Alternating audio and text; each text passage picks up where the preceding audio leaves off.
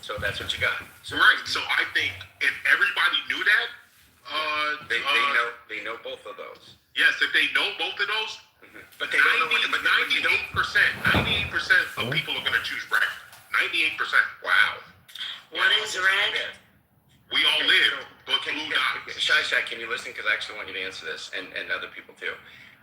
You are told to make a vote. You're taken into a room. You don't know what anybody else is voting. You have to vote. Okay, everybody on the planet, 8 billion, whatever, 7 billion. How many are people? Okay. There's two buttons. Ladies and gentlemen, red button and blue button. You have to pick one.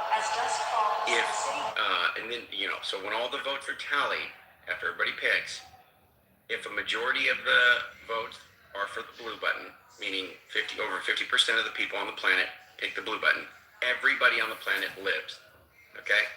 If a majority of the if the majority red button, then all of the blue people die. Okay? Think about what I just said. Yep. Okay. Which red meat. So the same way that Black Mirror is on Netflix. Y'all watching Black Mirror? Galen, I know you've seen Black Mirror. You ever seen Black Mirror? Oh, absolutely. Netflix, you guys can go watch Black Mirror. Like, a lot of people are asleep on Black Mirror, but it's a cult classic. Before Black Mirror, it was like, after Twilight Zone was like Tales from the Crypt. For me, I remember that one run. Were you guys Alien Nation fans? I watched it on and off, but not. I didn't watch it there. Yeah, not consistent. What's that? When did it come out? In the 90s? It was a TV show in the 90s. I thought it was real sci-fi. I didn't watch it. I just, as you're saying the names of the X-Files, I just think of that show was on around the same time and very popular. So yeah, with the big foreheads and stuff, people with the big heads, yeah. It's a... We should probably start bombing Scientology subs. Let's do that. It was a pretty severe roidus outbreak. They need to kind of recover. Well, that's not something Aerosmiths every day. I'm gonna bomb and then I'm gonna graffiti roidus fucks.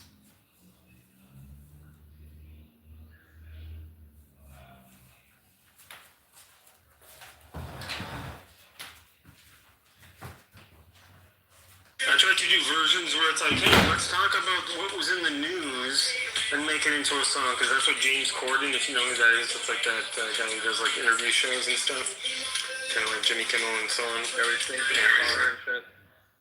Yeah.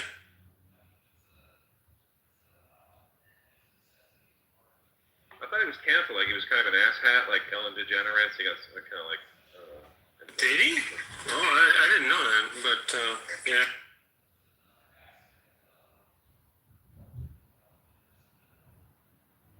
We're gonna cancel the celebrities that hire me because they're so mean.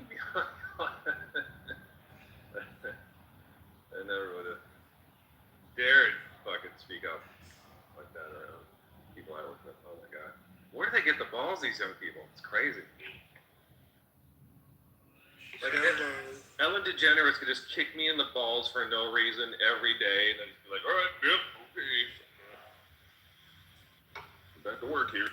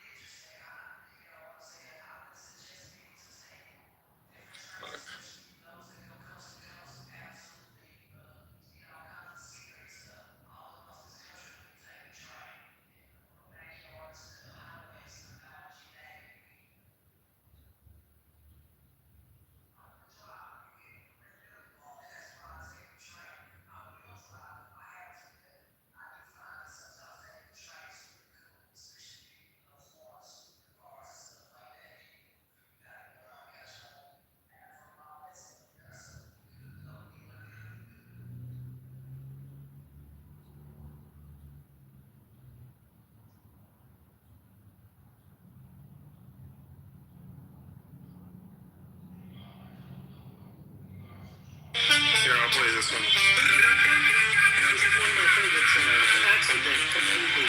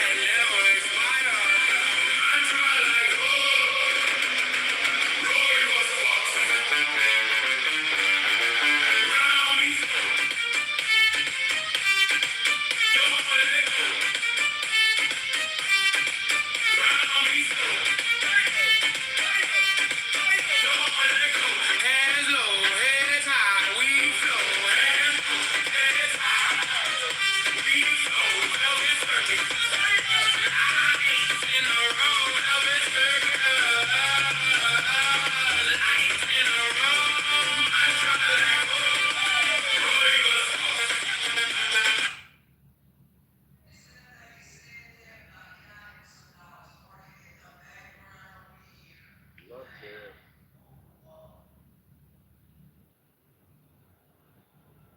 Need that shit right now to wake me up. Damn it.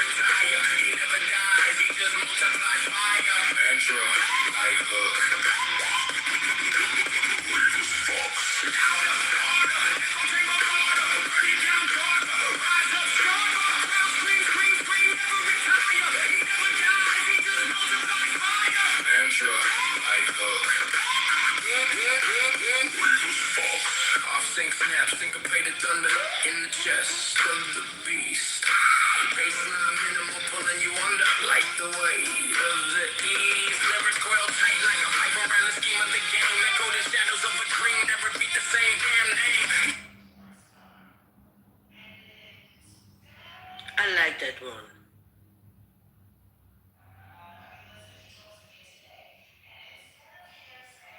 Sorry, what was that? What was the feedback? That I like this one.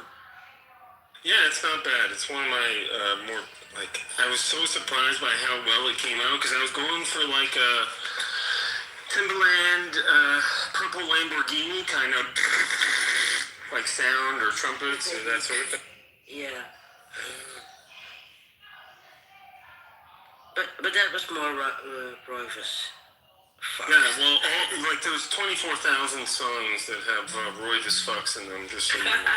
20. I'm not even kidding. 24,000 is what I've That heard is so a far. lot. And so Royvis is a muse that I tap into. So you could say I'm tapping that Royvis. Fuck. That fuck. That word doesn't work that way, my man. I don't think you're saying what you said. Really does. Really does fall.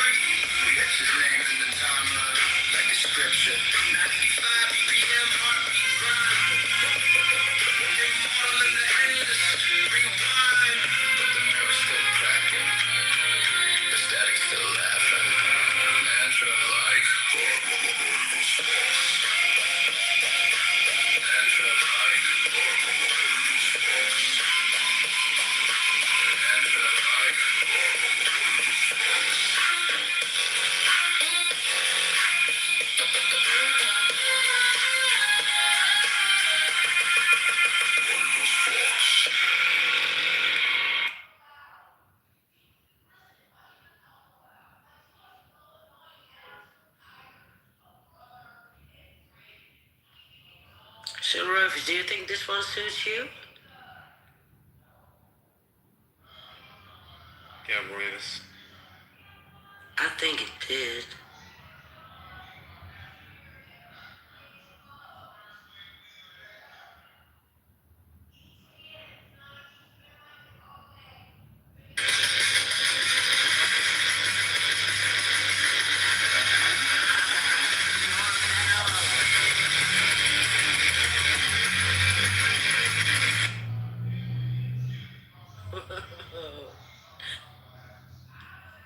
Very metal.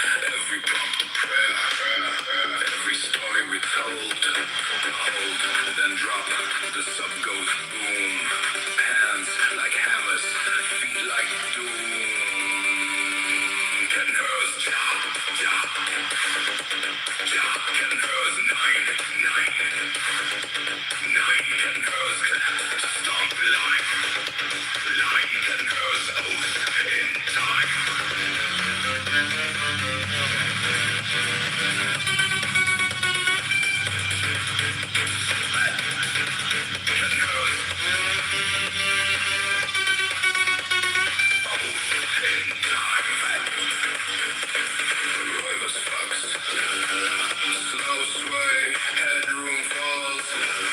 Machines write the gospel, bodies still sway.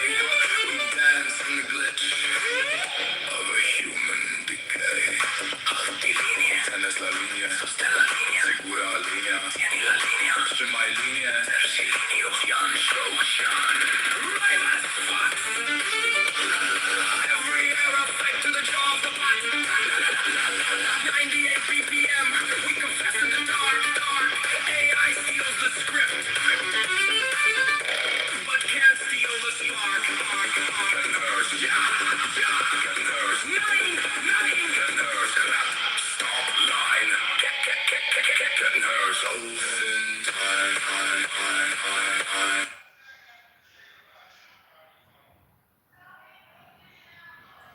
Is it only like heavy metal things, or do you have jazz or bossa nova just for fun? Like Rive is fucks instead of Rive is fucks. Okay, I let don't me know. see if I can find one. Yeah, I'll take that. Yeah, would be.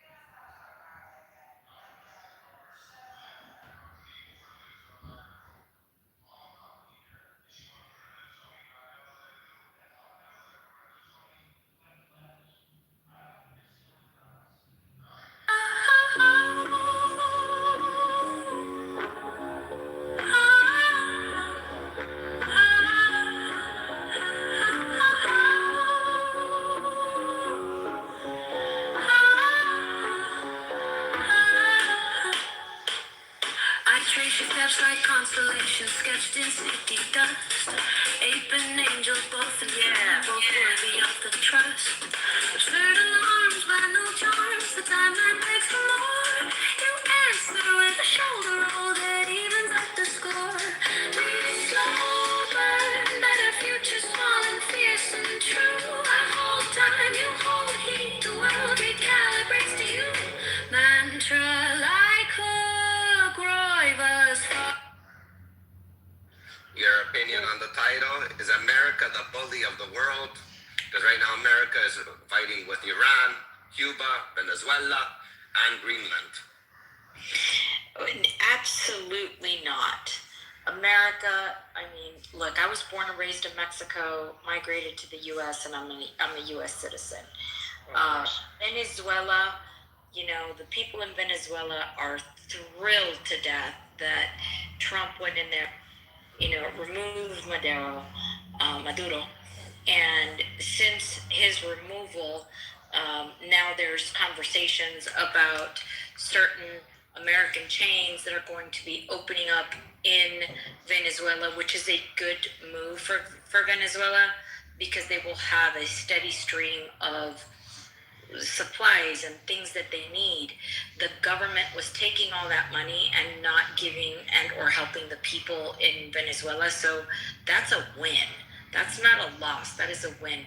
And if people disagree with it, ask a Venezuelan that left Venezuela that's in America that says, I'm going back home as soon as this stuff stabilizes. Iran is a different story. Iran is the regime, the people that were in charge. They don't care about human rights. They definitely don't care about women. And let me tell you something, it was the women that came out in droves that pushed this action forward. They ended up slaughtering them and killing them in the streets, to the tune of 30, 40,000. If that's not an atrocity and America doesn't react, like, what are we talking about here, right?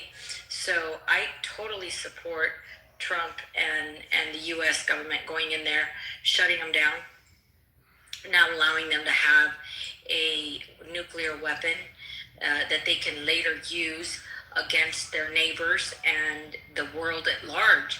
And Europe, shame on the Europeans for not jumping in and helping and refusing us access to their military bases when we needed them, so that we can position our troops in those areas and our military planes and whatnot. And they refused to allow us to do that. And I strongly support the president's decision to say, hey, we're out of NATO, we're out of all this stuff that we support and that we pay for as taxpayers, and all this money that's going in that direction. The previous administration, Obama, was delivering cash in pallets in the middle of the night, and that furthered their agenda and allowed Hamas and all of these radical groups to grow. So I am 100% in support of the United States government and what the president is doing. And no, we are not bullies. We have to go in and do certain things based on intel from Israel and Mossad, and it was great intel because on the first strike we wiped out 40 people in their cabinet. I think the job is not done. They need to finish it, and then we'd be done with it. And then there. Thank you. Rafi, I have a question. Your question is, what? Is America is the bully to the people or to the world? Rafi, are you there? Okay, Rafi is not there. Drew, go ahead. It would be America the bully to the world. Much like how we think about Iran as the top terrorist of the world. That's Drew, how. if you ask me, I have a different opinion, though. Yeah. To this topic. If you ask me, America is the bully of the world. Like every other empire, as the strongest, country and empire in the world, when it was their kingdom and they were empire, every other empire worked the same way. They were the bully of the world. But the question is, what is the difference? Yes, U.S., in my opinion, it is the bully of the world. But it's way different throughout history. If you check every other single one, this bully creates a good life, quality of life for all those nations who are a friend to them. Unlike every other empires in throughout history. And I think they're doing an amazing job. Because you can take a look at every single motherfucking country who's an absolute ally to USA. Look at every single one of them. Look at them. They're all doing good. They're people having a good life. Now, the latest one is Venezuela. But before that, Venezuela was communism China. And they had a shitty life. Iranians having a shitty life. They were communist China. North Korea, Cuba. Well, and that's what the Iranian people are striving for, is they want their country to be like it was. Yeah. Because they look at Japan, they look at Saudi Arabia, they look at Kuwait, they look at UAE. These countries are, with USA. Yeah. And they all have good life. Yeah. I mean, they could just go back into their history. I mean, I know the Shah wasn't the most perfect leader, but he sent all, he sent all their youth just to educate themselves in the finest universities that the West had to offer, from Oxford to Harvard. You know what I mean? You had the arts in Iran. I mean, the jazz, the music, the soft rock, the contemporary that was coming out of Iran at that time. It was just the vibrant. It was the vibrant country it was meant to be. French Sinatra was performing in Iran. Come on, man. I mean, who can take away those golden years, man? I mean, it's like they went back into the Stone Age, and it's partly the U.S. faults under Carter caving into them. So it's like we got to come back and fix the mess we.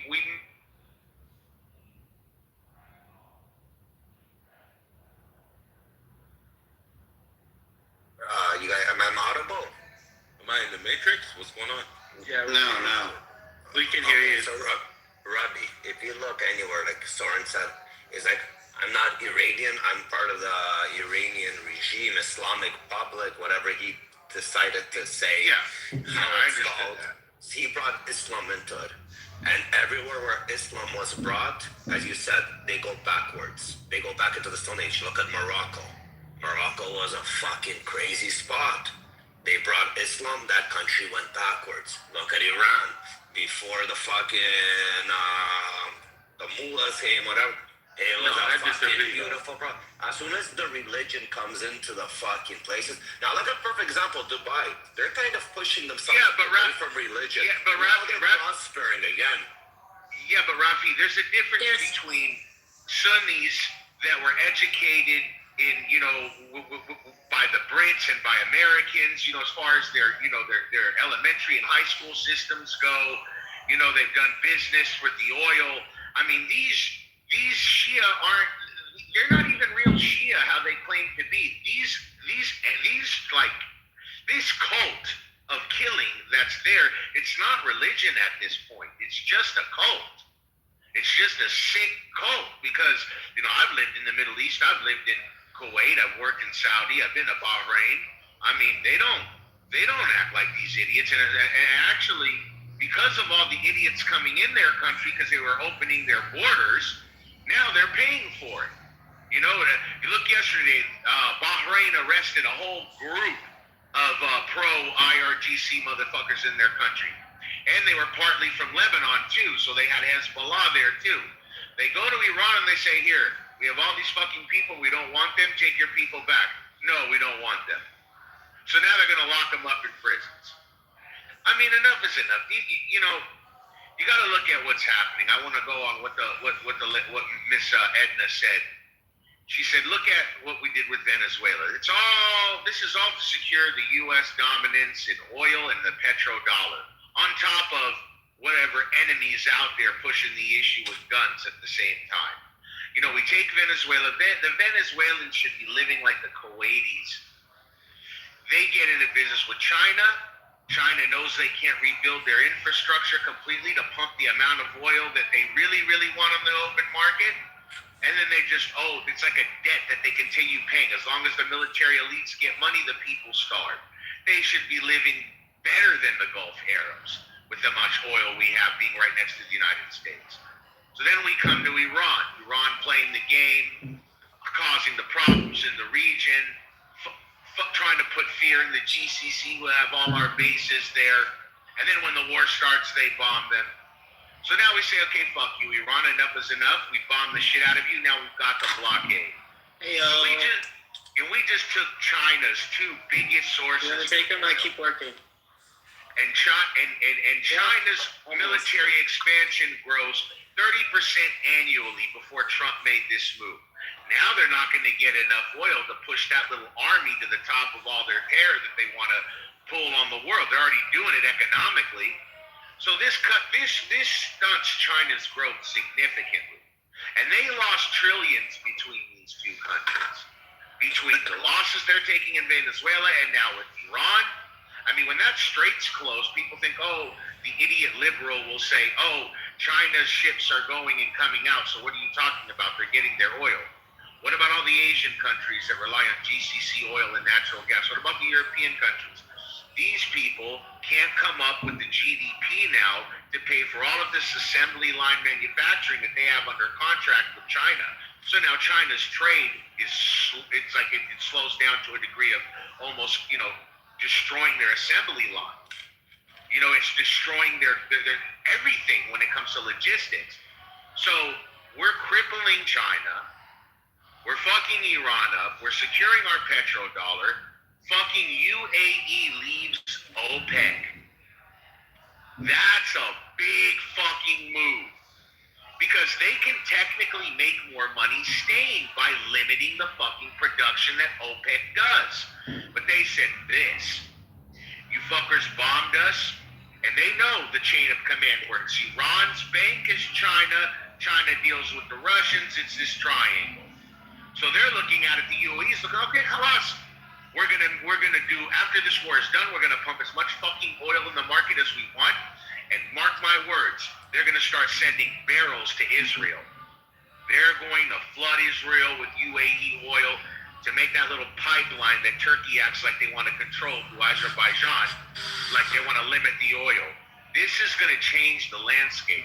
And a lot of people, they say they hate the IDF, they hate the Jews, yada yada, Zionists, blah blah blah. If we lost our petrodollar, if we lost the ability to control the world with our petrodollar, you know what that would do to the bond market? Israel has been the only army, technically, other than ours in the Middle East for the past how many decades, fighting every insurgence that's backed either by Iran, and the monetary flow from China and Russia in the Middle East. So at the end of the day, we owe a big debt of gratitude to these Jews. A big one. We lose our petrodollar, BRICS soars, all that shit. Our bonds are through. We're going to see a stone age in the United States that you never thought that we can't. We wouldn't be able to sell peanuts. Like, you take away, because what's our currency backed by? The gold standard's gone. It's backed by our armed forces and our military might. And you're telling me we got this little army of crazy fucking Jews right here willing to fight with us from all parts of the world, whether they're from Africa, Iraq, fucking Yemen, Europe, and they're willing to say, fuck it, let's go? And they're dying.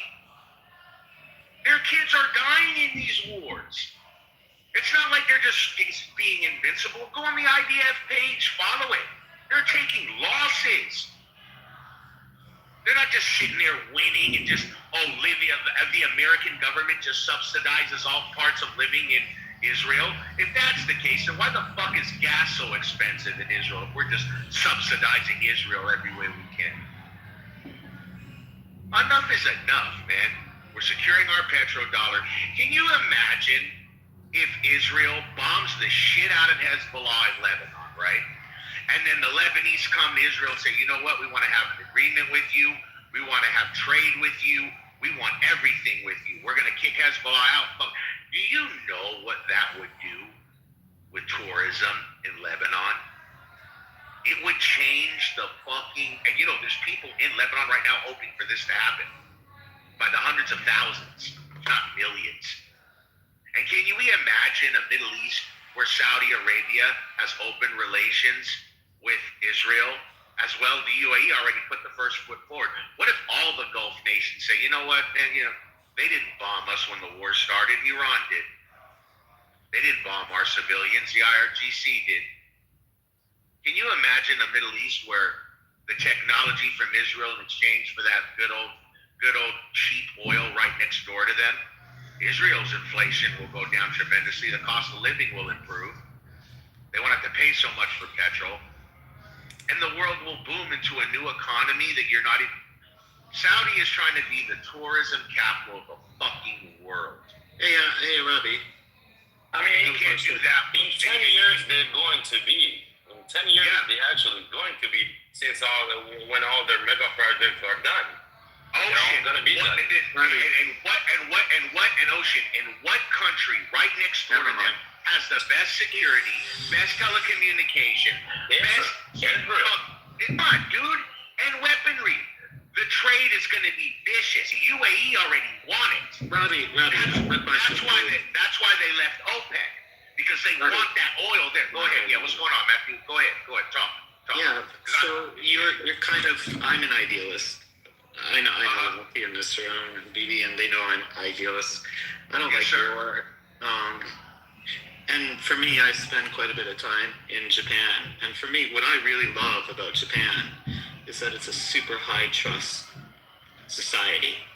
Yes, right? sir. You can leave. Yeah, you can leave your whatever $4,000 Mac, my MacBook, my expensive Mac thingy, anywhere in a cafe for like 4 hours, and you can come back and it's going to be there. You can leave it there all day. Yes, sir. Yes, sir. And you're talking about Israel, and it's really unfortunate. Israel has walls up and bad relations with its very nearest neighbors. How do you envision a way, yes, sir, for the Middle East, let's say, Israel, for example, to transform into this sort of high trust society where people are, where you can just fucking relax, where there's no walls, where there's no need for any of that stuff, where you don't even have to lock the doors, because that's okay. I want to answer that too. Yeah. So go ahead. The reason that I'm asking is that I know there's a lot of Jewish folks in the room here, and I know them from being on Clubhouse for a while. For me, like, the ultimate goal of any society is to transform eventually into a high trust society. That's why I'm asking. Yes, sir. Okay, so how that happens, it starts with the tentacles of Iran have to be cut and killed throughout the Middle East, and let's start with the Levant. I'm Syrian background, Mr. Matthew, Christian Orthodox, and my great-grandfather came from Syria. He left because of the crazy ideology and civil wars that have been going on there, as well as Lebanon. You take away the fake Shia tentacles out of Lebanon, you're already starting to see it with Syria. But you got to remove their fucking, their tentacles there. Because if we look at Hezbollah, right? Hezbollah was actually funded by Israel to go and get the Shia influence out of Lebanon, and then they turned on Israel like the Taliban turned on America when we put them in power to chase the Soviets out of Afghanistan, right? And who took their funding place was the IRGC. So you got to remove those tentacles out, which is happening right now with these wars. And the Lebanese, they're crying for tourism. They know how beautiful of a country this is. And they know if Israel fucks these guys up enough to where they got to get the fuck out of here and they're destroyed, like we're seeing happening in the Gulf now with all these countries taking them out, then now we have a chance to have a peaceful nation next to Israel. So you get Hezbollah out, boom, that's done.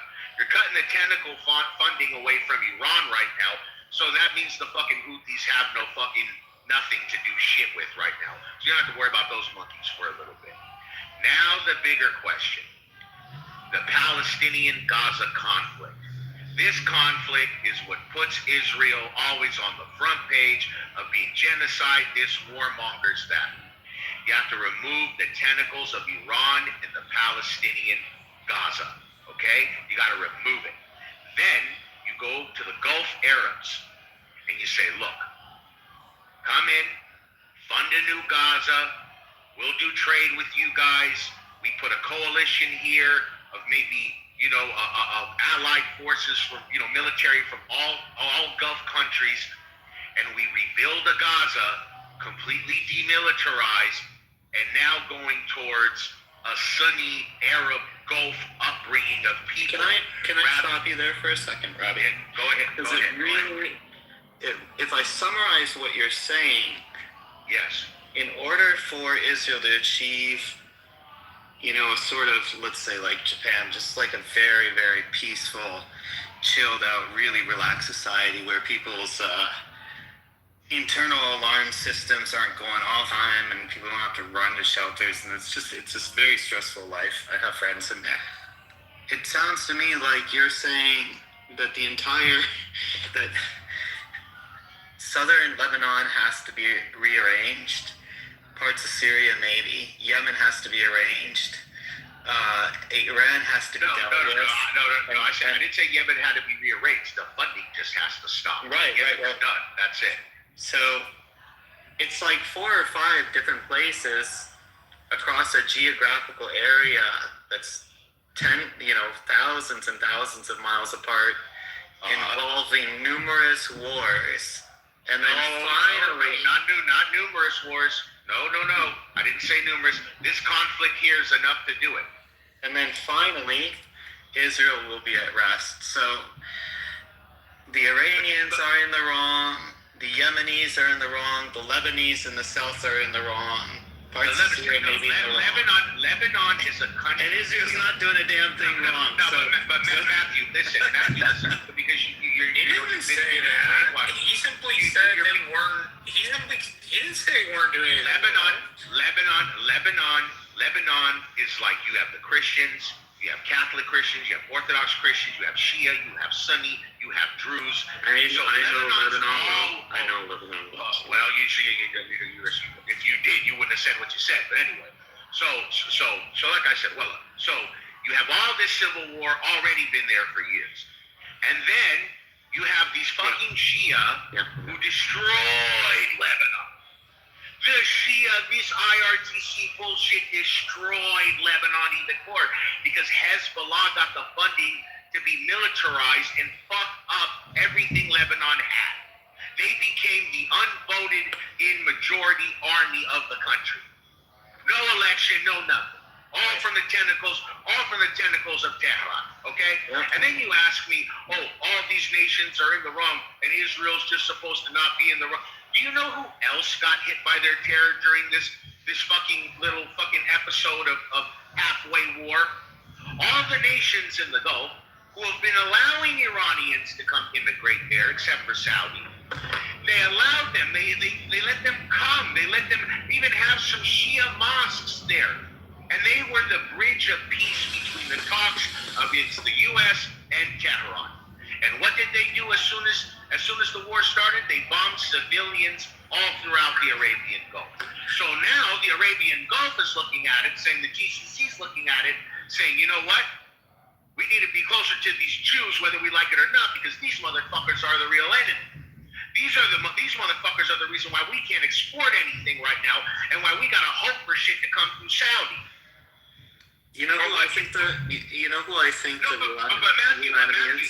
might be surprised by what I said. But hold on a second though. You asked me how this happens.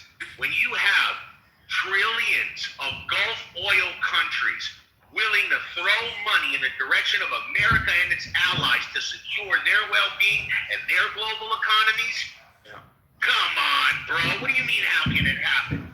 Israel just has to keep on being Israel, and the money's going to come in directly. Just like the money came in directly to all these terrorist factions back in the day from these countries, I'll give it to you for sure. But now they see, we can't sell oil, we can't have our GDP up, we can't do this, no, fuck it. We'll side with America and the Jews. Hey, let's hang on. Let me. So everybody in this room, if you're in this room, cash in your pink ticket, but also invite like 50 of your friends, 50 people that might be interested in this, because the only reason why I say this is because, Robbie's up here and he knows what he's talking about, and, I think everybody needs to hear this. So please do this, and we can get like 1,000 people in this room. You know what I mean? So Robbie, I mean, there's been constant war, basically for the last 100 years in the Eastern Mediterranean. Yes, and sir. at this point, man, I don't even care who's at fault or who did what, because if you go into an Alger room, they'll swear up and down that they're perfect and the other guys is bad. You go in a Muslim room, they're going to swear up and down that they're the good guys and the Jews are the bad guys. Yes, what's a way to get all of these people in the Eastern Mediterranean who, I mean, I don't care about being politically correct anymore, are like really fucking stubborn as far as I'm concerned? really think about the past probably as much or more than the future. Very, very deeply. You know, my grandfather's from former Yugoslavia. They have a similar way of thinking. You know, very old stuff. Yeah, but they're fucking tough people. Though. Yeah, I don't care. I don't care about tough. You gotta care about tough. You gotta care about the tough. You gotta care about. My opinion is people have to care about making concessions, being flexible, and living together. How do we get all these different people with different opinions to fucking come to peace? You force globalization. That's what you do. You force the globalization. I mean, I know I sound like a fucking pussy. Matthew, I'm sorry to be so mean to you, but the reality is, you're thinking individually. You're not thinking on behalf of a country. You know, individualism is good morally by yourself, but at the end of the day, the United States has 300 million people to think about, and the position and posturing of the direction going forward. Israel has Israel to focus on and maintaining its existence. It's fight in the game of economics, GDP wise, and position in a world of superpowers. Think about that. So Sorry. You're calling yourself a pussy, but you know, in reality is you're thinking morally as an individual. You're not thinking about 300 million people. I'd like to interject. I'd like to interject for a second. Excuse me, my good man. Matthew, how everything changes, how all these countries can assimilate and get closer, it's going to be pushing globalization and pushing good money and good business, number one, right? Let's just say in my theoretical example, we have an open agreement with Saudi. The UAE is already complete closer to Israel. We've got the Abraham Accords continue, and we got a peaceful agreement, and then we get a demilitarized state in Gaza. We have the Arab money come in, put that money there, rebuild it, and now you have to start showing the youth in all of these war-torn countries in the Middle East, you can grow up to be a doctor, you can grow up to be an engineer, you can grow up to be an actress, you can grow up to be anything you want. You don't have to just grow up, strap a bomb to your chest, or put a gun in your hand and go kill an IDF soldier, or go try to kill a Jew. Because that's how this changes. You have to make the quality of life better. How the quality of life will be better. But Rabbi, I have to stop you there because you know the vast majority of Arab people are just perfectly normal fucking farmers or whatever, doing their shtick every day. It depends what Arab country you're talking about. Yeah. So the people that have the problems with Israel is its most local, closest neighbors, right? And then if you speak with them, a lot of them will say this has absolutely nothing to do with religion, right? They'll say it has everything to do with, look, there's people in the West Bank or whatever, they keep fucking taking over, my grandfather's and my uncle's farm. So I just don't know if the Jews or the Muslims or any of these folks will ever concede an inch. Maybe just give up on all these people because all they want to do is just kill each other. Matthew, what you also have to understand when we talk about this land moving and goalpost moving and border moving, we got to go back to the original agreements. Original agreements before all the unrest, Israel had a lot less land than what they had now. But every time a conflict arose, they pushed the enemy back. Every time a conflict arose, they pushed the enemy back. Every time another one pushed the enemy back to now the borders you see today. They had a lot to start with when they drew everything up. But when everybody wants to keep on fighting, push them back. So now, you got to look at the Lebanese in this situation. They've lived under so many decades of this kind of fucking stronghold with Hezbollah and all the idiots that came before them. Now they're thinking, we just want to live. Enough is enough. So you've got a lot of Lebanese who are praying and hoping Israel knocks the shit out of Hezbollah so badly that they have to be kicked out of the country because they fear for their livelihood and enough of them are dead now to where, and they're taking their resources to where now whatever authority in Lebanon that can come up with itself has a chance to contend and kick out Hezbollah. I get your argument. I get what your argument is. Your argument is either side has to keep pushing until there's a clear winner, and then the other side gives up. Right? Like that's basically your argument. But I just okay. Hold on one second. What I'm saying, and I'm saying this, you know, again because because my grandfather comes from a very similar part of the world, which is former Yugoslavia, is that people are so fucking stubborn. Each side is willing to fight until they're completely dead. And then there's never going to be any peace whatsoever. So what's the point of even getting involved in the Eastern Mediterranean? You know, I mean, that's what I think. When I look at former Yugoslavia, right? My opinion about that area of the region too is let them all just fucking kill each other because they're bad. Okay, well, Matthew, Yugoslavia didn't have trillions of American oil assets right next door to it.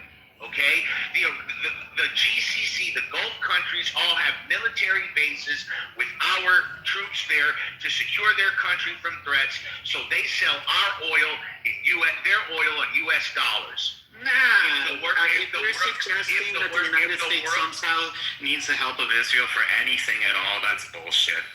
It doesn't. Israel's been helping us before we had an administration that actually wanted to come in and kick some ass. Israel has been a net, what do you call it, reliability, not an asset. Of course it's been an asset. Do you know all the technology we get for them for fucking free? Come on, dude. Like for free? No, come on, nothing. Come on, nothing. Listen, I'm not the... Okay, hold on, Robbie. I disagree. Hold up, you disagree. Hold on, Robbie. You disagree. The internet is beside your fingertips. Are you going to pick and choose what you want to believe? Because you can go Google and see everything that Israel provides. Whatever Robbie's saying to you right now, you can fact check them. Go on the internet and check it out for yourself. Open up your... You can do it. Not to believe that. You want to believe you like fucking miraculous, super intelligent, creative people. Again, I don't need to believe anything. I know that you might be going to fucking... The information's there. Then who did it? Who gives all this information? Where do you get it then? Fucking Mashiach sends it. Allah, who the fuck gives it to you? Matthew. If you don't want to believe it's the Jew, then who fucking does it? Could you have an answer? Then who gives this technology to America? Bro, it's Yemen. Yemen has all the computer geniuses. I want you to... Yemen, okay, I got it. Bro, I'm just fucking with you. You know, but again, that just shows the point that you're arguing. Again, you want to have a genuine argument. Robbie's here, like, spitting facts at you, like, literally. What I'm saying is that it's obvious, like, look, the Jews and the Israelis and the Yugoslavians and the Serbians, they're all these people are fucking super stubborn. They're never going to stop fighting, ever. It's a lot of fun, bro. There's only a few bad apples in the Middle East that are stubborn right now, okay? The GCC is far from stubborn. They have trillions of dollars in Europe, infrastructure, infrastructure, businesses, commercial property, you know, everything you can think of. And then they got all the money that the Arabs have, the GCC oil Arabs have in Europe is astronomical. The Qatari royal family owns more land in London than the fucking House of Windsor. There you go. Okay. So they like what I'm saying. So listen, Matthew. When their money is tied to the West, that's an issue, Matthew.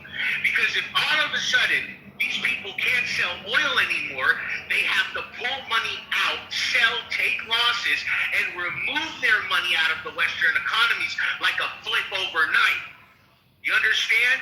They're invested in our infrastructure. We're invested in theirs.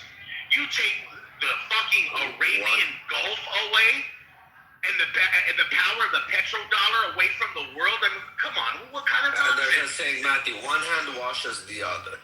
And second of all, if you look, for example, you're saying in the Middle East, the destabilization, everything, that it's a shit show there. It's been a shit show. If you look at a perfect example, Morocco. Morocco was fucking insane before. Morocco, in its times, was one of the leading spots to be. It was the popping spot. Religion came. One second, Stephanie. Religion came. It brought that country backwards. Iran is another beautiful fucking example. When what's it called? Before the revolution, there. Did you see the people, the academias, everything? It was one of the best in the fucking world. They have one of the largest natural resources. Like, to self-sustain themselves. But their people are fucking poor. Why? Because they brought in, again, a religion. Everywhere religion goes on. Now, look at now a perfect example. The Arabs were the wildest ones. But look what happened to Dubai. They're stepping away from religion, and they're prospering again. Look at fucking Saudis. They're trying to step away from this fucking religion. They're prospering. So what is the problem now, Matthew? Now let's look at the big picture. Is it the Arabs or is it the religion that they're all following in that region that's bringing them backwards and making them in such a way? Because they were... Great. So the solution is like, hey, wait. Let me. So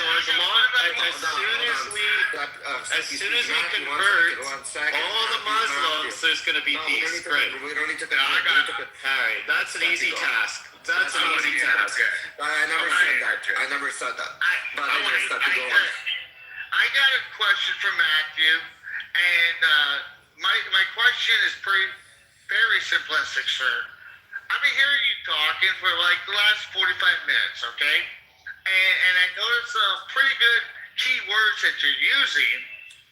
Are you upset with the Israeli government, or are you upset with the Jewish religion? Because every time that you bring up issues regarding Israel, you always refer to the Jews. Now, the reason why I bring that up is because, listen, you can have issues with a country's government. You can criticize or critique certain decisions or actions that government made, and I can respect you for that. Even if there's guys here that will come up and never criticize the Jewish individuals or Jewish people, but will critique the Israeli government on decisions that they make. So which one are you upset with, the Israeli government, or are you generally just upset with any diaspora of Israelis? Can you answer that before you answer Ravi's question? Sure. So what I am most, I guess you could say, upset with, of all things, is human nature. It's honest to God. It's our kind of. No. Well, let me explain myself here. So I'm just singing the Michael Jackson song. Yeah, that's a good song. Just the horrible ways that people create these in-groups and out-groups and have very, very strong identities, regardless of who or what they are, right? So I gave the example of, people that have a very strong sense of identity. It's for the answer. Is it the government you're upset with? I'm answering your question. Who I'm upset with most is human nature. As I said, it's the way. So that's basically both. The government's human nature and the fucking people are human nature. So you're. Well, yeah, right. It's complicated. So again, are you just mad at civilization? Are you mad at the world? Like, what are you mad at? Like, you came on stage. Like, you came on stage. Yeah. Complaining. What is the complaint about? The complaint about is what the question that I had, because the question that I think that every person, how do we get along?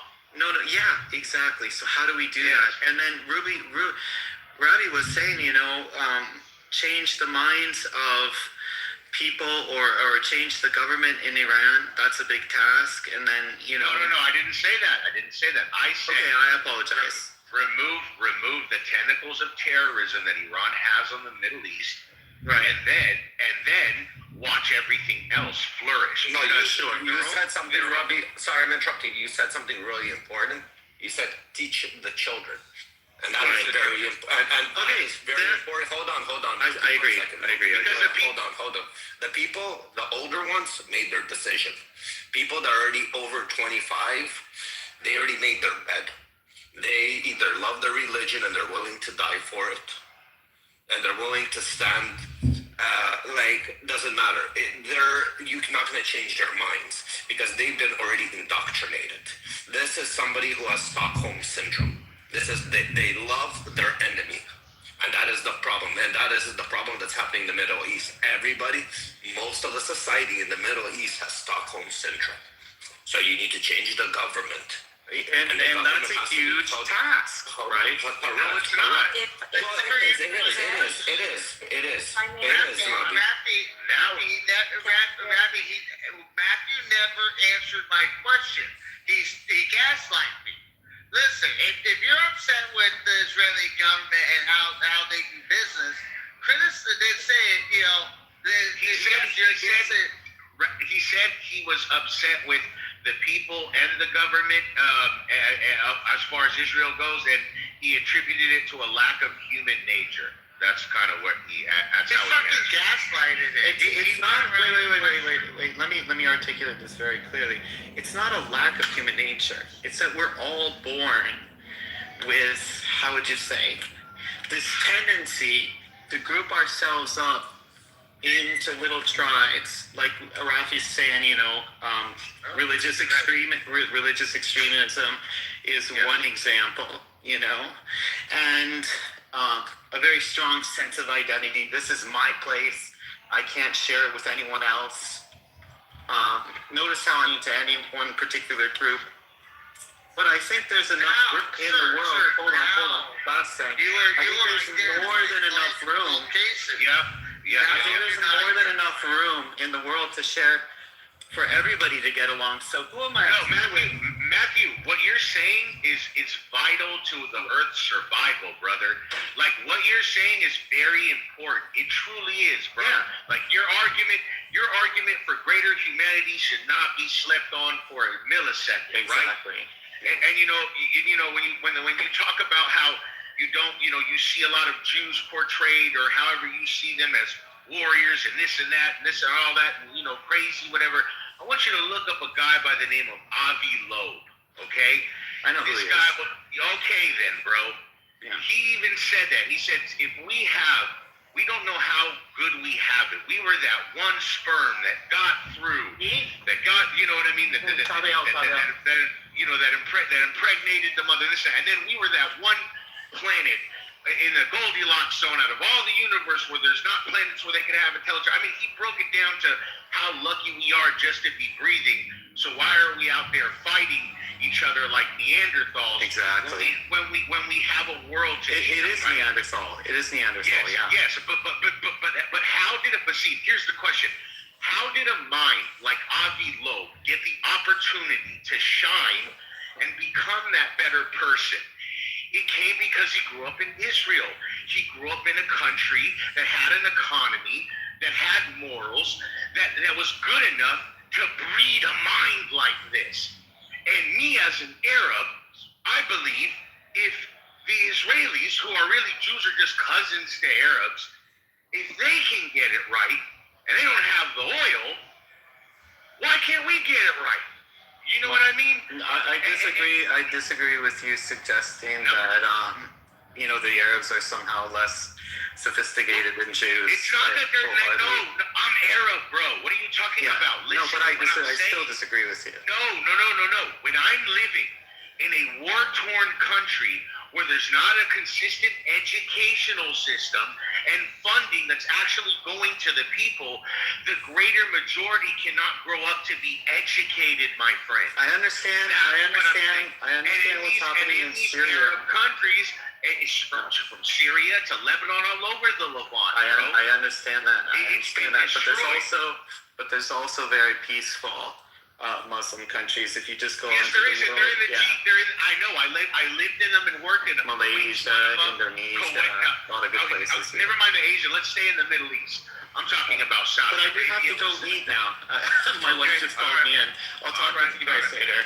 Ciao. Yeah, no problem. Yeah, ciao. If I may share something, you know, I travel a lot to the Middle East for work, and the changes that I've seen and what I've heard, they're also starting to, and this is a good thing, they're starting to put positive images and positive messaging about Jews in the textbooks in the UAE as well as in Saudi Arabia. So when you address it on that end, that is a very good step in the right direction. The biggest, the challenge is, you know, you got to go way back in history, right? With the UN partition plan, where the Brits gave them, like, this is where it all started. They gave them 56% of the land and 43 to the Arab states, right? Now, if you talk to the Palestinians, they'll tell you that they weren't in agreement. They weren't even in the room when this deal was negotiated. So you've got the Brits and the UK coming in and brokering this deal. And this is after World War II, right, with the Holocaust. Of course. They had to put the Jews somewhere, and where did they put them? They put them over there in that little piece of land, and then turned around and gave them the shittiest land that was unproductive, that wasn't unproductive everything, right? Unproductive everything. You couldn't grow a freaking tomato there. And next thing you know, they got the kibbutzes. They took the land, they cultivated it, all of a sudden it's growing, and they're like, well, we want it back. So they didn't have a problem giving away shitty land that didn't produce anything, that didn't do anything, because they weren't losing anything. And all of a sudden it's flourishing and they're doing all these things. Well, that was the will of the Jewish people and their independent, their nature to just survive after coming out of freaking World War II. And so you got to go back to that, and that's where it starts, right? And who created that mess? The Brits, the UK. And you fast forward, you know, now I want my land back. Well, I've already cultivated and I made it fruitful. I'm not giving it back to you. So here comes, you know, another little fight. Now Israel has 73% of that land. So there's an extra 20-something% of the land that they've taken through these conflicts, where they're constantly getting and pushing them back. And so how do you resolve that? That's such I got a question real quick, and Ravi, Edna, thank you guys. Can we transition a little bit, Ravi? I know Ravi wants to say something. Obviously, I love hearing Ravi. He brings so much to the table. But can we transition? I like transition into the United States posturing Cuba. Our lovely Canadian goose down there, Jarl, is basically beating on the drum about genocide in Cuba, sorry. No problem. We're going to bring up Jarl too. And I just want to say something to Edna really quickly. You're right. And the problem is, you said, like, they started putting in more in their textbooks and speaking more positively about Israel and the Jews themselves. Yes. And if you look at these countries, the ones that are becoming closer to Israel and they're becoming closer as an ally to America and coming closer to I'm not going to say ours like it's a fucking cult, but coming closer to westernized values from how they treat women and everything else and their citizens, they prosper. They're going away from the book. And again, every country that went towards the book is going fucking backwards. So we know the problem. It's the book. See, and I disagree with that, because honestly, in my travels and going to work there, they're very religious, but they're not radicalized. They're not like extremists on the religion. They're Muslims, but they're very peaceful. Contrary to what media tells you about Islam and Muslims, they're very peaceful people. They are the nicest, kindest people. They treat women with sheer and utter respect. But then again, I've been to places, Qatar, Kuwait. But these are all getting close. Correct. But go to Iraq, go to Yemen, I have no desire to go to Iraq. No, this is a different type of book. And again, they follow the book a lot different than what you're seeing. Again, this whatever you're seeing, yes, they're still religious. Don't tell me, I'm not saying that they went away 100. Whatever you're seeing is probably 50% of what they're doing in Iraq, whatever they're doing in fucking these other places. Right, Because but they're not those places- forget- Yeah, but don't forget, instead of Rob, beating, yes. These are products of generations of Gulf Arabs that have been educated in the West for maybe over 5 or 6 decades, my good man. No, maybe more, 10 decades. So that's the reason. Their oil money came, and that's when the visas came to go study abroad. You know what I mean? And that changed the realm of thinking as well. That's where when the money starts again. Yeah, yes, sir. Yes, sir. And I just love the fact that they're changing the narrative in terms of how the Jews are presented in the Arab nations, and I think that's going to make a big difference. The war made the ultimate difference. You know, when they saw their civilian infrastructure and then their desalinization plants get hit by the IRGC, then you started seeing IDF planes getting refueled in Saudi Arabia. No one talks about that. That's big. Joel, I gotta tell you something. Do you know when you say bud? Do you know what I process? No. Joel. So when we use bud in the military, it's a polite way of saying, "Bitch, you dumb." Okay. So I learned something today. I didn't know that. And so, do you know why I told? So you know why I told you focus, Jarl? Because there's another military term we use called "fuck off" because you're stupid. So that's Okay. But let's get to Joe. Joe, do you believe America? Okay, let me ask you this question to the room title: America versus Iran, Cuba, Venezuela, Greenland. Who's the bully here? Who do you believe is the bully? Are you putting them all? They can all be bullies, right? They can all be bullies. I think all of those countries are bullies. You think all those? Okay, that's fair to say. It's like their reactions cause America's reaction. So there's a saying that their reaction cause Americans' actions. How they work with other countries, the way that they put America in what global positions. You know what's funny is that Joel's actually making sense right now. Holy shit. Is that what you're trying to say? What are you asking? No, again, if Iran decides to work with China to cripple the petrodollar, Venezuela works with China trying to cripple the petrodollar. Greenland is very vulnerable with a lot of resources and up for grabs for anybody. Nobody wants to protect that land. Do you believe that their actions are causing America to react in such a way to protect everything in those regions and whatever is in their interest?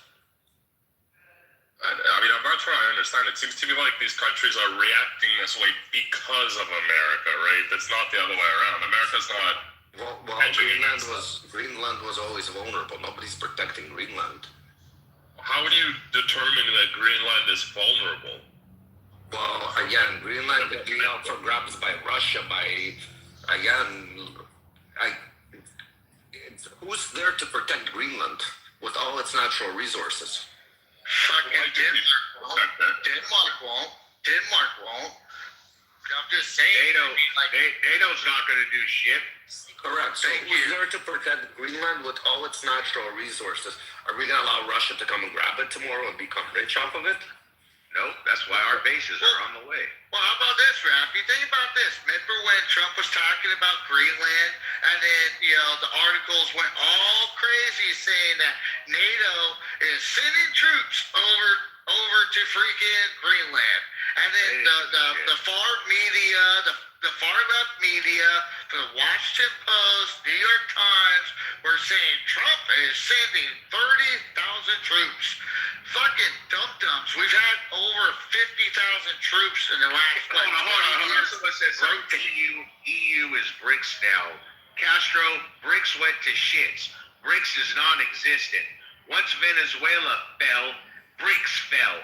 Now UAE is out of OPEC. You think the UAE is going to get out of OPEC to join BRICS? No. Petrodollar to the roof. So how the fuck is EU BRICS now when BRICS has no ships and no shits? They can't do shit. BRICS is an idea. It's not even implemented yet. It's probably time. He said, no, hold on. He said time will tell. Time will tell because we'll have all that Venezuelan oil going to Galveston first. Then we're gonna choke the fuck out of Iran's ability to do anything with China. So then, and then part of BRICS, UAE was an observer of BRICS. So now UAE's not involved. So you take away the supply of Venezuelan oil and then Emirati oil, and the Saudis aren't going to be a part of BRICS because they buy American weaponry. Why would they jeopardize the dollar and turn the United States into enemies? Bullies ended up bullied. No, Castro, low IQ are low IQ, and you don't understand anything about geopolitics, micro or macroeconomics, and definitely war for sure, Castro. So figure that out. BRICS is nothing. BRICS is an idea. It is dead. Bye-bye, BRICS. You know what they all know? The only thing these people know is just hate. It's just he's just a dirty Cuban. Trump. They don't know why. They just hate Jews. It's just a dirty Cuban. That's what it is. And they don't know why they hate him. They seriously don't know. Oh shit! The problem with him, he's probably a Castro fucking sympathizer, you know, who believes in fucking communism. Who believes? No, not Charles. I know he's fucking. Charles Canadian. Charles Canadian. We're talking about a dude named Castro down there. You know, that's who we're talking about, Pepe. But Castro's dead. It's I forget the name of the leader now. The guy talking, dude. The guy in the chat talking, Pepe. My guy. Fucking. Oh yeah, like this. America, Italy. Pepe thought you were talking about Fidel Castro. I see the guy in the chat, yeah. Yeah.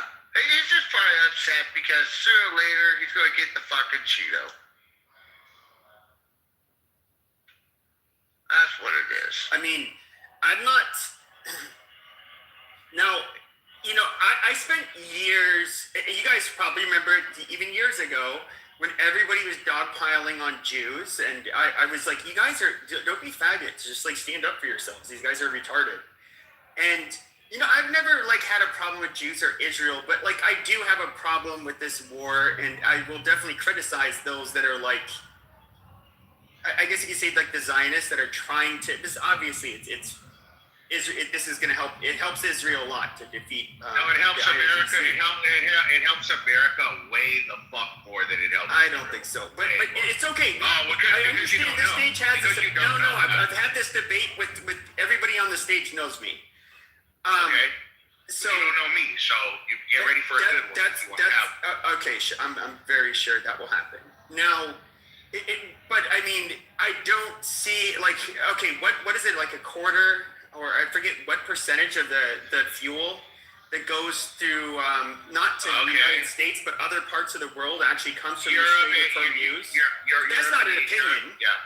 No, Europe and Asia, you are right. Majority who rely on the natural gas and the petrol and the crude. The Asian economies and the European economies rely big on it, of course. Way more than the United States, of course. But that's not the reason. The reason why it hurts the U.S. for IRGC to be in power in the Middle East more than it hurts Israel is not necessarily, you're just thinking of like war, like, oh, missiles can hit Israel, they can't hit us. It's about the financial missiles, Mr. Pepe. What are the financial missiles? The financial missiles are this, Mr. Pepe. If Iran takes complete control of the area and has their dominance, now all of these Arab countries with U.S. bases will now have to be forced to say, you know what? If the U.S. aren't here protecting us, we might as well do a deal with the Iranians and fuck it. Surrender, you know, in a sense of that.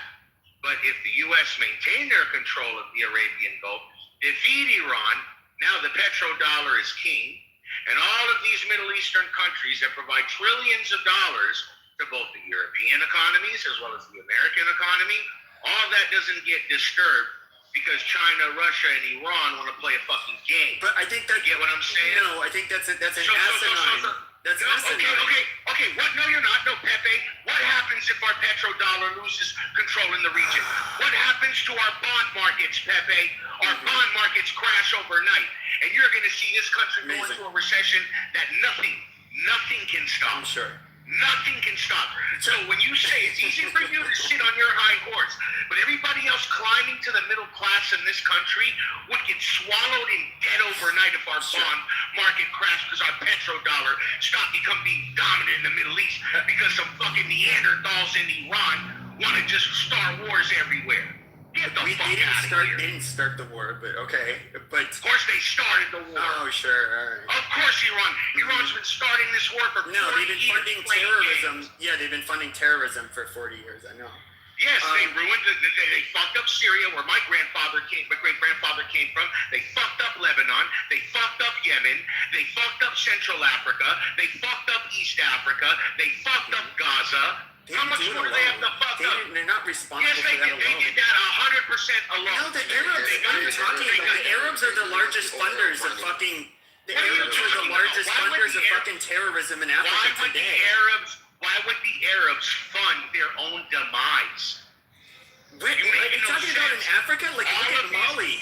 Who's funding the people in Mali? It's not Iran.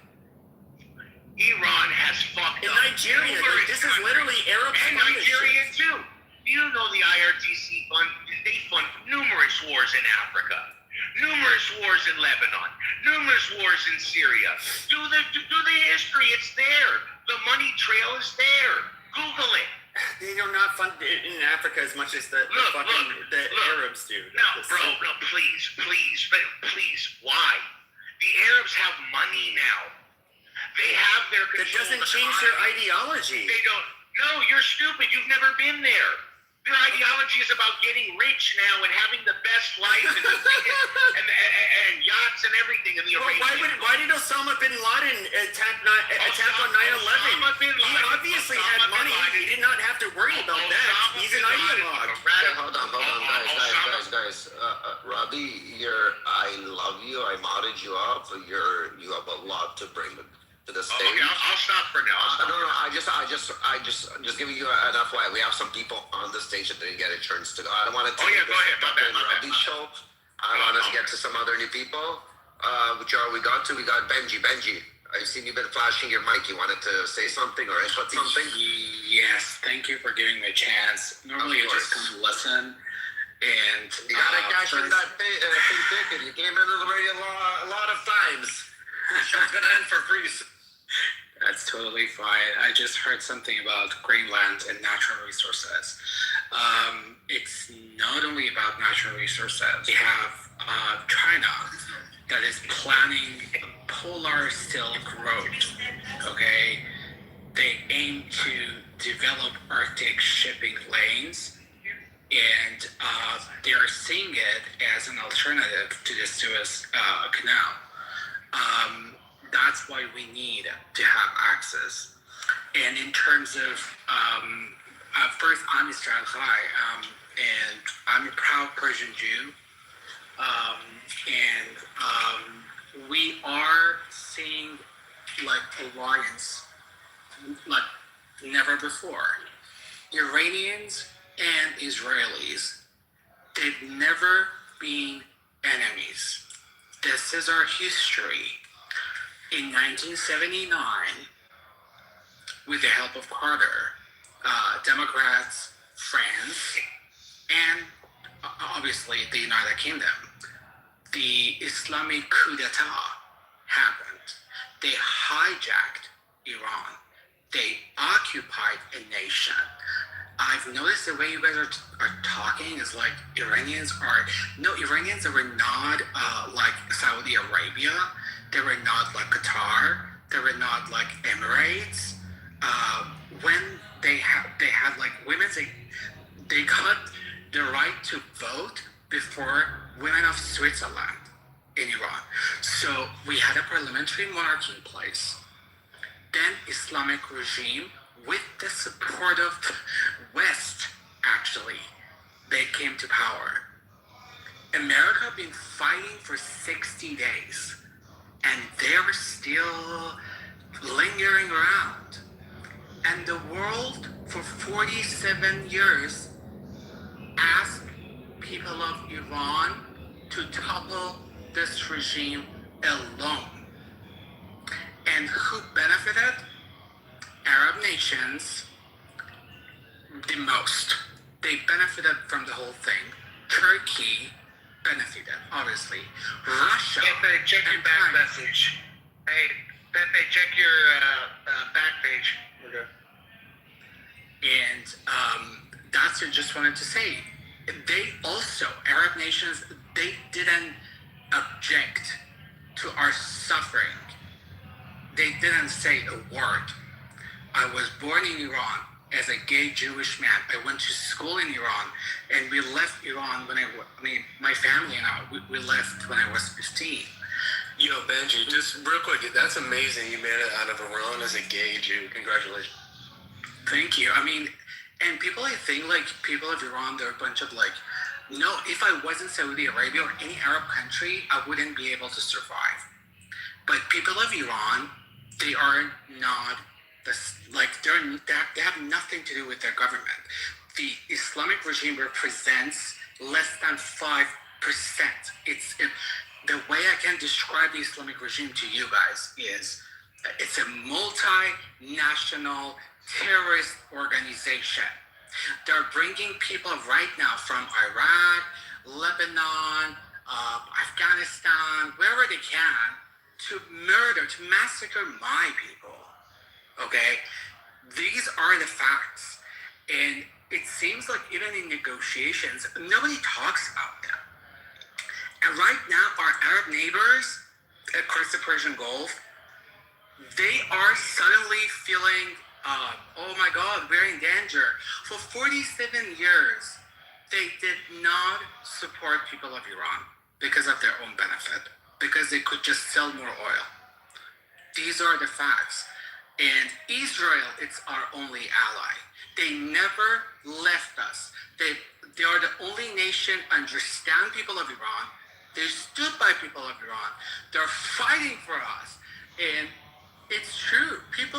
I told my friend, I was like, if Bibi Netanyahu runs as a prime minister in Iran, he would win.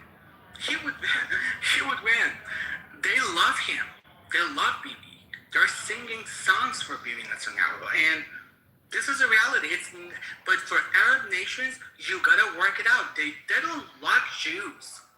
I've listened to Rabbi. I respected your opinions.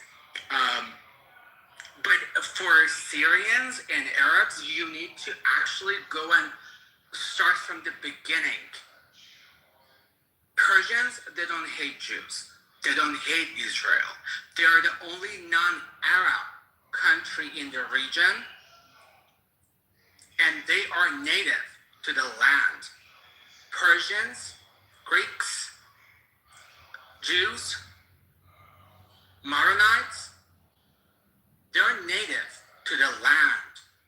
We know it. It's crazy. Hey, Benji, I want to tell you something. By the way, thank you for your input. And everything you've gone through, you sound like a cool cat. And thank you for your input. Hey, I got a question for Pepe. All right. Pepe, what do you think about the posturing with Cuba? What do you think of that posturing? I don't think there's much they can do because so Venezuela was a lifeline for Cuba. So there's a reason why all of the security apparatus surrounding Nicolas Maduro was Cuban. And when our special forces did that raid there, they killed, I believe it was like 38 of their I don't know what the fuck you would call them, but they were basically in charge. They had foreign agents in charge of the protection of Nicolas Maduro. And of course that's because a lot of their food, a lot of shit has to go into comes from Venezuela. And of course right after raid in Venezuela, Cuba ended up having to do some talks with the United States. They want to make some, apparently they're going to have to make some concessions. I do think that it's a rather easy country to topple. It's very unpopular. Now, the Cuban immigrants will tell you this. Their motto is like the best ones have already left, which I 100% agree is true. 1959, we got the best immigrants from Cuba. They're, I guess you could say, kind of like the Indians that you would get, I don't know, 20 years ago from to the United States. They were brain drain immigrants, but during the revolution in 1959, their smartest, most capable people came here. They did extremely well. Then you had trickles of more of the professional and educated class, and now it's kind of a shit show. But I think we can. I don't think it would be hard to defeat Cuba, and I think obviously Marco Rubio being the Secretary of State. Yeah, Secretary of State. He, as a Cuban American himself, like this is something he wants to do. The fact that he did that to Venezuela, which Venezuelans and Cubans in America are very aligned. With the Pepe, I don't mean to interrupt, but you said something very eloquent, and I wanted to hype it on that. It was just, you said some of the best of their best immigrants left. They came here to the United States. There's a community of millionaires all throughout the coastal communities of Florida on the Gulf side and the Atlantic side, right? That if we had a moderate government overnight, that money would fly right back into Cuba, and it would it's like a dark cloud over like a kingdom forever. Then all of a sudden the sun comes out and everything's and that's why I do think that like Cuba, the sooner the better with them, because while you still have this large class of I guess you could say elites in the United States that are Cuban, that obviously care a lot about Cuba, because obviously after a couple generations they stop caring about Cuba. You want these people to be around when the regime in Cuba falls. That way, they can basically invest, rebuild, take back their country, and it's not a belligerent state against the United States. And so I do think they need to. I do think the sooner Cuba falls, the better. Well, Pepe, the reason why I brought that up is because I want to say like 30 days ago, Trump, I'm paraphrasing, said that when he's reached a point with Iran, the U.S. he would consider transitioning to Cuba, and there was talks. I want to say earlier this morning about maybe having an LHA, which is dominantly used with like MU units, MEUs. They're smaller carrier classes, and so that's why I brought that up. With that being said, are we at a stage now with Iran that we're seeing transition points towards Cuba?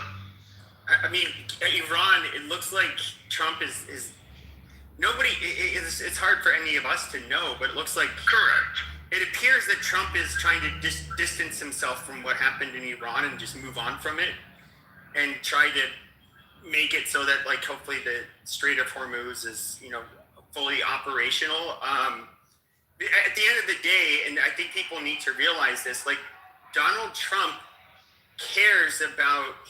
immensely cares about what the polls say, and he's very reactive to negative press, and I just think this has not worked out for him. I do think, though, that when it comes to Cuba, that's a way easier thing to deal with. I mean, basically, economically, they were forced to their knees after we took out Maduro. So I don't think it would take much for Cuba. And of course, the Russians aren't going to do anything. No, who's going to step up and protect Cuba? Nobody. So then the question becomes, why now? Like, why now? Because, there's been sanctions on Cuba for 50 plus years, so what's changed? Well, the Soviet Union was around until 1990, and then, of course, even after that, there was Russia, there was, which, of course, was... Let's ask Go. What do you think about this? Let's ask Go. Go, do you think if the U.S. gets involved with Cuba, do you think Russia would abandon Cuba like they abandoned Venezuela, like they abandoned Iran? And same with China? And this is just your opinion, of course.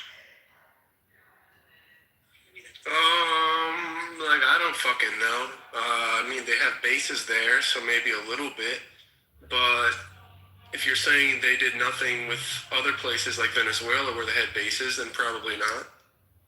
They didn't do shit when we went to Venezuela. What can they do? They're already stretched thin with the war in Ukraine. They can't do anything. Hold on, Pepe. Let me ask Go a question. Go. What do you think of the title of the room?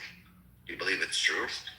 America versus, I don't know, either of them. Iran, Venezuela, Iran, Cuba, Venezuela, Greenland. I think there's a stark difference between Iran and Greenland, don't you? There's a what?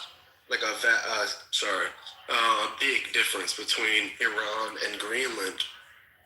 Well, there's a difference. Technically, there's a difference. One at a time. Listen, we get excited. I know, but the title says who's the bully.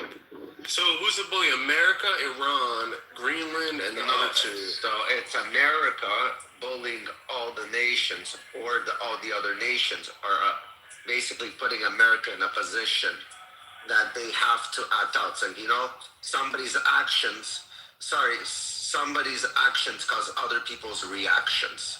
So your actions today can cause my reactions tomorrow. So those nations' actions that they chose to take and to align with certain alliances are causing America's reactions today. So this is what I'm asking. Is it bullying, or is it on them for the choices that they made? So who's the bully here? So do you understand where the title is? But it's a question that subjects the answer to be too rigid, because it's not that simple. Yeah, to be fair, he is saying we are bullying the Netherlands for Greenland. That is so much different than the Netherlands is not attacking us. But it's not attacking. Iran's a whole different story. So conflating the two. Pape, by Netherlands not taking care or protecting Greenland the way it needs to be protected with all the natural resources and the route to the Atlantic. We don't want their resources. When it comes to the Northern Sea and us going. So if you look at it's more saloable to go through the. You were just told about the Chinese Silk Road, bro. They're buying. This has been known. This has been known. And but is China a threat to America? Is Russia, because Russia can come and fucking set base there? Because once again, Rafi, you're comparing a country we could have severe war with, like Iran, compared to Greenland. Greenland is not going to. You could say that they neglected. They through some kind of ineptitude, they're just not doing what they should do. Fine, but nobody would consider the Netherlands a belligerent country towards the United States or its allies. If anything, they're an ally. If something happens to Greenland, do you think Netherlands gonna go and take it back? No, America's gonna be put in the position to take it back. America's the one that's gonna. Yes, Robbie.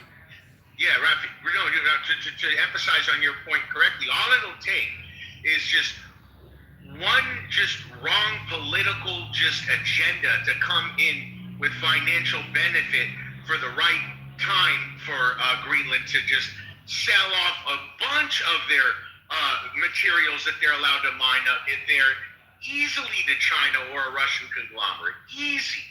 So Trump wants to go in and say, hey, this war to make the processors, and that's what he's doing. He's securing military assets on the ground there, and then at the same time, when it comes to these raw materials here that we need to make for these processors, that's coming to us. Yeah, so that's what you got to do.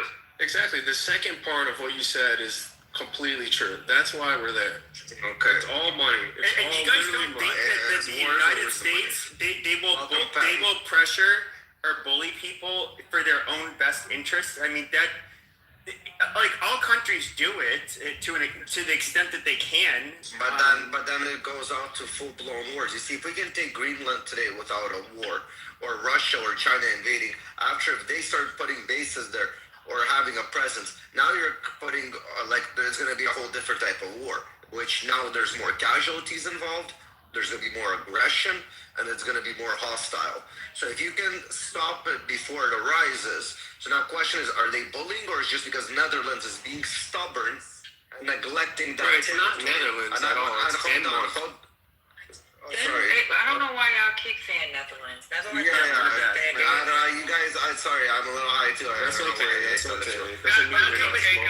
Okay. But Denmark's a little country. You have to realize this. They have this large country, but if you look at it's an economic drain. They're neglecting that territory. It's not that they're necessarily neglecting it. It's actually an economic drain on Denmark. Of course, he's 100% right. It is for sure. For sure. So then give it to the U.S. Let the U.S. deal with it. I mean, they can. Let's admit. Patty, welcome to the stage. First of all, you're new. We're going to give you the floor right now. Do you have an opinion on the title? I was just responding to the Netherlands. Got it. I just wanted to give you the floor for a second. You on the stage, but Rafi, either way, if it was the Netherlands or Denmark, they both could join and come and do anything about it. Well, Netherlands is its own country. It's correct. No, she's correct for correcting us. Yes. No, that was our mistake. You guys would say something about. No, we fucked up. We fucked up on that one, Patty. That's 100%. Okay, so now or even the neglect piece. I'm confused with the neglect. Okay, well, their military presence as of now is not powerful enough to hold down that land. But they don't need to be at this point, though. But that's kind of part of the problem. You know what this sounds like? Hold on, Stappy. You know what this sounds like? Iran hasn't created that nuclear bomb, but they're only 90%. So would you rather stop them at 90%, or would you rather stop Iran when they already have 100%? Yeah, but Iran never had 90%, so I don't know. But it doesn't matter. Even if they have 10, 20, they're on the way to do it. So China's it's not a justification that they're not at 90, 80, or 70. Once you start something, you will accomplish at one point. The question is now, are you waiting for them to accomplish to do something once they already have it? You would rather hit Iran when they have a nuclear bomb, or would you rather hit Iran before they have a nuclear bomb, that you can make sure that they don't get one? Or do you want to create another North Korea? But we disagree, because if they were a threat, Greenland is a threat to North America. If it was to be correct, it's a vulnerable. Yes, and so like with Green, the Danish want to just sit back and not do anything. No, they want the world superpower. No, they don't want Donald Trump to do something. That's the problem, because they're European. They're very nice. But hold on, nuclear to use uranium. They only need to enrich uranium to, I think it was 6.5% for energy. You guys don't find that it's a problem that it's at 6? Yeah, but we know that they were trying to get nukes. We all know that. We know. But when is the time to hit them? Is it a time to hit them once they have the nukes? Is it a time Or should we allow another North Korea? Okay, sure. So the time to hit them. Are you good with North Korea, Pepe? Yeah, but it's No, I'm not. But here's the problem. There's a reason why. Pepe, I love you one second, but I want to hear from Patty. She is new on the stage, and we haven't heard from her ever. So I think it's still a different story when you try to compare what happened in North Korea to what's going on with Iran. The only thing that they have that they actually may know based off of intelligence is that their uranium enrichment. But it's more than just uranium enrichment to build a nuclear weapon. So I think when Trump claimed that he destroyed the facilities or whatever he did, like, yeah, they're going to have to start over. I think with him bombing it or even him killing the Ayatollah, he should have pulled out then and just said, I'm done. I did what I told him. He should have never bombed them. He should have never bombed them last summer because this was the biggest fear that like Charlie Kirk. A lot of us that were on the right, for example, and I mentioned Charlie Kirk because he loves Israel so much. We realized that once he committed to doing something retarded as bombing the enrichment facility, he was going to go along with Israel. It was going to be the slippery slope. Yes, you could say it's a fallacy. Oh yeah, that's fine. Absolutely. Hold on, Pepe. Hold on, because this steaming pot of bullshit that you two are spewing is really hard to listen to. So you're trying to tell me it was a problem for the United States to go after Iran, the same tentacle of terror that destroyed Syria, destroyed Lebanon, destroyed Africa. All these people killed how many hundreds of thousands of their own people? And during the conflict, bombed innocent Muslims, little 6-year-olds in their beds in Kuwait, and killed them with drones. You're trying to tell me it was a problem to go after them? If you're talking about humanitarian rights, Iran isn't even in the top 10. Humanitarian? What are you talking about, humanitarian? You're talking about saving look at the blood. No. Listen. People died. Okay, I'm glad you brought up Sudan because they funnel terrorism to destroy South Sudan and Sudan. Iran helped with that blood over there. No, do you want to listen? Do you want to have a debate? And you talked over me, and you know what? Pepe gets on my nerve, but I totally agree with everything he said. I don't care what you agree with him. But Randy, you talked like right over her. So no, because it has to. Because this kind of rhetoric has to be stopped. It's not rhetoric. It is. You don't give a shit. You don't give a shit. No, you don't give a shit. Why you don't give a shit about the Jews. You don't give a shit about the Jews. Listen. No, you gotta let me land on this one, guys. You gotta let me land on this one. Simulations go ahead. Why is it? So even in 2002, they did an exercise, a mass exercise, and we couldn't even win it. Okay. It's a war we would lose, right? So if anybody ever read the Iran Doctrine, you know there's 3 pillars. Part of those pillars destroys the global economy. The United States can't afford to do this type of war. We can't. Of course it can. We have no choice. We're not asymmetric. Yes, we are. You say we have no choice. Okay, this in World War II. Okay, for example, there's some wars where you had no choice. Yeah, we had no choice. Yes, but this is an engagement that would literally. With other officers. Okay, this is an engagement. This engagement stops the death of my Rabbi, no. This engagement, you would have to have the buy-in of the American public. You entitled pieces of garbage. You entitled pieces of garbage. You entitled left-wing, never lived in the Middle East, never been outside the She's a fucking veteran. First of all, show some fucking respect. She's a fucking veteran. Show some fucking respect, Rabbi. The Minister of Electricity. I've worked in the GCC region, bro. So you're going to tell me I've done operational planning. You worked in the GCC. Lower your voice Taiwan. Okay, 1 second. So I have experience. I'm not a dumb dummy. Guys, I'm not a dumb dummy, bro. Guys. I did the simulation for Iran. Hold on, Patty, 1 second, please. Robbie, 1 second, guys. Let's go 1 mic at a time. Let everybody land their planes. Rebuttal it. Don't interrupt each other, guys. I beg you, please. All right, because I'm getting a headache with this too, guys. Like I'm not even following the conversation when everybody's speaking at the same time. I don't even understand. Okay, I would like Miss Patty to finish so I can rebuttal. Thank you. Okay, so 2002, and this is the one. Thank you for your service, by the way. Thank you for your service. Thank you. Please continue. So in 2002, they did a simulation, right? And this is one that's actually advertised if you do a Google search of it. That simulation, we did not win. So Carlisle Barracks is the war college for the senior officers that's in the military. Yes, ma'am. Every class that goes through the war college has to do this simulation of Iran. It doesn't say Iran, it's a fake country, but if you look at the map that they're given, it is Iran. They give them true numbers when it comes to what shut the fuck up, dude. Quit interrupting her.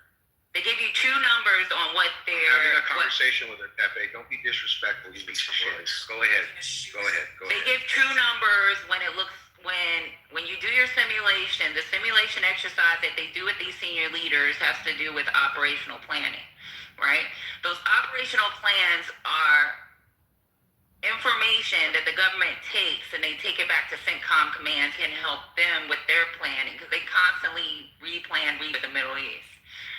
We haven't done anything that's been able to say that we would be able to win this war.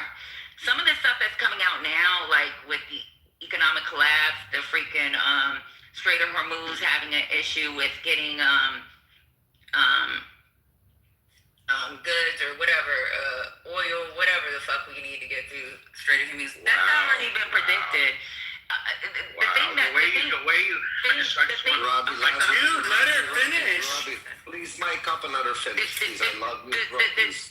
When they do these simulations, it's not a play game, right? So what they do is they intel that we have based off of what their equipment should look like, what may be happening in the region at the current time that you're going through school, what their ammo looks like, how logistics would run based off of the class that was before you, and they give you the information that class did, and they want you to come up with a great idea. The problem is, not one single class has been able to fucking win that war. Not at all. And that's using your own troops. Like, the RFIs, or request for information, the RFFs, when you do the request for forces, not only include the death of 1,000 soldiers per day if we were to invade, it includes memorandums where you'll leave people behind that if they die, they're going to die there. It also includes memorandums of fucking requesting for forces within the population. So if we were to drop ground troops, then that means you, your cousin, somebody is going to be one of those. They're going to be soldiers and they're going to be bodies. You're just going to shoot, move, and communicate because you guys don't have the experience. So the problem, y'all think this is like an easy war. It's not an easy war. There's a reason why he don't want to send ground troops. Presidents have not gone into Iran and they've used diplomacy because there's nothing that they have printed that says that we can win it. Can I rebut, please? Yes, thank you very much, Patty. Now this is all you, and then we're going to go to KK. KK, welcome to the stage. Go, Robbie. Okay. You said at the end of this soliloquy of words that you put together, you said we should rather use diplomacy. Obama tried that. Gave them a whole lot of money. Tell them, just keep enough for Richmond just for you power up your grids and keep your infrastructure alive, but anything for military use, that's a no-no. They spit in Obama's afterwards after taking the money, and they violated every single mandate when it came to enriched uranium. Completely violated what we tried their diplomacy. Obama was the president of new diplomacy in his eyes. He wanted to get along with more nations. He wanted to go around. It didn't work with Obama, okay? Didn't work. Diplomacy didn't work. This country, okay, is funded through China and Russia. It is their axis of evil. It's their trade partner, whatever, what have you, okay? And their influence throughout the Middle East is always to cause disruption everywhere they land. Wherever their money many lands they cause problems, whether it's Lebanon, whether it's Syria, whether it's Gaza, whether it's Yemen, whether it's North Africa, Central Africa, all over Africa. So when this threat is becoming more militarized and now on the verge of nuclear power, all of these Arab countries that you said you've worked in, which have American bases, so I would go and assume that you did U.S. contracting work in the GCC, all of that presence is what keeps these countries who provide trillions of dollars to the West and trillions of dollars to the United States and the European economies. All that is up for grabs now because Iran continues to push militarily, continues to push. These Gulf nations are not spending money on their military because they have agreements with the United States. So now as that threat lingers on close to nuclear power, they already screwed up how many, they destroyed Lebanon, they destroyed all these countries. So now when are we going to come in and say, you know what, we got to stop this? Then at the same time, ma'am, they get unlimited oil they send out to China, as well as the Venezuelan oil. And China's military grows 30% annually every year. So when you say we didn't win the war, you're saying we didn't get on the ground, we didn't shoot everybody in sight and topple the government. 100% you're right. But that's not how we bombed enough of their infrastructure so much. So now they are so reliant on what can come through the Strait of Hormuz. Because we got to think they're having a water shortage now. They can't get the raw materials from China to come in so they can treat the seawater for desalinization. Now their hold in that region is done. They can't send money to Lebanon anymore. They can't send money to Yemen anymore. They can't send money to Gaza to kill Jews. Now their currency is dropping even more. And now China is losing trillions. Who's the banker of Iran? China. So you're hurting their oil imports. You're hurting all of the money that can't be spent in their economy because the European countries and the Asian countries can't get their natural gas from Kuwait and Saudi through the Strait and the UAE. So now they got inflation, which means they buy less stuff from China because they don't have the money to spend. So China's losing. So we can, within weeks, China's going to step in and say, look, hey, Tehran, surrender. That's it. Or we're pulling our money out of you, and then the lights are off forever in Iran. So to say that we lost, how did we lose? When they're economically dying right now because of this. And if we didn't protect the Gulf nations, all that money in the world economy is up for grabs. And if we don't have the petrodollar, what happens to the bond markets, ma'am? Everything's a domino effect. Of course we're winning. Iran can't do shit right now. They can't get enough imports into the country to survive. I can absolutely. You're right, honestly, because I've been talking to my family and friends, and right now they'll be speaking like for me, basically, a kilogram of beef or lamb. It's almost impossible for the vast majority to buy it because 2 pounds of beef it's kind of like, let me do the math. It's like a little bit more than 10% of their monthly income.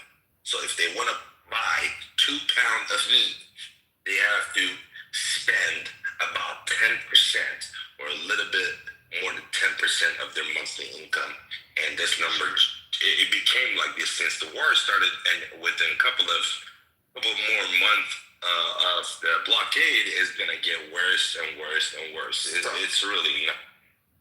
Let me just correct. Maybe Patty was saying militarily boots, because she did mention boots on the ground, and we're talking about strategic, like for gunfire and stuff like that. So Trump you're not your ordinary president, Patty, and he is more hitting them with them. He's using the military to hit them financially, and that's what's basically crippling them. So maybe what you're saying is correct. Maybe the strategies that they were looking for is to be on the ground, looking at the mountain terrains, everything, like different outcomes. Maybe you are right. I'm not going to discredit you for that one. But this is not a war. Again, this is not your typical there, and this is not your typical president. So the outcome here is totally different than what they were probably running these simulations and everything. So Rafi, this is all we can do basically is just. this is basically like sanctions 2.0, actually 200. Yeah, this is sanctions. Like No, this is I not your average. participated in this stuff in college in an organization called SCONA, Student Council on National Affairs. Now, my war game was different. We did the Pacific, what was supposed to then be called the Pivot to the Pacific, which is this idea that we shifted 40% of our assets and 60% of our naval assets over to the geographic called PACOM. And the United States had a hard time keeping themselves reinforced with supplies. Now, the reason this is important is because military games are not just done once or twice every 10 years. They're done every couple of years, and they're done from formats with solely military members to formats with college students, like the one I participated in. And they have found that unless America invaded and spent a ton more money, we would have a hard time because the regime controls everything from, I call it a dog catcher. And it's very hard to root that out. It's not like rooting out the Ba'ath Party in Iraq or disband the army. And then we got the Fedayeen, the people that came up.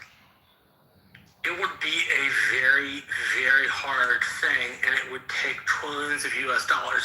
And I will say the Wall Street Journal put out an article the other day that noted that we're at 100% GDP to debt ratio, which means there are going to be some extreme financial measures coming for the American budget in the next decade, like extreme financial measures.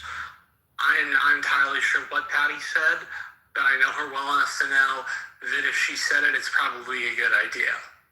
So I will back her and say that the games that we've conducted do not say we win this. They say we lose this. And maybe we're somehow exceptional, but America didn't become an exceptional nation because we somehow weren't endowed by it, by God. We became an exceptional nation because we did the things nations have to do to become exceptional. Right? We won. We won already. We got all the Gulf nations wanting more military assets as we speak. They already approved the budget in 5 more GCC countries to expand military bases. We're going to control the region. We're going to control everything. We're going to secure the petrodollar. We're on top. And then we're going to have Israel in peace with the GCC nations. We're going to have a brand new look at the world.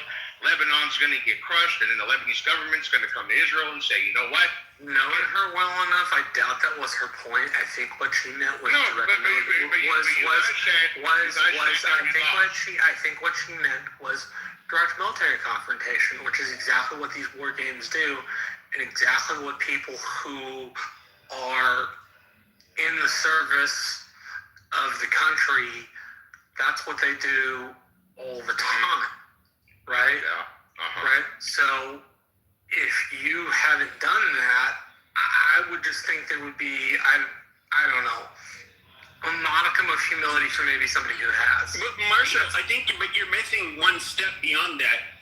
Is that what my belief, maybe it's not yours, I don't know whose it is, but without the United States being motivated, I think we could in a war if we wanted to. In other words, the overwhelming percentage of the population is willing to commit to this war. Yeah, we would fucking destroy this. But we're destroying it. Hold on. We have destroyed them, Pepe. Guys, let Pepe land for a second. Yeah. Pepe, land quickly, because I just want to go to Jason too as well. He's on the stage. We got Alan. We also have Max Finity, who has joined us on the stage. And Adna, you've been with us for a minute. Great help, but I'm going to make you a moderator with us. The only Just thing cashing your pink saying, ticket. The only thing I was saying is that, like, we could defeat Iran, obviously, but it would, you would have to have a buy-in where we'd have to look at, like, post 9/11 within those couple of years, where we did go into Iraq. Of course, Afghanistan was a no-brainer for Americans. But of course, we can look at other wars with popular support, like World War II. I mean, yeah, with that kind of buy-in from the American public, sure. Otherwise, like, no, we're not going to go in and really. What are we going to do to the IRGC? We killed their top leadership, yet the IRGC is still in power. I mean, that's kind of it's dysfunctional power. It's not really power there the way it was. Well, it's not power there the way it was, but it still aligns with exactly what I said, which is they controlled everything from Supreme Leader to dog catcher. I understand, but what matters is the military right now in this time of hour for them, and they can't afford to pay their soldiers. Again, they're getting crippled from within. As I said, this is not your average fucking fight, guys. They're literally not paying soldiers. So why would the soldiers go risk their fucking lives for a fucking regime? They're not even for the country, for a regime. There's no money. Marshall, it's fucked up. I'm not saying it. I'm saying unless there's some sort of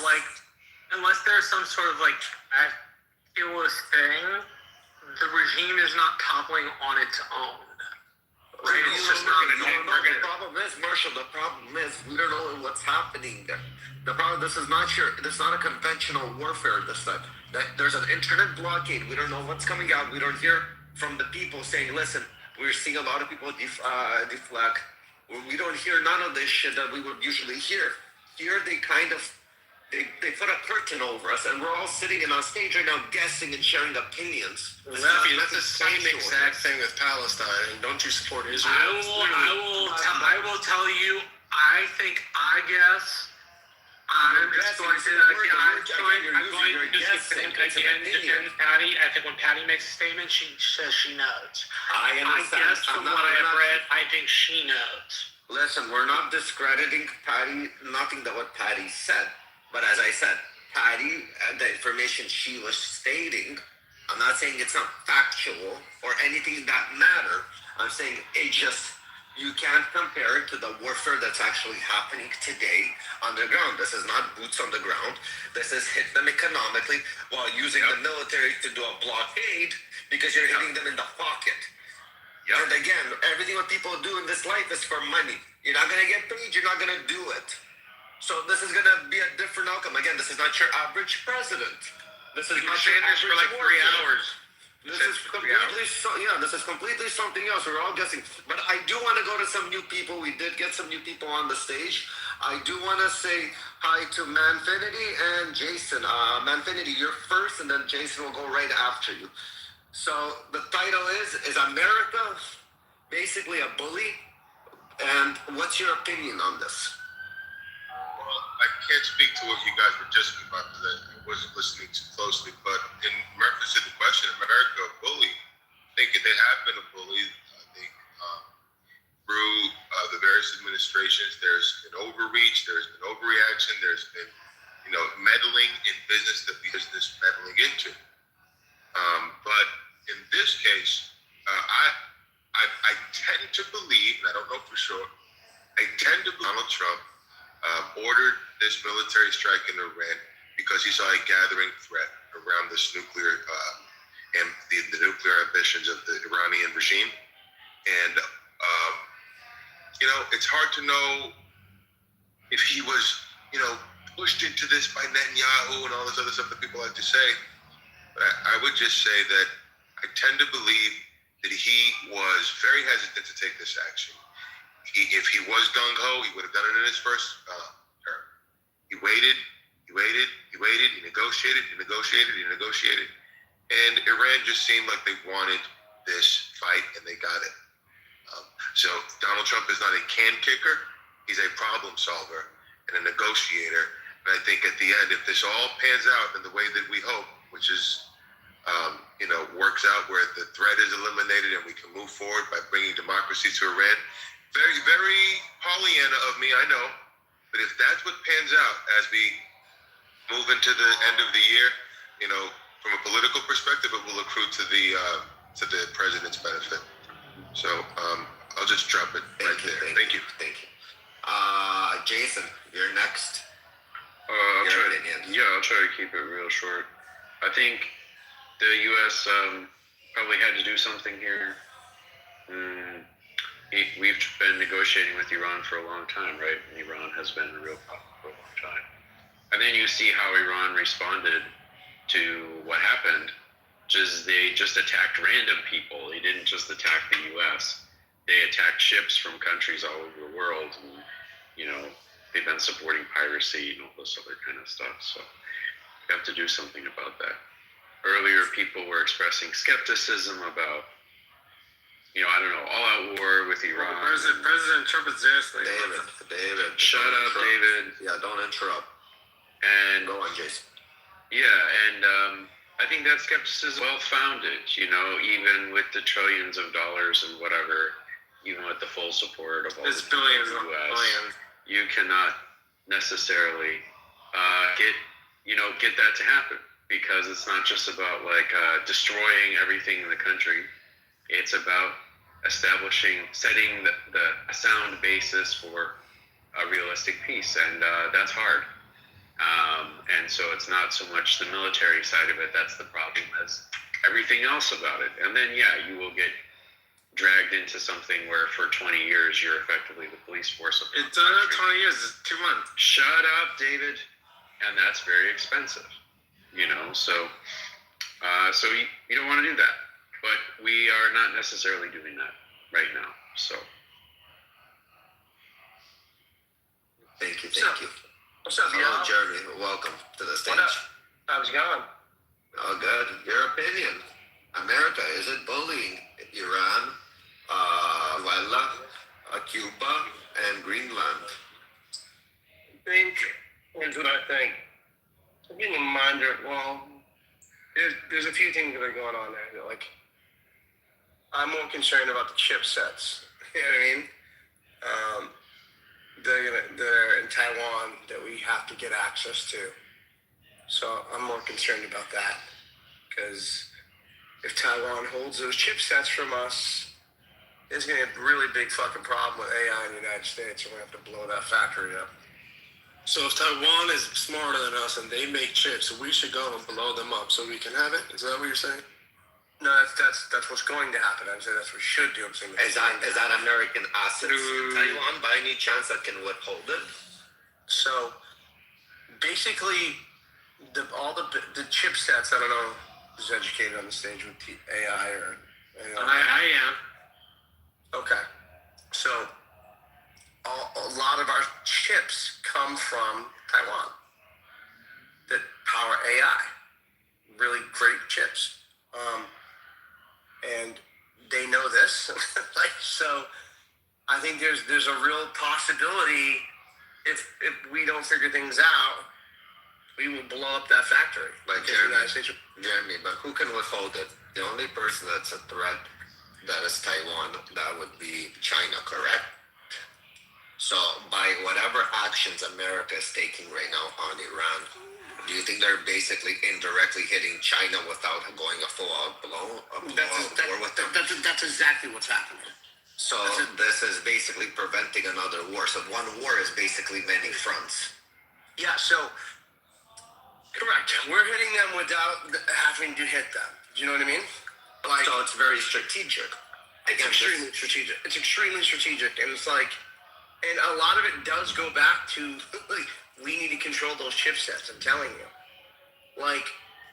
if we don't control those chips, right now, I'm in the aerospace with the stuff that I'm building, and price of gasoline is going crazy. The chipsets that were $50 are now $250. There's some direct impact of things that are happening just in my business. I think we've already lost $25 million so far this year because of that, all that pricing.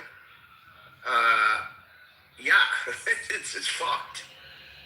I don't know. I think it'll get handled pretty quickly, but it is fucked. I don't think this is bullying. This is more like strategic positioning.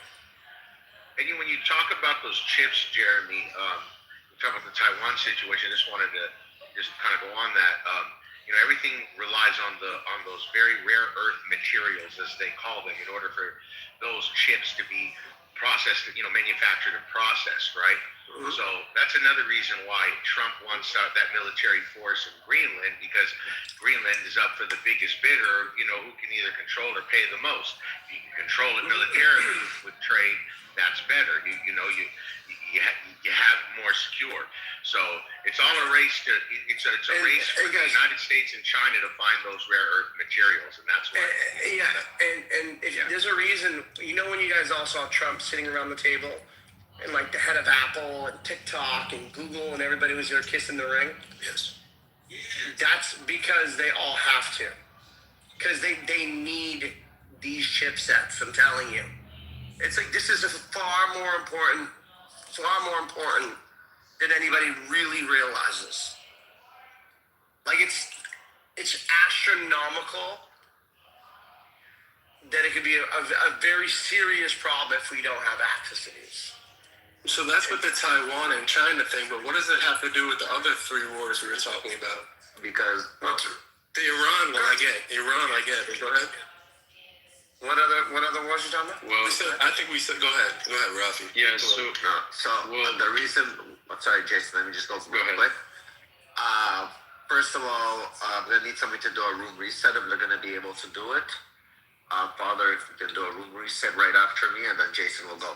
The reason why I say the other wars, and it seems like America's attacking these other countries like Iran, Venezuela, Cuba, and Greenland, is because they're basically doing things that are not in the U.S. interests, and later on, U.S. is going to have to do either military action.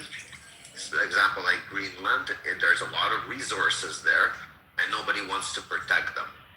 And God forbid something happens to that region, who's going to have to come in and then rescue it? It's going to be America. So America wants to take it. And the question is he bullying, or they're just doing what is right now to protect the American soldiers later on down the line? You should ask yourself this boots question. on the ground.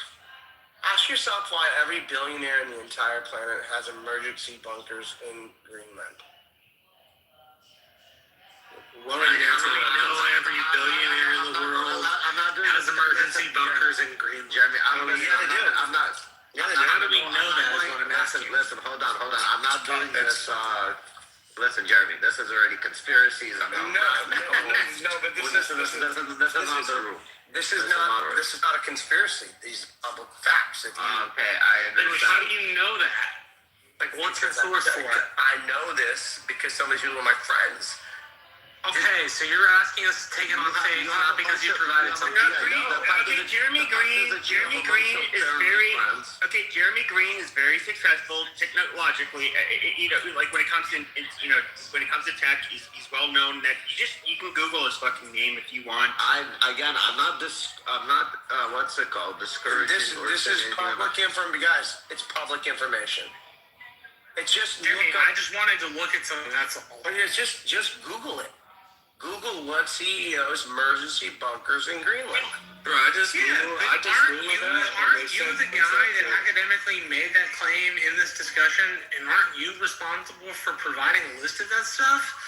Like, why do I have to go look it up? You're the one that made the claim that they did that.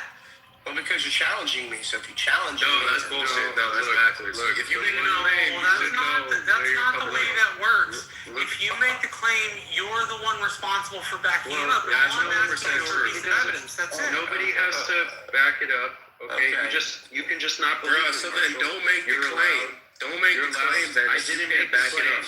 You did make a claim. No, you did. Likely not. Really not. No. Okay. I guess we're just not living in the same reality. Marshall, you can just not believe him. Okay? Yeah, he doesn't have to do things for you. Okay, he can make his claim. and Right, can but say if you don't make agree, a claim, you that's should fine. be able to back up a I claim. didn't make no? it. I didn't make a claim. Not you, Jason, but you're defending the guy. No, I'm not defending the guy. I'm saying you are, though. You really no, are, I'm though. not. No, I'm not. Okay, all right. It's so weird that people still in Clubhouse. Jeremy, you made a claim, right? What's your evidence for your claim? Do you not have any? Because that's wrong. I do. It's So say it, man. He's asking you that. It's reported in the New York. Okay, it's reported in the New York Times. It's reported in the Wall Street Journal. What is though? You should be able to answer that if you made a claim. Guys, several billions. Hold on, let me finish. That several billionaires have underground bunkers in Greenland. It is a known fact. Okay. Well, you didn't use the word several. You used the word all. Okay. I don't think he did say Wait a minute. It was a holistic claim. Marshall, I again, can't now take you're a just guy who wears a being. fucking cheetah jacket. Look, father is a mod. Wow. Hang on a second. Jeremy knows a lot of people, and he talks with these people, and these people are his friends, and he's very successful, and it's one of those things where it's crazy to have. It's crazy, Father. It's crazy that people in Clubhouse be like, "What do you know?" I'm like, "Bro, chill out in your studio apartment, okay?" Jeremy, it doesn't matter how rich you are, right? Because if you want to talk about money, we can talk about that, and I promise I'm way ahead of you, and that doesn't matter. If you make a claim, right, you should be backing it up with evidence. Well, so I'm sure you're a big boss. I really am, but that's not my point. Like, I wouldn't come on here and flex like you just did, gang. But if you want to make a point, you should have evidence. I am literally God. I am literally God himself. And all right, now you're just you should listen to me. But Father was supposed to reset the room, right? Yeah, we got to have some order in this house. Quickly. So I feel like we have some order now. We're not being too crazy. It's just Jeremy made a claim. Father has got to reset the room, So guys, be quiet and let the Father reset the room. Sorry about that, guys. Appreciate that. Don't you got a life course to sell? I'm good. God bless you, all of you. Hold on, I accept it. Okay, so I'm just gonna be the stick in the mud because I looked this up. Marshall, you're disrupting. Marshall, Father's resetting the room. Let Father speak also so we can flex on them later. Guys, hold on. I just removed. We're letting Father talk though. I just removed hand raising, guys. As Marshall resets the room, guys, just join the stage if you have something to say or you guys have an opinion on this topic. Yeah, if you have an opinion, make sure you have some evidence, right? Marshall looks like he's got some things where everybody's free to their opinion. We're setting the topic, and Father's gonna reset the meanwhile. Hey, by the way, this is the war room. We talk about war, we talk about that stuff, but war's really the main thing that we talk about. And the title of this room is America versus these four countries. Who's the bully? Okay, so in this room, in this house, we're not a democracy, it's a dictatorship. So basically, if you do not align yourself with the same ideals and morals and all the stuff that we do up here at the top, you get the fuck out of the room. Well, fuck you. Then I'll be leaving, you fucking loser. Bye. That's pathetic. Are you kidding me, though, Father? Are you being serious? You can't disagree. You're a fucking bitch, bro. Bye. That guy he's definitely selling crypto somewhere, I promise. So one of the deals is me and Jeremy know each other from Clubhouse back in the day. So it's one of those things where and we used to run shit. This shit yeah. What happened to this shit? Absolutely. Yeah. What the fuck happened? There's like 3,000 people in a room. Yeah, totally. Yeah. Now you got a bunch of crazy lunatics just yell at each other, stab each other. Absolutely. So, Jeremy, why don't you tell us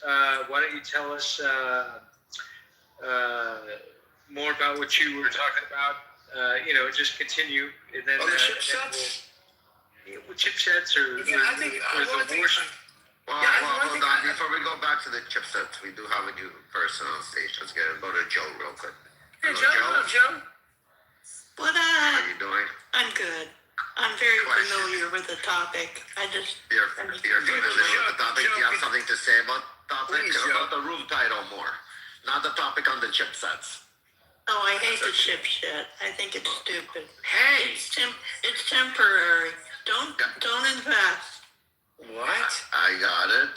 Interesting. Okay, I was wrong. I was wrong. Don't. There's no way that voice does not match that picture. No shot. That's me. Just because I have a list, but That's that's her. That's Yes, her. that's her. That's exactly what she is. Should be fine. But Joe, please, your opinion on the topic, please. The floor is yours. I don't think we're the bully. We got to defend all the weakies, the weak ones. We have to protect and provide. Thank you. Guess we're back to the chipset. Oh my God. Well, people were saying, like, what does this have to do? What does Venezuela and all of this have to do with China? Venezuela and Cuba and Iran are all supported by China. You know, that's what it has to do with it. China is getting oil from Venezuela. China is using Venezuela to avoid sanctions. China gets resources from Iran, in particular oil. And for whatever reason, China imports a lot of oil. They need a lot of oil. Certainly if they want to conduct a war, there is no better war material than oil. You can't fuel your aircraft efficiently with alcohol or methanol, or batteries are useless. So if you combat aircraft, combat vehicles, you need oil for that. And China is trying to get... What about the new aircraft that are out that don't require oil at all? Combat aircraft require oil because the the power density of oil, the energy density of jet fuel. Have you heard of the Aurora gasoline project? There is no material with the energy density of gasoline or jet fuel. Okay? Like methane doesn't do it. I mean, in principle, hydrogen can do it, except for everything else you've got to put around it cuts that energy density way down. And combat jets, tanks, trucks, all of these things, the energy density makes a big difference. And things that are like approach the energy density of oil, I mean, even alcohol is only half the energy density of oil. Do you think there's anything that Boeing or Lockheed or anybody's working on that does not require that? Okay, well, are they gonna fly on batteries, Jeremy? You know how much weight that is supposed to carry weaponry? No, I'm just asking. He seems like he knows. Nobody is doing anything. There is no alternative to jet fuel. The end. Okay, the end. Right. And when you look at alternatives, I'm going to be a bully and insert myself here. Hold on, everybody quiet. I'm not having that bullshit. And Joe, hello. Good to see you tonight and all my friends. Hello. Shout out. Dead a minute. You don't think there's Jeremy, any other things? 1 second. Oh, did you want to go? Oh. Yes, honey. Did you want to say something, or you just want to say hello to everybody? I just want to say. Okay, hello. Welcome. Jason, you've seen a little bit about aerospace.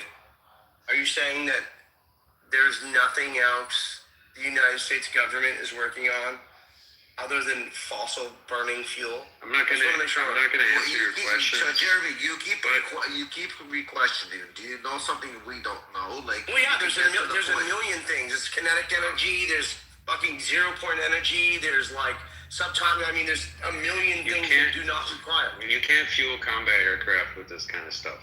That is wrong. And if we want to, stop. Hey guys, I can raise you. That's okay. And you can't do that.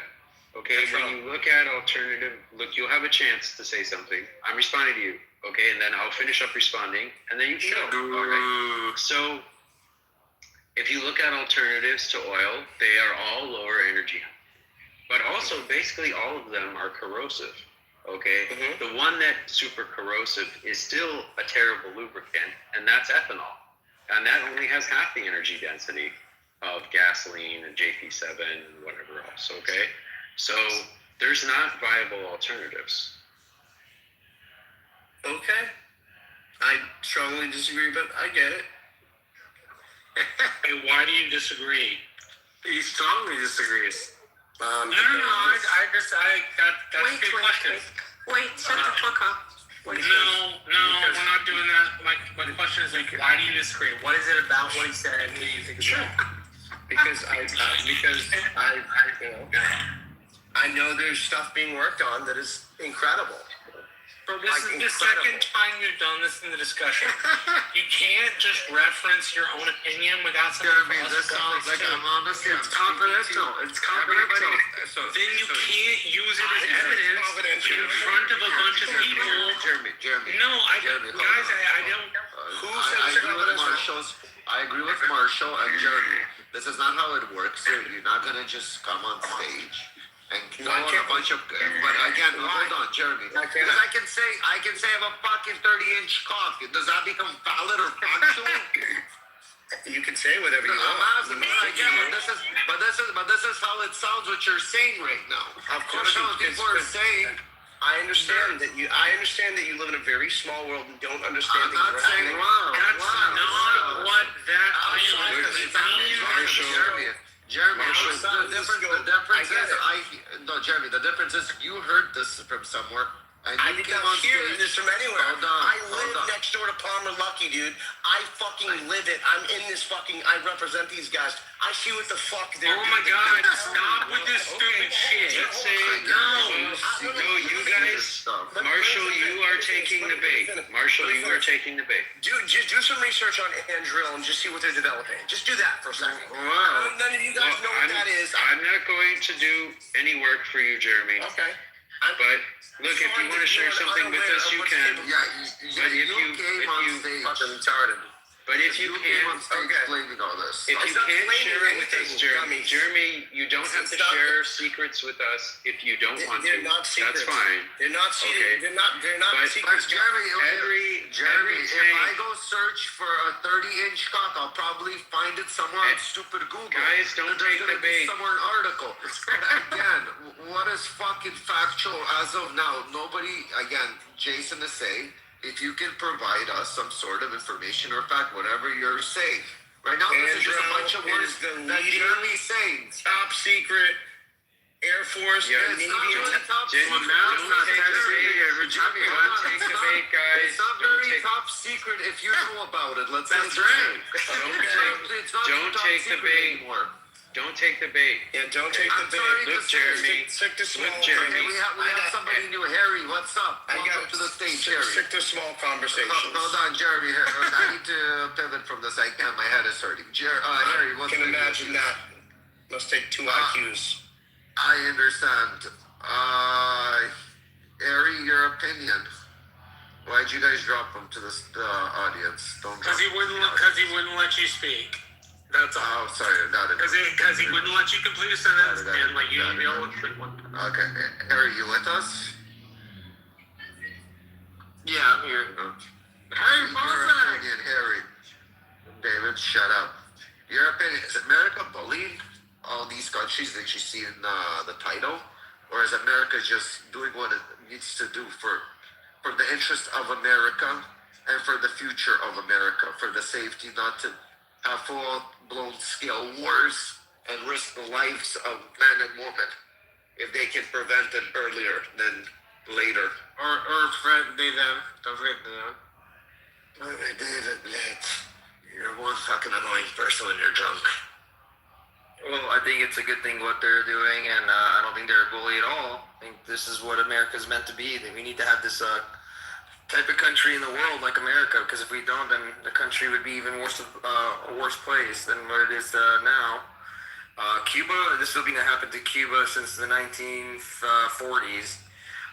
So, let's see what happens. I'm actually very excited for them, and I have a lot of Cuban friends that are very excited after what Trump said the other day. So, I think it's a good thing, That could be the old Cuba back where people went to go and vacation there. The beautiful island, casinos, hotels, resorts, cigars, everything, man. So, Cuba was like how Miami is now back in the 1920s and 30s. That's how it was pretty much in those times. So, but yeah, we'll see what happens. Venezuela was a strategic move. Iran also just a strategic move. Somebody wrote in the chat earlier that Trump is going to speak in China very soon to what's his name, the leader of the Communist Party there. So I think they're gonna give him an ultimatum or something like that. About blowing up the chip factory in Taiwan. I don't think that's ever gonna happen. I don't know why they would do that. There's like 5 or 6 at least major companies in the U.S. that use TSMC for producing their chips on a wide scale, which America would not be able to do. They would be years behind if they ever tried to get to where Taiwan is manufacturing. Military, that is top secret. Only the people in the room don't know about it. Well, I understand what the guy is saying. Like, if you're in the industry, I mean, there is things that I don't want to say that are leaked or whatever, but you can't only say that there's the only way to fuel planes is by with fuel. There's definitely R&D.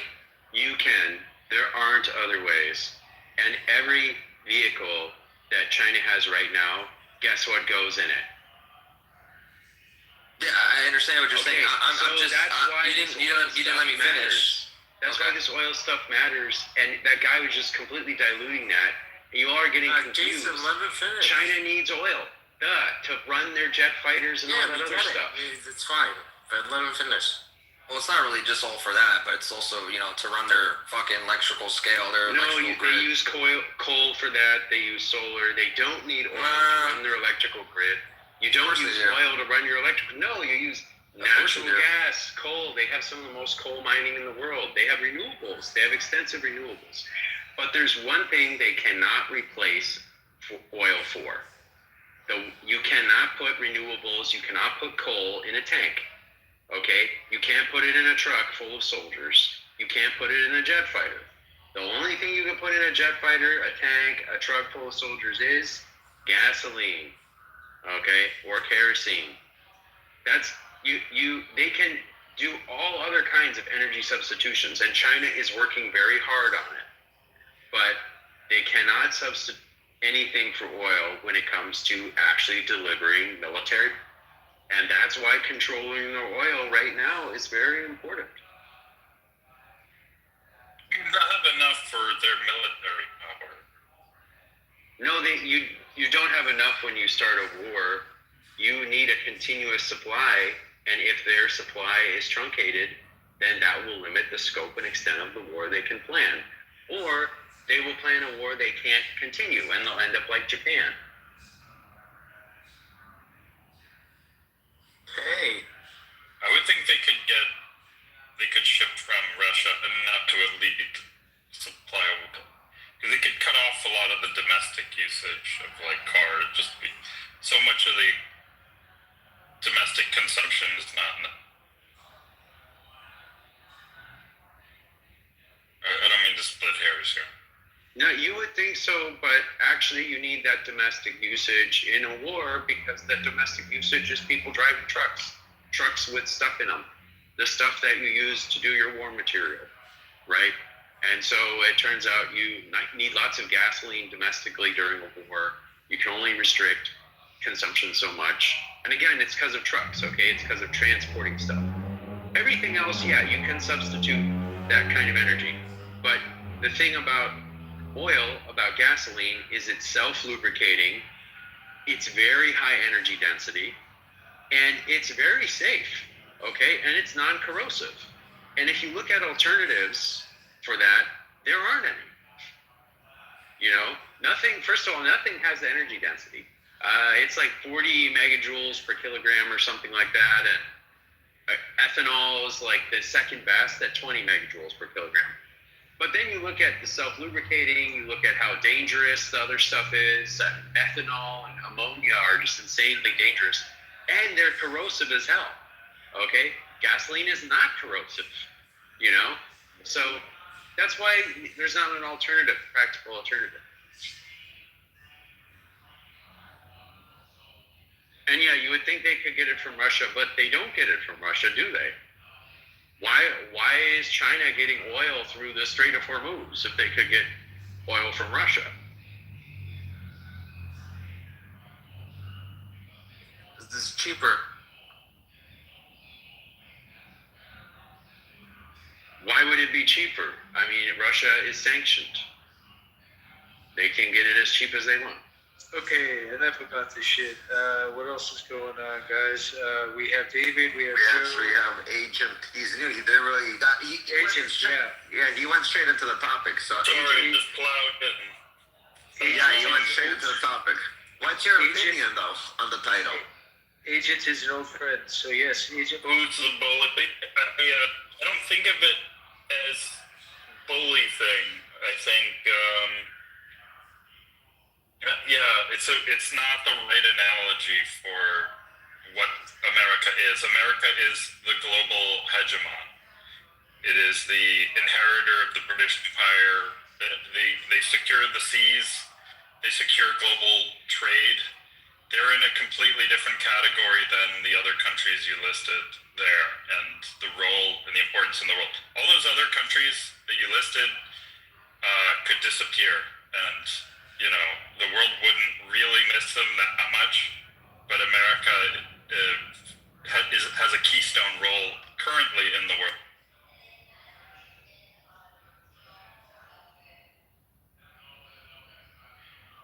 Thank you. But yeah, see, the reason why I had to start this room topic is I hear a lot of people saying America's a bully, America's the aggressor, America's this, America's that. So I wanted to ask the people themselves on Clubhouse what their opinion is. Is America an actual bully in their eyes? No. Or there's a cause for it? America's nice. Well, again, not everybody believes what you believe. And again, it needs to be explained to many. Well, I just tell people this. Well, then, would Cuba be a better place if America took over than it is now? And people that say no don't understand what it's like in Cuba right now, right? Or what it's been like for the last 70 fucking years, 80 years. So that's pretty much, all you really need to start off by, right? Is Venezuela a better Maduro as their leader, right? Yeah, I would say so. Depends on how much you like Exactly. Ever since Maduro left Venezuela, it's been a better place. Don't fucking fool yourselves. We deposed Maduro because he was a criminal and he stood in our way and he made the country untenable for us. But Dulce is no fucking better. She continues the exact same shit that Maduro did in the first place. Yeah, but she doesn't even make a deal, at least. Hey, didn't say that. Don't say she's awesome. Say, hey, America decided from the least of all bad options that was still bad. There's a lot of prisoners in Venezuela who are now free because their only crime was opposing. Yes, because they're gonna take more under Delcy too. My point is, don't pretend it's some sort of altruistic good. What it was it was a dictatorial regime that didn't do what we wanted it to, and because it's our hemisphere, we said, fuck off, now you're going to do what we want to. We don't care if we have to just replace one guy as long as you guys cooperate, we'll let you do what you want. But let's not pretend it's some haven for human rights, because it's fucking not. Well, no one said that, but you can't deny that the people in the streets in Venezuela weren't cheering and were proud and happy that it happened. Because there's plenty of proof to show that. I'm never saying the deposition was a bad thing. I'm saying this presentation that we somehow brought democracy to Venezuela. No, we just put the second lady. But nobody said that. But nobody said that though. That was the implication. No, it wasn't my implication. I didn't say that. Well, hold on. Again, it's the same exact example you could use for the Iranians. I've never seen America bomb a country and the civilian population come out clapping and cheering, dancing, and being happy for it. I've never seen it anywhere ever happen in any nation while they were getting bombed, rockets were flying, the civilian population coming out and clapping and cheering for this. Iraq. Same thing with Iraq. Both times. I don't remember this happening, to be honest. I'll tell you the truth. I didn't see it. But again, with Iran, I saw it. With Venezuela, I saw it. Okay, so let's kind of change this thing up a little bit because we're talking to too many Americans, and what we really need to be talking about, or the people we need to be talking to, are the Iranians, are the Cubans, are the Venezuelans, are the Greenlanders. So if you are a Iranian or a Cuban or a Venezuelan, Greenlandian. you know what I mean? Greenlandian, yes.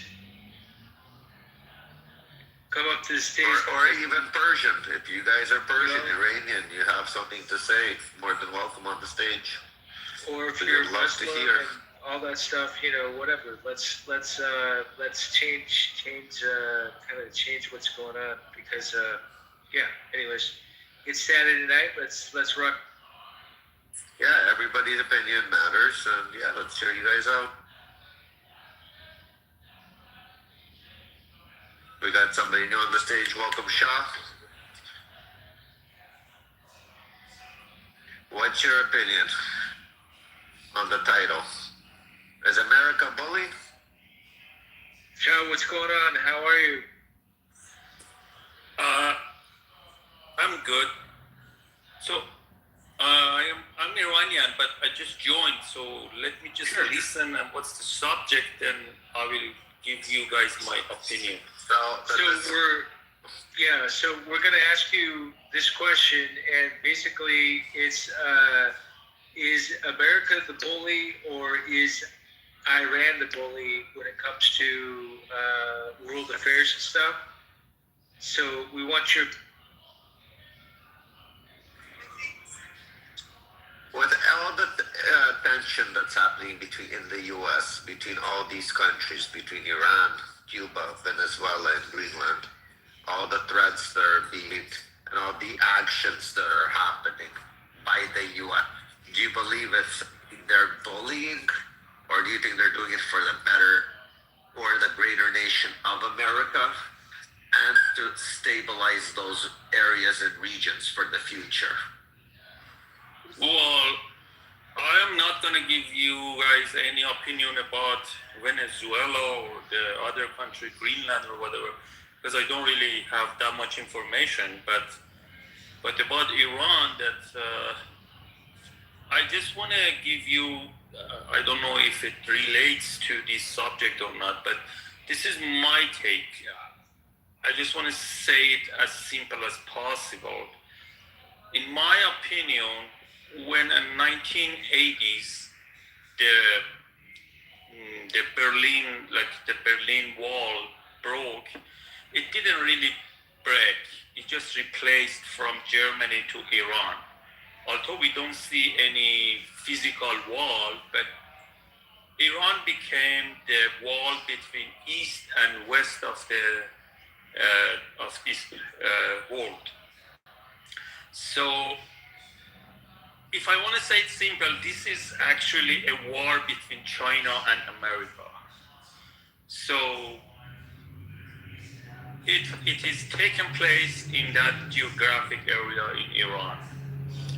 And Iran is such an important place for the world. And I think the simple question is, they survived by selling oil for last 47 after Revolution 79. So the question is, why the Western countries, they didn't really do anything for last 47 years except just buying oil and giving this country, this regime. So let me just say this. There is a difference between people of Iran and the government of Iran that is right now is in power. So my question is, why the world, especially Western countries, they kept buying oil from the government of Iran for last 47 years, and all of a sudden, right now, they changed their policy. So it's again, I'm trying to say my opinion very simple. I think because they needed this person, this organization in that country. Like if you are familiar with the sales, an insurance salesperson starts to scaring the prospect buyers first, or if you don't buy the insurance, this is gonna happen, this is gonna happen. So they were using this government for the other countries, especially Arab nations, that, oh, you have Iranian government, they're crazy, if they get a bomb, they're gonna bomb you, they're out of their mind, they just follow their ideology. But all of a sudden now they want to change the regime. I think it's all about the business, because right now there are different fields of making money rather than selling just the technology and guns. For example, they came out with the idea of expanding AI systems. So they can make much more money by doing that. So it's all about that. So now it's just like they want to get rid of this regime because it has to be that area very quiet without any killings. So this is my opinion about this, about the whole thing is happening now. And unfortunately, people of Iran are very, very smart people. And us the kind of stuck with this regime for last 47 years. There's a very famous saying that why Iranian people, once they get out of the country and immigrate to US or other countries, especially US, become very successful. And as long as they're in their own land, they can't do anything.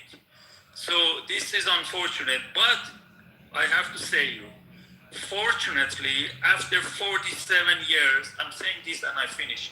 After 47 years, the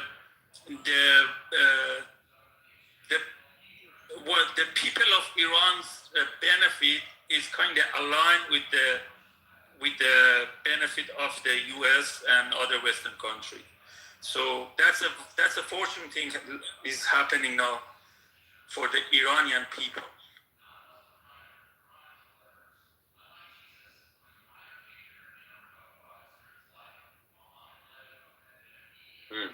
I mean, that's terrible. It certainly would be terrible if the West did nothing about any regime just to have something to leverage against the Gulf states, you know? Okay, guys, let's everybody invite 50 of your friends, people that would be interested in this stuff.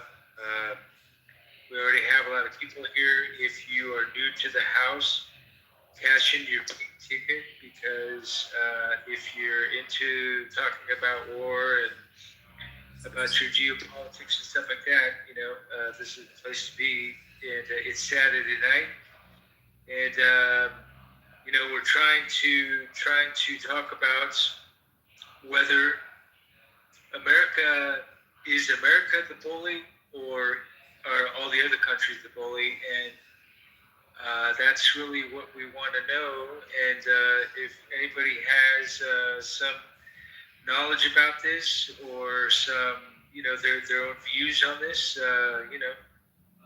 let us know. There you go. Dr. Jedi, what's happening? How are you? I'm good. How are you? Doing all right. What's your take on the whole map? I think America is obviously the bully in the situation. I think America is obviously the bully in the situation in regards to all these countries. I think a lot of things America is doing is unnecessary first strikes on a lot of countries.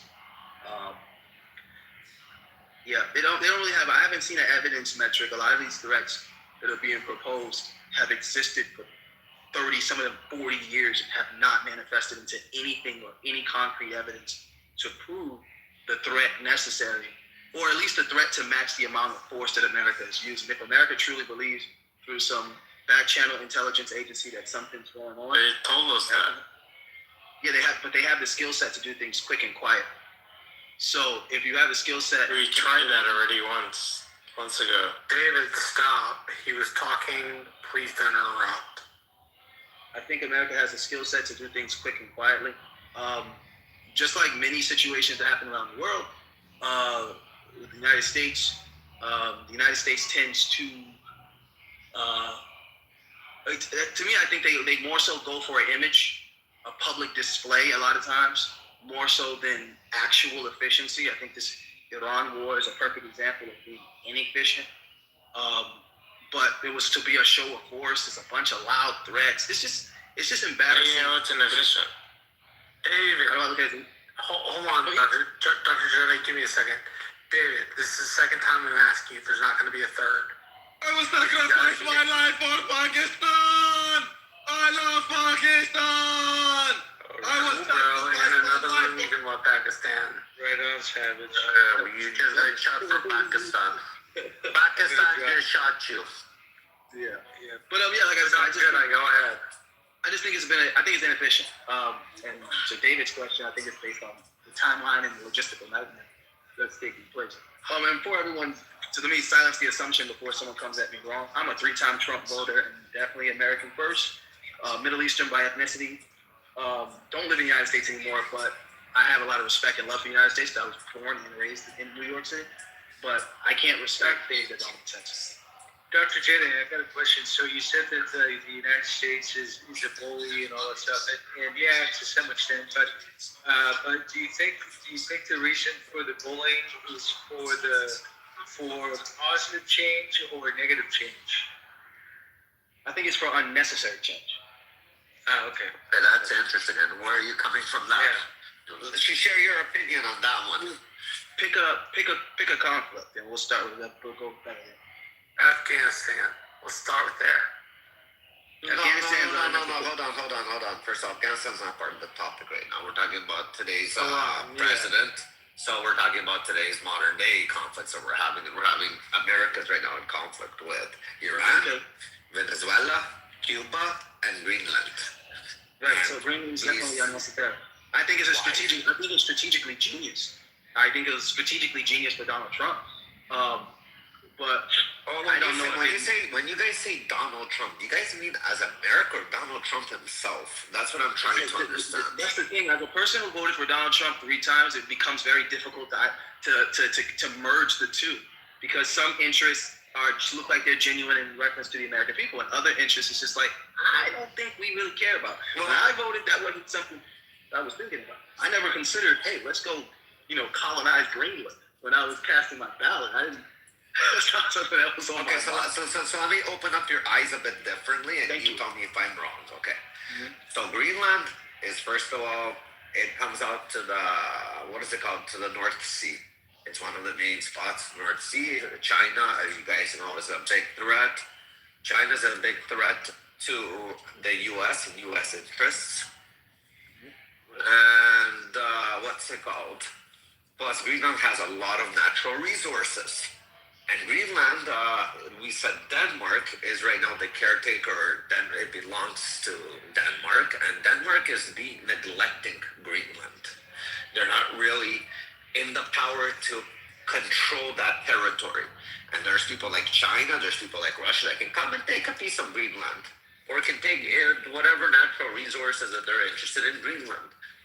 And my question is, God forbid they do that, then it becomes more dangerous for America tomorrow to take back Greenland on behalf of Denmark, because Denmark wasn't able to control that territory. They're being stubborn because Trump is requesting to take Greenland. And again, nobody really likes Trump. I think that if Trump says, even if he's correct to go left, everybody's going to go right.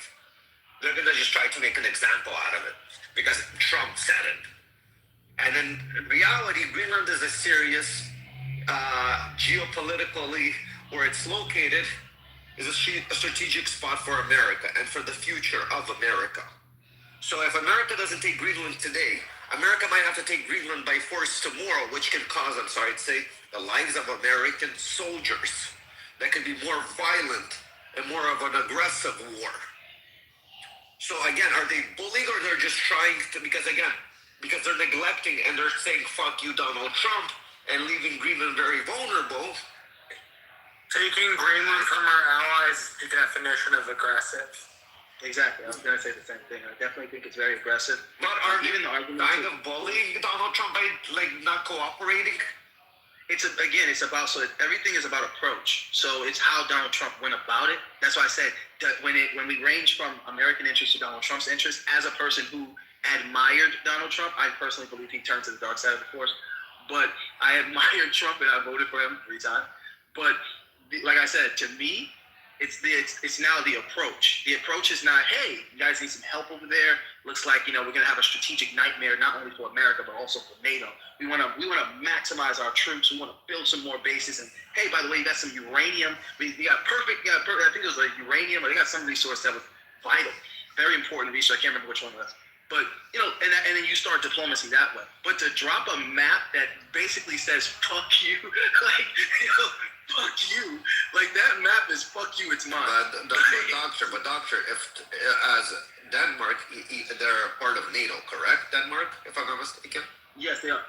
So if Denmark tomorrow loses Greenland and puts themselves in a position that they're in a war with Russia, doesn't that kind of drag America into a war because of their negligence?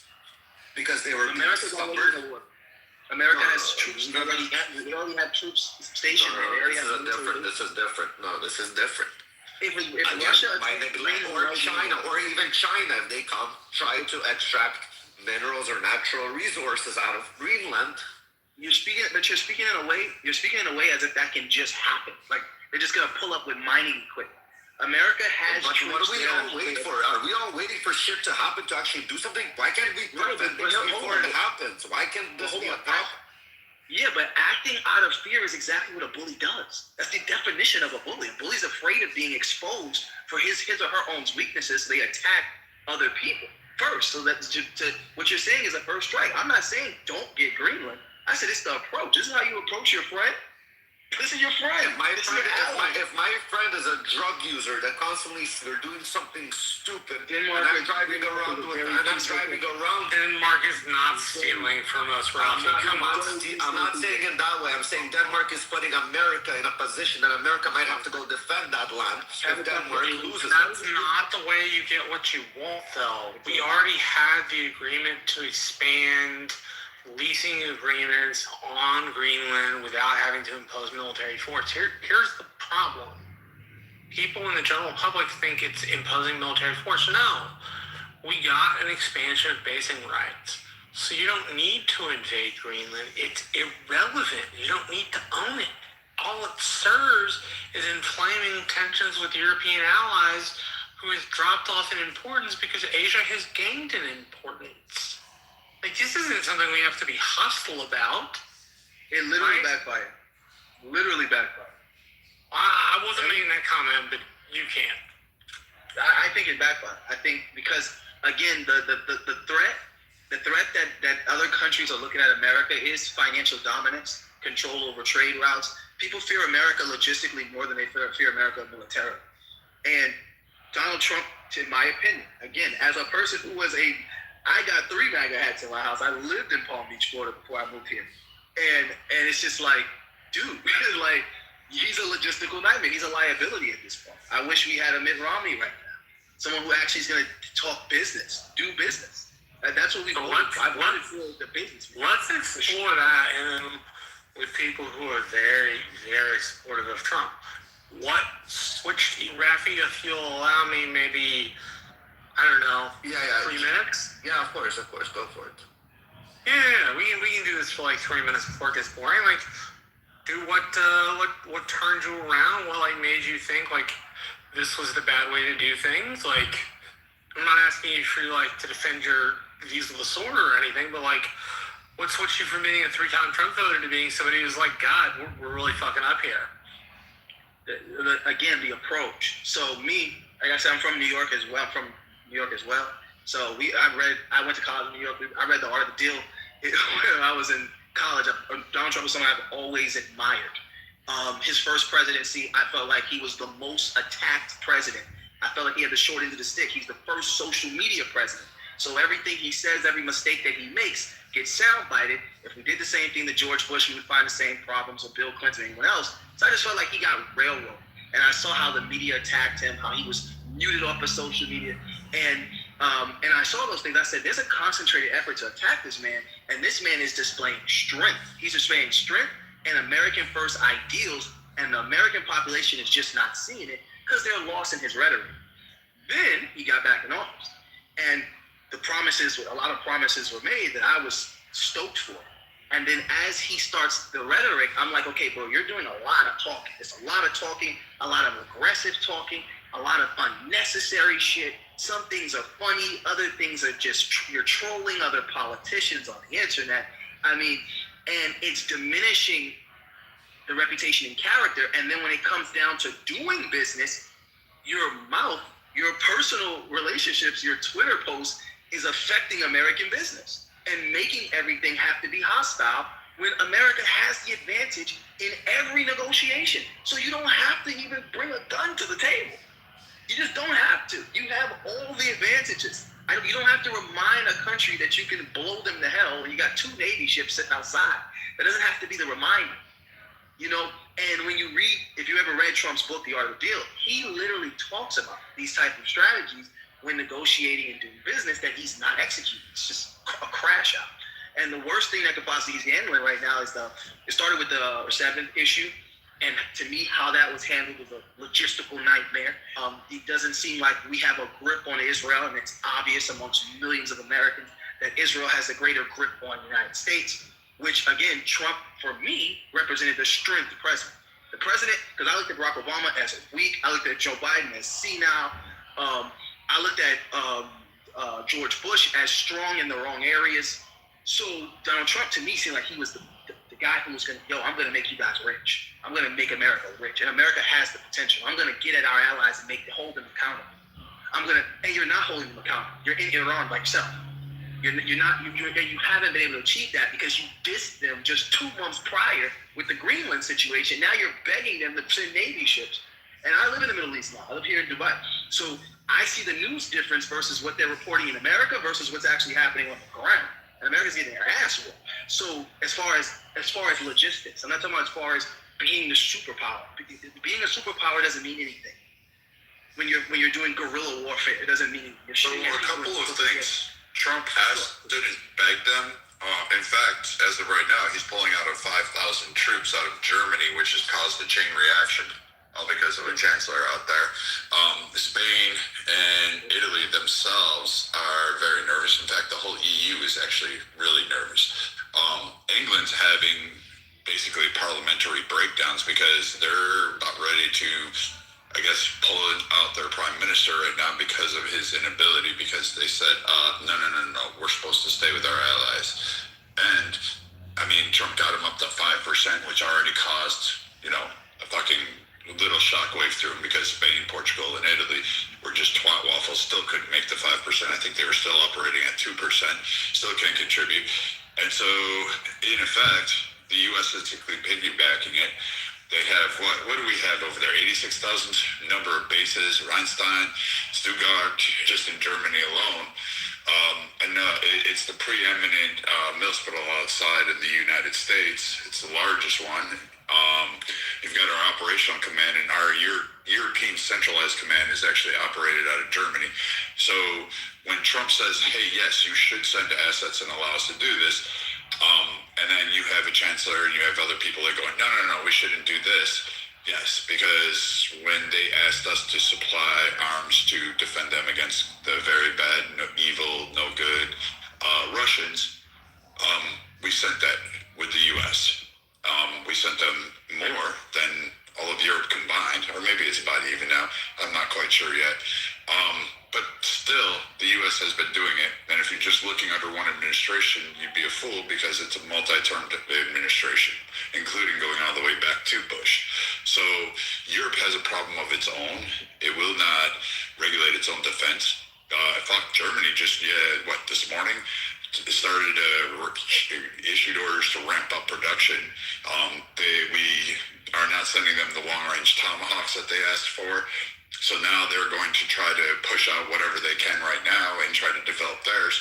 So no, like they needed us. We asked them to partake because they were our allies and because Trump probably in the United States usually says, hey, we do a lot for you. We don't want to spend all of our money on this. We want you to share some of this. That's a NATO ally. You're supposed to be there. We do it because we come running when you call. And we've done it. We've proven that in the past. So again, I'm not disagreeing with any of those premises. My point is that is the absence, regardless of the reasoning, the absence. And I just personally believe that there's more reason than one. So we can look at the logistics, we can look at the headline, or we can just look at the absence. The fact that, and this was what Trump's point was when he was running for president, was that America does more for its allies than what it's getting. Well, you're fighting an ally war, and America is doing more against Iran than Israel is doing. Israel is great. America, you got Iran. Let me go back over here and go back to fighting Lebanon, Syria for no fucking apparent reason. And it's just, to me, it's Yeah, but Israel doesn't receive very much money compared to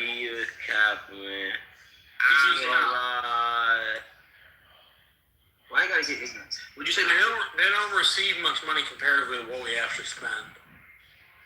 No, I'm not talking about how much money they receive. I didn't mention how much money Israel received. I'm mentioning what they're doing. The war with Iran is Israel's battle. However, America is doing majority of the fighting. Israel has pivoted its attention to invading Lebanon, Syria. Unless you think of it as a backlash to 47 years of Iranian predation upon U.S. citizens and military personnel. Unless you consider it that way, in which case you can consider the U.S. lost its temper. But okay, that's fair. So if you say the U.S. lost its temper, we're dealing with the president who said he wouldn't be doing it. So we're dealing with the president who said he's not interested in any war. He's interested in commerce. So I didn't vote for the temperamental president. I didn't vote for the revenge president. I voted for the businessman president. Yeah, you voted for the guy who was going to get shit done. Yeah, I didn't. Yeah, and I wouldn't have voted. This is where I go. I always tell people, if I could do it all again, I'm still voting for Trump because Kamala Harris is like the dumbest person on planet Earth. But at the end of the day, I'm just like, damn, Trump. So I just didn't vote for it. I didn't vote for you to say, you know what? Fuck it. That's not what I voted for. I voted for commerce. Barack Obama had a decent deal. I was under the impression that Donald Trump was going to get a better deal. I don't think killing the Ayatollah was necessary. It was absolutely stupid. Hold on here, because first off, the JCPOA wasn't a great fucking deal. No one, even on the Democrat side, when they sit down and actually discussed it before Trump, they didn't say it was a great deal. Even Barack Obama didn't say it was a great deal. It didn't have restrictions. It ran out in 15 years. It didn't stop the ballistic missiles, the weapons development. It didn't stop the long-range weapons development.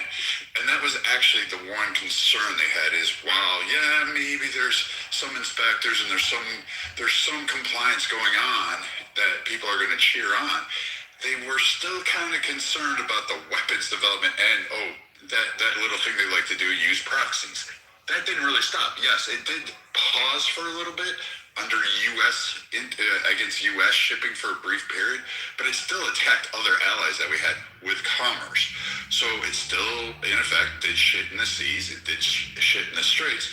So it wasn't like Iran just sat back being peaceful. Oh, by the way, they also bombed the fuck out of Israel. They kept launching missiles there. So they were in the right to bomb the shit out of Israel. No, they do? Okay, yeah. So you make a peace agreement.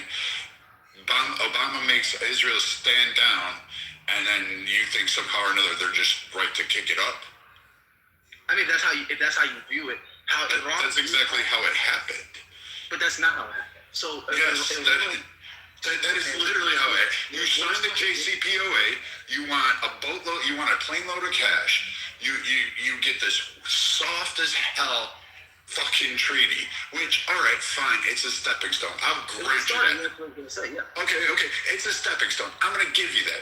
You get this soft as hell stepping stone, and then you still have funding for proxy groups to attack merchant vessels from other nations that are actually doing commerce with the U.S., and the U.S. companies are actually taking losses on those. They're still terrorizing the seas. They're still, they pause for like, what, a second, and then they launch missiles into fucking Israel?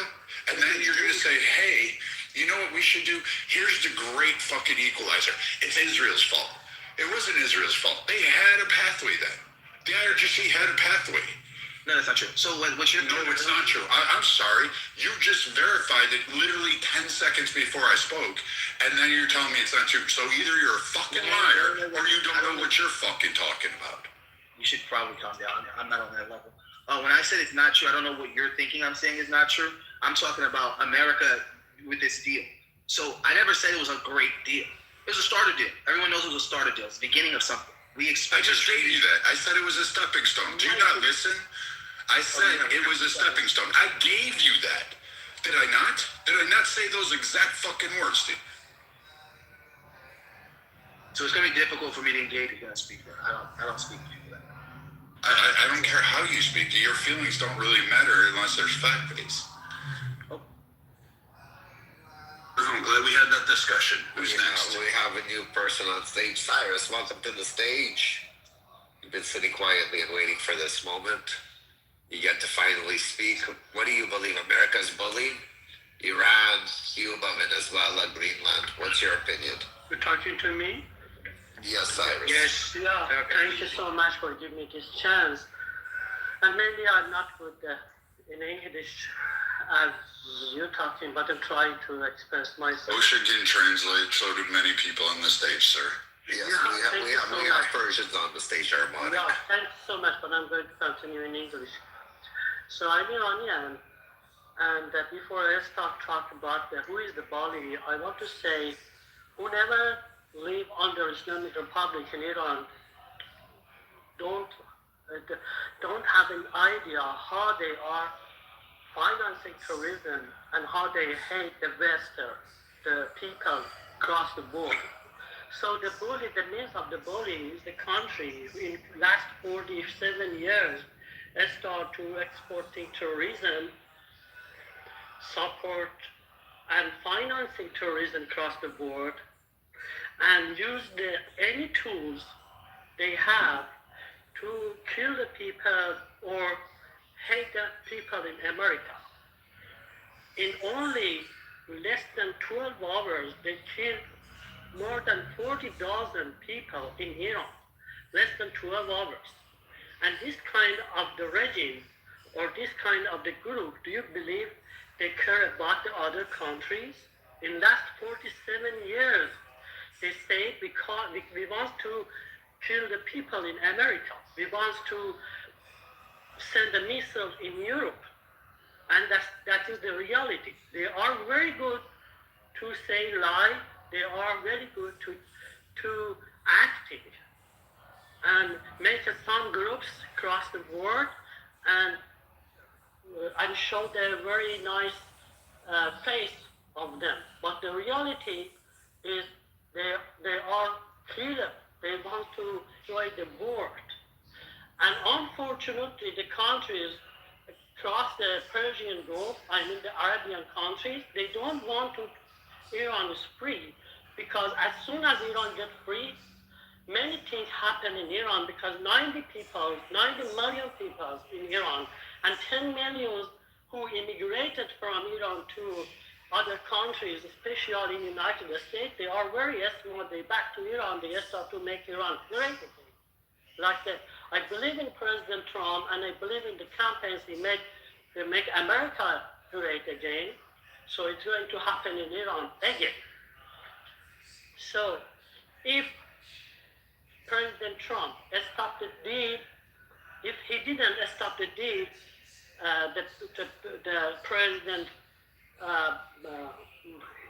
the President Obama made a deal, nuclear deal with the Islamic Republic. If he didn't stop that deal, today Iran has the nuclear missile, and no one could anything else. That's a very important point. And the war, not because of the Iranian, everyone, everywhere, has to support these things happening in Iran. United States is not the President Trump, is not the bully. The bully is the Iran, who wants to destroy everything because of what they have the belief to make something, I don't know, maybe something religion. So I'm trying to say what I want to say and express myself. Thank you so much to give me the chance. Hey, thank you for your input. Yeah, that was good. Let's go to. Actually, you know what? Are there any other people? Yeah, we actually had Viking come on the stage. Oh yeah, Vikings. Yeah. I made it like Marshall's like little chance there for a minute. It's fine. No, you came on the stage, you started defending, but we never got your opinion. Do you believe America's a bully?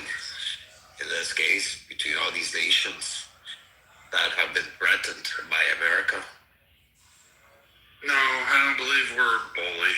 Do we exert will? Yes. And do we make allies go to the nth degree? Yeah, we will. But at the same time, look at what America has had to give for Europe in particularly, and for the Middle East. You've had multiple administrations, 2 world wars. I wanted to remind people, like, we are still suffering because of 2 world wars in Europe. And after the first one, it wasn't the United States that was carving up North Africa, the Middle East, and doing a bunch of shit. That was Europe. And then, of course, they went so far and they thought, hey, our shit don't stink. We can do whatever we want to. They created a second one. Yes, Hitler's a piece of shit. Germany was a piece of shit. I agree with all that stuff. But, you know, there were other people that sided with Hitler. You had a rise of, like, Mussolini. You had all these other factions that rose up and were there. And let's not forget, the French weren't necessarily our friends in the beginning. Remember that, too? So it wasn't until Hitler crossed over. Russia wasn't our allies. They were on the side of fucking Hitler. So, I mean, a lot of that dynamic was directly caused by the main countries, England, there. And in terms of the Middle East, Eisenhower didn't side with Israel, you know, post that, where, you know, the alleged, well, the coup occurred. I'll grant the coup. He didn't side with either Israel. He didn't side with Iran. He didn't give a shit. He wanted the Syrians to back down. He wanted everybody to play nice in the sandbox. He really didn't give a fucking. In fact, he insulted Israel. He insulted Iran. He insulted everybody. And he played his game because he's like, hey, you know what? You're going to screw around and you're going to say death to Satan. We're going to be this. We're going to nationalize oil and we're going to cut you off. And Eisenhower took $100,000 and said, I'm going to replace your government. And he did. Well, it was $1 million. But, I mean, he was able to do that. He bought a couple protesters in the street, sounds like BLM. And then he basically bought a couple politicians and some generals to say, hey, don't go out in the streets and shoot people. And he was able to overthrow a government. He was able to turn it into a more friendly area, to bring more conventional, and to try to put some roads in stability. And we've been dealing with crap ever since. So, I mean, I don't know. Like, I don't think it's a bully. More along the way of saying, hey, you know, we are the biggest guy in the block. We don't really want to have to engage. But if you really want to fuck with us and you're not getting the lessons that we're teaching you, then we're going to do something that's going to hurt you very badly. And you can't slap Americans and then say, oh, you can't touch us because it's unfair. Like, I don't think we're a bully, especially since we brought the longest period of peace to Europe. We brought stability to multiple regions. We kept other powers in check. We've supported. We have done some bad shit, but we've also done some great things. Japan is a thriving economy now, and they've been pulled out. China, to its point, was made whole. Like, the U.S. helped China. So, I mean, I don't know. I don't know why people think America's a bully. It's just a great Satan when you actually look at how much charity comes out of us, how many times we send our men and women to go rescue people when there's a hurricane or a typhoon, how many times we're patrolling the seas, protecting the seas, because piracy is a real fucking thing. nations killing your shipping is a real thing. I mean, I don't know. Someone has to really make that case that we're just a big bully.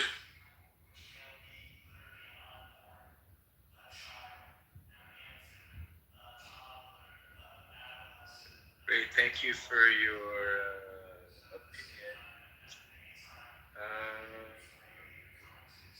I mean, Father, do you disagree? I mean, let's look at it this way. Donald Trump isn't the first one to say, I want to spread. He's not even the first one to bring up Greenland. Would the United States have taken Greenland at any point in time it wanted to? Should it? Of course. Okay. There's multiple presidents that have thought and played with this. Could we not have reinvaded Cuba and really put it into it? Yeah, absolutely. Okay. Venezuela. Obama put Venezuela on, well, I forget the name of that list, but he basically condemned them to the pathway that they're at, right? Well, that they were until Maduro got the hangover party in his bedroom. So if you take that and look at that, Obama, Trump, Biden, now Trump, you have multiple administrations that tried to work with it. So if it was a bully and you were fucking around with enemies of the Western territories and many other nations that were making everybody kind of hesitant and jumpy, there you go. You got the Panama Canal situation dealt with. We could have took it all over. We could have just seized the whole fucking nation and put it under our control. We could do the same thing in Mexico. We don't send tanks down to Mexico. I mean, I don't know. Someone has to make a bigger case. We're an empire, I give you that, but we're not. We're a maritime empire with economic power. Yeah, and what I don't understand, because the only thing that we hear in the U.S. is the U.S. news, right? So we don't get to hear of the other side, the opposition of side stuff. And I remember I was in an India room, and they were telling me, America's the bully, this and that, blah blah. Do you know that, for the last 100 years, the United States has gone into here, and they've all lost, and blah blah blah, and they've killed so many people, and blah blah blah. And I'm just like, well, that's fucking. I mean, that's war. I mean, unfortunately, And so it's one of those things where sometimes it's good to hear. Sometimes it's good to hear what the opposition thinks, because I mean, for whatever reason, because obviously. I don't think we're bullies. I think we're, Trump's message is to try to spread peace, try to create peace, and he's been doing that. And yeah, so people in the Panama Canal want to take over, like China took over the Panama Canal, and Trump said, you know what, fuck this, fuck that, we're the ones that built that, so we're the ones that fucking control that shit. And so, it's just shit that, other presidents haven't done, and they haven't looked at it, because for whatever reason, but Trump just says, you know what, fuck this shit. For the first time in our fucking country, we have a lot of partnerships with different countries that is actually bringing in a shitload of money, far more than any other president alive, or even before that. But and so it's when he says winning, we don't know what that looks like. And we're still kind of teeter-tottering, but eventually here, pretty soon, that we're going to be starting getting fucking dividend checks, for the tariffs. I mean, it's just it's all going to be crazy, but we got to go through the tough, we got to go through the tough spot first, before it gets better, kind of thing. So I don't know. I mean, that's funny about the Indians because they wouldn't even have the ability to do shipping if it wasn't for the United States protecting the ship lanes, teaching them combat exercises, how to deal with it, coordinating and kind of playing a buffer zone between China because, you know, Indians and Chinese people get along so fucking well. That's a joke for those of you in the room that may not know. They don't like each other. And then, you know, you've got a multitude of exercises, drills, assessments, equipment sharing, knowledge sharing, tactics sharing. We do give a lot to India to help protect them off of that so that they can actually succeed as a nation. So, yeah, I mean, you know, I laugh at this like everybody complains about it, but at least, you know, I'm not having daily clashes on Kashmir border. You know, I'm not like, you know, the U.S. isn't invading Pakistan, and for all these Indians, like you still have a caste system in your society. You're talking about rights and who's a bully, but you have a caste system that exists in India. You still have slumdog millionaires living it out there until they get to America. Like, I'm not trying to be mean, but spare me that whole, like, you're holier than thou approach and that your way is the right way and that just the U.S. is mean. And I'm, like, looking at you, like, the Ganges River is literally declared the most toxic, polluted river in the world.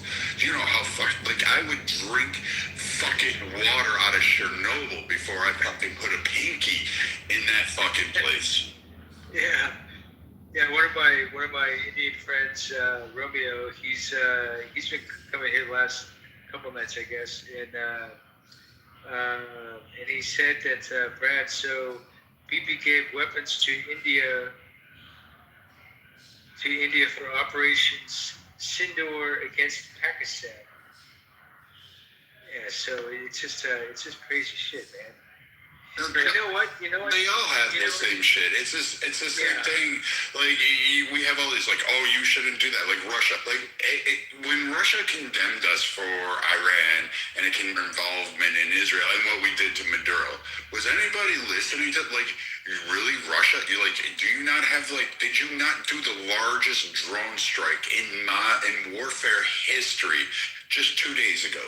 Did you not do that? Like, holy fuck, you're going to talk to us about what we did? We took out a guy who was just a dictator and he wasn't giving up power and starving his people. And we didn't bomb or shell a country into oblivion. We just removed him. And, like, we made him wear Hello Kitty underwear.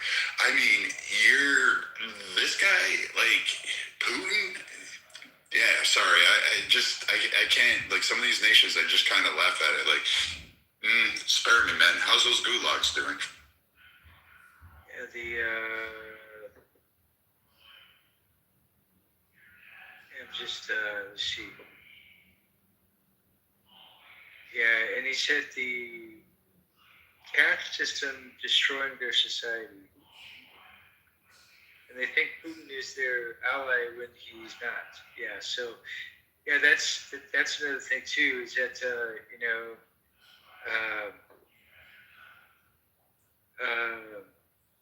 I mean, I guess to some extent everybody pretty much lies, but Putin is the ultimate fucking liar, I guess, if you want to call it that. You know, just like the Iranians, you know, the Iranian government, you know, they're a bunch of lying sacks of shit, and they lie to their people, they kill their people, and then they'll tell you, oh, hey, we're doing fine. Oh, hey, yeah, we're doing great. Yeah, this and that, yeah, you know, to the outside world. When in all reality, if you're an Iranian outside of the country right now, and you go back to Iran right now, you're dead. I mean, there's no question. They'll just fucking kill you on the spot. So, you know. So you mean that guy the other day that says he flies in and out of Iran on a weekly basis and he lives in Canada? You mean he was lying? When he said that 99% of all Iran supports the IRGC and they're all good? Damn. Knew he was lying. Yeah, dude. Yeah, totally.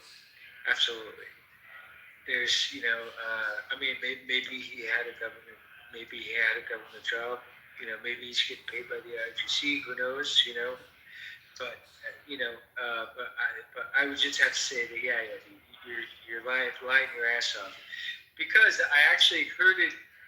I didn't hear about the killing, but I did hear about what they're doing with people that go back to Iran, and they are putting them through some serious serious questioning too. So it's just one of those things where you can't really believe really any of these people.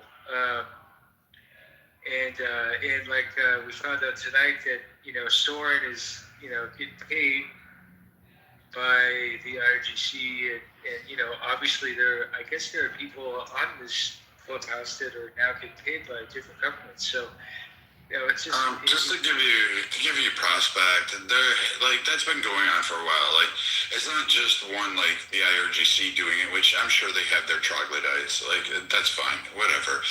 China is actually probably the biggest nation that interferes with our political system, our school systems, and they have a ton of groups through shell companies out there. Like, if you believe Malaysian oil and its money funneling, which people should look at this to kind of get some headway. Like, Malaysian oil that actually ships out more oil than it has in the region cumulatively by day.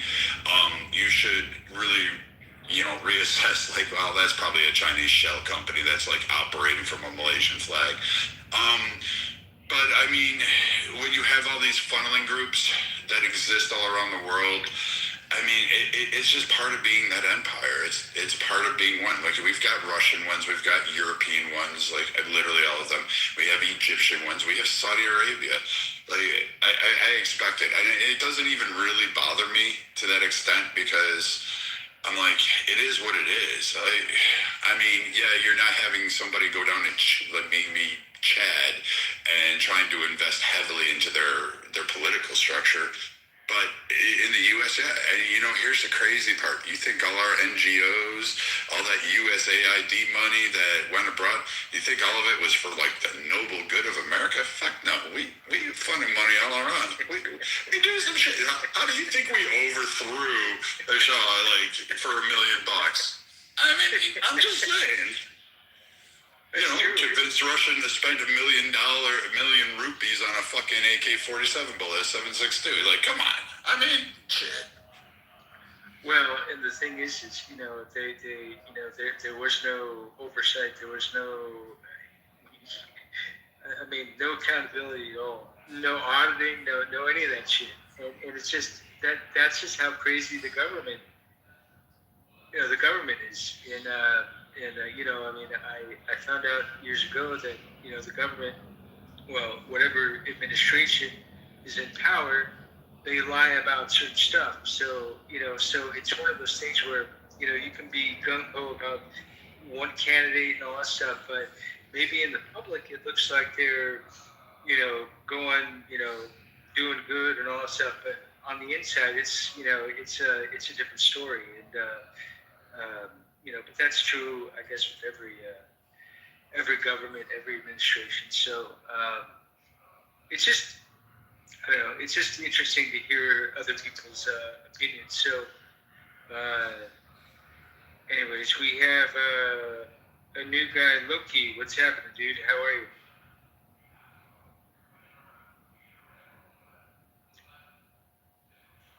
Loki, are you there?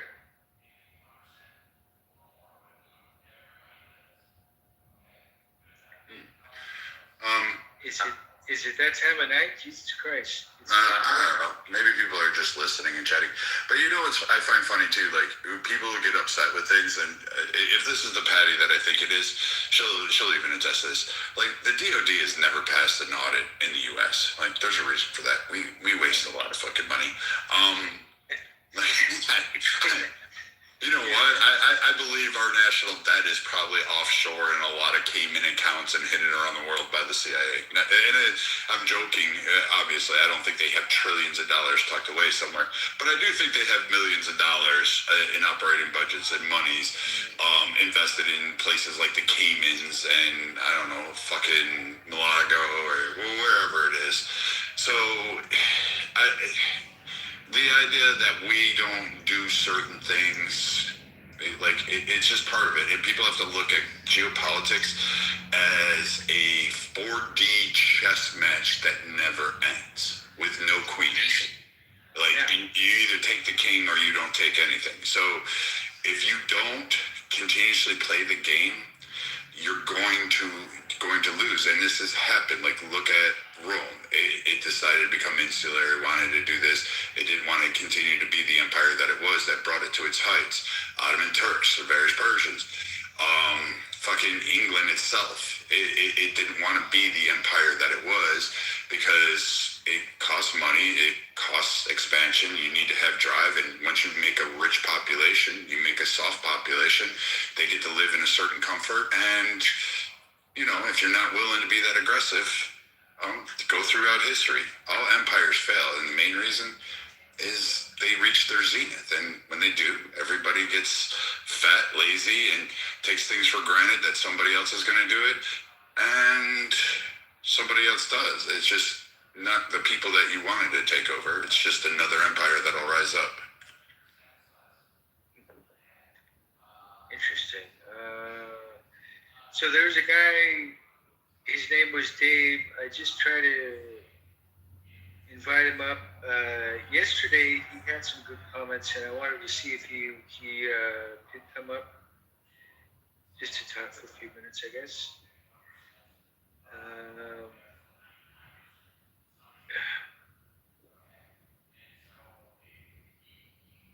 This is Patty from Politically Correct over here. There's a lot. I love these. No, that Patty. Is that Patty from Politically Correct? Oh, I don't know. She did serve in the military. Then that is Patty. So she can tell you, now, Patty's obviously got her own beat. I'm not going to say what she is. Patty, I have a lot of respect for her. Not only is she gorgeous, but she served, and she scares me a little bit. But KK still terrifies me. There's a big difference, though. Patty just scares me a little. But I mean, when yesterday, you should have saw Patty. She was in rare form. There was literally a lot of talk about weapon systems, geopolitics, strategic maneuvers of nations, what was going on, which fleets were going where, and what was being done. And I'm amazed because this room was huge. But Patty dismantled, I want to say, about 500 people.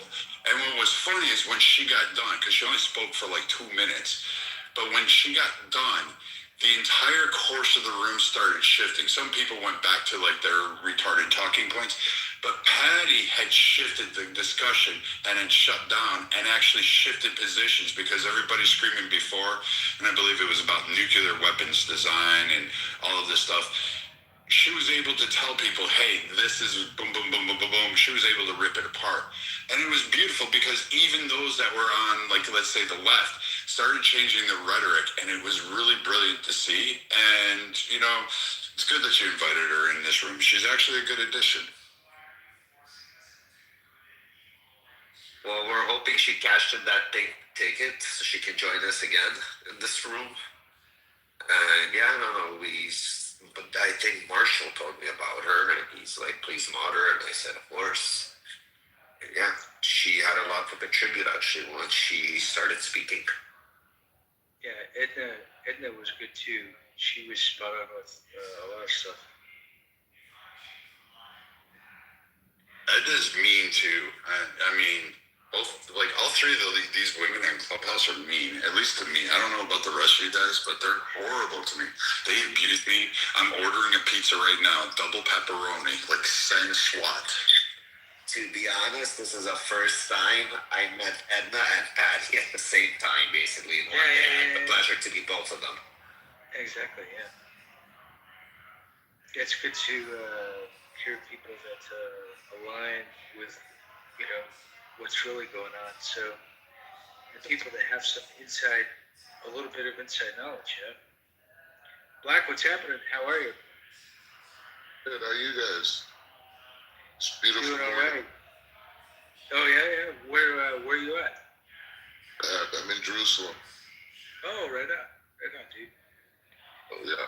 Well, so happy Sunday morning. So basically, the conversation today is America the bully, or all the other countries that basically is going on right now? Are they the bully? Iran. What's it? Iran, Cuba, Venezuela, or Greenland, right? So, Correct. yeah.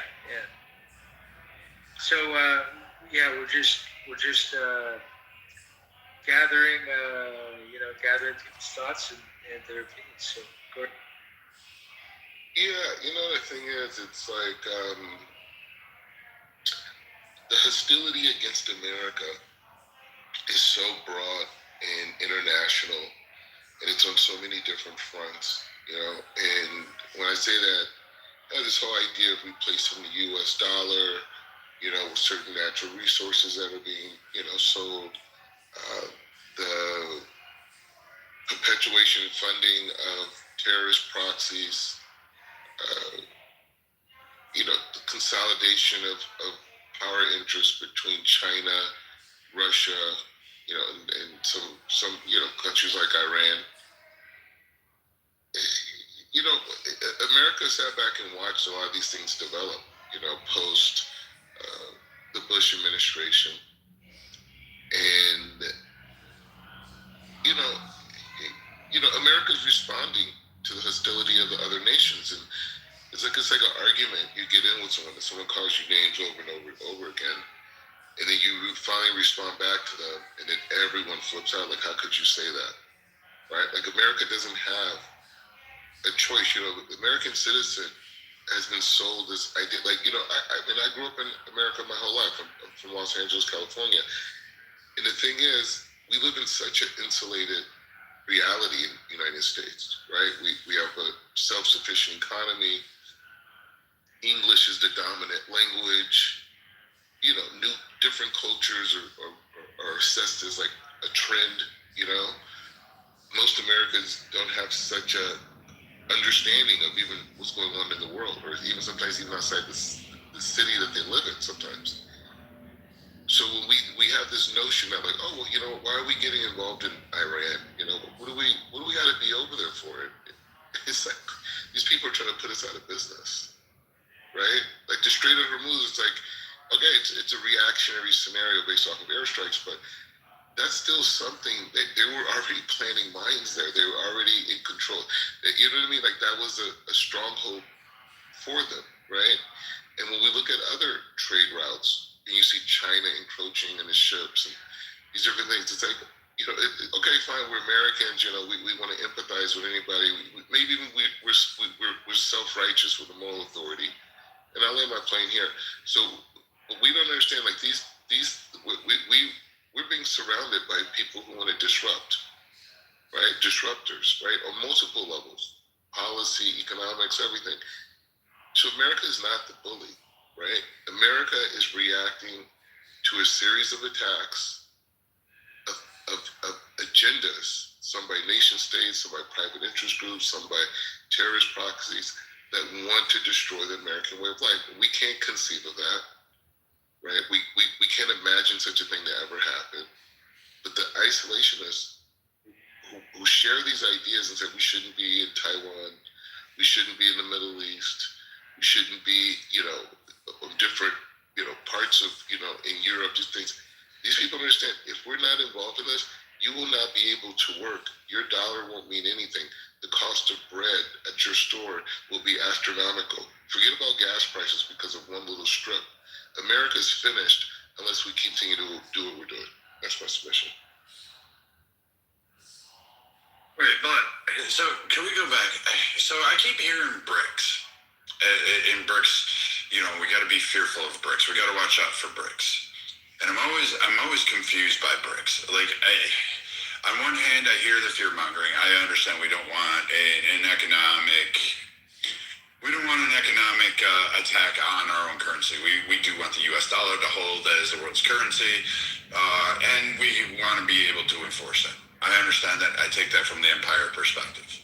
But the idea of BRICS, cumulatively, they still, all the nations together still cannot equal the value of the GDP and the strength of the dollar that the U.S. has. They're not even close to developing it because they don't have a single currency. So they can't even decide on that. They can't decide on who's going to be the leader. They can't decide who's going to be the head honcho. They can't decide what trade agreements because, quite frankly, even though China and Russia are making inroads, I grant you that. They are making inroads on trade deals. They do have some swapping back and forth. These are two nations, well, Russia, we can put... I don't think China fully trusts Russia, particularly with Putin, and there are concerns. Putin is old, and once he's gone, you're looking at, what is it, Zilla something or other, and then you had the guy with the X name for a half minute there, and you never know who's going to be taking over in that power. Like, once Putin goes, who's going to be in control, and what is their determination going to be? Are they going to make inroads to the U.S., or are they going to kind of hold their typical Putin position? I think so. They're grooming Medvedev, to be honest. That's an interesting take. I don't know if he's strong enough to hold that together. But, you know, it's a take. I mean, that's a good one. He's been there from day one, and when there was a transition where he had to be the president, he made Putin the vice president. Realistically, we knew who was running the show, right?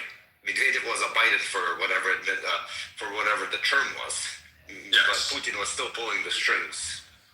But I don't know if he can hold, like, all the Russian political classes together. Do you know what I mean? Like, he's not as ruthless as Putin. You know what I mean?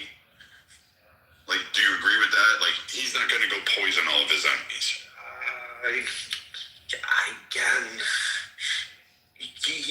The fact is that they're just keeping him. You always have to be mostly always scared of the guy who's always silent. You know what they say? And they kept him silent. The problem is, at least since Putin spoke and we know how Putin maneuvers, yes, we can't trust him. But the fact is that Medvedev doesn't speak. We don't even know what the fuck is what's running in Medvedev's brain. Correct. That's more scary for us because if we have to start dealing with Medvedev, we got to start dissecting him. And that is dangerous. I agree, but it also goes to show that even China doesn't know where he's going to be at because, again, historically, China and Russia have not been the best of allies. They're not even remotely They don't trust each other 100%. That I agree with you. Again, if they're waiting for one to trip or like to take advantage of the other, but they're still allies together. But yeah, they don't trust each other. And then you have India and China. They've never liked each other, and there's been some talks, I guess, and some trade, a little bit of quasi, but China treats Indians like they're dirt. So, I don't think really China and India are going to be, in much of alignment with that. I think India is trying to play both sides of the fence, to be honest with you. And none of the other nations have the strength to help carry it. They're either militarily or economically. They just, or even resource-wise. So unless you're going to talk like Europe and deciding to join BRICS, but even then, Europe is going to want their EU to be the head of it, and China's not going to go with that. Russia's not going to go with that. So I back to your point, Black, I just don't see where the fear-mongering is, and someone has not either put it down in my knucklehead sandwich way, like I'm a knuckle dragger, I'm a decade, I'm just an old salt, but I have yet to hear someone make a compelling argument that I need to be fearful of what BRICS is doing to the point where I need to actually watch it, because quite frankly, I just don't see anything that's really compelling that makes me concerned. But maybe you can do it. Well, I will say like this. Inefficiency is not a pass, right? Just because they are incompetent, their actions, their goals, their intent, right? Everyone talks about, genocide, this whole thing. The root of the concept of genocide has to do with intent, right? So when we talk about, things like bricks or whatever, it's the intent behind it, which is an act of hostility. It's the intent. And that's all we need, right? To deal with a threat on this magnitude. Maybe they're competent, maybe not, maybe they figure out, maybe some new technology comes out in the next 12 months that, changes, how we exchange currency, who knows? But the intent is a national security issue, right? And that's what we're addressing when we talk about it. It's not that it's funding proxies, right? Sending them missiles. They may not fire them, but it's the intent of why they gave it to them. That's the issue, right? And anyone who has an intent to disrupt the American way of life is an enemy to the free world, right? And that's the focus point, is the intent.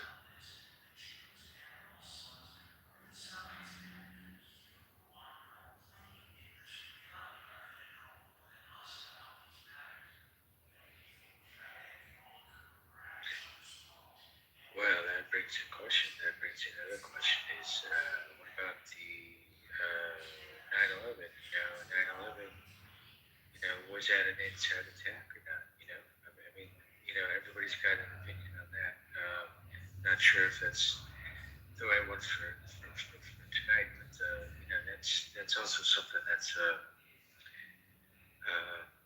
is interesting because they said the Saudi people were in the planes. So if that's the case, then why the fuck are we friends with Saudi Arabia? You know what I mean? If they did that to us, then why? Then why did we go to Iraq? Why did we go to Afghanistan? You know what I mean? I mean, it's really just a weird game per se.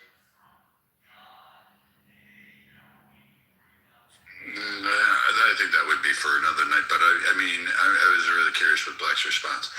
So, how do I put this?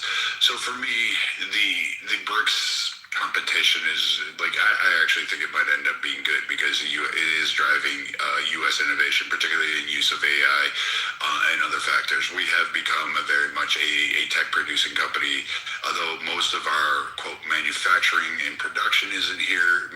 Most of our designs, our tools, our repairs, our knowledge, all of that is kind of here, which is why China's trying to steal all of our IP. But I digress. We go back to this.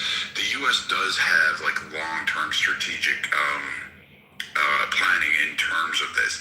It is using the SWIFT. It's reinforced some of that. It's helped out there. It's got the new development bank. It's done a few things that have really basically ensured that the U.S. is going to be able to have a lot more economic pull, and it has decreased China's and Russia's influence. Where? So we got 70% of the platinum on Earth. South Africa. Who does? We got oil. We Who got does? everything. Who does? Us, me, South Africa. South Africa has it? Me. You do. You own all the platinum. Us. White people own it in real life. But Trump cannot do shit to us because we're the slaves. What? We dig. We're the slaves, yeah, real life. We dig. Okay. So. Like artisanal mining or just mining in general? It's like kicking out the Mexicans, and then you're going to be like, yo, Black Americans. And you're going to get the fuck now. Same shit to us. What? It's so you, Donald Trump. Okay, I'm Donald Trump. Okay, I'll be Donald Trump for a day. Fuck Donald Trump. Mr. Donald for what? Yeah, I'll be Donald Trump. I'm Donald Trump. I'm just sitting here as Viking bread. I'm Donald Trump in real life. Let me tell you okay. something. Well, you haven't talked with the President of the United States. You're controlled, okay. We are controlled by England. We are still under the British control. You are. Would you like to be under? Yes, Would you like to be? Hold on. Would you like to be under Mr. Donald Trump's control? Since he's on stage No, right fuck now. Donald Trump. We don't give a fuck about that nigga. No, since he's on stage right now, we can ask him. Maybe he can assist. We can add one more flag here. Man, you know Donald Trump is not here. This is not Truth Social. What do you mean? Trump, real life, Donald J. Trump. This is Viking is Baron Trump. It's Donald Trump. It's the next closest thing in power. We've got good trade deals with America and South Africa. We even give you food, everything, food, whatever. That's why we actually don't really talk. Where's the holes at? Where the holes at? Oh man, hello. Wait. But in real life, we need each other. We do. Let's give it a stand. Let's give it a power. We do need each other. Well, we've got all the minerals. We've got oil too. We've got oil there. We've got oil there. But we get along. That's why you'll see South Africa's talking shit. Because we get along. By the way, they so I respect Donald Trump on that part. At least it's not that crazy. Yeah, I respect Trump for that part. Yeah, what you want to say, my nigga? Are they done killing the white?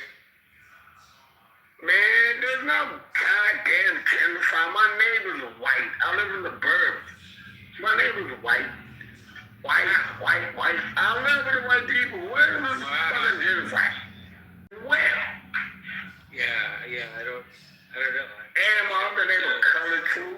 I know you don't like that Trump colors. You know, but the news, that's what they tell us. They tell us, that the government's killing white people. For what? Man, this is why. Hold up. Why would it kill you? This is we made peace in 1994. We made peace, bro. Like, we made peace. We're like, okay, you know what? Fuck what happened in 1952 I can't hear you, Rafi. to 1994. We made peace. We'll talk about it. So where's this genocide? I don't understand this shit. Everybody Where needs is to it? add me Where is back. it? Come on. Yeah. Bro, go to Cape Town. White. Johannesburg. White. My neighbors. White. Come on, man. Where are the black people in South Africa? Like where do they usually hang out? Me? You, yeah. Like where? Like everywhere. We're the majority. Oh, I got you. Yeah, so we're everywhere. Like so everywhere. Hold on. Let me ask you, how are you guys with Boko Haram? Nah, we don't fuck with Nigerians. We don't like. You guys don't fuck around with Boko Haram. South Africans do not like Nigerians. No, fuck Nigerians. Listen, I had to ask, right? I would choose a white man before I choose a Nigerian. No, they don't. Nigerians aren't welcomed anywhere in Africa, really. Nigerians are full of shit. They're scammers, they rape, they kill, they kidnap. No. Family, please, never, ever trust any Nigerian in your life, please, family. Are people in South Africa, are they honest about stuff? I mean, do they have morals and everything else? What do you mean morals? Well, what do you mean by that? Like they know the difference between good and bad. You know what I mean? Killers. Well, not necessarily. Gangsters. Yeah. Like Chicago. Yeah. Man, gangsters everywhere. Yeah, there's a lot of thugs there. Even our president is a thug.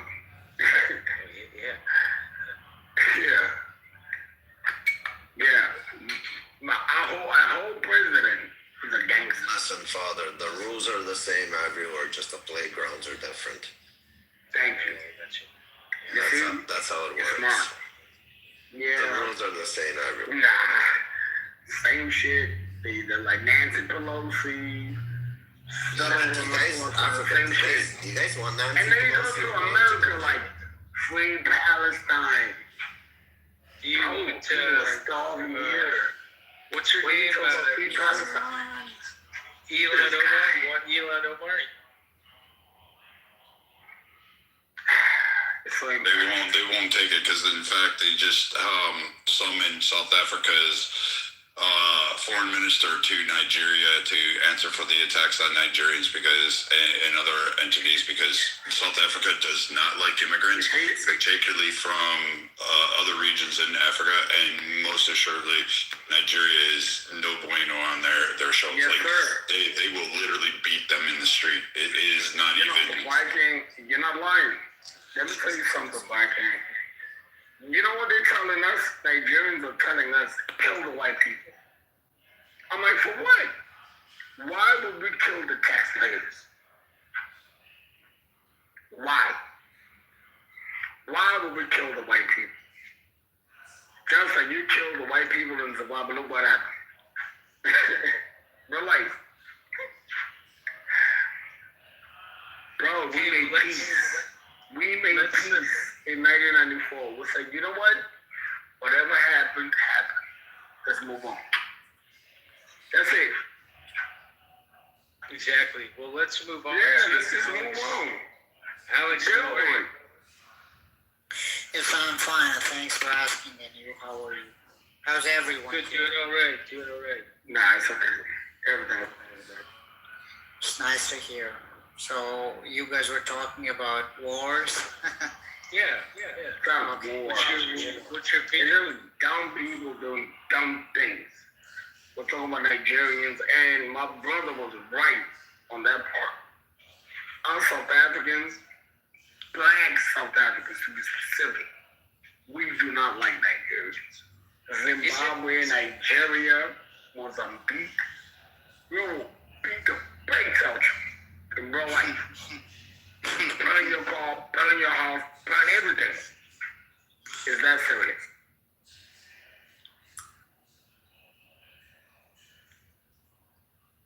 So one thing about what's going on. Let's cash in our pink tickets. If you can go up to the top of the room, click the join button. Therefore, we can invite you up a little more, and everything else we can give you some more airtime and all that stuff. Because there are people on the stage that haven't done that, and we can only limit the time. So, anyways, let's go to let me see. We have Alex that joined the stage. Oh, Alex, yeah. What's going on, Alex? How are you? Yes, I'm fine. Thanks that guy. He was talking over, so that's why I just muted myself. Yeah, you were asking about my opinions on wars, like what's going on. Okay. Yeah. I think,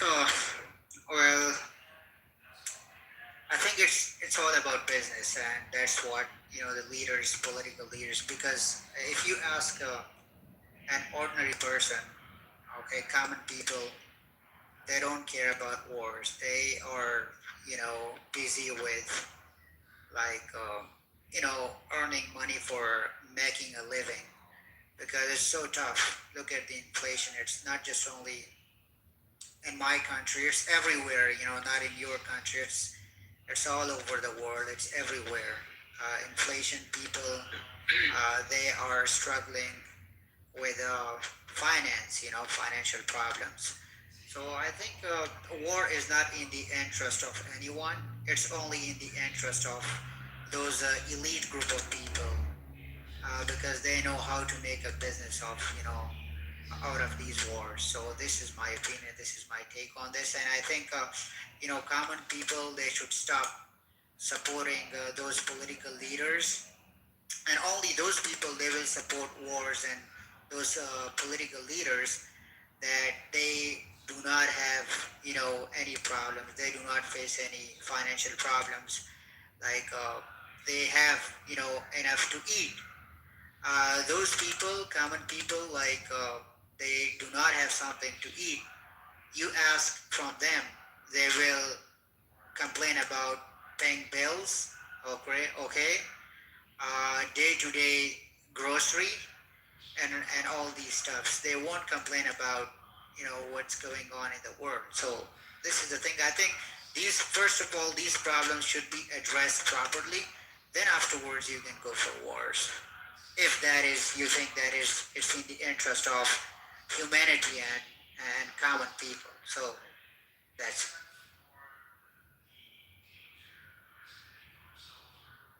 Wait. And so I had trouble following you for a second. So could you say that first part again before you said, then we go to war? Like those first steps that you said?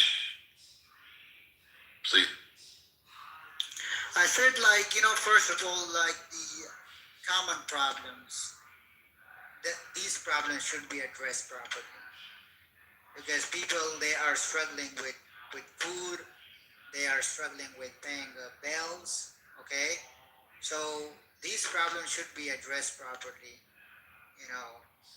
rather than... Before we do wars? Yes, like, look... But Alex, let me ask you a question. Did you notice in history when tough times come, usually wars help the economies? Wars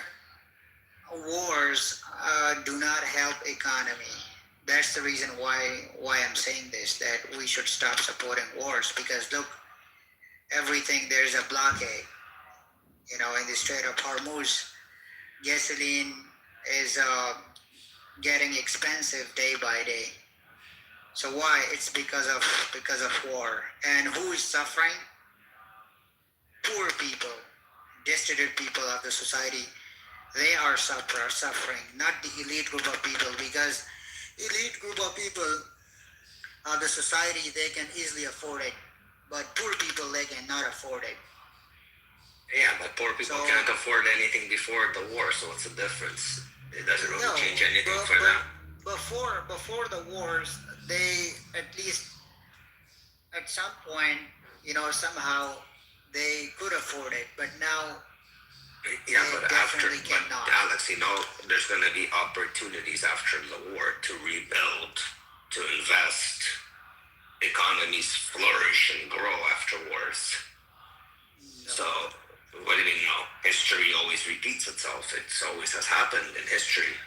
What do you mean, no? Right now, yes, it's hard times. I agree with you. But if we wait out the hard times, we get rewarded. Like, who do you want to fight with? Like, who you are fighting right now? Who initiated this war? Iran did not initiate this war. So we know where you're coming from, but this is great now that we have you here. Iran didn't initiate Iran never in the parliament called America and Israel big Satan and small Satan, Alex. That is a freedom of speech. You can't. I agree with you. So is a freedom. I agree with you 100%. Okay, Alex, hold on. I agree. We're agreeing. Freedom of speech. Iran has freedom of speech, right? Hey, Arash. Alex, you know what? You're a piece of shit. They just killed 42,000 people. That's freedom of speech, you fucking piece of shit. That's where I was going. Hold on, please. Let me speak to him nicely, because I know where he's coming from. So, yeah. What you guys did, like... What is us? What you guys have achieved from this war, tell me. Well, we're crippling the regime. We're going to give back to the people the power to fight and take back their country. We're going to weaken the regime. People of Iran, I'm the neighbor of Iran, okay? This piece of shit is from Afghanistan. Terrorists from Fatimiyya Kosun Nane Jendat. Madar Kyoni. Mordagao, you are... Mordagao, Kosfurush. مادر تگایم خار تگایم کسبوش افغانی مادر جنده. You are a motherfucker, okay? Let me tell you something. See guys? Now he went to the mother and father. If you use bad insults, this fucking piece of shit. He is a terrorist from Fatimiyun. You know the Fatimiyun terrorist group? He's a member. This piece of shit is a member. You guys are terrorists, okay? You guys are terrorists. See, I'm citing a terrorist group as a terrorist group, and he's telling me I'm a terrorist. This piece of shit is a terrorist piece of shit. People of Iran, they will never be with you. Okay? They stand by their government. Wait, hold on, Alex, stop. You think that, we were okay, I got it. You're the Iranian Martin Luther King, whatever. I got it. Okay, you're the Iranian Jesus. Okay, Alex. He's from Afghanistan, this piece of shit. He's a terrorist. Kids at school, you bomb school. Okay, yeah, bomb schools, okay, got it, Wait, this motherfucker. Wait, just hold on, I got it. Give it to Viking. Alex. Innocent kids. Okay, Alex, are you done with the script yet? I got it. You got your AI script right there on the phone. Do anything beneficial. Okay, Alex. Human rights organization. Oh, Jesus. Okay, so. Okay, dude. He's trying to hijack the room. Okay. I know. It's a call for the human rights. Okay, I'll mute him up for you. I'll keep muting. Here, I'm gonna fix that. Women will tell you to shut the fuck up. So shut the fuck up. So we just moved him down. So Alex, I get your prepared AI script thing that you're reading off, and you got your nice little talking points there. But if you're really interested in having a genuine conversation, I'll invite you back up, or somebody will. But if you're just going to read your script and then do exactly what my friend said you were going to do, Arash, I know I didn't say that fucking right, but still, I'm going to tell you that you're probably going to lose on this. So, don't give the speech, just have the conversation. You're going to have your side, you're going to have your points. You may be wrong, but, you still have your points. Okay, so we have Hans. Hans, how are you? You don't want to. How about you? Hold on, Hans. 1 second. Viking, you want to continue with them or? Let me tell you something. Okay, wait, Alex. This is a one-way conversation right now. You're gonna have that. You're gonna have that. Wait, Alex. I don't want to have a one-way conversation. No, I haven't prepared any script. Alex, shut up. Then shut up. Put yourself on mute. We're gonna explain the rules right now. There's rules here. I understand the rules. I understand the rules. There's rules here. You don't understand the rules. مادر جنده خفه شو کی تو کسنر جنده مادر جنده خفه شو بردگاه کسکروش. We have rules here. I understand the rules, but this guy in Iran. Ben Jude, mother Jude. Hold on 1 second. This guy in personal language. Okay, I understand. So, see that little green bean that Viking? This guy is an abuser, an Israeli abuser, this guy. No, of course. So Viking has that little green dog beside him. It means that he's next to Muhammad. There's nothing closer to him than Muhammad. Okay? I got it. So, what you're going to do, there's the rules here. Like the Quran. There's rules in the Quran. There's rules in my room. Okay? And Viking is Muhammad right now. That little green dot, that's what it means. From Donald Trump to Muhammad. Yes. So you're going to listen to Muhammad right now, and then you can respond back to Muhammad. Muhammad, please go first. All right. Alex, so let's take your initial point. You said, and I quote, what are we going to get out of this? And the goal eventually is to bring some stability to the region. Because let's be honest, Iran is not the pillar and the beacon of fucking stability in the region. I will grant you that there are other political constructs at foot there. There's a lot of other dynamics. Not everybody's actually 100% innocent, nor is anybody 100% evil. But Iran is not necessarily the best player on it, and nor are they the victim when you're the victim now. But you can't always say that when you've done for 50 years, you've done attacks on other nations. You're as the IRGC, you've done exactly what everybody is accused of. This is why multiple nations kind of were like, we don't really care about Iran. They care about the oil. That is all they cared about. They don't even give a shit about the bombing in Iran. And the sooner you realize that, the sooner you come to the grips with it, okay, so now maybe we aren't the best players because we don't have the world support. They just want the oil. They just want the energy. They don't want the oil prices. So now you have something at play here. Now you have a chance. You could actually foster stability. You have a chance to go forward. But if you're going to read the script and talk about like how you're the pure ones and you're going to conquer the world and end Jews and destroy other people, well, then you're just going to lose. You're going to get a warhead in the forehead, and it's going to be nice knowing you. Well, let me tell you something. You guys are thinking about oils. Your president, first of all, look what he did in Venezuela. He did that for the oil. Listen, Alex, I'd rather have my oil money as an Iranian go for cheaper to America than to go to your bitch ass in Pakistan and Afghanistan and Iraq and those fucking militias that are being paid by our fucking. Why don't you hear me? Let me tell you. Why don't you say anything? Why you guys? Oil coming to you. Glow. Why do you guys don't say anything to Russia? Why do you guys don't say anything to Russia? Because Russia has the What are you talking about? We do say shit to Russia all the time. We, in fact, have funded Ukraine. Country and can fuck and can beat, the shit out of. They can't beat our country. They can't beat Ukraine. What are you talking about? Come on. They didn't take. Okay, Alex. Did they conquer Ukraine? They're plumbing Ukraine. Okay, yeah, they're bombing, and Ukraine's bombing them too. With the NATO and the Did you not hear that Russia held a May Day festival amongst toxic fumes and forced people out into that? Did you not hear that shit? Like, do you not know what's really going on? Why you guys run away in the middle of the night from Afghanistan? You guys. What, after 22 years? Yes. We didn't run away. You know what our there's just no one left to shoot. You guys left there $85 fucking billion worth of equipment, and now Taliban. Yeah, and it didn't really matter. It gave jobs to Americans. Go rebuild them. You guys still can't fly. What you guys do? Yeah, look, people there dying on the street of. Yeah, you brought slavery back to Afghanistan. Hats off to you. Of California. Yes, we did. Those people, like they are giving their heart. Okay, do you not have people dying in Iran? No, they are. No, there's nobody dying in Iran. And paying taxes. Not from missile strikes. To the U.S. government. Not through bombing. Not through IRGC kidnapping them when they go out in the street. And they're plumbing back. They're plumbing back on their ass. If that's what they're getting by those wars. Who's getting what? They have created a chaos in the region. Yeah, okay. So again, I'm glad you picked up California. Okay. The United Nations. And you were fun for about 30 seconds. Okay, great. So I get that you want to pick on California.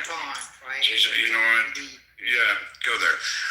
So I get that you want to pick on us domestically. We have a shit ton of problems. No, you can stay down now. You bored me. So, listen, I've been Muhammad, Donald Trump, and now I'm Satan. Like, you know what? The circle is almost complete. You have to fix their act up there. If you could call that 3 times, that's good, man. Yeah, right? Must be true. My pagan ass is going to go out there in a blaze of glory.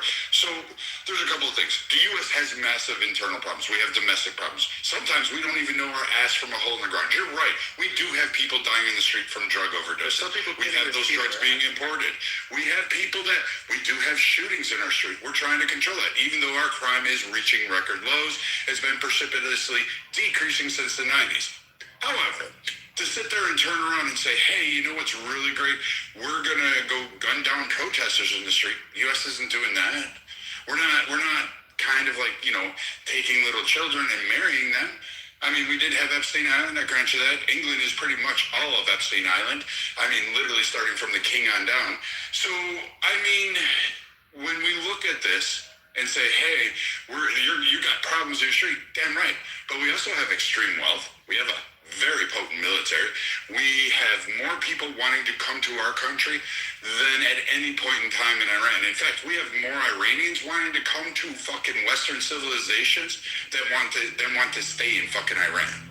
So because there's a war going on right now there. Well, it was probably leading up to that. There is probably a little bit more than that.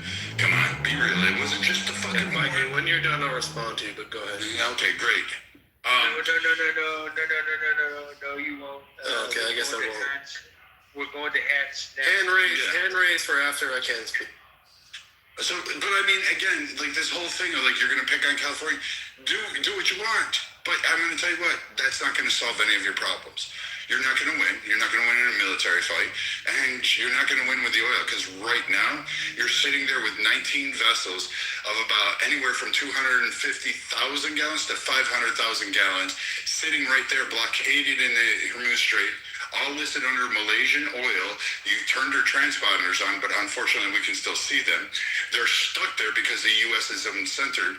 China's trying to work on the back channels with Basset and all these other entities, trying to get them to allow them to have it go out.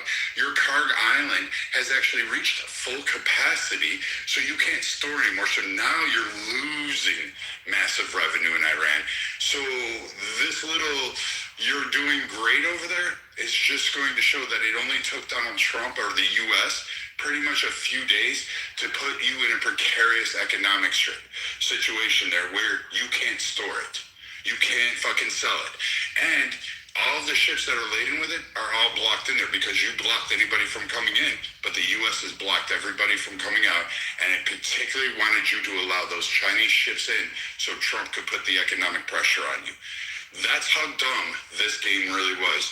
And you didn't see it. So while you're sitting there focused on Instagram models from California doing fucking whatever else they want to do and shaking their ass, you got played in Iran.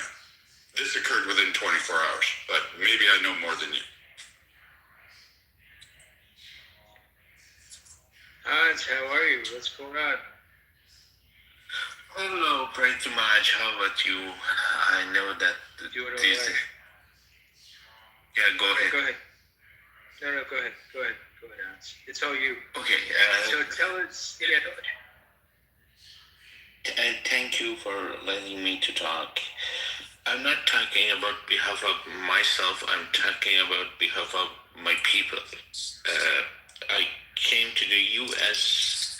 2 years ago, so I'm really, as I can go, I can tell you that I'm deeply and Persian people. So based on this fact, I can tell that someone is, yeah. Based on this fact, I can say that I'm talking about behalf of my people. Right now, in the Middle East, we have two different players. One of them is Iran, the other one is Qatar. By the way, Qatar is a good player before this war, and the leader of the Qatar was respectful about their international laws, everything else, and working with most of the part of the world. But Iran is not a good player.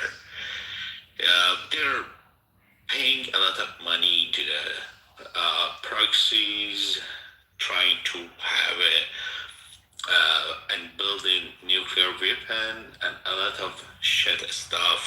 So based on this fact, I can say that the way that happened here and the oil that maybe takes from Iran to the other countries like China will not get back the price, the money to the Iranian people. So they will put that money to the proxies, terrorists, and other stuff. So I'm not agree with saying that the U.S. wants the oil of the Iran. I'm saying that this is a cost for making an stability based on 48 years that passed until these days.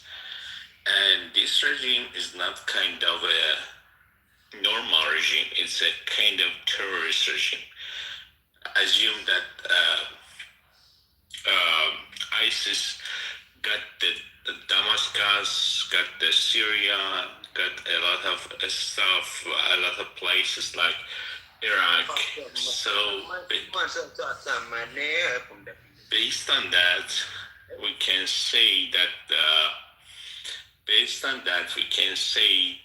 that the Iranian regime right now is the ISIS that win the war. So right now, the U.S.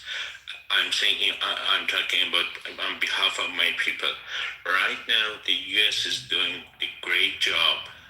Israel is doing a great job, and we are supporting them 99%.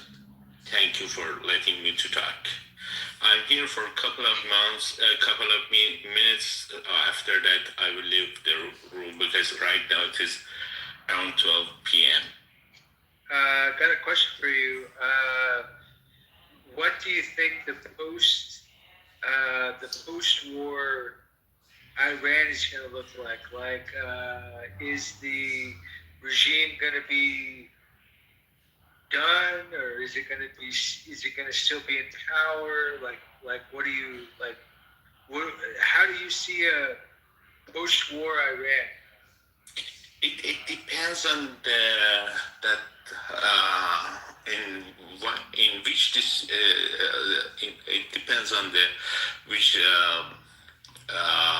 part of the war get ended. So based on this fact, based on what do we have on the table right now, this regime is more radical rather than previous regime before Khamenei get died. So, but after maybe the next war that is coming, I think, and I hope that that will coming very, very soon.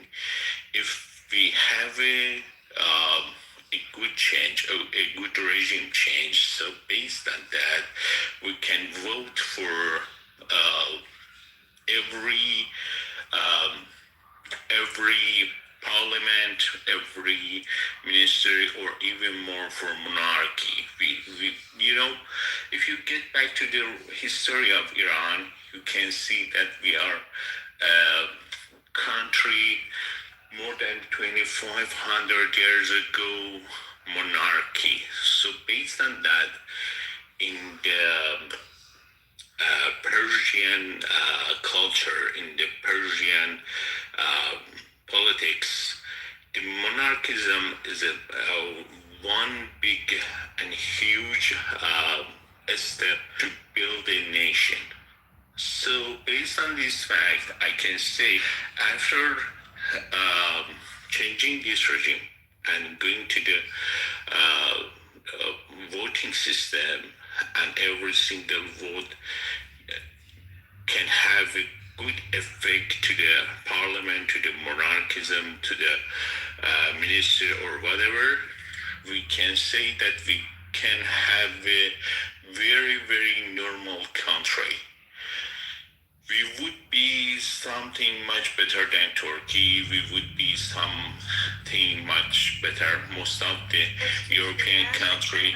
Can I just interview one second? This terrorist piece of shit just said Hitler did a great job. Kick him out. This Alex terrorist Pakistani.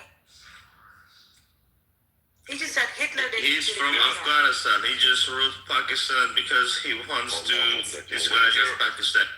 You're a mod, and I see you chatting with him in the chat, so you can remove him if you want. Please, hands continue. Good. I'm sorry. Yeah. These piece of shit. Yeah, maybe. Okay. Yeah.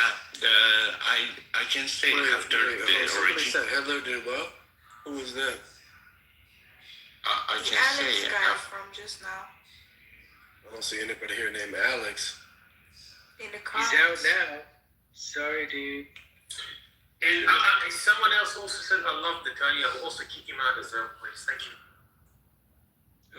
Who's that? Oh, look, someone's defending the guy that loves Hitler. Hey, it's the same thing. Hitler, Netanyahu, all of them. Shut up, shit. Soren. Kick them out. Soren, you're an idiot. If you want me to compare the differences, I will in your DM. But you're dumb by saying that. Really? Hey, go. Do you think Go. Longer than today, Soren. Shut up. Hey, go. Why don't you go ahead and tell us your opinion on what's going on? The difference between Hitler and Netanyahu?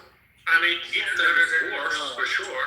It's 2000 cases. Hold on, one at a time. Calm down, man. What's the question I'm being asked? Just what's your opinion on what's going on with the war, and what do you think a post-war Iran? I don't care about Iran. I was just talking to Sorum, and I will talk about that if you like, but I don't want to waste your time. So let me know if you want me to talk about that. We'll talk about whatever's on your mind then. Yeah, comparing Hitler to Netanyahu is absolutely insane.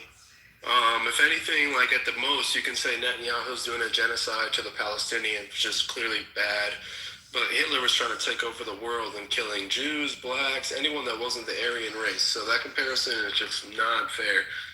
I agree with you, actually. I mean, Yeah, so that's all you need to say. I don't need to hear any of you. Right. So you were wrong. Yep. Okay, thanks. It's just disrespectful. I don't want to talk to you. Okay, I'm glad you agree. I agree with you because I think Netanyahu is worse than Hitler, so it's just kind of disrespectful to Palestinians. Fuck off. I don't want to talk to you. So, I mean, okay. He says that. So he's worse, right? But I'm just telling you, he was trying to take over the world. He was killing multiple races, everyone that wasn't his preferred race. But Netanyahu's worse. Why is that? Well, man, because he's killing the Hamas and Palestinian terrorists. I'm asking Soren. The U.S. politics. And look at what's happening. Guys, do you guys support Donald Trump? See, this is why all you guys are children. Honestly, it's crazy that the U.S. Who likes Donald Trump? has to follow the order of the Zionist regime president of this order. I mean, honestly, who brought the United States to this war? It wasn't the Congress. It was the Iranian regime trying to get nukes. Yes, Iranian. Yes. It was everyone knows. Rubio said that on radio. He never said that. You're a piece of regime. He never said that. Now shut the fuck up and go get your source. Otherwise, shut the fuck up, okay? Look it up, Mark Rubio. No, you look it up. I'm not gonna do your fucking homework for you. You look it up and paste it in the chat room. You fucking hypocrite. Your homework. Soren. No, it's not my homework, mother. Soren, just so you know, Hitler would have saw you and took off your head if he could at any second. Wow, that's Soren, come up with a source. No, that's just the truth. That's just the truth. I wouldn't know, but that's the truth. You're gonna be off the app very soon after. Yeah, okay, so make me get off. Wait. He said Hitler would I dare you to try. I dare you. Wait. Hold on. Soren, you just came up here and said Netanyahu. Jesus Christ, dude. Soren, I don't want to talk to you because I think you're stupid. So we're gonna do this. No, I'm not gonna kick him out. I'm not gonna kick him out because you came up and said that. Hey, you just said, hey, dude, don't. Like, I really don't. Why does everybody wanna? Like, dude, you think you're in power? You're not. You can't even fucking defend your own nation. Shut the fuck up. You said Hitler is worse than Netanyahu. Go, or whatever his name is, said, you know what? He would have beheaded you if he could, which is actually fundamentally true because Hitler was a fan of the fucking Middle East. Don't waste your time on that fucking idiot. Just kick him and don't remember him. Bye. See, you guys have to understand that when we tell you that we cannot have any more peaceful conversations anymore with these guys, and we've reached a point where, it's just only force works. Force. No, I think we can have peaceful conversations, but when you say something as stupid as he did, you can't. Oh, believe me, he's watching his words because there's a whole crowd watching. You should know what goes on in this guy's head. You don't know. Believe me, it's not.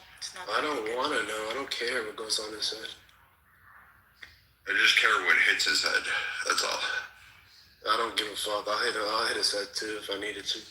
No, we have warheads for that. They're called tomahawks. Yeah, there's also 2 things you got on your body too. They do it for you.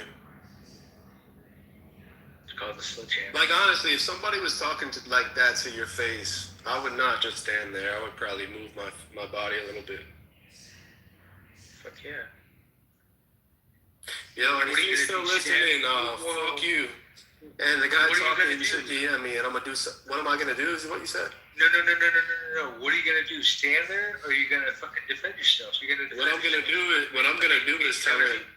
What I'm gonna do is tell him I'm gonna send you where I'm at right now, and if you say that to my face, you got it. But I promise you won't. That's all. Yeah, I would. Yeah. Beaver says exactly what's on my mind. Father could help you disappear the body. Yeah, that's true. No, I don't murder people for some bullshit like that. I wouldn't murder him. What the fuck? Who do you think I am? I'm like a criminal? The Constitution doesn't really pertain to him. I mean, technically. But either way, I would not murder the guy. Come on, he has family. Like, I'd probably just teach him a lesson. You guys should let him back up here so we can talk. So I can talk to him. He literally threatened me with rape the last time he was here. That's what type of fucking. It's alright. Ignore it. He wouldn't do it in real life. By the way, Arash, what's your? Have we heard from you yet? Hi guys, how are you? Your opinion? Yeah. Yeah, go ahead. So it's pretty funny that these terrorist guys come up on these peaceful stages and try to talk about humanity, moral, and all of a sudden they turn out to be the regime supporters. They turn out to be the terrorist supporters. I mean, this guy Alex, his name is not Alex, by the way. He's from Afghanistan, and I've heard him multiple times on other stages, and he claims he's from Fatimiyun, and Fatimiyun is a terrorist group that the Iranian regime created from the Shiis, from the Afghanistan. They have built up the same militia terrorist group in Pakistan. They're called Zainabiyun, and they have brought all these terrorist groups in Iran in order to be able to kill thousands and tens of thousands of people if they try to come out again and try to get their country and land back. So this is the type of these are the type of guys that are supporting the Islamic regime right now, and they're not only working here. They are also very active on TikTok. They are very active on Instagram, and it's I think that's really amazing. important. Like, how many Americans do you see doing that same type of bullshit? I feel like we don't do that as much, right? Because, like, we're not. To be honest with you, I've seen there is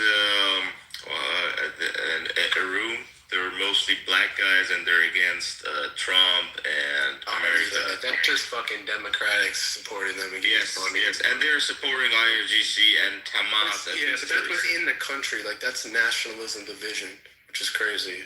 But they are supporting the terrorists, and they are supporting IRGC. Well, the fact, like, he's Iranian, right? Iranian. He comes up here and like does that. Like, we don't waste our time with that in America because like we are killing the fuck out of them right now in the war.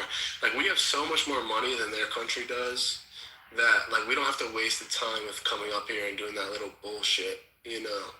So it's unfortunate innocent people die and stuff, but by the way, that's like 3/4 of this app. Black guys talking negative shit and talking about white people and shit. That's fucking. Yeah, because they're mostly broke in America. Numbers don't lie, and they get paid to do that. So ignore them.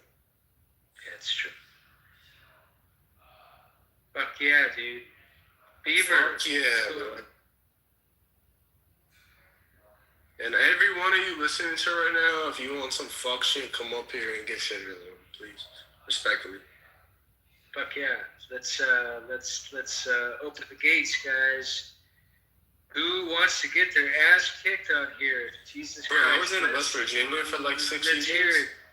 And they literally would go, like, they would skip work. They'd call out of their job to go fucking in the forest and go climb up a tree. Wow. So, like, people here are crazy. I don't think people realize that. Like, this is not the place to fuck with. They have sex houses in West Virginia. Yeah, okay, Arabic dude. Thanks for telling me that. David's yeah, but no, we don't fuck shit up, so I don't get why they keep playing. Because they're martyrs or whatever. Well, and so, we have a lot of listeners here, a lot of people in the gulag. Well, get the fuck out of the gulag, motherfuckers. Let's talk to you on stage. I want to hear your voice. Let's see what you got, baby. Father, but I was not still finished, so let me. Oh, go ahead. Yeah, Go ahead. thank you. Thank you, no problem. So the thing is that I want to come back to the war and what's happening right now. From my point of view, Donald Trump is going to wait up until the World Cup, the football, the soccer matches are over, and I guess he's going to start this helping campaign, this military aid to the Iranian people afterwards. Some guys say it's going to be in the next few days, but I don't think so because Trump and Netanyahu, they already tried to just hit the the military and also the bases where these regime thugs are storing their weapons and they're living there, but it didn't help out that much. So the only choice that is left is to bring the United States Army, I don't know, probably 500,000 or 300,000, I don't know, and get the job done. Because it doesn't make any sense to go to war and also suffer this Iranian regime. I mean, they're not just fighting against American Israel. They are bullying and threatening the Arab nations, which, I mean, America has planned to and invested billions of dollars there. I mean, Donald Trump signed those contracts about, it was a year ago, 2 years ago, I don't know. It was more than $3 trillion. And if it's not safe, then, I mean, they cannot have prosperous economical plans there, and it's gonna fail in the end. And before the war, we didn't have any problem with the Strait of Hormuz. Now, a new problem has added up. The Iranian regime claims the Strait of Hormuz. They say it's ours, and if you want to go through, you have got to pay. So they are trying to play pirates. And the dumb European nations, just like Germany, France, Spain, they already paid them. So they know it works, and they're getting paid. So they're not just going to leave that anymore. Unless you force them. The only way you can force them is to bring the military. Otherwise, I mean, Donald Trump hasn't achieved much, and he doesn't have much time because we don't know what's going to happen in the next elections. Is it going to be another Democrat? Who's it going to be there? What policies and plans is going to follow? We don't know anything about that. Probably the Democrats are going to cheat. That's my guess. But I mean, we have these 2 years, and if Iran and this regime stays, they're gonna definitely get a nuclear. Even if they can't build it themselves, they will buy one or a few, and also they will make better, stronger proxies around the world. They will start bombing and attacking the U.S. citizens inside the United States, and this is what they're already talking about. They said if they are coming to our region, we're just going to go to their countries, and this is what I'm telling you. I heard it on the news in Iranian television. We're going to go into their country and make it unsafe for them because they have made our country unsafe. We're going to retaliate.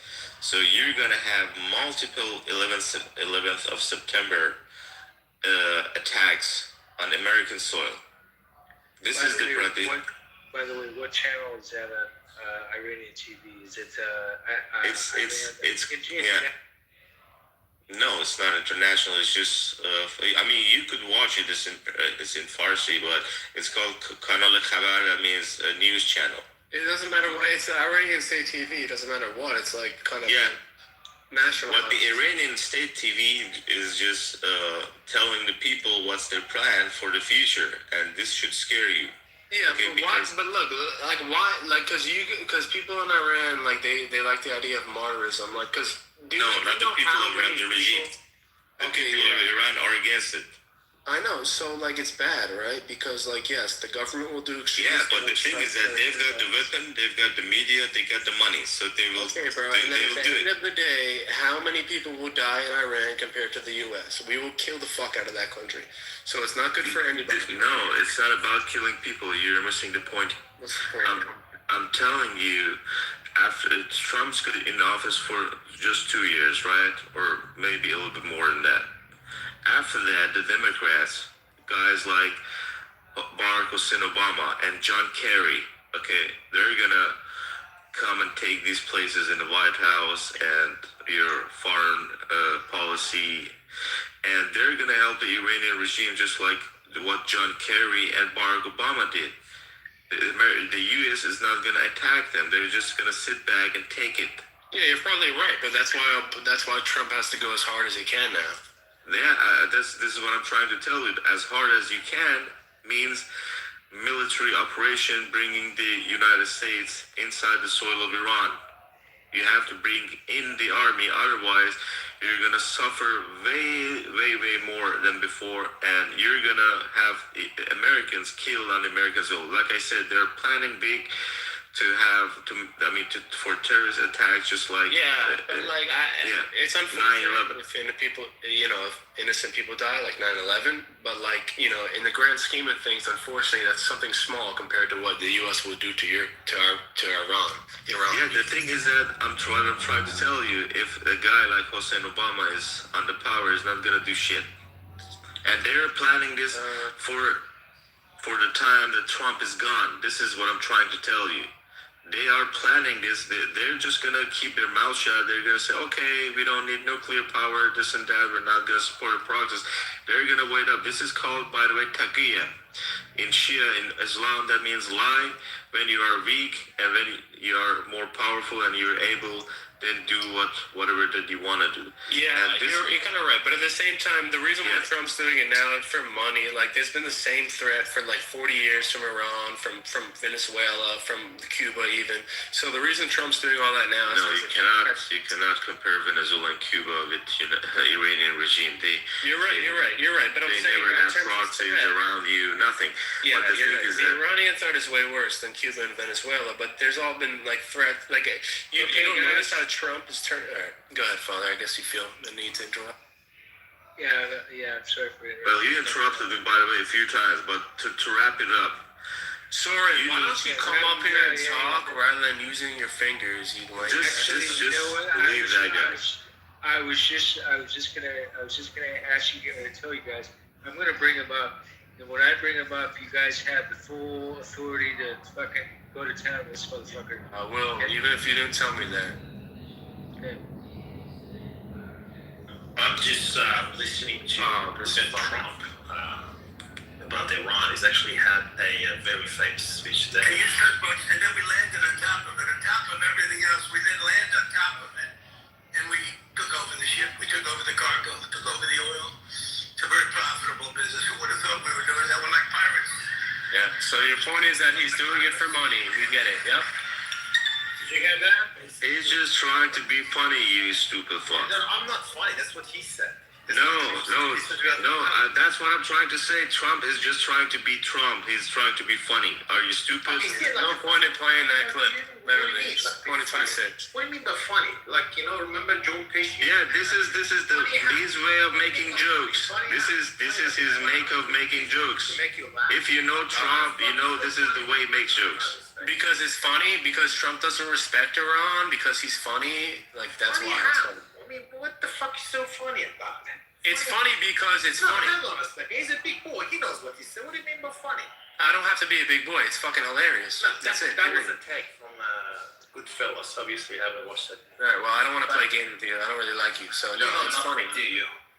Anyway, so what do you mean by funny? There's no way. I mean, when I hear him say that, it's funny to me. That's it. Soren, I have a question for you. Go for it. You're in a European country.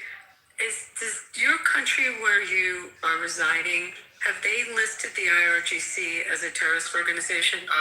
Well, let me just check. My mother is from India. Yes or no? Yes or no?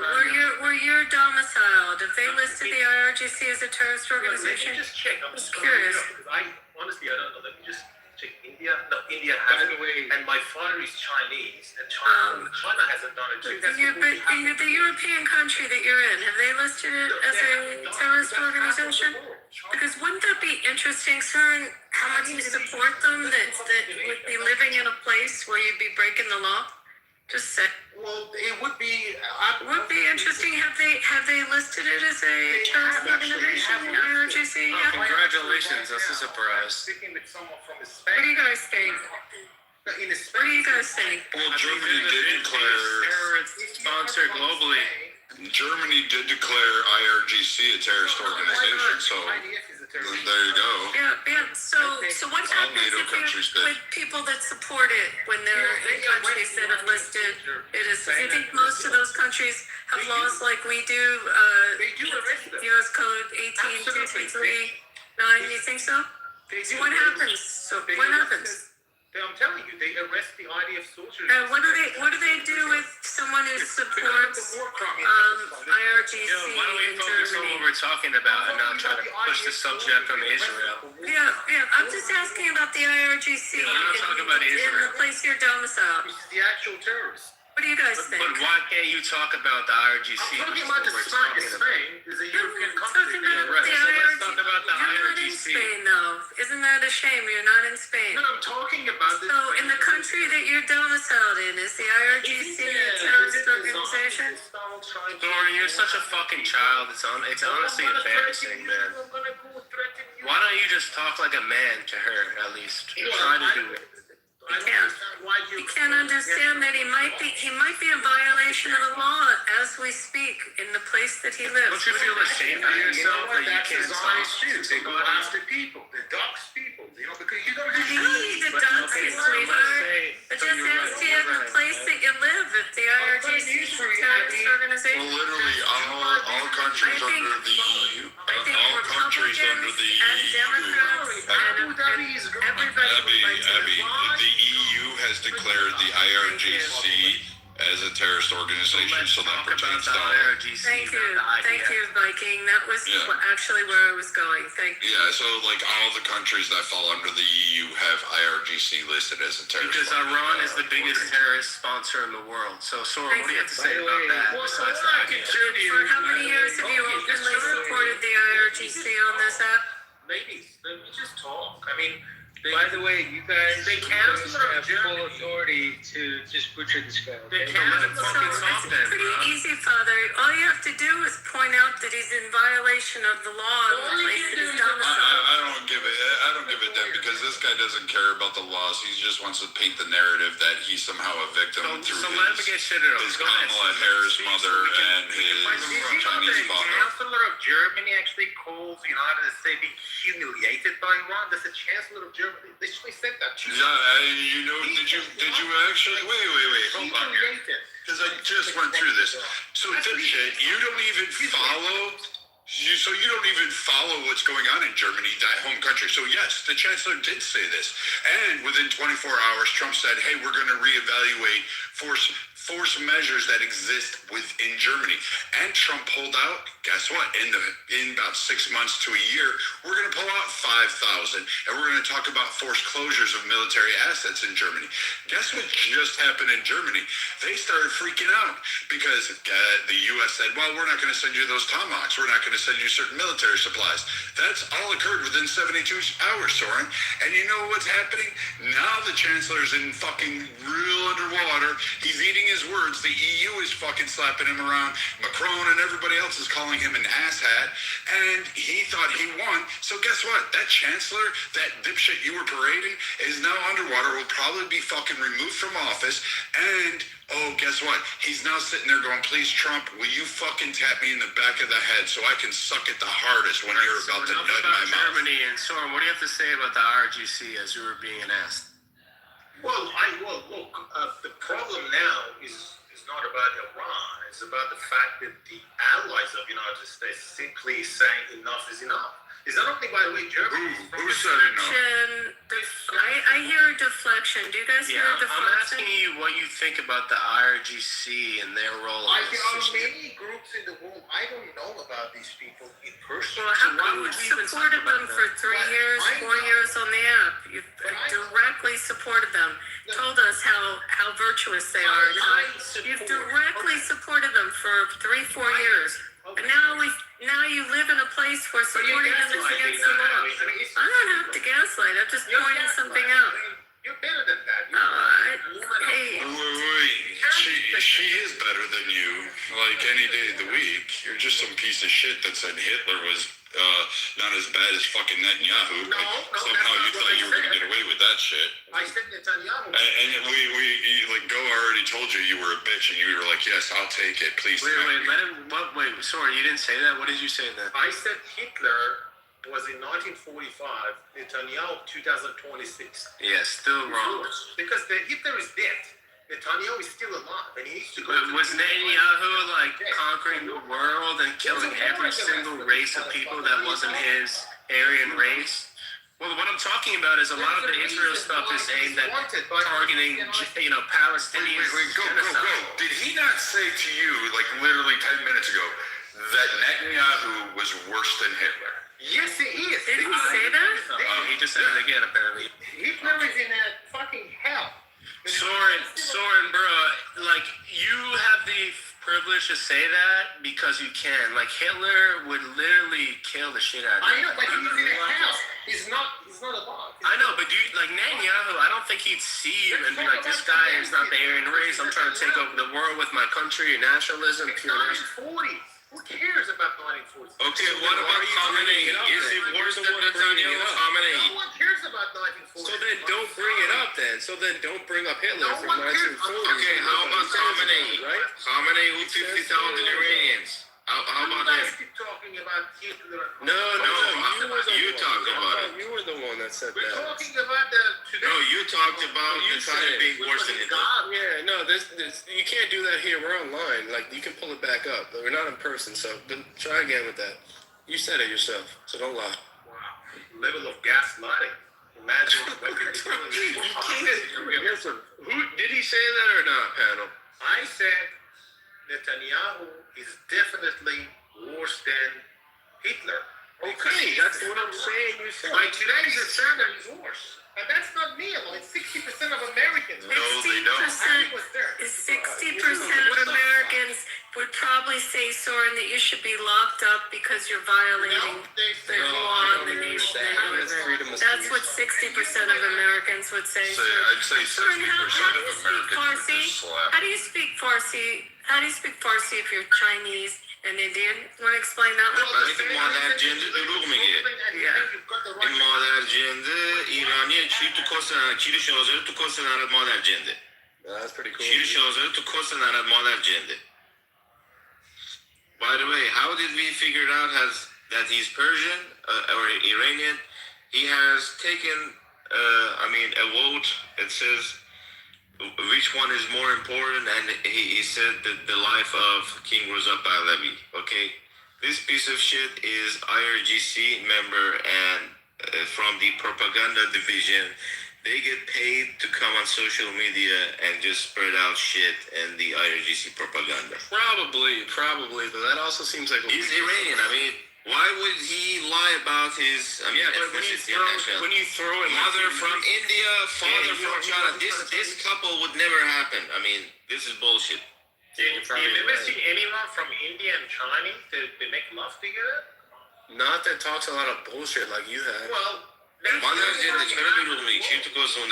the problem is, Soren, that you've been on the app for at least 3-4 years talking about the IRGC. People have reported it. People know. People in the rooms. No, you have, Soren. Why are you trying to hide your nationality? Why are you trying to hide your Iranian? Why? Why? You guys keep talking about them. No, why are you trying to hide? No, bitch, listen to me. Why are you trying to hide your nationality? You're Iranian, and you have voted. You have voted in Persian.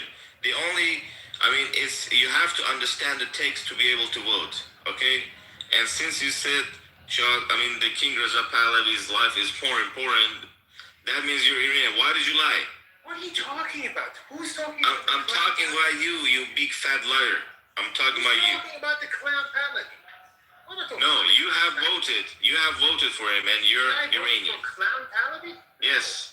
I can see it under your profile. You voted for him, not me. No, you did. Oh, did I? Wow. Yes. It says hot takes. Is Iran in trouble? You have voted not at all. And then there is another vote that you took part in. It says it's in Persian, but I can translate. It says which one is more important, and it says the life of King Reza Pahlavi, and you voted for that. So you're obviously Iranian, and you fucking lied to us. Okay? I didn't say probably. No, you said your father was Chinese, your mother was Indian. Your father can be Chinese and Indian, but and you can be from Iran. So are you trying to manipulate the narrative? Which man? No, I just didn't vote for clown Pahlavi. Yeah, we know you. Do you like Pahlavi? مادر جنده چرا دروغ میگی؟ کی رفت تو مادر جندت که به ادب یاد نداد دروغگویی رو یاد نداد؟ مادر جنده میگی. In IDF, in the Persian department, is that what you do? 3 years in IDF, is that what you do in Farsi speaking script? Is that what you do? For 3 years. Everybody knows I'm Iranian. By the way, I'm living in Iran. Not just like a piece of shit like you. Living in America, hating on America. Moshe down the audience. Don't worry, he would never be in the U.S. He wouldn't come on our soil. Moshe is the guy training you guys. I know him. Well, he's living in Europe. It doesn't matter, but he's living in a place and where I can detect that Persian accent. He's trying to hide it, but I can detect it easily. So you cannot hide yourself. Anyway, 60% of the Americans are not in. So what do you think about Khamenei, who killed 50,000 Iranians? What do you think of him? Is he worse than I'm talking about the fact that the American voters. The American voters are perfectly fine. It was a 3,500 person poll. Like, you gotta be kidding me. Abby, don't be. Hey, I don't get paid. Doesn't 90% of Iran want like the IRGC gone? Isn't that like a fair point? Absolutely. There we go. Abby, what happened to Hasbara Fellowship Program? You're not doing your job well. My dear, I don't work. I don't work. I have lots of leisure time that I spend on Clubhouse finding people like you. Well, you guys, people like you should support Israel. You need to create narratives, but obviously you're not doing your job. I don't have a job, Soren. You gotta sack these people. They're not doing a good job. I don't have a job. I'm not like you, Soren. I don't need to be paid by a foreign government like you do. $150 million Israel has spent on Hasbara last year only. Come on. Back channel me, Soren. $150 million. I'm very interested. Yes, Soren, who wants to know all this, Soren? Unless you work with the IRGC, huh? It's amazing because these are the same quotes on Instagram or TikTok that seem to exist. Yeah, this is what this guy. With a whole lot of AI. You see how he deflects to Israel because he can't. You see how he deflects? He completely deflects the fact that he lives in the EU and he's breaking the law. Personal, Abby. I'm talking about the fact Hey, that 60% I'm not here to talk about Israel. We're here to talk about Iran. Directly about Iran, right? Talk about your. Hey, what my people play slot machines. That's what my people. Your people. Yeah, my people actually. Hey guys, did you see the Sixers? Like how they won tonight? Hello. Go Sixers. That's my people, Soren. You wouldn't know what. You can hear it shit. Unfortunately. Hey, no. Bear just left, yeah. No, I moved him down. He was being retarded.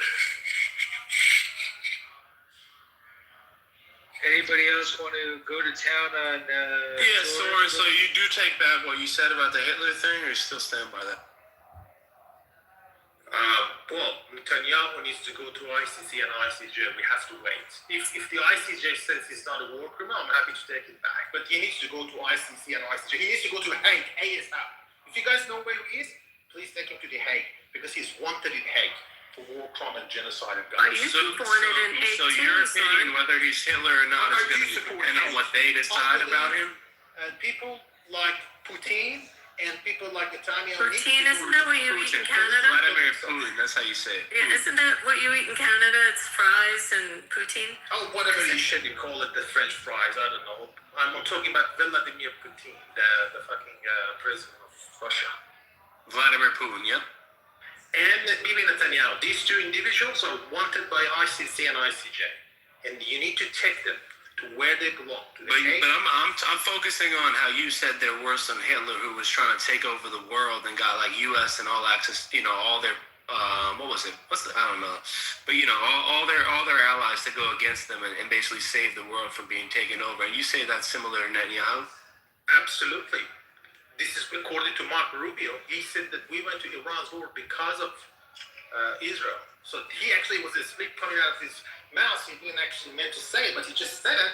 And we all know why we're in the Iran's war. It's because of Israel. And that's a question asked not by Democrats, by the way. So Netanyahu has killed millions of people? You gotta come out of your balloon. This war is not popular. No one wants that war. But that doesn't really matter with the question I'm asking. FDD or you're fucking Zionist, I don't know what you are, but this war is not popular. It's going to take Trump down and Republican down. And people are Sure. No, I'm going to shock you, Soren, but Israel's not a party to the Rome Statute. They're not a party to the ICC, nor is the United States. So you can take your ICC, which, by the way, also is the International Cricket Council. Maybe that's what you're focused on. The International Cricket Council. You don't respect the international law. The Cricket Council? I don't know. You know what cricket, by the way, guys, is in the Olympics for the first time in 128 years? Any of you guys like cricket? That's what you do, Abby. You're supporting a regime that... I am supporting the regime. I'm supporting the 76ers, and they won tonight. Do you support Israel? You do. Do you support IDF? Yes. So they are war I support that Israel has a right to live where they do. I think they're offenses. Yeah, but he's deflecting about it. He won't talk about the IRGC. No, Soren, you have a point when you say the IDF is a little bit out of their boundary. They are doing too much offensive, and I'm against that. Yeah. Thank you. At least you have got to be the consistency there, not the rest of it. Yeah, but can you also contend that Hitler is way different than Netanyahu and whoever else you said, or you still stand by that? 100%, unless the ICC and ICJ come up with a different findings. Now they're wanted. They want them to be in ICC and ICJ for the famine, for the war crime that happened in Gaza. So if you can... Yeah, but so are we is there a ceasefire going on right now? Why is there, right now as we speak, rockets coming into northern Israel if we're in a ceasefire? You want to explain that? Well, you're there. You explain. I asked you a question. If there's a ceasefire, why are rockets coming into northern Israel right now? Who said that? Who said there's a rocket coming up? I mean, is it just the IDF just said that, or is it you there, like, can feel it because you're at the border? Who come up with this idea of rockets coming from impoverished Gaza to... It's not Gaza. It's coming in from Hezbollah. Okay, well, that's the different direction. It's in the north, not... Yeah, and they're sponsored by Iran and their government, which is why the U.S. doesn't care if we destroy them. Yeah, but that's not American war. You gotta understand that. That's Israelis, whatever it is. It's them. It's not do you know, are you familiar with NATO? Yes, the very Are you familiar with how countries have allies? They want to pull out from NATO, according to the Trump. They want to pull out. I mean, even Mark Rubio said that. Yeah, you're right. But also, so countries have allies, right? And so Israel is the U.S.'s ally. Listen, it's because they don't have allies. That's why they don't know about allies. No. Yeah, also, Soren, on the same type of vein of the conversation, how come no Muslim countries, including Iran, accept Palestinian refugees? If how come that? Who said that? Lebanon. Google says that. I said most. I didn't say all. I said most. Like a lot of them. Countries around the region, they did actually take Palestine. No, that's not true. That's wrong. Most did not. Jordan. So I don't like the victimization and a lot of complaining by Muslims about Palestine when it's like you guys won't even take them in yourself. Why does Egypt have 5 walls? Why does Egypt have 5 big ass walls back to each other and a whole fucking buffer zone and military people all around it to make sure that the Palestinians don't. The Egyptians are, I'm sorry, respect to all the Egyptians, if there are any Egyptians, but they're sellouts. They come up with those stupid peace. Right, everyone's a sellout. But most Muslim countries don't accept Palestinian refugees, so they mostly sell out. The regimes in these countries, they don't. Regimes of Kuwait, which is a no democracy there. So then focus on them, right? This is a dog-eat-dog world, so don't be complaining about why the U.S. does this and that. Why don't you focus on your people, right?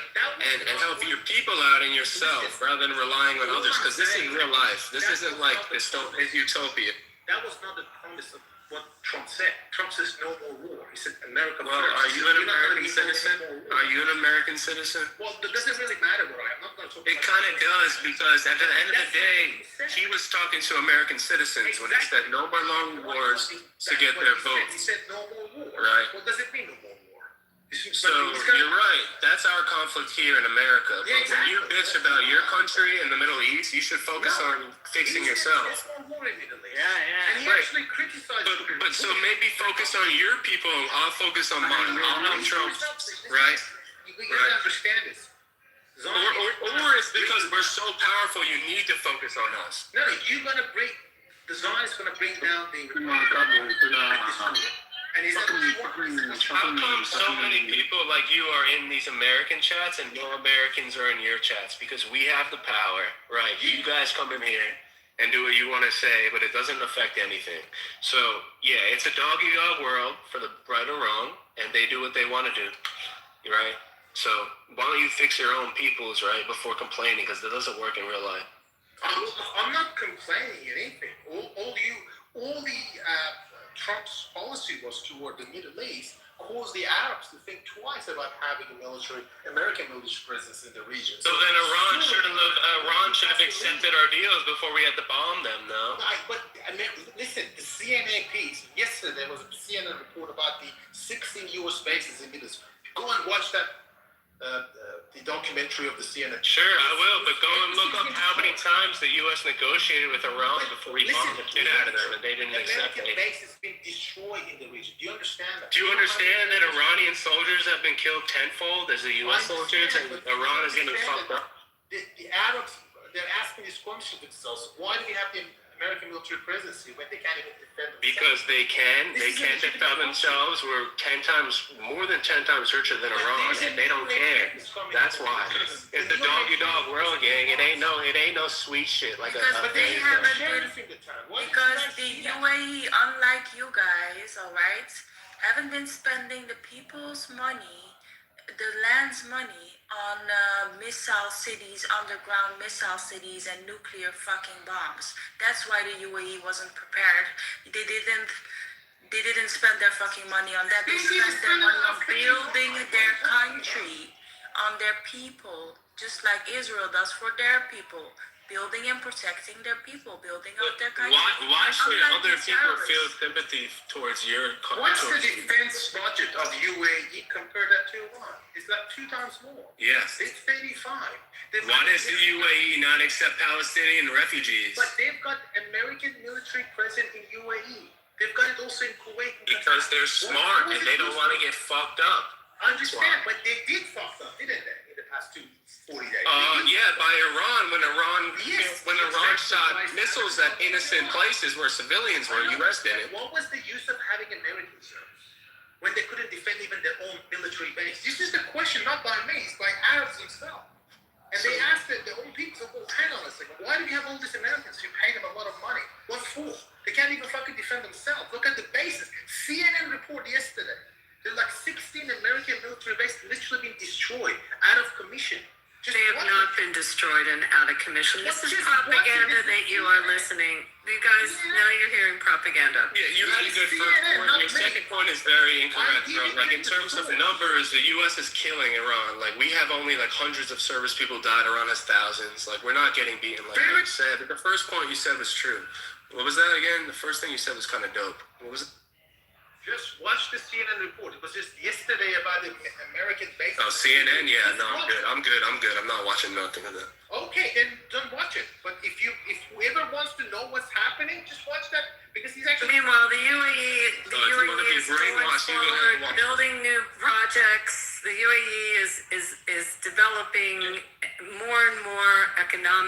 UAE as a power in the world and is business as usual. So it just didn't work, Soren. You didn't take out the UAE. I hate to break that news to you. CNN is fake news 100%. Like, there's no doubt. 100% fake shit. So is MSNBC. So is Fox.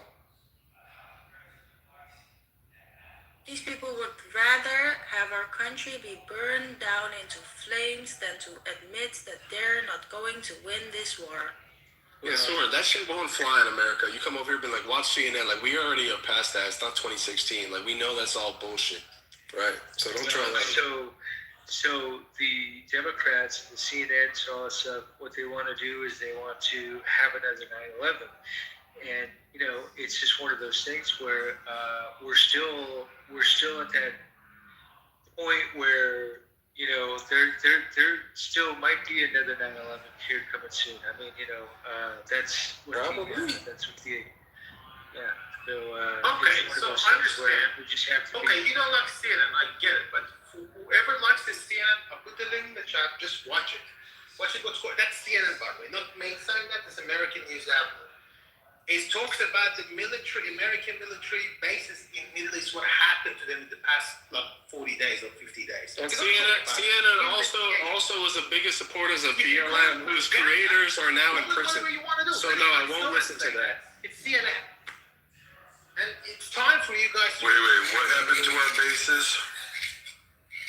It is crazy. It's crazy that... What happened to our bases? To quote Soren, our bases are completely decimated. That's not true. Are you fucking crazy, Soren? Do you know how much money the U.S. has compared to literally, which base are you referring to? He said 16 bases. I will now quote Soren. He said 16 bases have been decimated. He said our Kuwaiti bases, our Qatari bases, anything we've had in the UAE. We're still running outside of Kuwait. We're still running outside of Qatar. So that's bullshit. We're still running outside of all of our bases. None of our bases are destroyed. That's just a patent lie. It's propaganda that you like, Soren. Take it to the CNN, not to me, to the CNN. Your CNN article. There's actually 19 military bases in the Middle East. So if you ding one, big whoop-de-fucking-do. So if you actually know anything about the U.S. military assets in the region, they're always prepared for that and they have backup. Why do you think there are 19 military installations within the region? Within the region, it's because if one gets hit, they go to the next area and then pick up more and bring it back in. So it's 19, and none of them have been decimated to what you're trying to say. Have they been hit? Yes, but so has other countries as well. Listen, this is not me saying that. This is CNN has been completely destroyed, out of use. Just look up this fucking CNN report. It's not true. It's not true. If you look at the Zippernet, will share. Listen, you civilian, uninformed military cuck. The U.S. Zippernet. Just watch the CNN first, and then what it says, and it does not have that at all. What are you reviling? Oh my gosh. Soren, let's say I believe you. And they're right? Like, let's say that happened, right? Do you realize that doesn't matter because of how much more money the U.S. the U.S. doesn't give a fuck, bro. I know. Think of them as Epstein. I know it doesn't care. American doesn't care, but I'm talking about the Arabs in the region. Like the Qataris, Kuwaitis, they have to come up with a new regime. So all right. So, Soren, I already proved you wrong. I looked at your article. They don't even say what you're saying. So, first off, you should read your own fucking sources beforehand. Secondly, Al-Assad Air Base and Erbil Air Base, they're still being used, but we don't have most of our assets in there because they are, guess what, pretty close to drone attacks. So, all we did was relocate. Shut up or I'll move your fucking ass down and I'll make you the goat fucker you are. I swear to God. I'll rip your spine out through your rectum and beat you with it. Oh my God. But the sites in Syria, we also drew back.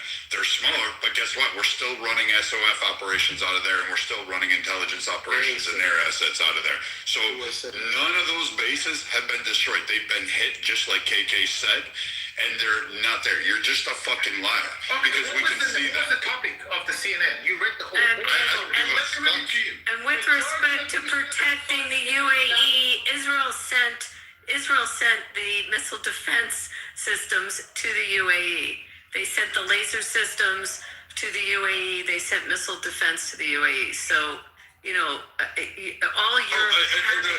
And the second part to this is they have been damaged by drone attacks, fallout, debris, etc. That's expected when you go into a conflict. But they're not destroyed, dipshit. So either you don't know how to read your own fucking sources, or you don't know what you're fucking talking about. No. Because again, no wonder why you guys are fucking throwing fucking goat balls and thinking somehow you're gonna win. Because you IRGC fucking twats can't fucking fight. You can't figure out. The only thing you can do is go around to a population that's unarmed, fucking raping and beating them in the street, and then somehow think you're tough. But when you meet men on the street that say, you know what, I'm gonna say something else, you bitches cry like you're the fucking biggest victims.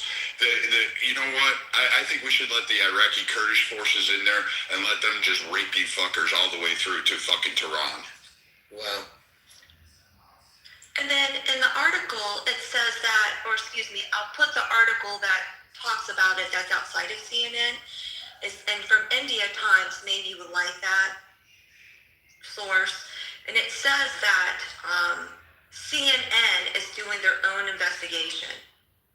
So you tell me, how does CNN actually have the resources and access to be able to clearly be able to identify what has happened on each of those military Welcome to America. CNN and MSNBC, we don't listen to you. That's a satellite image for your information that they could compare what happened prior to 28th of February and after. So they could see what happened for example. I know it's hard for you guys. That's not what you guys want to hear. But it's not tough on us. No, exactly what you want to hear. It's what you want to. It's what you want to twist as a propaganda statement, but it doesn't work. You know what? You didn't realize there's people that understand the military that are on this stage. And we called your bluff. Yeah, a lot of people here are from the best country in the world, the USA, so we don't fall for that, third world bullshit. They actually asked him the same question. What do you have to say about the family of those 6 American soldiers in Kuwait? I would say rest in peace, and they probably knew they would risk their life for the better cause, and they did do that, so they're martyrs. Just like all you Muslims there. So you know what? Here's great. Yeah, those 6 soldiers you want to bring up. But you know what? I don't mind sending all of you IRGC fanboys up to go see your God.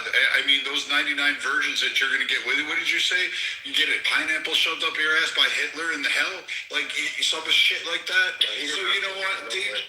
You ain't got shit, motherfucker. Your Navy's gone. You don't have a Navy. You were throwing out mines with fucking crab boats and you couldn't figure out how to pull them up. You don't even know where they're at.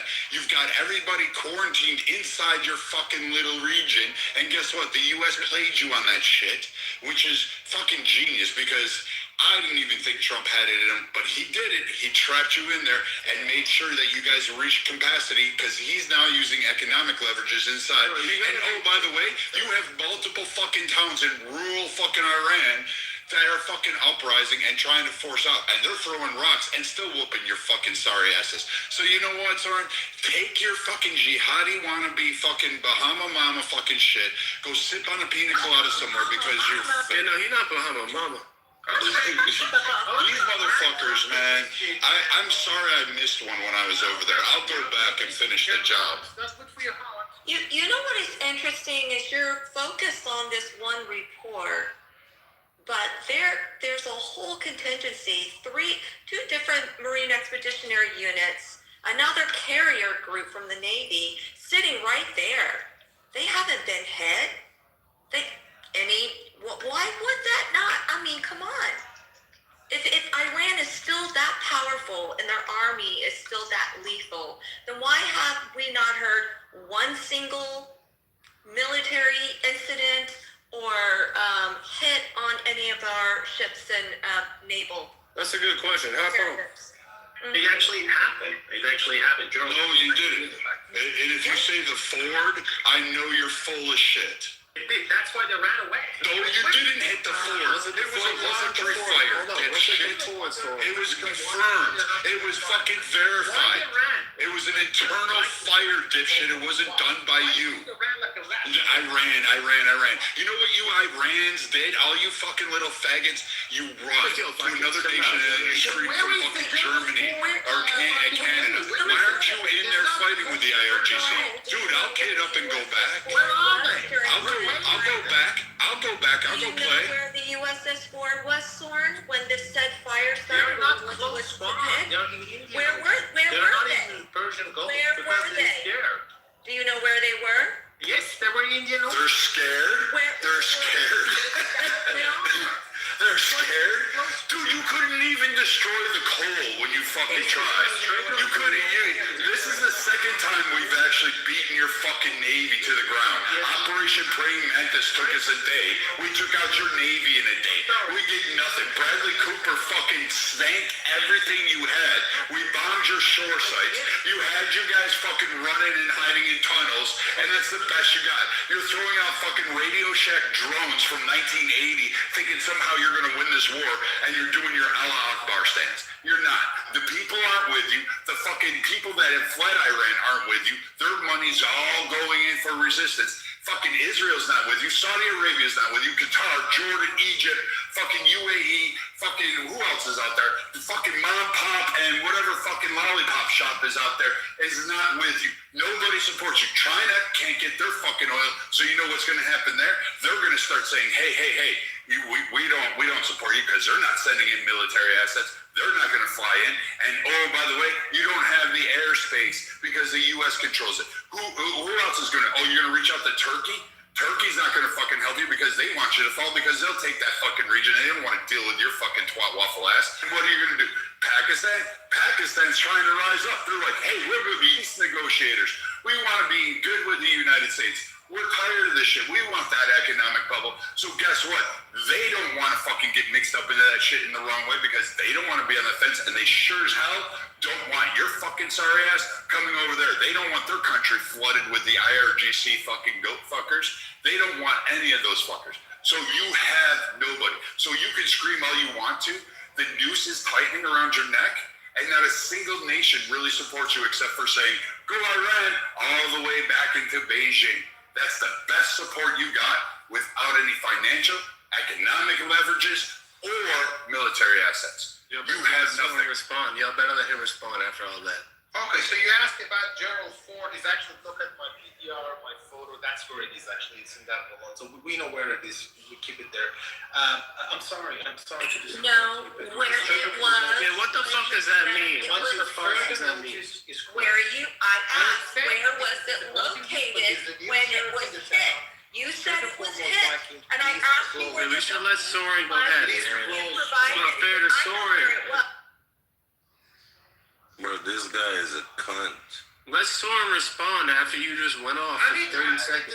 The whole thing, he's just keep yelling and shouting and weeping and whining. But then, again, straight and foremost, it's still closed. What exactly did you do to open it up? We didn't open it up. We're blocking it off, you idiot. We blocked everybody in. You're not letting anybody in. We're not letting anybody out. It's not doing anything. You don't do shit. We have 21 warships circling it. Who's laughing? Who's laughing? Because it sounds like you're crying. But guess what? We have 21 fucking warships surrounding your fucking strait, and we're not letting anybody out. Dipshit, did you understand what a trap is? Do you understand what it is? Do I have to sit down? I don't have to listen to dipshits like you who've never served, never picked up a fucking weapon, tell me about military battles and how they work.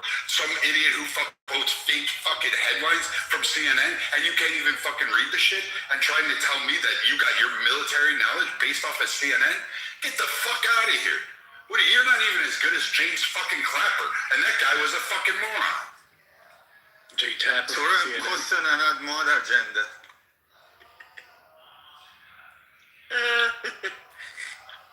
Hey, KG2, do you have anything to add to the train on Soren? He just left.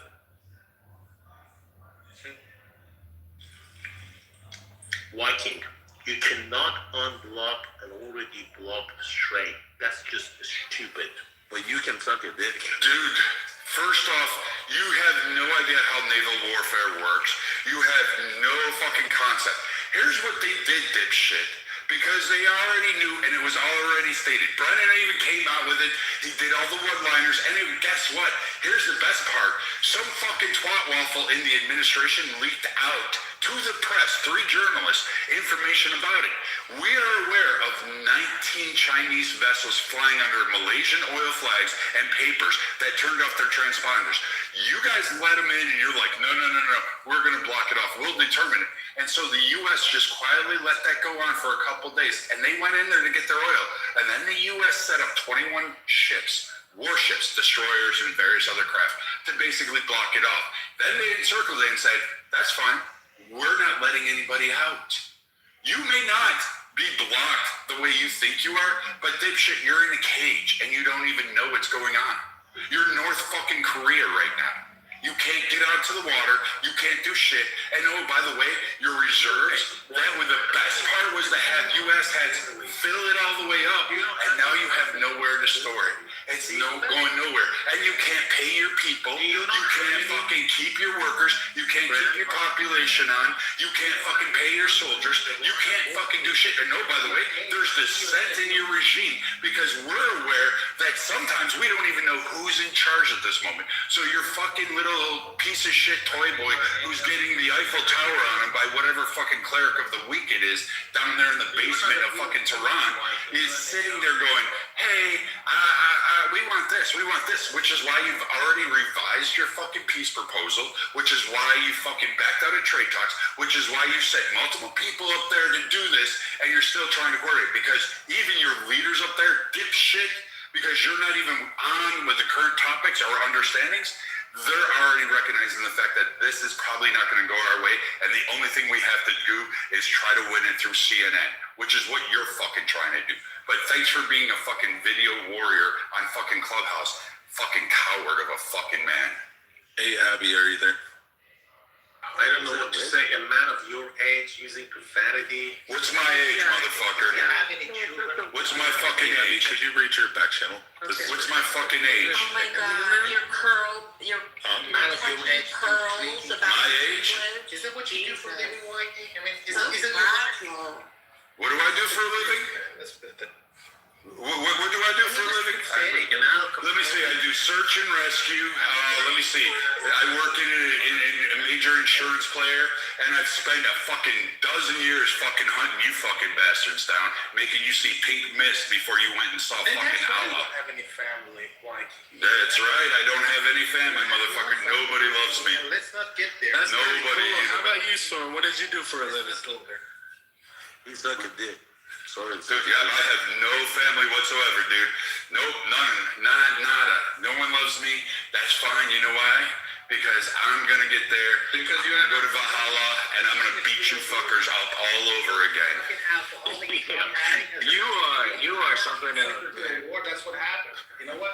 That's the issue. You cannot trust. So, wait. Are you the one that's sniffing cocaine off of camels' asses? Is that what you do for your free kicks? Like what? Are you fucking goats in the backyard? Like, is that all you do? No. We don't do It's haram. It's fucking haram. I can't go on. I really wish I could go back and grab my bullets up in bacon and just kind of fucking hit you guys with it. I want to hit you with a pork ham butt. So good. I want to make you suck on that bone all the way. I'm going to put a pig dick up your ass just so you can have fun with it. You ain't drunk because you're old. I'm drunk. I'm old. I'm gonna put fucking pig ears on his fucking head. I'm gonna make him walk around. It's gonna look like a horror movie out of Freddy's Nightmares. Yeah, so that's what I meant earlier by if you were thinking about invading the U.S., you might want to reconsider because we have people here like that, and it's insane to think you would try to go against them. Like some of the boys call out of work to literally stand in the tree and hunt animals. So does anybody else want to add to the conversation here to the train because we're choo-choo motherfuckers. Soren's getting his ass kicked, and we're all here to listen. By the way, the USS Ford was in the Red Sea, okay, not in the Indian Ocean when it caught fire. All right. Congratulations, you just Googled that. So, she knew. No. She knows. No, you didn't know. Don't lie. I do that all the time. No. I waited for Soren to answer the question. He said Indian. Y'all were going back and forth. It was a quiet time. I'm not going to be yelling over you guys. By the way, KK knows your shit, so yeah, don't even. All right, thank you, Simp. That's my clubhouse wife.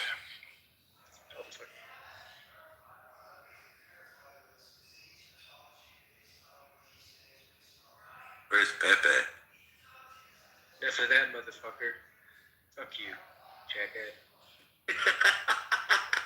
Call me sippy fucking loser, jackass, you motherfucker. You know what?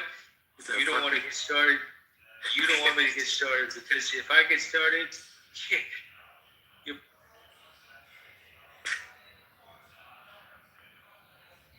How do you piss off father? I've never seen that happen. I know, I never seen him be like. Yeah, dude, I go absolutely ballistic. You know, just like Brad here. You know, it's the same shit. It is right though. Like these guys, like, oh, we're gonna come take the USA. Like we would make the Geneva Conventions a to-do list. We would, like, I kid you not, we'd have fucking like suburbanite fucking moms with fucking Chardonnay fucking wine glasses walking out and sending Roombas with IEDs on them out there. It would be fucking there. The U.S. government would come back and actually have to give us a tag limit on how many of you fuckers we'd shoot out of the sky. It would become fucking a cakewalk. I mean, please, for just fun, shits and giggles. I mean, fuck, just come invade. Like literally, black and white people, they would be like, nah, we ain't taking this shit. They would unite, man. By design. The fucking the urbanites would be like, hey man, we know where this is. These motherfuckers are hiding by a dumpster. Let's blow this shit up. Oh, over here, yep, these fuckers are. Yep, there's a 7-Eleven. That's where those fuckers are. Who took me over? I don't recall anybody ever taking me over. You haven't learned when your dad is already fucking, designed you don't fucking talk over your father. We already won. You don't fucking. We already won, dude. We destroyed you. You know what? Here's the crazy part. Father, bitch. Israel actually is supported by us. We support that. We choose that. Now, some people may feel a certain way about that. That's fine. You can have that political stance on it. But here's the best part. Israel on its own still mollywhooped your ass when they started. They were starving, outnumbered. They had Czechoslovakian rifles, and they still beat your sorry asses. They've been beating your ass. Like you couldn't even get past a ragtag, hungered, fucking World War II depression fucking group of people who fucking were starving, crawling on the sands, and with no fucking financial, no military support, and all of a sudden they're sitting there beating your fucking asses in. And somehow or another, you want to champion it. For 50 years, you've been able to do shit. You haven't done shit. And you cry every time. And then you want to say, oh, we're going to take over America. Bitch, please. You couldn't fucking fight your way out of a wet paper bag, you camel dung. You can't fucking do it. You're nothing. You're nothing. You IRGC guys are good at one thing. Kidnapping kids, raping little girls into brides, and then telling the rest of the people we're going to shoot you. You can't even handle protesters in a fucking normal way. Fucking A. You can't even, like, fucking just, like, allow protesters to go down the street saying we want a government. You don't even have a government. You have a group of fucking old men who circle jerk each other off in the fucking back rooms with your fucking jihadi. I wrote it in the back. It's not in the back room. It's in the Hammam Mansouri. It's like that place for them. Yeah, like, dude, I would literally, you know what, you're right, you shouldn't fight us men from the U.S. You know who I'm going to send? I'm going to send the Canadian women, because that may be even more of a fair fight for you fuckers. Like, Jesus Christ. You know what? You're old. You're fucking. Dude, like, you can't, there's nothing you've proven, anything out there. Where's your economic leverage coming from? Who's an ally of Iran? List the countries that are fucking aligning with Iran. Give me that list. In the past, it's Jews taught. Who is it? Oh, I got it. You hate Jews. Like, everybody knows you IRGC people hate Jews. Like, leave that off the table. Like, we'll accept that as fucking reality. Tell me who supports Iran. Tell me who supports it. All people like you. Who's sending you aid? Who's sending you fucking food? I salute them to own people like you because you're fucking. Do you know what? You know what? That's fine. Whoever owns me can own me. I went from fucking, what was I? Donald Trump to fucking Muhammad to Satan to now I'm a slave. All right, fine, fucking good. I'll ask for reparations later. So now, tell me who is supporting fucking Iran? What nation is sending you military aid, fucking money, and fucking food? Which one? Give me one, Soren.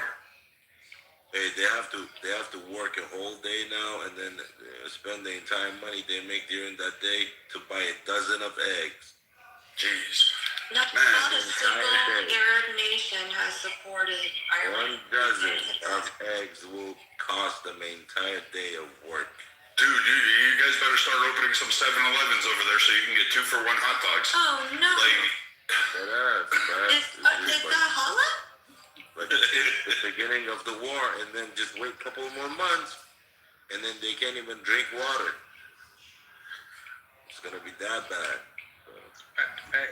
Soren's mom is sucking a dick for some eggs right now. Is the train about ready to go off the train? Go up the rails? Oh, I'm sorry for wrecking your room. What are you sorry for? Keep going, bro. Yeah, I just like these guys that come on here. Like, I'll argue with people on Clubhouse, and there's people in other rooms. Like, there's this room called Chillism. They're a great group of guys. I like a lot of those guys. I'll give them shit. They give me shit. It's fine and good. Like, there's this guy Concrete. There's a Line. These guys are all fun. I like. Some of the shit they say is just completely off the wall. But I like giving them shit. It's a good time. But I swear to God, like everything, every core of my fiber, you hit a fucking American, I don't give a shit. I want to fucking bomb your country. I want to take you out. Because I feel a particular way about Americans. Like, it don't matter to me. You could be Asian, you could be Muslim, you could be Jewish, you could be fucking purple. You could believe that fucking mercury's in your anus. I don't give a flying fuck. But you touch a hair in an American, I will fuck you up. I don't give a flying fuck. But here's the difference between me and you, Soren, is I will protect all of my people. I'll stand up there, I'll take that shot right to the chest and still fucking rip your soul out. You, however, are a fucking coward. You won't fight for the fucking country you proclaim you're from. You'll fucking go to Germany, you'll hide there, you'll hide in Canada, you'll hide behind fucking women's skirts, and you'll scream, I'm a victim, I'm a victim. Meanwhile, you're throwing IEDs out there trying to fucking take legs off. Oktoberfest, though. You'll sit there and attack fucking kids at a fucking concert. Yeah, these guys will go to a concert and cheer on attacking little kids at a music festival who are smoking dope, fucking their brains out, having a good old fucking time. And these fucking guys are like, oh my God, we deserve to do that. We're oppressed, so we reached out the only way we could. You cowards initially were going to attack military bases, and then you couldn't even fucking stand up to the IDF. You didn't attack the IDF, you attacked fucking kids. And then fucking act like you were some fucking men of honor. You're not. You're just pieces of shit. Bring that fight to the real men, and then there you go, because you're scared. You're cowards. Yeah, the only thing you can do is hurt women and children. They went after soft targets for a reason. Yeah, that's the only thing they're good at. I mean, they're not even good at that, to be honest with you.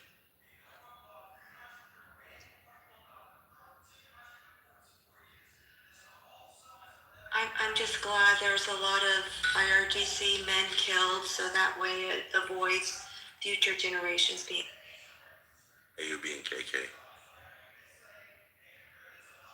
I'm fine, thank you.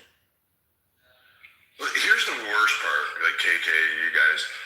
Iran has potential. Its people have potential. They have the opportunity to go ahead, manifest their own destiny. You could be wealthy. You could be one of the wealthiest countries in the fucking world right now. You could have prosperity beyond measure. You could have your artwork sold from fucking America to Europe to Russia to China.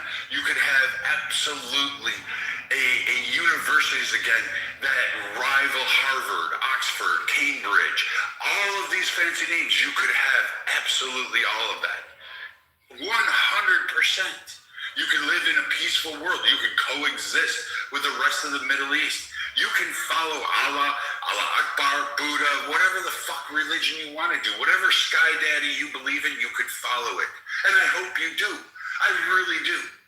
But you're going to allow someone like Soren to be a voice that represents irate people who clearly want a better vision forward, who clearly have demonstrated throughout the fucking world, all these nations that they went to, that they want something more. Because if they wanted your shit, Soren, they would have stayed in Iran under the IRGC. No, those people fled to other fucking areas that had the opportunities that were denied them. They went to LA. It's called Tehran. Yeah.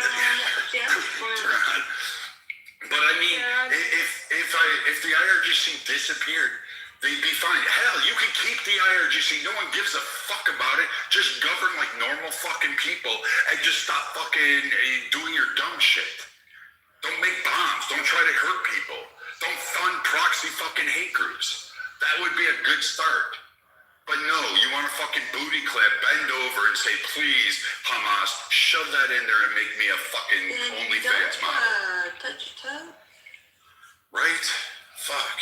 God, Iranian people actually figure out the light and just say, you know what, fuck these guys, drag them through the street by their balls, and then just leave them to hang out there. Because otherwise, you'll never realize your full potential. Okay, let's move to, by the way, Brad, were you done? Yeah, I guess I'm done since literally probably the entire fucking IRGC is now in the room and they're all gonna And by the way, Brad, I'm not cutting you off. I'm just saying we have some a couple more people. Go ahead, they'll jump in. I know all of these guys. Yeah, sure. I know Rich. I know KC. I know Howard. Howard, what's going on? No, I think Brad's hitting the nail on the head. I mean, I just jumped in the room, but when you think about the potential, I mean, first of all, the history of Iran before 1979, I mean, very sophisticated civilization, Western-like, and you've got, more than 1 million people? It's an awesome potential, for sure. By the way, you guys, this is if you have hatred or if you're angry about something or whatever like that, come up to the stage, whatever. Like this is the let it out hour. I don't give a flying fuck what you're mad at or whatever. Just let it out. You know, this is the stage for this. We're trying to keep this room going and everything else. And so I think right now it's just let it out. Let it all out, let it off your chest, man. Fuck yeah. Oh, Don't forget to join the room on the top right, guys. Thank you. Sorry, this is my burner. Yeah, I was just gonna say I'm a big supporter of law enforcement, but tonight, fuck the police. Rich, by the way, I kicked you out of the room yesterday, and I'm sorry, I did that as a joke. Anyway. Why? I don't know, because I guess you typed something and I was like, what the fuck? So. I don't know. I was probably crashing on a BB or something. My apologies. No, you're fine. It's hard to keep track of all my accounts. Oh, yeah. Well, you know what? I can't even.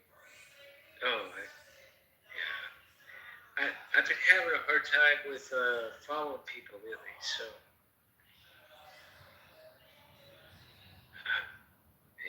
So, Abby, what did you think?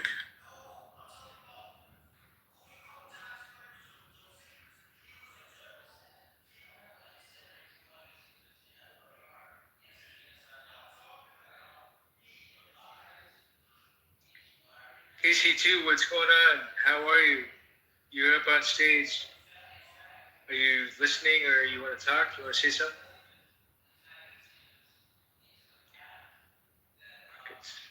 I think he's tired because he has a Tom and Jerry, of which its eyes are almost closed. Oh, okay. Is there anyone else that has something to say? Speak Is now. there Nobody's silent.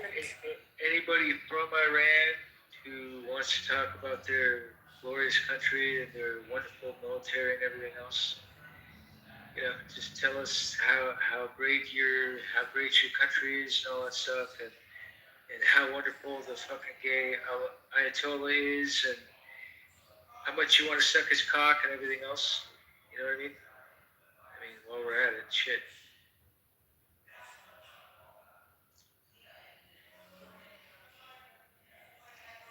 It's you know what it's weird because over there it's in the morning, so you would think that more people would want to talk in the morning, right?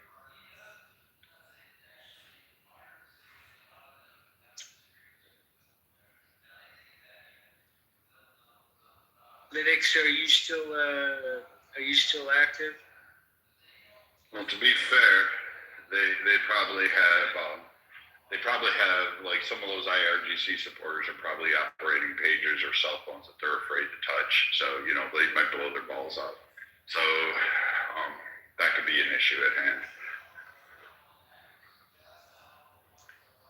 Well, I mean, let's just hope that the pagers aren't accessing fucking Clubhouse. You know what I mean?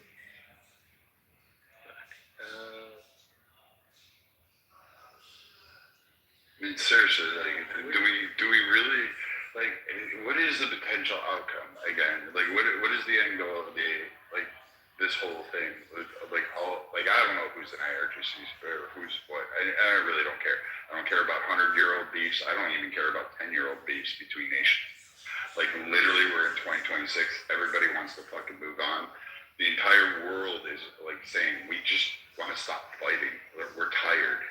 And you want to keep it up, and you want to cry about it, yeah. And you can blame the U.S. Like, the U.S. fucks up all the time. We do. We're fucking Americans. We fucking eat too many cheeseburgers. We're fat. Well, we're not really fat. We're getting healthier. But we love our toys. We love our military. We absolutely do. Europe, they have some shit there. Like, I just don't get it. Like, between the immigration fights that we have going on, the fact that you've got a lot of bullshit that exists from these pro-IRGC kind of types, I don't get it. It's not like you're being invaded. It's not like you're even there. Like, all Trump is doing, like, literally, here, I'll give you the war synopsis really easy. Trump is killing off each of your Ayatollahs and killing your leadership until he finds a leader that's willing to work with him on the table. That's literally Trump's strategy. It's not really fucking hard to figure out. He's just knocking heads down until he finds the one person that's going to be like, hey, I don't want a warhead on my forehead. I want to work with you. That's all he's doing. Literally. It's as simple as that. And he's allowing Pakistan because he doesn't fucking care. Like, Pakistan's irrelevant to him. He doesn't even fucking care. He's not really about massive wars. His fucking entire presidency has been strategic fucking kill zones, and he's not afraid to go after leadership. Like, like people have said, you wanted to change the dynamics of war. You wanted to hide within civilian populations. You wanted to create this new kind of war fighting. So the U.S. has taken a more technical approach. It utilizes more AI, a lot more strategic targets. It'll hit you on the front, kill your outer perimeter. Meanwhile, it's hitting your fucking leadership head on. And it's just decimating it, because why do they need to go into fucking urban areas, injure women and children, kill them because you'll hide behind them, you'll fucking use shields, you'll do all these things. The U.S. doesn't need to do that anymore. All we have to do, realize this, all we have to do is just kill your leadership. You taught us that. Like, as soon as one of you guys crumble, that's it. Your leadership falls off. You start to get weaker, just like you're becoming discombobulated now. It's that simple. It's a fucking old war strategy. Hey, Li Wang, what's happening, dude? How's China? It's pretty good. It's good times, in a good position, thanks to the American empire crumbling in plain sight. Not bad at all. Bro. They have till June 8th until they run out of oil. It's gonna be amazing. June 9th is gonna be awesome. Is this an American man defending the IRGC of my country? No, he's an American guy who lives over in China, and he let me see if I can remember. He just say he's an idiot. I'm going crazy What's every that? day, bro. Just say he's an idiot. No, it's mind blowing. Honestly, it's like what the fuck. Why don't you go live under them? Go ahead. I do. Thank you, bitch. Go ahead. Lee Why Wong. don't you go Lee now? Wong. I have a question. I have a question for Lee Wong. Lee Wong, have you ever seen the whitening laundry detergent commercial in mainland China, where the girl takes the black guy and she looks at him and she goes, ew, and then she puts him in the washer and then she shoves him down and then she throws the detergent in there and she slams the door and then it pops open and it's a white pasty Chinese guy and she goes, yay, like that. Have you ever seen that? That's Yeah, awesome it was based commercial. off of an Italian commercial, actually. You can see Yeah, it was crazy how racist the Chinese are. You ever seen where they take This is African what they're going to Americans? do to your people and your civilization, too. I know. I'm trying to ask you a question. Lee Wong, calm down. Don't crash out. Don't crash out. It's okay. Have you ever seen in mainland China that they take African Americans and they put leashes on them, and then they call them in Mandarin, they call them black monkeys, and then they walk them around, but they pay people, so it's like almost like actors and stuff, and they just need the money because they're starving black actors in mainland China. They're mostly like Somalians and Sudanese, but they put like a leash on them, and then they walk them around like monkeys and stuff, and they call them little black monkeys. It's hysterical. Yeah, I bet that gives you tremendous joy and fulfillment. To know that the Chinese are a bunch of racist piece of shits, yeah. I mean, that's Most mainland Chinese people are piece of shits. I love people from Hong Kong and Kowloon, Sydney, Olympia Park, Macau, Taiwan. I love those Chinese people. I just want to mention, without the USA, China would be in very, very weak position. Oh, yeah. By June 8th, they're going to run out of oil. Because of the USA, China had the capability to produce, right? So, Lee Wong, you have to be a stupid motherfucker to support And be black and living in mainland China. That's fucking wild. Like, they're some of the most racist people on earth. They're worse than the Klan. And that being said, actually, without IRGC is racist as fuck to black people, so I don't know what the hell he's talking about. They have like 8 million Uyghurs in concentration camps where they kill them and stuff and indoctrinate them and steal away. I don't even like Islam, but that's pretty fucked up to have like in concentration camps where you make them like pick cotton for Nike. for nice. Yeah, makes sense. Yeah, Nike actually had to come out and publicly apologize and say that no longer any of their cotton's gonna come from Western China, from Shenzhen, because of the Uyghurs. They literally, it's like pre-1865 in West China.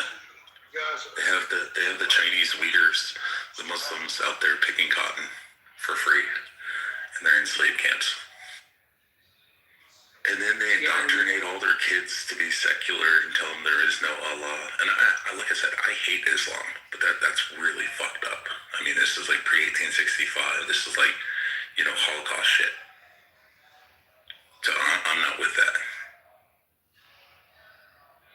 But it sounds like you are, Lee Wong. completely brainless. Yep.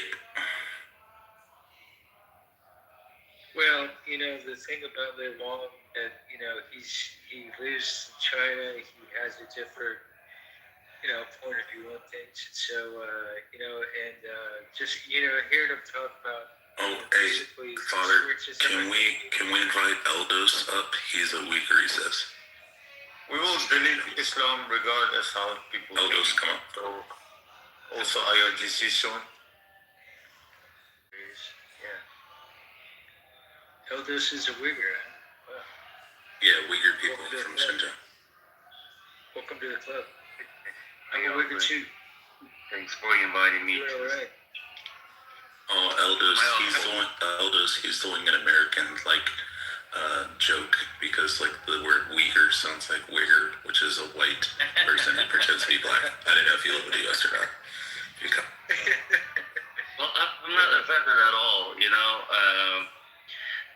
the actual pronunciation of the word is actually Uyghur. I'm not sure at what point it was downgraded to Uyghur.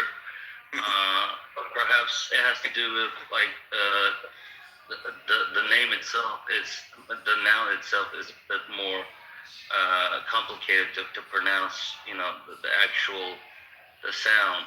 But Uyghur is the proper pronunciation. Anyway. So what would you like to say about Xi Jinping? Xi Jinping, nothing good. Winnie the Pooh. Winnie the Pooh, exactly. So what do you think? So what do you think's going to happen when Trump meets what's his name, fucking Xi, in China in a couple of weeks? Well, I mean, mostly it's just going to be politics regarding U.S. interests, right? I'm not sure with the Uyghur issues will ever be brought up at that meeting because I think he needs the Chinese help with what's going on in Iran, and I'm not really I'm not really into politics, so I can't really say exactly how the meetup will be. What about? I got a question. So, from what I understand, is that the Uyghurs are slaves, right? Or they've been enslaved, right? Yes. Yeah. Okay. I got you. And they're working over in other countries, right? Like India, and Pakistan, and other countries, right? That I cannot confirm. I guess North Korea too, right?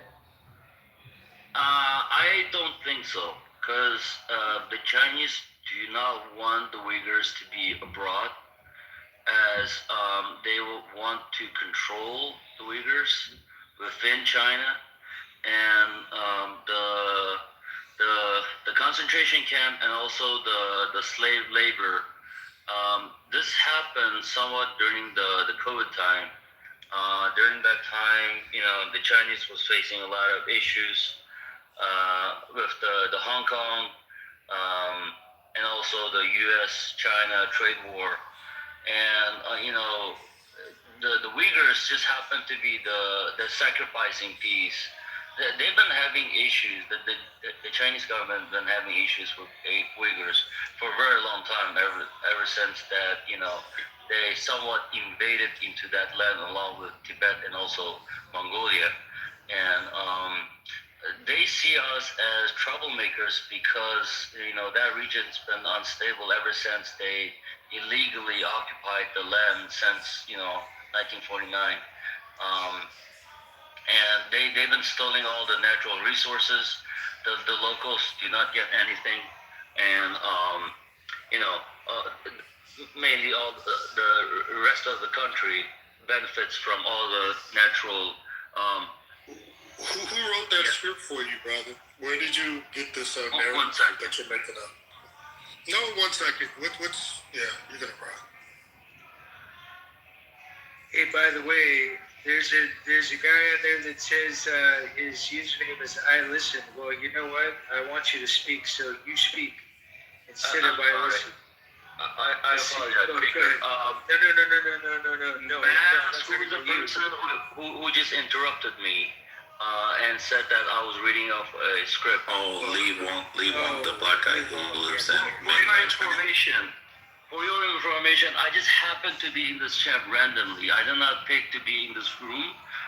It's just that it showed up on the top of, you know, the hallway, the rooms that was available, and I was automatically, you know, I guess, welcomed into this room. And the guys on the stage, they just, you know, kind enough to invite me because I mentioned that I'm Uyghur. You're used to the for State Department propaganda. By the way, Mr. Uyghur, have you been a slave yourself? I mean, have you been enslaved yourself? If you call yourself a Uyghur, right? I have. Okay. So are you one of the paid wiggers, or are you getting paid by the CCP or somebody, or what? No, I am not being paid. Not being paid. So then how the fuck are you living? How am I living? Is that your question? He's saying how are you able to survive if you're a slave? But I don't think he's aware that you don't live in Xinjiang right now. That's correct. That's correct. I don't know why all these assumptions are being, without asking me or without me stating that where I was living currently. You're just making up all these assumptions. I'm a little baffled why you automatically start attacking me. No. Because you're full of shit. That's why. No. Hang on. I'm not trying to attack you at all. I'm not trying to judge you. I'm not trying to ask you some questions just so that I can understand. Your tone, my friend, your tone, Drew. Oh, Eldos, real quick. Father is autistic, so like social normities and stuff like that, and like speaking with like emotions isn't his strong suit or strong forte. Yeah, he always speaks like this, Eldos. He sounds like Dr. Spock from Star Trek. He's like a robot. He's trying to have a good faith conversation. Yeah, but he's like super autistic. He's more computer minded. Talk to him later. I cannot stay too long on the stage. I'm actually still working at the time. So, but to answer or to say everything that Mr. Numu mentioned earlier is 100% accurate. Our people have been suffering for a very long time, but especially since 2007, the Chinese party, I guess they just decided they have to resolve the Uyghur issues once and for all. And they've been going through serious amount of, works that they have started. But this concentration camp, main goal is to detach the Uyghurs from their old ways of Islam, of terrorism and extremism and killing people in Syria and child slave labor camps. How do you feel about the Uyghurs committing genocide Muslims in Syria? How do you feel about that? Do you care? Do you care about the Uyghurs? Who cares? I don't give a fuck. I would suggest the moderators start, enforce some kind of room order. This person. You need special privileges to lie. This person. No, we allow for people to express themselves openly, and then when he's done, I pushed him down because I think he was very rude.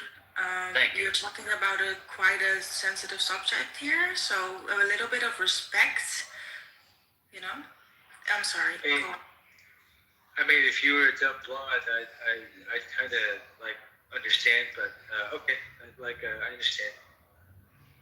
Father, he doesn't live in Western China right now. He lives in the Western world. You can tell by his accent. He's probably been here since he was a kid. His family got out of there. But the point is, there's 8 million people in literally fucking slave camps pre-1865. Literally enslaved by the Chinese government. And they force indoctrinate people to leave their religion, and they get the little kids when they're 5, 6 years old, and instead of their parents allowing them to teach them about their culture and their religion, they raise them to be like Eastern Chinese. And they're like, no, you're not going to be Western Chinese. You're not going to, learn about Islam. You're not going to learn about your culture. You're going to be no different than anybody in Beijing. I mean, it's the same thing they did in Louisiana, where they forced people not to speak French, but also enslaved them. Well, I do remember, what was it, Hurricane Katrina too, so, anyways. Yeah, I'm not saying that Uyghurs are 100% innocent, but I don't think you should, genocide in a sense of, putting people in internment death camps and forced labor slaves. I think you should deal with, the specific individuals. Well, I would be okay with Israel, taking all the Gazans and then like putting them in slave camps and making them pick cotton and fucking figs and olives and shit. That would be fucked up. If they're fighting a war, it's one thing. They can fight a war, and even if innocents die, there's a casualty of war. But you don't then turn around and enslave the entire group of people. So this part about war, it's certainly debatable. There is no actual what may have happened, like events, right? All these terrorist attacks and whatnot could be the actual events, but whether they were actually carried out by these terrorist groups, or perhaps it was a co-op within Chinese intelligence, just so that they can have a legitimate reasons to occupy and do what they've been doing so far since 2007 to the Uyghur people. It's just it needs serious amount of investigation, and Chinese are not very much open about that. If I may, thank you. But what the world, and they have been doing their own homework, what the world have seen so far is with the satellite image as well, and also their own, infiltration. That the concentration exists. The people are actually being, locked in the encampment, and they're being forced to do all this labor without being paid, and also a lot of death. The family members have lost their loved ones with no crime history whatsoever. All these people are being locked up illegally, and some of them, possibly being involved in organ harvesting and all that. And these are not, studies done by me. I'm just a Uyghur, happen to be in exile, and well, if you want to put it in context, like they have the body museum in mainland China that travels all over the world, and it's the one where they like slice people into like 1,000 pieces, and then they like stretch their entire body, and they've actually DNA tested some of the bodies and stuff, and found that some of the people who are part of this museum exhibit that goes all over the world and stuff are actually people that were imprisoned for life for like things like importing illegal things into the country, like cell phones, or like American products, or doing like anything illegal, and instead of just being put in prison for 100 years, they end up part of this exhibit where they kill the people because they have to be dead within, I think it's like 48 hours. They have to take the person who was deceased and then use it for this exhibit that they make the body where it like will last for like a couple hundred years, and they like do some type of chemical treatment and stuff like that, and then they slice the body up into like pieces and spread it out so you can see the internal parts of the body. And they've actually proven that a lot of the people are people that were imprisoned by the Chinese Communist Party, so they're really fucked up. Kind of like Jeffrey Dahmer. But on a governmental scale. Yeah. So Li Wang was asking, how did you become an exile? Like, how did that happen? I went through the legal means to exit from China, and that is very much within the Chinese citizens' right at the time, when the Uyghurs are not as much a threat, and but we're not talking about 1 or 10 or 100 individuals here. We're talking about millions of people over there who have been living for a very long time, and the Chinese government do see them as a threat because that particular region is a key point for One Belt, One Road initiative that they've been investing heavily. And in order for them to open up their borders to the neighborhood countries, they need to make sure that those regions are very much stable. And they cannot do that if the people over there are not happy, especially they've been stealing all those natural resources not being given. The locals are not being benefit. Rather, the whole country, those resources are being distributed to the rest of the country. There are many, unfair treatments.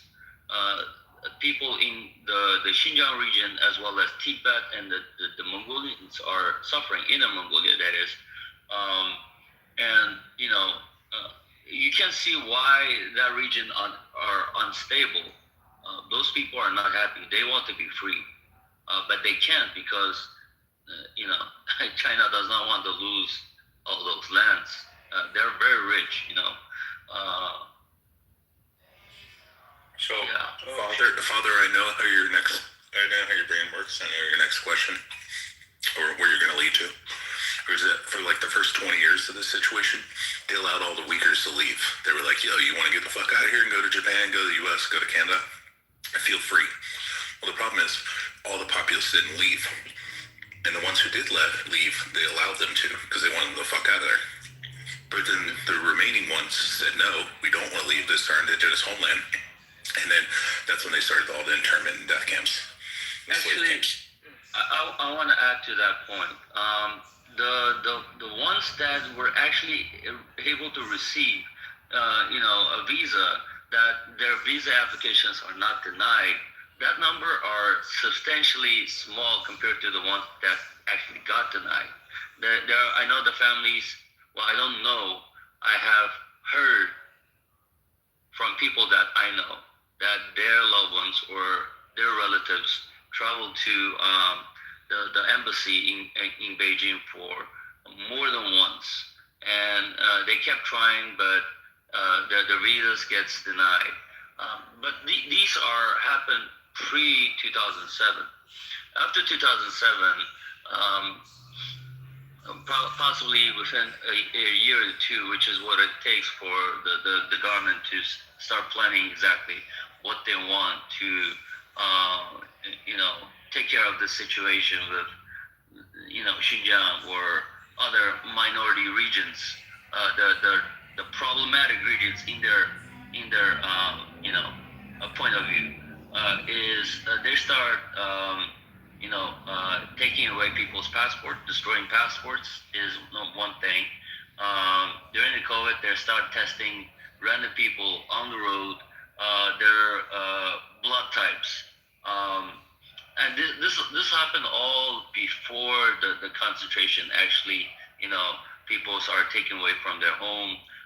They start being placed onto this random place, like in the middle of the desert or some other, location. I got a question real quick. Are you in America right now? I can't say that, brother. Okay. He's a fucking coward. I don't think that matters. I don't matters. Laurent, watch your mouth, please. Yeah, this person is really nasty. I don't like to talk to him. Yeah, and to put this in perspective, Father, I mean, this is the same thing the Nazis did. How about this guy show his real face instead of hiding behind this like the Nazis? The Nazis initially were like, hey, all you Jews, get the fuck out of here. And the Jews ended up staying behind, ended up in internment and death camps and work camp. Eldos Morigokos Furush. Why do you look like Afghans, Eldos? I mean, you don't look like Chinese. You look like the Afghans, the Hazara. They call Hazara. You look like them. He looks like a Mongol. Like the people that he descends from. That's how the tribe in Afghanis look the way they look as well, because they were conquered. I mean, he doesn't look like Chinese at all. I know, because he's from Western China. You fucking retard. Arash, as an Iranian, don't be racist, man. Iranians. I'm not racist. If you're Eastern, I'm asking, why is he lying? That's what I'm asking. What does it got to do with the race? Listen, Sharmuta, if you're from Eastern Iran, you don't look like you're from. No, motherfucker. Sharmuta is Arabic. Suck my dick. Yeah, and I don't know the word for whore or son of a whore in fucking Farsi, so I'm gonna use Sharmuta, which you understand. No, it doesn't. One moment, please. Son of a whore. I said it. Sharmuta means bitch. That means whore. Moderator, I would like to ask if you guys have any other questions that perhaps I don't know a lot. Fuck your questions, man. We really don't care. I'll get cut off before you even speak. I think Leon is here every day. I'm not. Right? I'm not here every day. I come in here just as rarely as you and got booted off stage in the middle of speaking. Wait, this is your first and only time you've ever been in here? I'm not here every day. I'm sitting here. No, that's not the point. You said That's literally what you're here as much as Ian said that this spoon came up in his fucking in the hallway, and this is the first time he's ever been in here. So you're saying that this is your first time as well? Look, this Lee Wong guy, I know him. He's supporting the killing of all the whites in South Africa. This is that type of guy. Who, Lee Wong? Yes. Yeah, Lee Wong's a piece of shit. We all know this. He supports a group of people who call him a little black monkey. No, he's supporting I'm talking about the Chinese Communist Party. The racist Africans in South Africa who say kill all the whites. That's what he's for, stands for. Mm-hmm. He's a lovely person. See how he went silent? I've heard it multiple times in different rooms. Is he black himself? Yeah. Because, they did say back in the day when there was slavery, it was a lot of black slave traders that were selling their own people, so it makes sense. Well, all the black slaves that were sold, it was either sold by the other African tribes or the Arabs took them and sold them to the Europeans, to the Spanish, to the Italians, to the French, and to the British, and they brought them to the United States and sold them there. So it was just themselves and the Arabs who took them initially as slaves and sold them to the Europeans. And now, imagine this. If you haven't been taken as slaves, you would still be living in Africa. Just look at the other African countries. So you were kind of blessed, I mean, your ancestor took you a little suffering, but now you're living a great life. So be thankful. It's not working. Be thankful, guys. You're Zionist. Anyway. How do you feel about Zionism and the Uyghur-Israeli alliance? You happy about that? Thank you, moderators, for having me on the stage. I think I mentioned enough. Thank you for my sharing comeback. all those. Thank you for allowing me, Glow. I really appreciate all the moderators, as also Numu for mentioning this up, because this issue been buried by some of the international events that are going on. Of course, those people. It's all over the news. It's ridiculous to say it's buried. It's platformed everywhere. 43% of Americans believe it's your bullshit narrative. And all the lies you spread. The millions of people dying. How many vegans have died? Just give me a number. Quick estimate. Since you care about your Thank you. How many have died? Bye. Yeah, I didn't think so. Shut up and leave. Leave now. I'm sorry, Aldous. I'm really sorry. It's okay. No. I know this guy. Glow, it's okay. I know this guy. He's been active since the COVID time. He used to open his own rooms and spread all this propaganda. Obviously, he's being well paid, but, that's okay. I'm not offended. He's practically wasting all your times, to be honest, but that's okay. You know what? I kicked him out of the show. That's okay. Whatever. Yeah. I might come back again if you guys are interested to talk about this. Because I was from there. I'm living abroad right now. I'm very thankful. But millions of people over there, they're suffering, and they have to adapt right now. And not only the Uyghurs, the Tibetans, as well as the Mongolians. They are the minorities that have a very strong history, and that history is slowly being erased because they're no longer allowed to practice their language freely. By that I mean the educational systems are completely terminated. They are forced to practice mainly in Mandarin Chinese, and the ethnic cleansing has been going on for quite some time now, and all this series of actions the Chinese government taking on these minorities. Eventually, their people are gonna stop practicing in their own language. With that, they're gonna start, slowly put down their barriers where they're different from the Han people, right? And they're gonna start, have no choice but to accept the Han culture, even though you guys are looking at me and you're asking how come you're not like, you don't have that main Asian features, because I am not, the Han people. We're completely different. We have completely different backgrounds. Our backgrounds, the Uyghurs' backgrounds, we have the Turk backgrounds. You know, um, the Han's, they are very much Asian features, and we do not, right?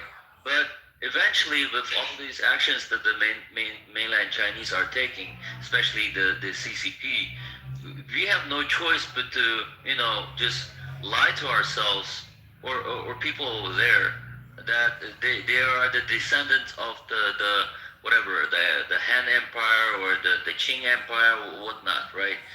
This Chinese identity is more of the Han identity, and the rest of the country, that's what they're gonna adopt as well. They have no choice because their own culture, something that they're proud of, eventually they will have less and less to say about it because they don't have the access to their own country, own culture that were taught by their own people before. Now it will be taught by the Han person, right? Supposedly who is expert in history, like fabricated history that the Chinese are love to spread, or you know, um, yeah, uh, these Uyghur people, the identity itself, not the actual person. They cannot kill all the Uyghurs or the Tibetans or the Mongolians. Their solution is more of, we're just gonna erase of who you think you are, and that pretty much is gonna do the job. And the people are gradually, if they have nothing to learn about who they are, they're just gonna adapt to whatever the Chinese are prepared for them, and they're gonna consider themselves, although not physically from the features, because you cannot, uh, cover how you look, right? You're gonna obviously look different, but I want they to can change. Trump's daughter. Okay, so why don't you land your plane real quick, and then because we have other people here. Of course. Talk, yeah. I think I'm pretty much done. Thank you for allowing me to speak. Okay, good. Thank you. Ali, what's happening? What's going on? Everything fine. War does not go into the States. It's a really, really good news these days. So I'm doing my own stuff, trying to have progress in my life. It's fine. I'm studying these days. For the last 3 or 4 days, I never came to Clubhouse. I was busy with my own stuff. Yeah, everything fine. Well, how about you guys? You have Trump in your profile? Why though? Doing all right. We're just hanging out here, and we were talking about I guess we're still talking about it. Is America a bully, or is Iran, Cuba, Venezuela, or Greenland a bully? And we wanted to see what your thoughts are on that. Like, who's the bully? Yeah, in modern days, every government is a bully. So you see people coming, talking, and just complaining about their own government. So America is the greatest bully. The others are, little bullies. So everybody is a bully. So this is the real problem in the world. Like the great Satan and the small Satan. The big great bully and the small. This motherfucker. I swear.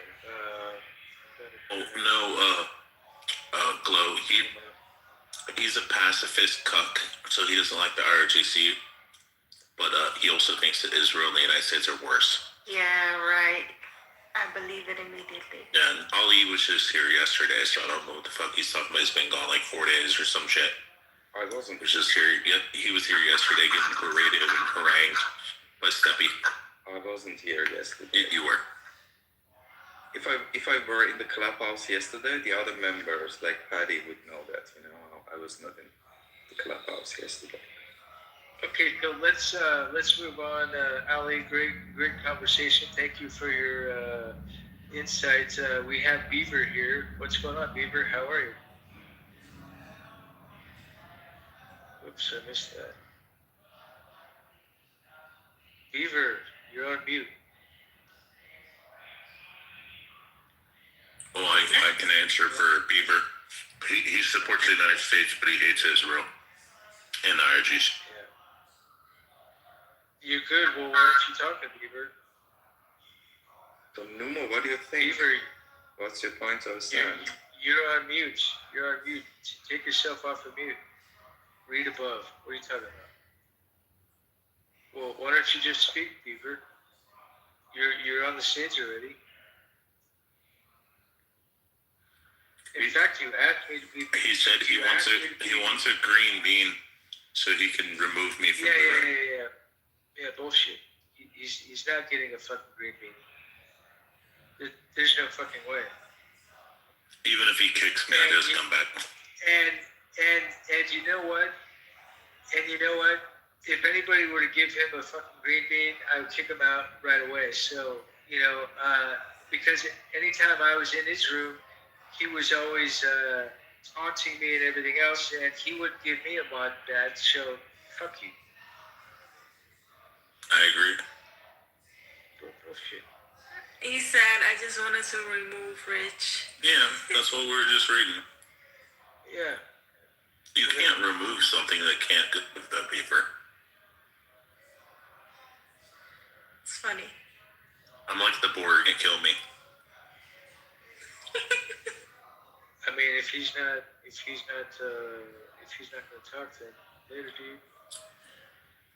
Guys, let the BB come. He's mad because Matt was on his period last week, and he got real butthurt. Oh, yeah? And I want to remove brown people. Oh my gosh! Wow, a real winner here. Hans, how are you? I want to remove all brown people from my land. Are you a proud racist, or is it just you're on your period? No, it's about position. Your position is I want to remove all rich people, and I want to remove. Oh no! My name is Rich. I'm the person that they were referencing. He wanted to remove me, Richard. Anyway.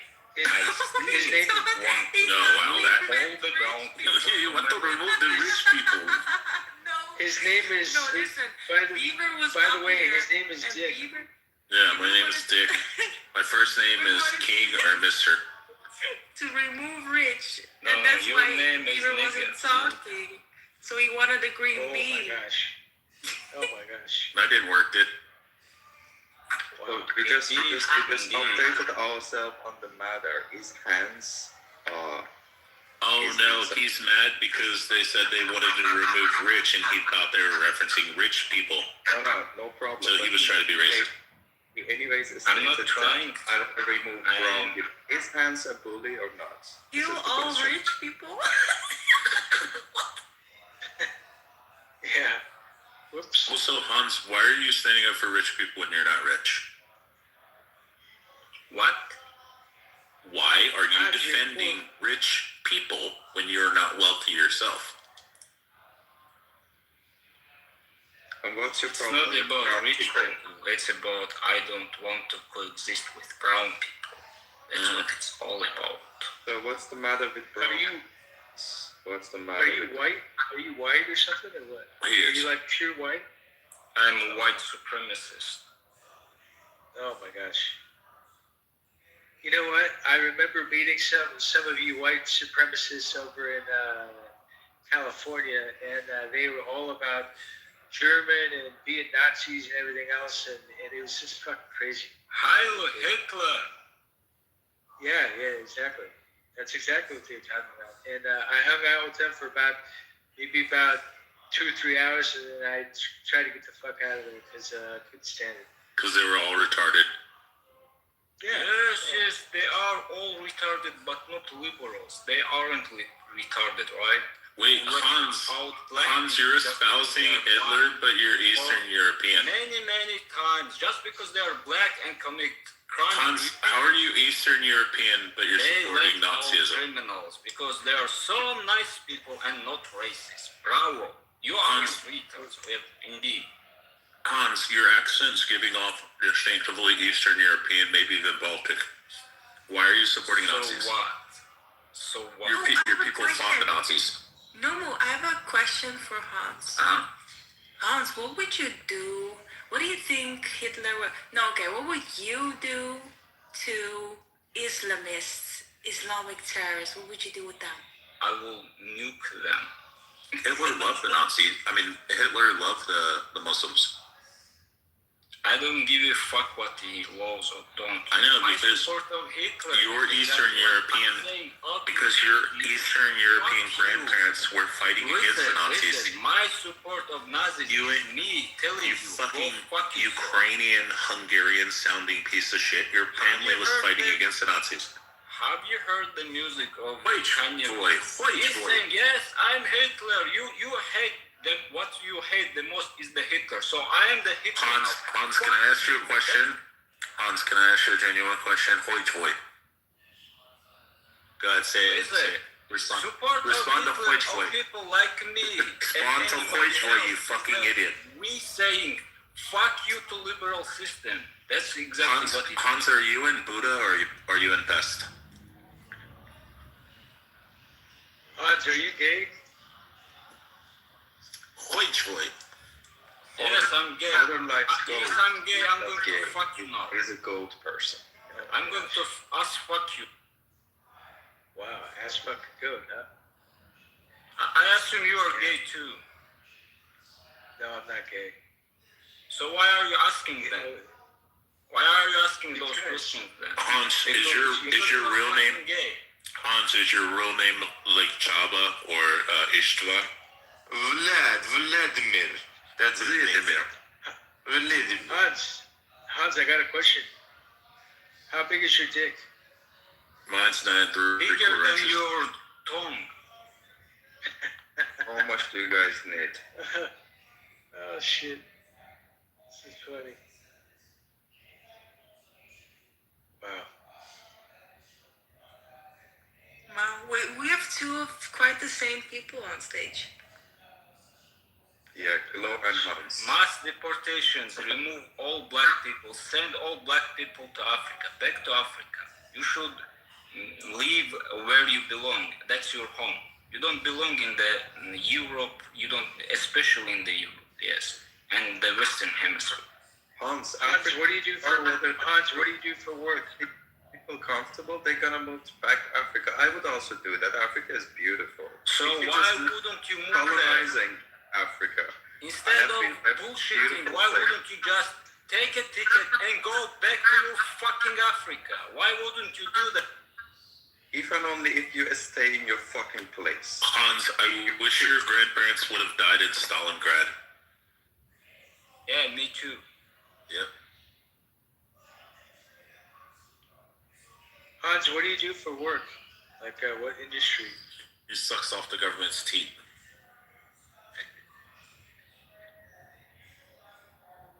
No, I want to direct photographer. I'm a photographer. I take pictures of the woman through my window. What was that? You take pictures of gay dudes sucking you off? Yep. No, I take pictures of beautiful women through window of my bedroom. I'm a professional photographer. You're a professional photographer. Why haven't I heard of you? Because I'm a special photographer, not many people know about me. I'm too expensive and, exclusive.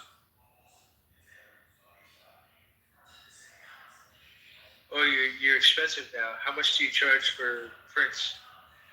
Or, for your time and all that stuff? Like how much do you charge? $1 million. $1 million. Oh, okay. That basically means you sit for girls. Do you want me to take your pictures or something? No.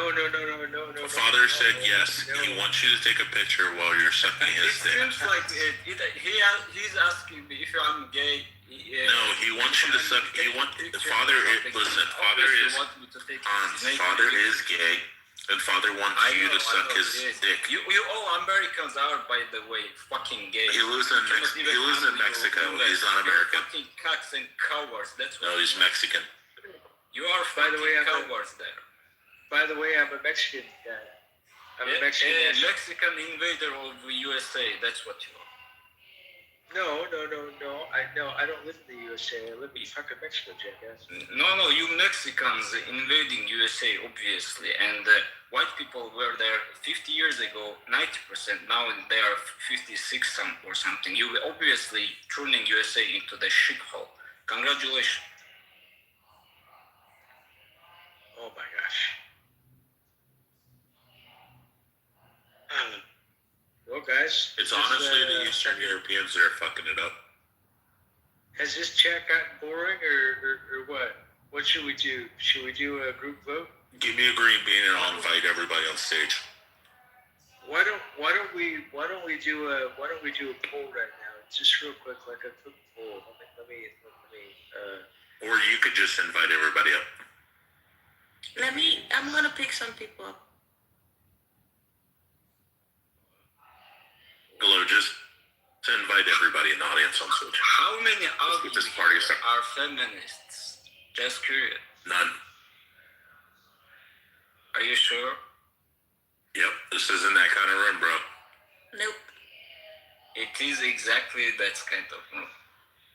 Nope. Wait, you think that a pro-Donald Trump supporting room is filled with a bunch of feminists? Trump. I don't give a fuck about Biden. I think the most progressive person that you could talk to on this stage is probably Patty, but she's asleep. Who is MAGA here? I'm right wing. Is there anybody MAGA here? And I'm what you call brown because I'm Iranian woman in the West, but I'm right wing. But she's also part of the Aryan. She's also part of the Aryan race. Just remember that. What are you trying to say? Wait, Hans, she's brown, but she's part of the Aryan race. Yes. Is she a white supremacist? No. Because she's not retarded. She's not one of us. Yeah, but she's a true Aryan. You're liberal bitch. Hans, you're Slavic. You're literally where we get the word slave from. So, but yet you are... You're a slave, and she's the pure Aryan race. Slavery, right? But by the way... She's your master. The ones who are victims of slavery, right? Glow has the right to bash your head in with a ball peen hammer. Hans, Glow has the right to bash your brains in with a fucking ball peen hammer if she wants. No. You're a dirty slave. You are the name. Go look up the meaning. You're literally where the word slave comes from. The meaning of Iran. Go look up the meaning of the word of the land of Iran. All right, and then come tell me you want to be like me, but you will never be me. Again, that word means Aryan land. I know what Iran is. We are MIGA. Make Iran great again. MIGA. We are MIGA. We are not MAGA. MIGA. Make Iran great again. You're Arab. No, I'm Iranian. Why are you using Arab words? You are Arabized, Iranian. I'm not using any Arabic words. What are you talking about? Of course you do. What are those? Persian. He said MIGA like MAGA, you fucking retard. He said make Iran great again. MIGA. God, you're dumb. Fucking Slavic brain is no different than fucking Somali brain. Retarded as fuck. Russia and all the other fucking Eastern European Soviet bloc states and all the Baltic states are a bunch of fucking retards because they got rid of all the Jews who were the smart ones. Is this supremacy? All the Jews who is promoting, who invent everything, who literally invents the cell phone that you're talking on right now, the microchips, the fucking GPS, the internet, the fucking clubhouse that you're talking on right now is all invented by Jews. Dumbass. Crazy. Without Jews, you wouldn't have any of that. I'm still very pissed because they ruined the word Aryan. It does not mean anything of white supremacy. It literally means land of the nobles, or Aryan means noble people. And I literally mean I don't give a fuck. I want my land free of brown people. You ruined a whole thing, and you're still not one of us. But I don't fucking want brown people in my land, period. You live in the Western world right now. You're gonna have to get past it, bitch. Stop crying. Go back to your fucking Soviet bloc era fucking country, and then you could be surrounded by white fucking poor shitty people with shitty economies because you killed all the smart people. You killed all the smart people. You got rid of all your Jews, and now you guys are fucked. Your countries are hemorrhaging to death. Listen. Listen, my brother, пожалуйста, my brother, пожалуйста. I'm just working for your interest. No, I'm a Jew, so we work for our own interests. Of course you're the Jew. Of course you're going to talk how nice Jews are right now. Yeah, they are. They're great. Invented the fucking cell phone, the internet, fucking the iPhone. The iPhone you're talking on was made by Wozniak, which was a Jew. You fucking retard. Filthy Jew. Hey, by the way, let me reset this room real quick. So right now we're going through a boring period. So you know what? Shut the fuck up, Hans. I'm in control now. You. So shut the fuck up. Fuck you. Fuck you. Jesus Christ, you fucking asshole motherfucker. Fuck you. You're the black motherfucker. He wants you to kick him, father. Jackass. Fuck you. Yeah, you're the nigger of Eastern Europe, just so you know. Yes, I exactly. know. There you go, dude. Okay, so does anybody have anything to say rather than be in the chat all fucking night? I do. Yes. Give me. I have something to say, Father. Make me a moderator so I can bring everybody up, and then we can remove Hans because then he's not of any. He's not of any added contribution. He's not contributing, so we can move him down there. Gas the Jew. I'm trying to look for the word. Gas the Jew. Yeah, bomb Stalingrad again. Oh, we will. Yeah, and we can bomb your fucking family. Do it, fucking coward. You can't fly. You can't defeat your remember? Do what you did. Yeah, no, we did it once. Russia. I fucking dare you, you fucking Jewish bitch. Did you forget about 1945 when they bombed your country? country?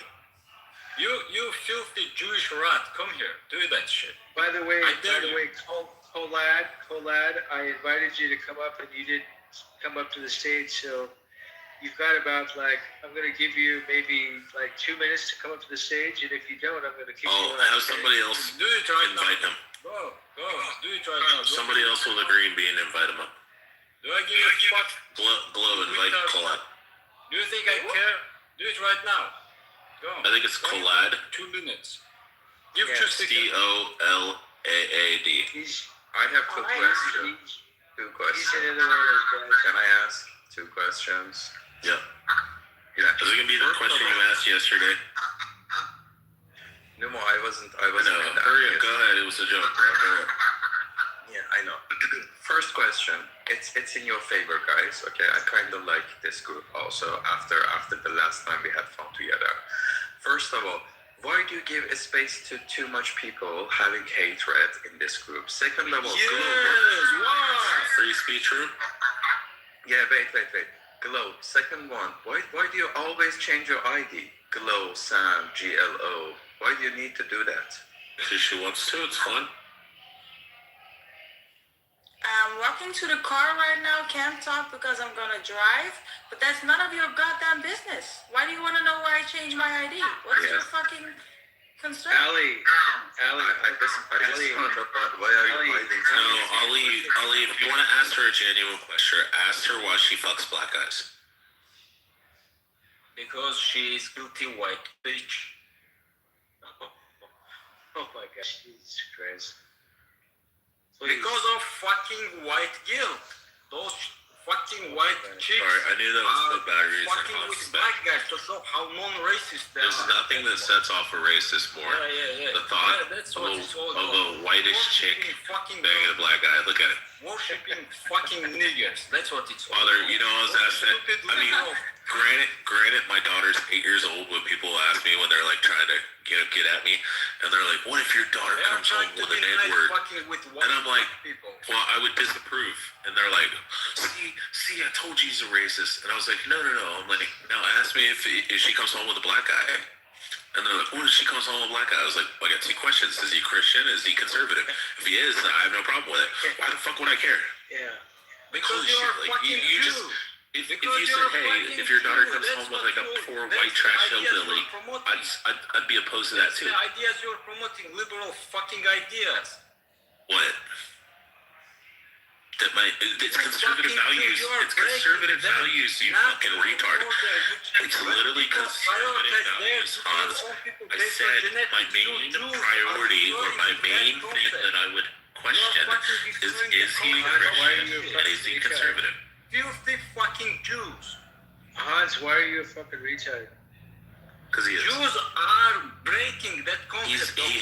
He has Slavic brain. Yes, Slavic brain. And you're telling white like people to Somali be brain. guilty. It's like the white version of Somali brain. You're telling white people to be guilty and open their borders so they would be invaded. Yeah, if she came home with a guy that's a practicing Hindu or practicing Muslim or an atheist, then I would be opposed as well. White English people were kicked out of the India. They weren't called, far-right racists. They Bro, were called he's so liberators. drunk. So But drunk on when the vodka. English people want to deport Hans, how many bottle of vodka have you drank? Hans, shut the fuck up. Father, just give me the beans so I can shut him up. Fucking Jewish I just want to shut him up. That's all I want. I'm not gonna move him down. Oh, I didn't do that. I did. Fuck the guy. I just like muting. Oh yeah, muting? Oh, if I can find it. I don't know, can't find it. Too much pickled pickle. Oh no, he left. Yeah, he did. Oh no, there he is. His next event's in.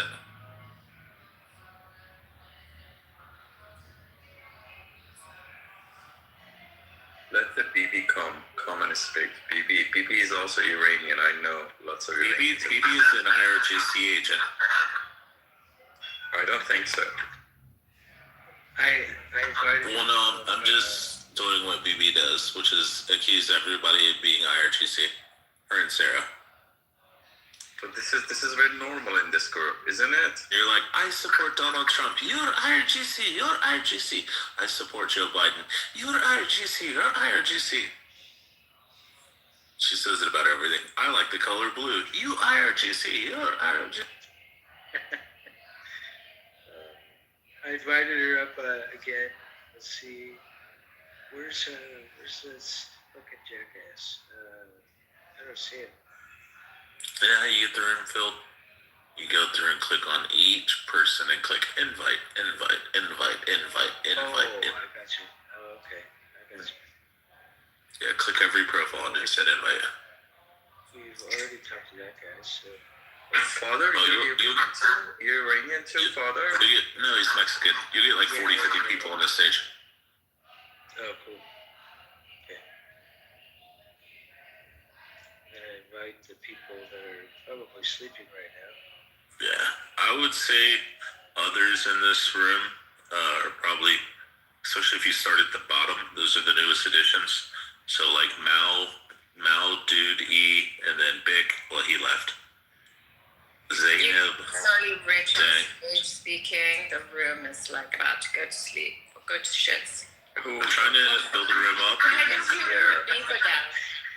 BB, I genuinely hope and pray that the IRGC catches you when you go back to Tehran, and that they tie you down and beat your feet again. That wasn't me. That was Sarah. No, they beat Sarah's. They beat your bottom of your feet. Anyway, there's not going to be many left of them soon, so I don't think so. There's a bunch. You know what? I'm inviting people, so. Oh yeah, just start from the bottom, work your way up. Yeah, working on it. What I do when I'm moderating is I just invite every person, even the second they walk in the room. Is that BB I hear? Yeah, she's the drunk good. Hori who lives in the UK. Nice. She's shit-faced all the time. Haven't heard her in a while. I wish I would have unmuted when I burped now, BB, just for you. Where's your wife, Rich? In the other room. Fucking sleeping next to my 5-year-old son. Yeah, I don't. Wait, hold on.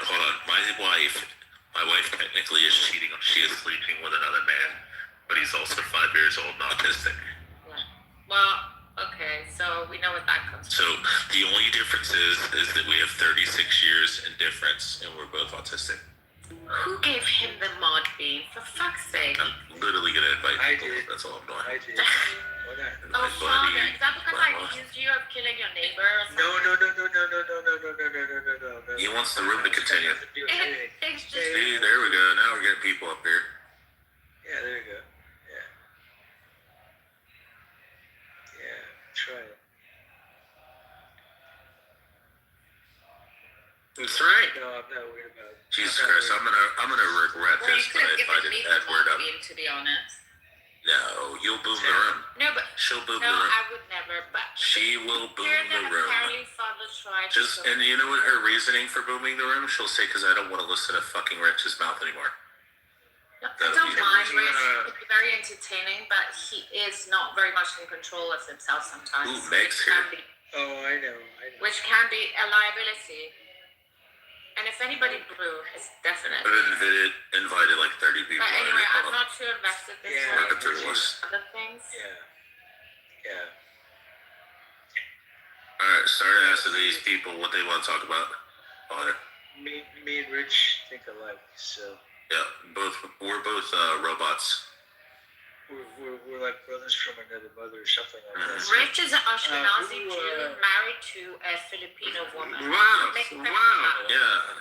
Yeah, wow, that's racist. Wow, that's racist. Go ahead, David. I can tell this by the voice. David who's drunk? drunk? David's drunk. He's going to go, wow, that's anti-Semitic. Wow, that's racist. I mean, what does it matter if he's Jewish or not? That's anti-Semitic. Oh, whatever, dude. Whatever. He's, I kicked him out, actually, I dropped him down about 3 times tonight, so. Who, David? Because he's drunk, you know? Yeah. I only like when David comes off mic and he goes, wow, that's racist. Wow, that's anti-Semitic. Yeah, that's all he does, right? Wow, it's Islamophobic. It is. Hey, we got some new people up here, and I wanted to, Angelina, what's going on, Angelina? How are you? Before everybody goes, what's going on? BB is a mud shark. I miss Alan this morning. Oh, wow. Skip over BB burped me. Yeah, you just need to put, whenever he talks, you just need to put it up on double speed. But I kind of like what he says. He's very logical. Yeah. Well, he makes a lot of sense actually, and he has some experience. So, he's been around for a little while. So, which is good. What's your name? Kritika.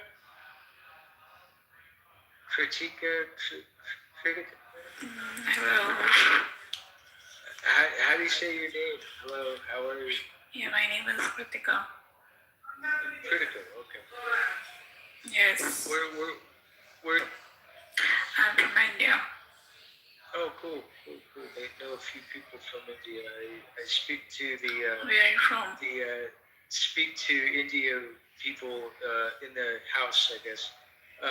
I'm in Mexico. I'm on the beach in Mexico, but I have a few friends in India. I talk to them all the time here in Clubhouse. So, in fact, I don't know if he's still here. There was a guy, old guy, 7 years old, and I talked to him all the time. He was here, and we got into a conversation last night about the world affairs and everything else. He makes a lot of sense too. He's another one of those Allen guys. So great guy, love the guy, like a brother from another mother kind of thing.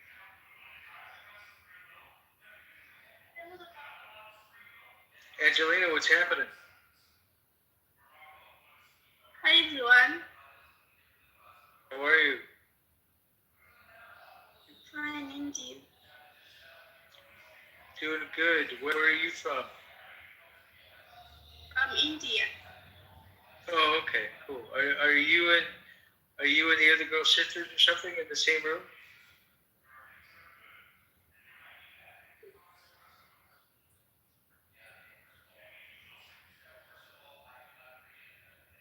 Did you say?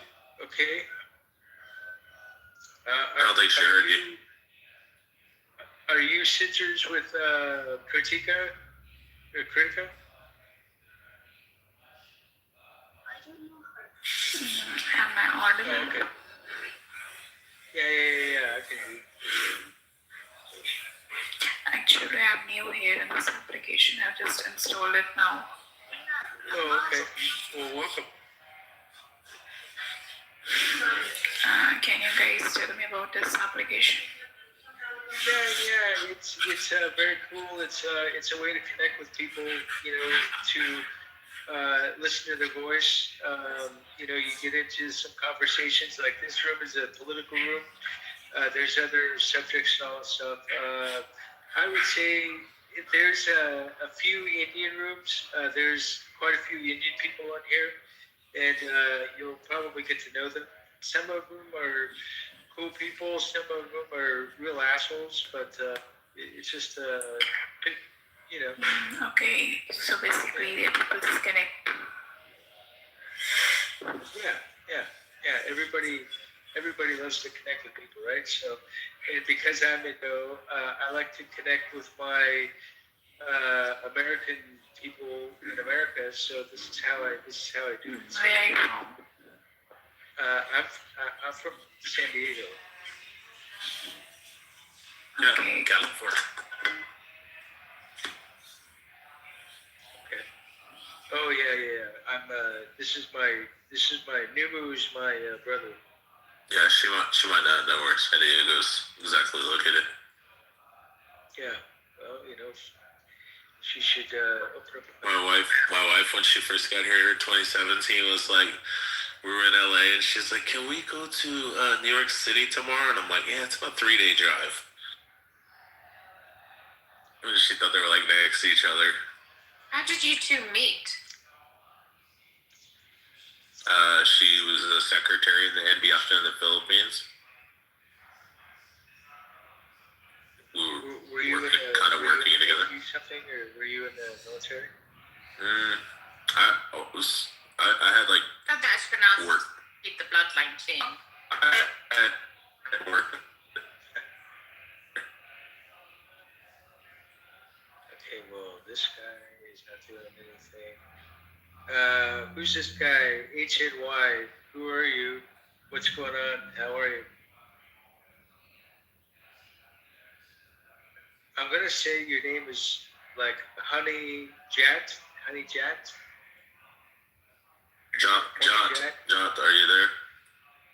Jat, what's going on? I love your picture.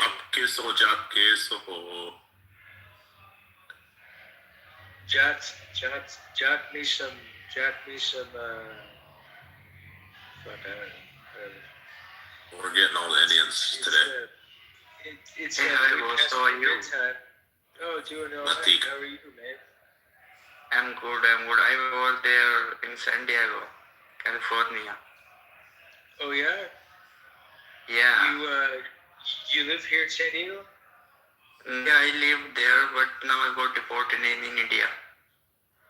Oh, because you crossed the border illegally or what? Yeah, illegally. I was on non-domiciles. He's like most of the Indians and Filipinos that on their Facebook account they all say they went to MIT and Harvard and Yale. They just make shit up. Graduate of Harvard, MIT. I'm like, wow, there's a lot of Filipinos that graduated from Hey MIT. brother, according to you, Trump is good or not? Yes, mother chod, ban chod, uli uli, mother chod. Mother chod. Mother chod. Trump is no good, bro. Oh no, Trump's the best. Trump is the best. Trump is your daddy. Yes, Trump is your baba. Trump is no good, bro. Nay. Fuck Trump. Fuck India. Fuck India. Fuck Modi. Fuck you. Fuck you. Modi is a faggot who loves sucking black dick. Yeah, exactly. Modi is allowed to sucking, but you also. And you suck Modi's dick while he's sucking black dick. You motherfucker. Mother chode, bon chode, uli uli uli mother chode. Uli uli. Big baby owl. You are the son of Trump. So Yes. Both. Yes. So Beaver's been wanting to suck the cock. So Peter Beaver's been wanting you to, I guess, suck his cock or have him suck your cock, something like that. So that's Hey buddy. Good to have you on here. Hey buddy. Trump fucking your mother, bro? Fuck my mother, huh? Yes, your mother is 80 years old. sex with Trump? My mom's like 80 years old. I know. You might like Sorry, it. this is not our film. American pussy is very bad. This is for Mulno. She has big titties, you know. Hey, mother chod. Uli uli, mother chod, ban chod, ban chod. There we go. Maana chodda mera baap. We're just trying to keep this fucking. I remember back in the day. I remember Biden was good. Trump is not good. Hey brother. I remember back in the day we used to. Where do you live in San Diego? And Trump is the best. Trump is amazing. Ban ki chod Trump ki. Oh yeah. Very mangi was. Peter, what's happening? How are you? Trump is best. My gosh, you guys. Trump ki best ki tang. East or West. The Indians are like Mogwai. Your They're like Mogwai. If you feed them after midnight, they multiply.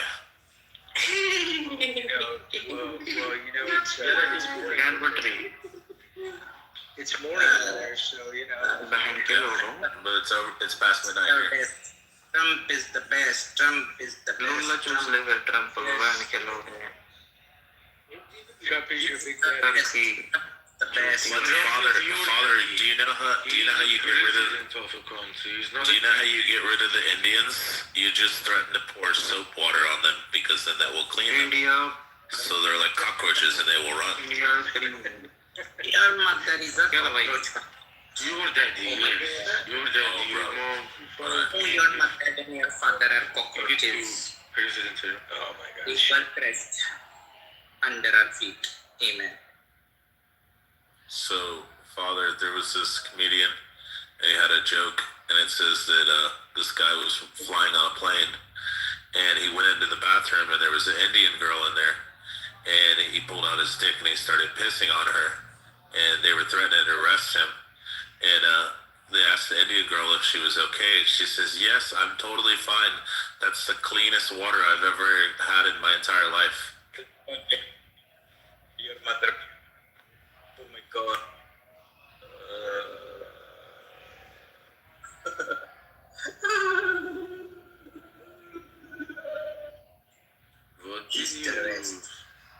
It is true what Dave Chappelle said. So it's kind of fucked up that the Indians want to come here because our country is so good in the United States that we shit over top of clean water. That is all okay, but I'm saying Trump is good. I don't have a problem with Trump, my friend. So be happy. India is disgusting. You are right. You are not a liar. I was deceived. You are too sharp. You are. People in India as well, and they are very happy. The Indians are in here talking shit about America.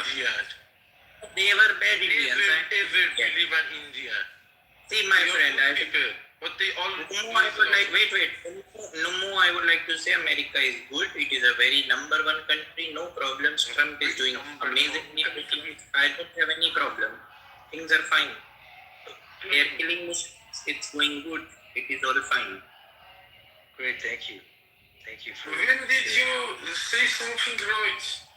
When was the last time you said something right? Peter, Beaver's been wanting you to come up here to the States for, most of the night tonight. Okay, I think he wants to suck your cock. I think he wants to suck your cock, to be honest with you.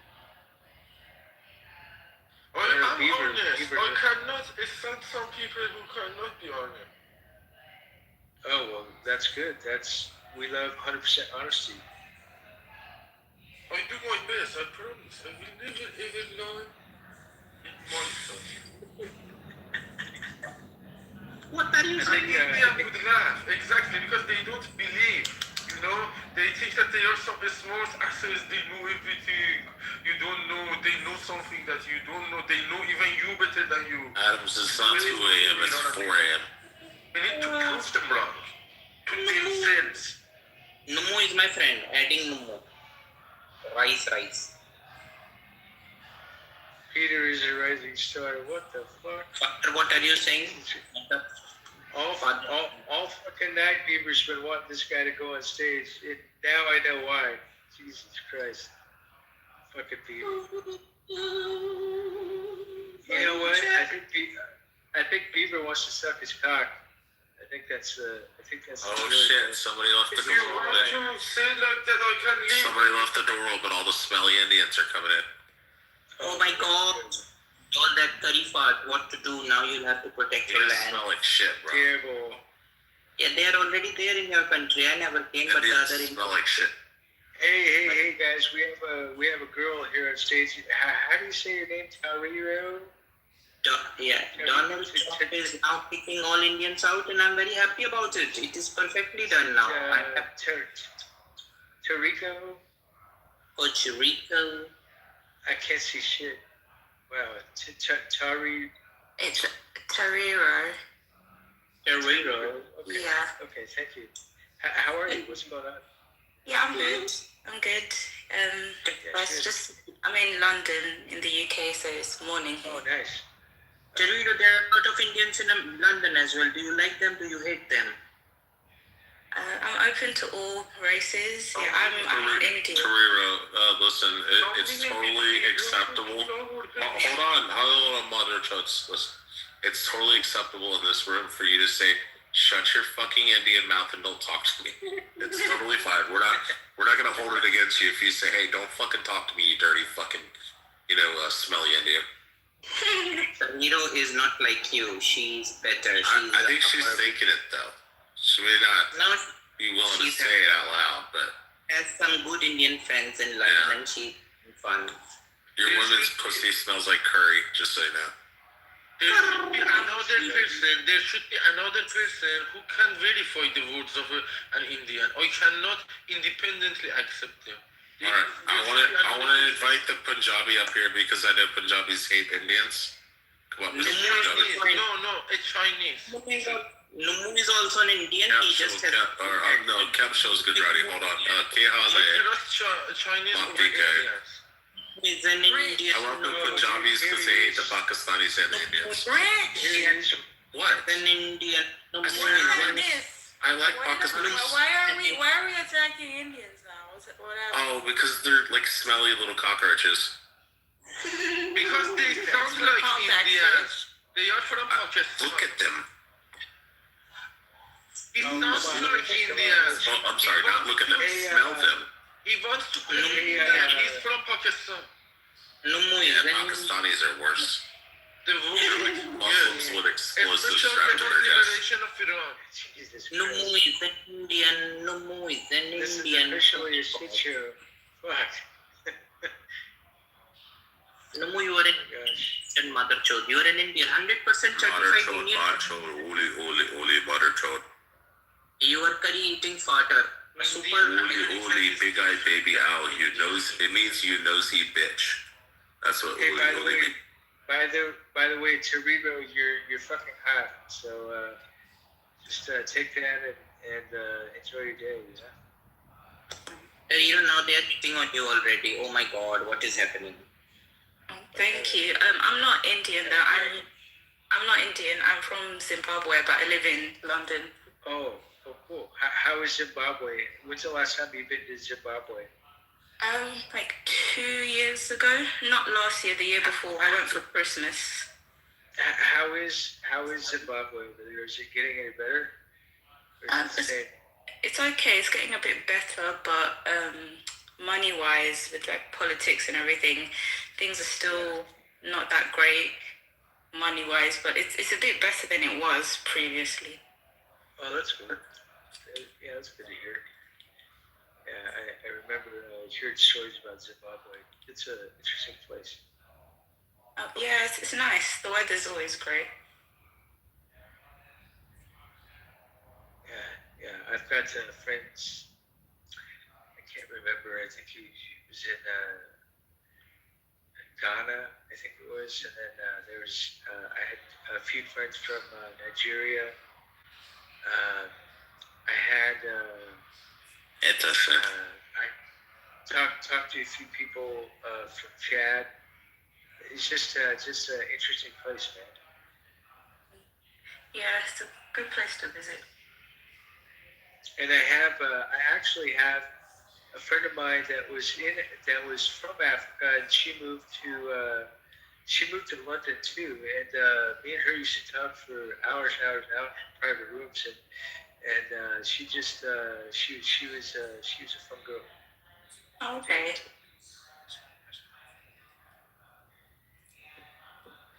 Anyway, but so what's the weather like in London right now? Is it cloudy, sunny, or raining? The weather's actually quite nice for this time of the year. Actually, it's in the middle. It's about 24 degrees or so. So it's not cold and it's not too hot either. It's mild, but it's actually quite nice here. Nice.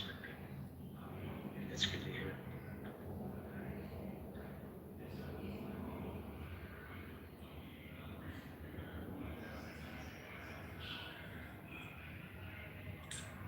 Yeah, the neighbors have the Mexican music playing.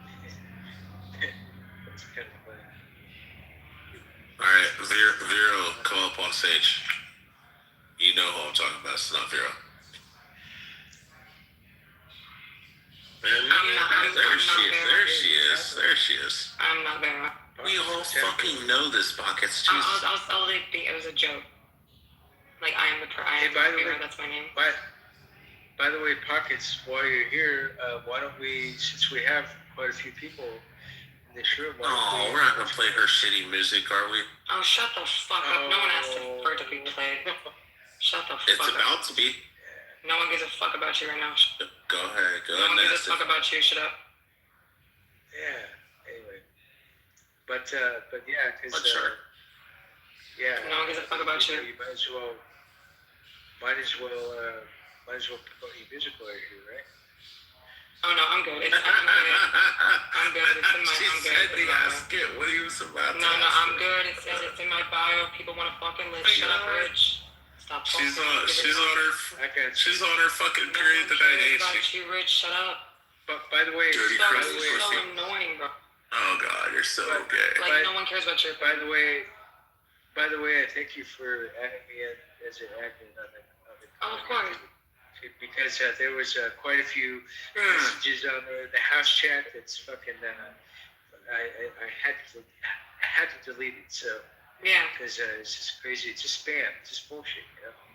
Yeah, no, thank you. Because I don't pay attention in the house. Yeah. That is not the flag of Iran, Father. Please eliminate that to Mullah. Please, we will never ever like Mullah who? That flag on the Go title. Peter! Go Peter! Tell him! It doesn't promote me. Neither does me. Even the room politically incorrect accepted to don't use this bogus flag on behalf of Iranians. Oh God. Shut up, Rich. It should be, listen, it should be green. It should be green, and then lion, sun, and then red. That is not still chosen. I love that, but this is not. That's the thing. This is not. I hate this. I don't want to be promoted like this. This doesn't represent me. What the fuck are you talking about, Peter? This flag on your title does not represent the country of Iran. This is the flag of the Islamic Republic. Look at my picture. Islamic regime. We do not use that flag. They are not republic. They are regime. We use the flag from before the revolution. The lion sun. I got you. I got you. You get me? I understand now. Yeah, I understand. Yeah, I understand. Yeah, Peter. Yeah, you're gonna lose this conversation. And it's not just because she has a green badge, but she'll still kick your ass. What did he say to me, Peter? What did Peter say to me? I didn't say to you anything. I talked about the title. Oh yeah. About the flag, about the fucking flag. Yeah. You're talking about your flag because Peter, are you Iranian or are you Indian? I am from Tehran. I was born and raised in Tehran since 1992 to October 2023. I was living in Tehran. Since then, I am in Berlin to survive and politically comment on behalf of Iranians. Because nowadays, young people, as beautiful as sunshines, are getting executed each and every early morning. We need to stop that. Enough is enough. What is that bullshit? Please correct that title. Okay, I will. Wait, She-Wolf, did you hear that Guava was dragging you the other day when you weren't in the room or no? Who was the She said that you married some fucking gay faggot Mormon who converted to being a Jew, that you peg him and dominate him, and that you're online looking for other dudes. And then she said that Jinx was molested by her dad. No I don't know if you heard that or not. No Hawkins was there. Peter, I got a question for you. How big is your dick? Are you just born with your left? Not at 3/4 inches, father. Yes, Are you just born with your left? very political question that you have. I was asking She-Wolf a question. Yeah, you have to be really born with your left. That's a good question. Not a Hey, political Peter, I just question. realized something. Listen, Peter, the title is America versus and then the flag. But if I change it to Lion Sun, America is not fighting versus us. Please, America is yes. fighting versus IRGC. So this acts. You get me? Wait, what are you talking about, Bunny? You were in the room. You heard everything. Let me clarify. Yes, she is somehow right, but the flag of Mullah is between 4 other legitimate flags. Yeah. That is not acceptable. Oh my gosh. Listen, They don't have flag.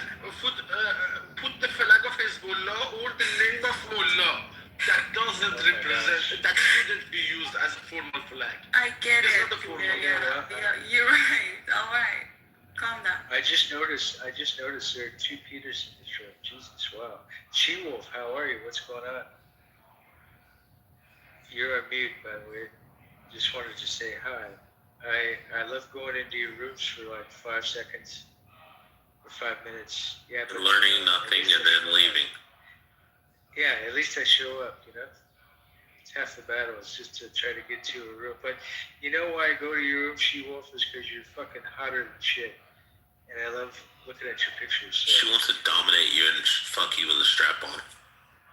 Of course. Well, fuck yeah, dude. I'd be your slave any day. Peter, what's That's going what on? she does to her white husband. What's the Black Peter, not the Indian Peter or the Iranian Peter? Black Peter, how are you? Pause. Yeah, sorry for calling me black, but whatever. So, She-Wolf, how are you? What's going on? Can you talk? Can you say something? Yeah, I can talk. I don't feel like being centered right now. I just wanted to. I thought this was the war He room. I literally didn't think said it you were was. hot and that he wants to fuck you. You can't get more centered than that. No, this is like the room for Epstein, bro. It's Yes, the it is. Epstein room, bro. Father is the leader of Epstein Island, but without kids. You're hot too, Father. Rich, Oh, thank you. Rich, Thank you. I think all of you are ugly. What? behave. No. Yes. Yeah, so, No. Yes. What's Hello. no? You know what I'm doing is I'm just striking up conversation. That's half the battle in these fucking rooms because a lot of times, nobody wants to fucking, everybody wants to go on stage, but they don't want to say anything. And so, my thing is I've always, ever since I've been here at Clubhouse, I used to lead rooms when there was 1,500 people in the room, and all of us were just fucking crazy as fuck. So, I believe Rich was one of the people that was in the room that this is 2021. Jesus Christ, yeah. He remembers, dude. People were fucking, naked and fucking dancing on tables and everything else. Everybody was just having a good time. And it was during the pandemic and everything else. So that's, that's been my experience for the last, it only lasted like 4 months, but... Alright, so Father's unable to express it because he's super autistic, but he wants me to say what he's thinking, and he said that he wants to suck on your titties, She-Wolf. Shit. Alright, that was it. Sorry, ladies. I moved them down. Oh, man. You moved him down, huh? Shit. Oh, well. Oh, my gosh. That was just Now I gotta see the fucking Nubu is inviting his speaker dismissed. Oh, fuck. Jesus Christ. Now we'll have to turn off the fucking...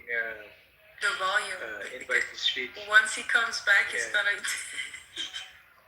Yeah, no, he's gonna rampage.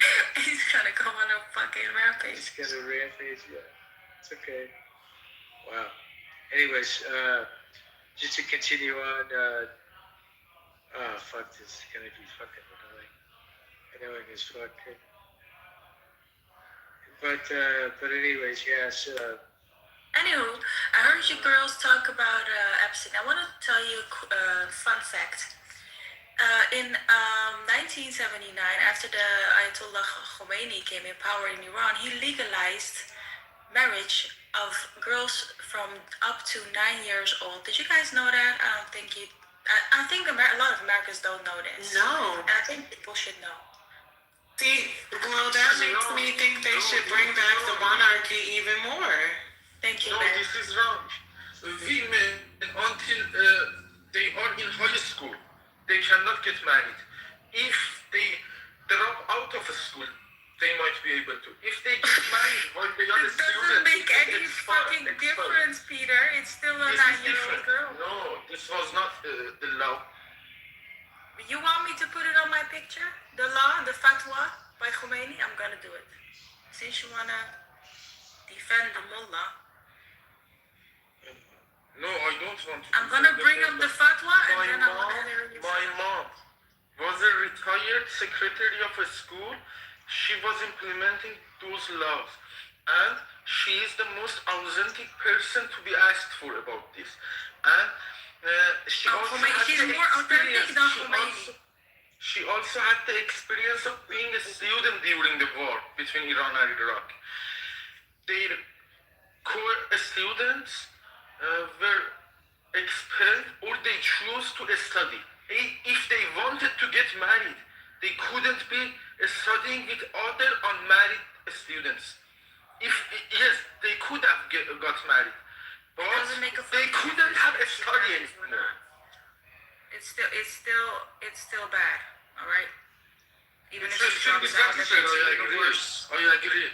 But I I mean, there was some resistance in the society, not all I of don't care if there was it's a just law. implemented. I don't care if of course there was resistance. We don't like that shit. We're not everyone is a pedophile inside the country, as you can see. But the importance is that they made this law by Bro, mom me up. There's only 15 people in the audience that nobody's invited up. and that's what matters. Oh, you gotta. There's 15 people They now. also Wow, 16 now. Exactly. If they find time, if they find the ground, they would implement those. 18. We agree. 19, 20. What are you talking about? 20 new people just came in. Nobody invited them up on stage. The room's gonna die. I'm inviting them. You gotta invite them as soon as they come in. Yeah, that's what I'm trying. Alright, all the way from Arpan. Oh no, okay. So where it starts at Pauletta and then Jetto, all the way down to everybody. Okay, cool. I'm doing the people where this is more than fucking crazy, but we want to keep the room going, right? I don't want to stay in the room by myself, Mm-hmm. and with just thoughts of the fucking. No, I agree, but J-Lo had to be all sensitive and be a liberal. Nature of the business, I guess, right? She's like a fucking glows like a fucking Bernie Sanders supporter right now. Shut up, I'm not. Fucking sure. Menopausal. You know what, Sam? You're fucking hot too. Sorry, I forgot to mention you earlier. I just like giving girls compliments. Life's tough enough. So did Rich said you were gay, is that true? Who? Rich. You said you were gay. No, I said that father wants to have Hans suck his dick while Hans photographs. That doesn't make him gay. He was gonna make a neo-Nazi suck his dick. No, Rich. This guy was crazy. I said something to Rich, and he said, "Yeah, let's kill all the rich people." I was like, "What?" Oh, yeah, Hans, yeah, he's a neo-Nazi. Even though he's Eastern European Slavic. I said, "What would you do to?" I said, "What would you do to Islamists, like Islamic terrorists?" He said, "I would nuke them." I mean, I kind of agree with that We one. don't need to do that. We can't kick them like they deserve. They don't deserve nuclearizing the ground because Yeah, Peter said don't nuke them. You need to. Peter, it's all right. We didn't say that, okay? It was a Nazi. He came up. Yeah, he's saying don't nuke them. He's saying you gotta beat them and torture them. I agree with that, Peter. You kick them out of the country, then do whatever you want. Ooh, somebody invite Norman up. See, if I had a green bean right now, Glow. Oh, sorry. I got it. Jesus Christ. Thank you. Invite the great and powerful Oz Norman. No, I didn't. I didn't abuse anything. I just invited people. All right, behave so I can. And you got mad because I made a comment about girls, I found it here. I got it on my picture. Refresh my pic and read for yourselves and judge for yourselves. Screenshot it, share it, do whatever you like. Please make the world know what these people are like. Oh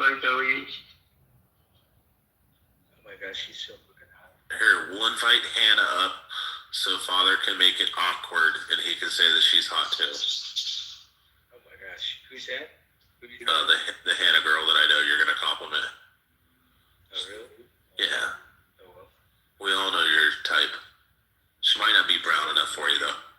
So you think all these Muslim guys are so crazy because they've been abused sexually, according to Glow's PTR? They've all been the victims of sex abuse, according to her thing. Go ahead, She-Wolf. Maybe it's like Sharia law or something, but I thought it wasn't legal to touch women who weren't your wife or your relative. Oh, yeah. So, and this is saying you can touch. Yeah, no, I said a Sharia law, right? Or no? No, listen. This is Khomeini's manual of Islamic law, which is called the Tahrir al-Wasilah. It's his book of hadith, sort of book of hadith, and you could compare it to Jesus, the people that were around Jesus. The gospel. Yeah. Okay. Something like that. Okay, so it's not Islamic Sharia Quran law, but Khomeini's law. Okay. So the idea that you're not supposed to touch women that aren't your wife or your relative, no, they marry the children. That's not law, right? That's just that's just like a custom. You're not supposed to touch women that you're not married to. Okay. Yeah, that's true. But this is about marrying girls. They can marry without the permission of the. They can marry up to 9 years old, and even with a suckling infant, they can still touch lasciviously, hug, rub the thighs. Lasciviously, it's lascivious. Lasciviously, and Shivov, let me explain the situation because I'm Iranian. I can explain it, very clearly for you. Yeah, it's a law, but nobody obeys to this law. Okay, so the Iranians actually living in a parallel world, and despite of these rules, since we want to change everything from inside, not outside, so we don't obey those rules. We don't give a shit, So it's very simple. If you just see a very current, a very modern YouTube video about how Iranians live right now inside of Iran, you're gonna see none of those rules working right now. What if you get caught, Ali? What if you get caught in that? And he was talking to me, Peter. I had a follow-up. So, would you say that Iran, even if you are most of the people in Iran would prefer to be like? Sorry, Father. Thank you. Would you say that most of the people in Iran would like to be like Turkey, a more secular country? Yeah. Even Peter, let me answer. Shivov, even better than Turkey, okay? Because as far as I know, the number of genuinely religious people in Turkey is far more than Iranians, okay? So Iranians, especially Z generation, they all are agnostic and they don't understand such rules. Wow. So, yeah. So the real life inside of Iran is totally different. You just butchered because of yourself. That is true. The majority of Iranians are no longer no longer believe in Khomeini's Islamic rule at all. But there's still a group of disgusting pedophile men, and they usually live outside the cities, and they do this disgusting thing. And when they get caught, there are no consequences because of this law. So the problem. Exactly. A father can kill daughters without being accountable just because he saw his daughter being with another boy. A father can have this right to kill his own daughter. Insane, no? But how many of those incidents right now in Iran you can say that this happened, that happened? How many of those incidents? Ali, I know you're like in Iran and North Korea. You don't get the news, but all this news does reach us, and go check on Amnesty International and other human rights organizations like UN Watch and stuff, and you can see all the rape victims that were executed because a man testified against her that I don't know what, but she was actually raped, and they executed her. I know. I know. It's everywhere. It's on Amnesty. I know you're in a North Korea situation in Iran and you want to defend them, but can I respectfully tell you guys my opinion? Not here. No, I'm just talking reality as a person who lives inside of Iran. Okay, I just want to say. Well, all our families live in Iran. Can I respectfully? And Amnesty International does not lie. Neither can I respectfully share my opinion, please? Hang on a second. Just Father, last sentence, Father. Just Ali, yeah, you got Father, 2 last seconds. sentence. I would love to share my 2 opinion seconds. about Iran and USA. I'll talk about it for 30 Hang seconds. on. You There's the most bully ass fucking ever in the fucking world. You guys can suck my dick for this shit. Cause USA Let's finish this conversation and you start the new one. Why Yeah, don't go you? ahead. Good. Okay, last sentence, okay? But if you see those incidents are happening much more in Turkey than Iran, isn't it strange, Glow? It happens You have much freedom more in of Turkey. information and more freedom of journalism in Turkey. There is open information in Turkey. In Turkey But you situation guys is have cut worse off than the Iran. internet for the 50th day now, and the people inside Iran don't have internet. We don't even know what's going on. Exactly. Each day Alright? of So don't each day compare of- yourself. each day of internet blackout can cause multiple times more than the sovereign parts infrastructures that was exploded. Each day that Mullah deprived the people from accessing to a simple Google search can cause more damage than the attacks of United States to the infrastructure.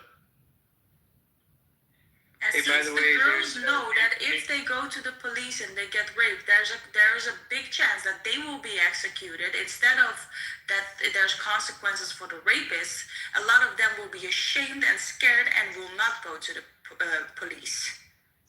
So, by the way, there's some new people on the stage. Go ahead, Ali. Sorry. Go ahead. Okay, Ali, if you're not going to go, I'm just going to continue. I could not open the mic. So, Glow, what's your solution for the situation? You want the United States to continue bombardment to bring liberation to Iranians or fix them? I do not live inside Iran. I am living my life. I have every right I want and privilege here living in the West. I am simply amplifying the voices of family, friends, everywhere that we know, that we have spoken to, every member that comes to the rallies that are pro-Pahlavi, the millions of Iranians protesting, all those voices and the voices of the boys and girls that were in the protest that got slaughtered and massacred by the tens of thousands, those voices I'm amplifying. And yes, what they are more scared of the fucking militia jihadists on the streets right now from Iraq and Lebanon and Afghanistan and Pakistan than they are from bombs, because they know they are not the target. The IRGC is the target. They're more scared of them. Yeah, you want me to? I'm gonna post a conversation with one I had. Okay, and I want you to translate what she. I want Peter, because he speaks Persian and he's honest. Translate what she said, Peter. Okay. When I asked her if there were explosions, because I was more scared than her for the explosions, and she told me the explosions do not scare me. These people scare me. But you're wrong in statistics. Most of the majority of Iranians right now inside of Iran, they want or two, because killing people by your own government is one bad thing. War itself is this bad thing. The second bad thing cannot solve the first bad thing. So this is where we stand as They Iranians. cannot solve it? Oh, really? Didn't it solve it? I don't know. Maybe Nazi Germany. The bombs, didn't the Nazis get bombed the fuck out? Oh, and didn't it solve it in America as well? The bombs? No, the bombs cannot solve anything about liberation. No, you cannot solve it.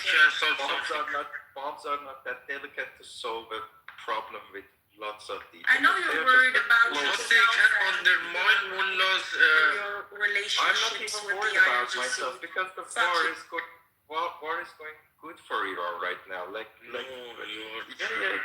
It's going very well. Like, you see the news by yourself. You're gonna see that America is trying to, not America, I'm gonna say Trump. America is not equal to Trump. Trump is not equal to America. These days, Trump is the leader of America. Trump is our democratically elected president. First person in the United States, President Trump is the president of that country. How do you say these are different? So what? They're not different. Khomeini is also the first person in our country. Can he resemble the whole? He's not democratically elected. He's a democratic guy. They are not credible. Mullah is not credible. No. Use that flag to represent me. I feel ashamed. Peter, right now there are lots of Americans they hate Trump. They hate Trump. You're gonna see it by It yourself. doesn't matter if they hate him. He's democratically elected. He's our leader. End of story. Love him or hate him.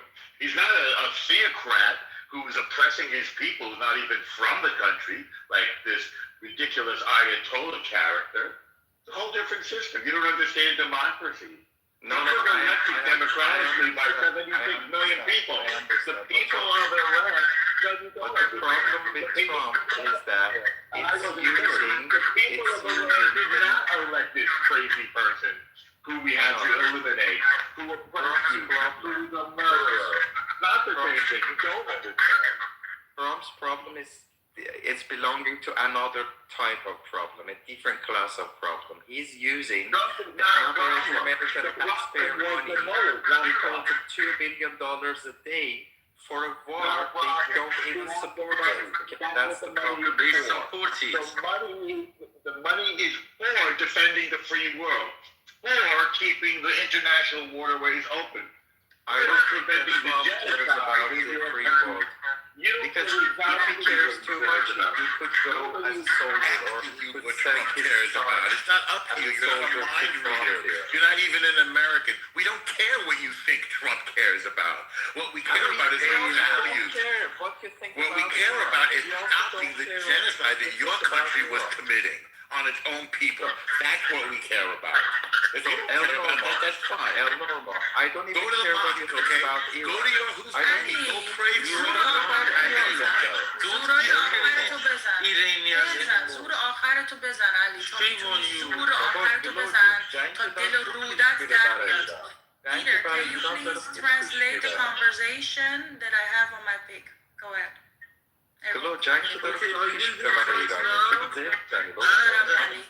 ایران که داره برنده میشه تو این ایران و ملا.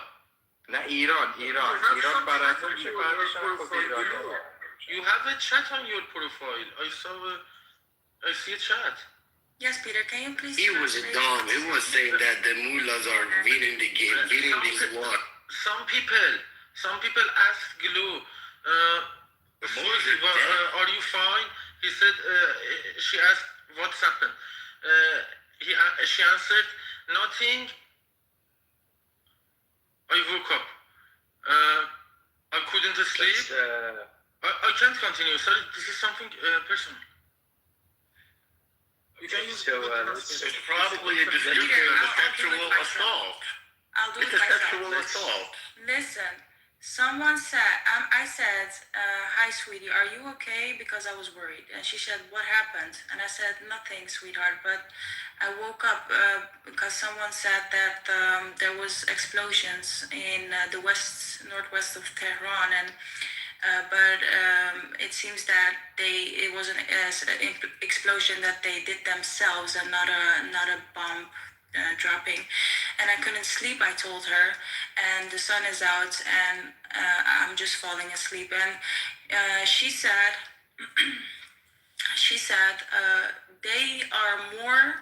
we are more afraid of them than anything. Everything has become so expensive. A lot of people do not have a job anymore. Everything has gotten very bad. So she says she's more afraid of them than the bombings, explosions. Exactly. My brother lives exactly in that neighborhood. My brother is a young married person living in exact that neighborhood.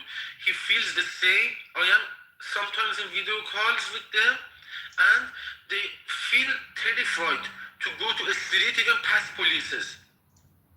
Rather than they are waiting to be exploded by, for example, President Trump, like he did, to explode those people who are policing the streets and trying to search each and every inch of your car without any reason, without any explanation, with aggression. Peter, go on mute for a second, okay? Let's get to some other people. I'm sorry, Chloe, but let's move on. We got some other people here on stage.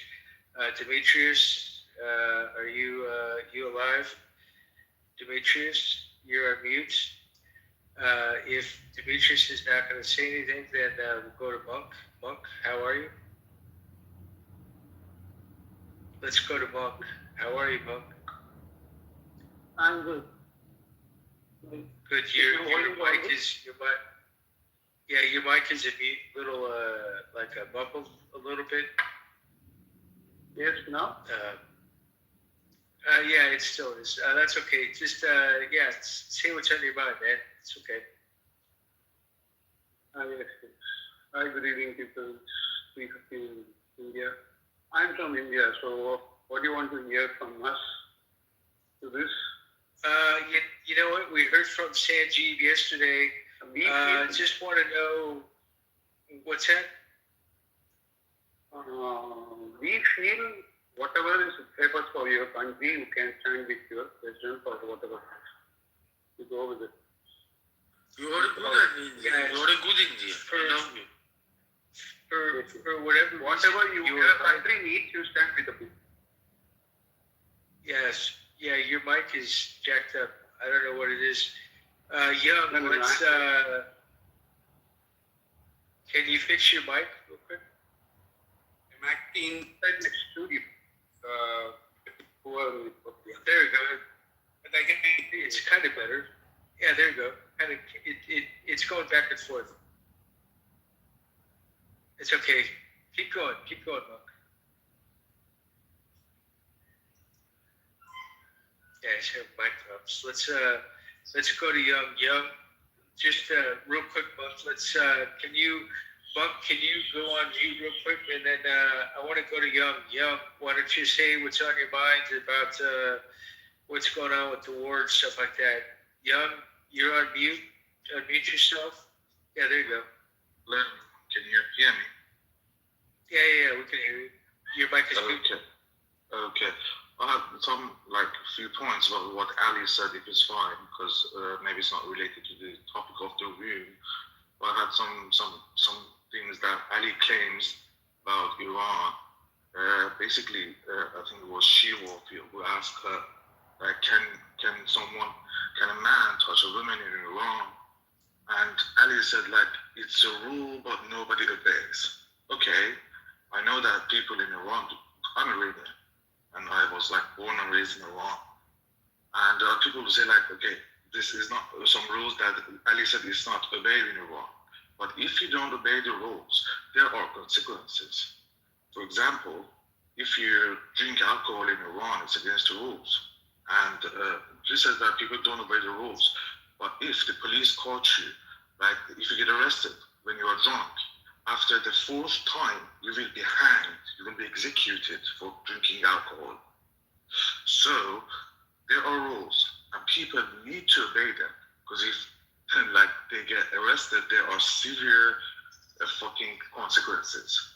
And you cannot compare Iran to Turkey, because even though Turkey is a Muslim country, but they have some degrees of freedom, but you don't have it. And these consequences happen. These things happens every day in universities. When I was in university in Iran, I was talking to a classmate. We were drinking coffee together, and I put my hands on the arm of that girl, and there were even security people inside of the universities. I studied in the Shahid Beheshti University. It's a famous university in Iran, and I got arrested inside of the university for touching the girl. And they held a committee for me to get me out of the university. So these are rules, and you have to obey them, because if you don't obey them, there are consequences. The only solution that you have, the only people who can escape those rules are the sons and daughters of those who are in government or the officials. These are those people. So you cannot compare Iran to Turkey. You cannot compare Iran to somewhere like that. And also he said, like, he compared Trump to Khomeini. Trump is democratically elected, but Khomeini is not. Also, he mentioned something about like majority of Iranians don't support this war. Where is the statistics? Where's the polls? Do you have any official statistics? The majority, because as far as I know, I heard from my family, my friends, they support it because they are tired of this regime. According to the official statistics of the government, during this like 40 days war, according to the Iranian official statistics, which I don't believe they are true, but they said about 3,400 people died during the war. During 2 days, they killed more than 40,000 Iranians. During the 40 days war with the US and Israel, the number, according to them, is 3,400. But in only 2 days, they killed more than 40,000 Iranians, the regime. So which one is more dangerous? The regime or the US and Israel? The source for those numbers are NGOs, the same NGOs that confirm like that's in, for example, anywhere actually in the world. So another experience that I have about universities that Young said was that for my personal experience, I experienced not being allowed to enter university because wearing a jean trouser, not even touching a girl. They did not let me in because I was wearing a jean. Like, this is crazy. So you cannot compare, and you cannot like normalize the situation. Ali was trying to normalize the situation in Iran. To say, yeah, there are rules, but people are not obeying. No, it's not like that. They were saying so that you need don't try to normalize the situation in Iran. No, he's whitewashed. People are suffering. Young, you don't know him, maybe. We know him.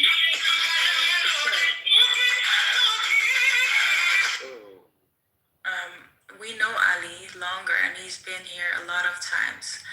So he always starts off the conversation as, I do not support the IRGC, but he will do anything, say anything, and any lie to then defend them. So exactly, conclusions are in favor of Mullah. Yeah. I have a question, if it's okay, if I can talk a little bit more. There are like mainly like profiles or leftists who are like talking whole day about the MENOP school. The school that they say like the US bombed. And they say like 200 students got killed. Okay, I'm deeply sad about the students who got killed because they are Iranians and they are children. But did you talk about the 300 children who died during the 8th and 9th of January protests? Oh, you don't hear a word from them. But even the children of MENOP is not the fault of President Trump. I can explain. Who leaked the information of those coordinates as some hostile coordinates to the President Trump and the Army of United States to be heated, to be targeted, to be misused? Who did leak those wrong informations? Yeah, that information will come out after. They did that intentionally. There are some serious like false information about the MENOP school. I think it was one of the parents who had a phone call. There's like this is in Persian. I don't know if you can find it online or not. But I will try to find it and put it in the chat, in the chat of the room. But one of the parents called one of the televisions and said they locked the girls inside of the school when the bombing started. Why did you lock the girls inside of the school? It is the responsibility of the government to take care of the citizens. It's not the responsibility of the President Trump or Netanyahu to protect us. Young, are you landing your plane? If you are you on the landing strip at least? Sorry, I didn't catch that. Are you? He was finished talking, father. So Basically, yeah, we're gonna move on. Who's next? Is it Driz? Driz? Who was just saying something? Who was just asking? There was a lady that was asking. I was Joe B. Oh, Joe B. Yeah. Go ahead, Joe B. Go ahead. So millions of dollars being poured into this situation, while people in America are struggling as well. Are we involved? Why the F are we involved? I'll rest. Because we are the leaders of the free world by our design and by our fate and by our destiny. We're the world's policemen. We're the ones that have to defend the open waterways. We're the ones that have to defend the internet. We're the ones that have to defend the world financial system. Like it or not, that's who we are. There's no link between our defending our values, as we do in Iran most recently, or in Venezuela. There's no link between our use of the military, using funds that were already expended for that. It's already been appropriated, and the fact that you think that people in this country are suffering. There's no link between those two. Not as if we can throw money at people in our country and their lives. How much money? How much will it take? How many deaths? It's already been appropriated. Take what it takes. If you want to get involved in the military, get involved in the military. It'll take what it takes to get the job done. There's no prediction. Okay. Maybe your kids, not mine. Hey, well, you do what you want with your kids. If you want your kids in jail, send them off to jail. That's fine. Send them to Canada if you prefer. Or vote for somebody else. That's the way democracy works. But stop trying to second-guess the leader of the free world in the military like you know something. Because late-breaking news bulletin, you know nothing about what's going on. So I guess the other countries that saved America should We're having a dialogue. Can we have a dialogue? Question, should they just I lived in Turkey. I lived in Tiramisu. Didn't America get saved as well? So should have they just left you guys to bleed? What are you talking about? In Turkey? What are you saying? I see that America has gotten Peter. About Iran. They think that because Turkish people think that they know something about Iran. Peter. I asked you a question. Should have they left Americans to bleed, or should have they bombed America into freedom? If I want to put it that simple. Go ahead. What does that mean, leave America to bleed? Who's leaving America to bleed? I don't understand the analogy. Didn't America get saved as well? By what? In the war. Which war? Isn't it also in favor of United States next to the Iran people or not? Of course it is. This is the point. Yes, it is. Yes, it is. Of course it is. You know, this IRGC has been a terrorist power for almost 50 years, and they're only getting worse. We should have stopped them a long time ago, and now we're doing what we should have done long ago. They cannot be allowed to push their oppression, their hate, their terrorism, their proxy wars, and their subjugation of their own people. They need to be stopped, and we're stopping them, like it or not. Exactly. Enough is enough. I'm telling my family to back out. That level of fear. Back out. You're cowards, Joe. Sorry, Joby. Tell your Turk parents that human beings shouldn't exist under this level of terror and being terrified. Y'all fight your battles over there. Keep those battles over there. We don't need to fight your battles. Not their battles. It's our battles. We're the leader of the free world. If you don't want to fight, if you want to be a coward, then go cower in your closet. Hide in your closet. Come on, shut up. You don't even know. I'm not going to shut up. You don't know. I know. I know when I'm educating you. I'm not going to know you're a coward. I know I'm in the military. You don't need more cowards. I know you're not. You're not in the military. Like you avoided the military. I never avoided any military. You're full of shit. Oh, right? Where did you serve? How? Just don't keep changing the subject. I served in Bosnia, you asshole. You pathetic asshole. Go shrivel up somewhere. Go into your closet and hide. I'm not hiding. I have nothing to hide. I'm glad that Julie was not alive during the time of the issue. Because if Julie was during the time of the issue, why are you fighting Hitler? I'm American. There's a Nancy Pelosi. Period. Nancy Pelosi. What? Okay, guys. She's wrong about international diplomacy, Nancy Pelosi. She goes to California and be the head of the Senate there. About Iran, go up for your you are intentionally ignoring the background that you made. Your previous former President Carter made this disaster to the country. Do you want to Peter, go on mute. that too? Peter, go on mute. Peter, go on mute. Okay, thank you. No. Go on mute. Go on mute. Stay on mute for a minute or two. Let's go back to Monk real quick. Monk, did you get your mic figured out?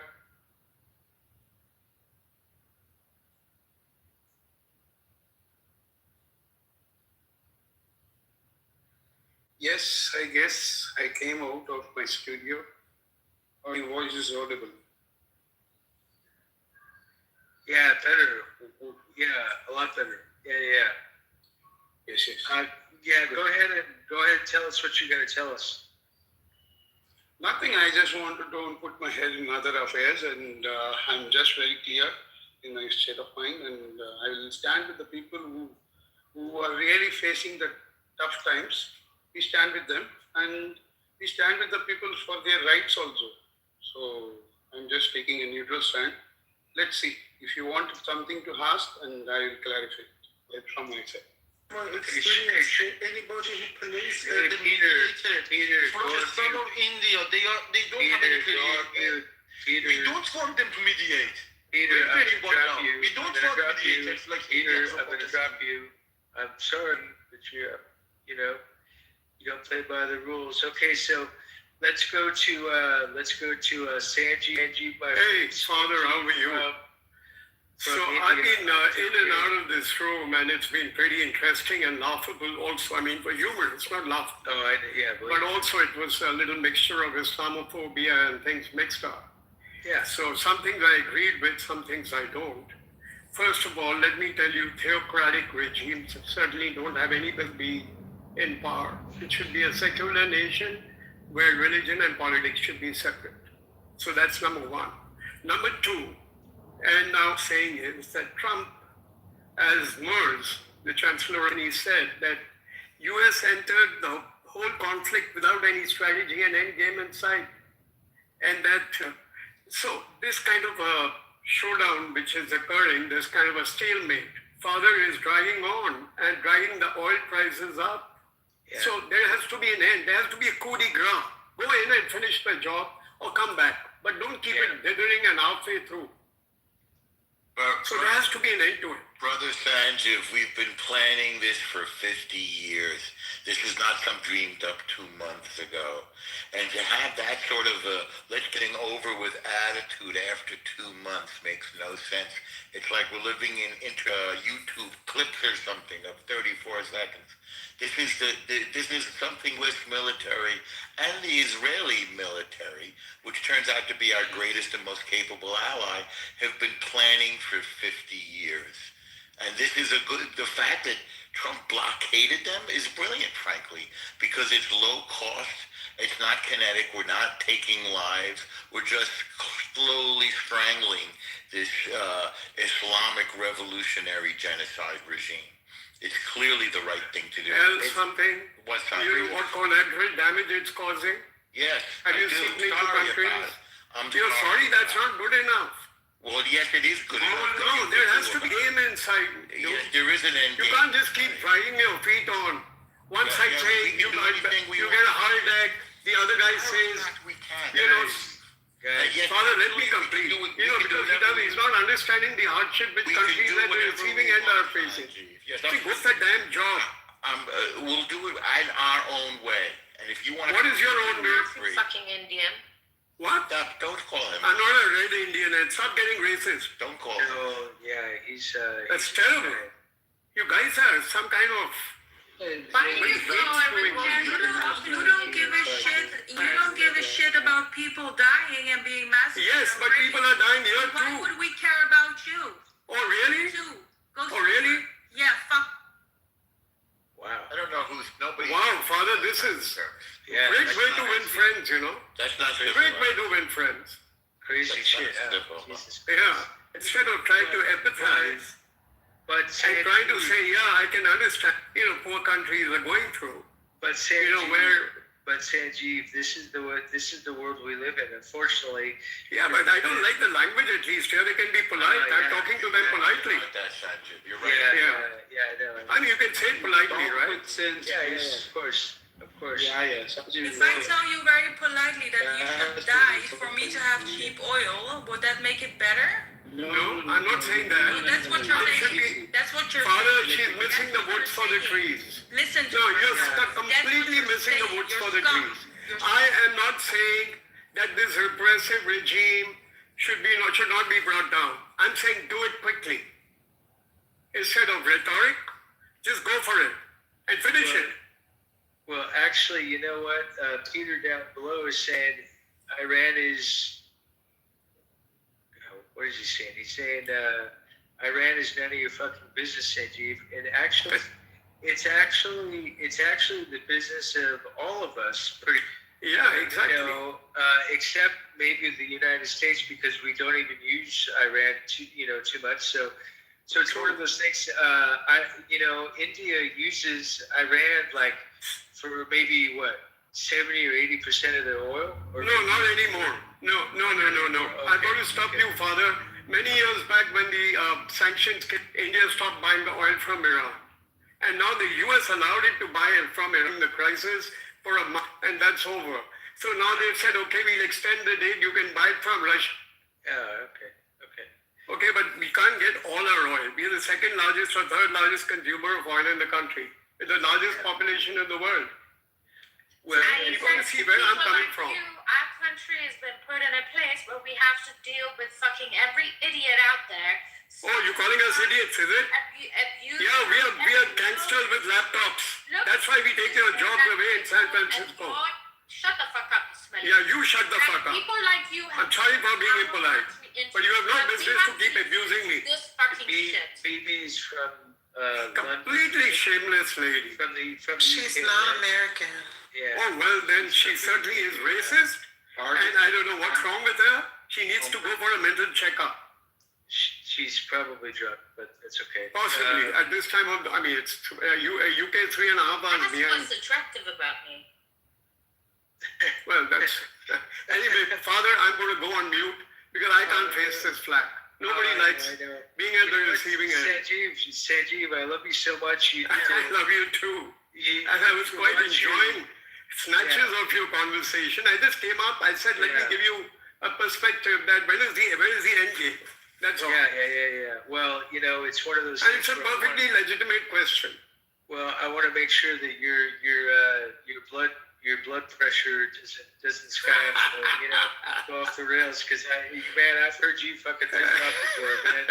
I swear to God. So No worries, Father. You're there. That's why I came up. I wouldn't have come up.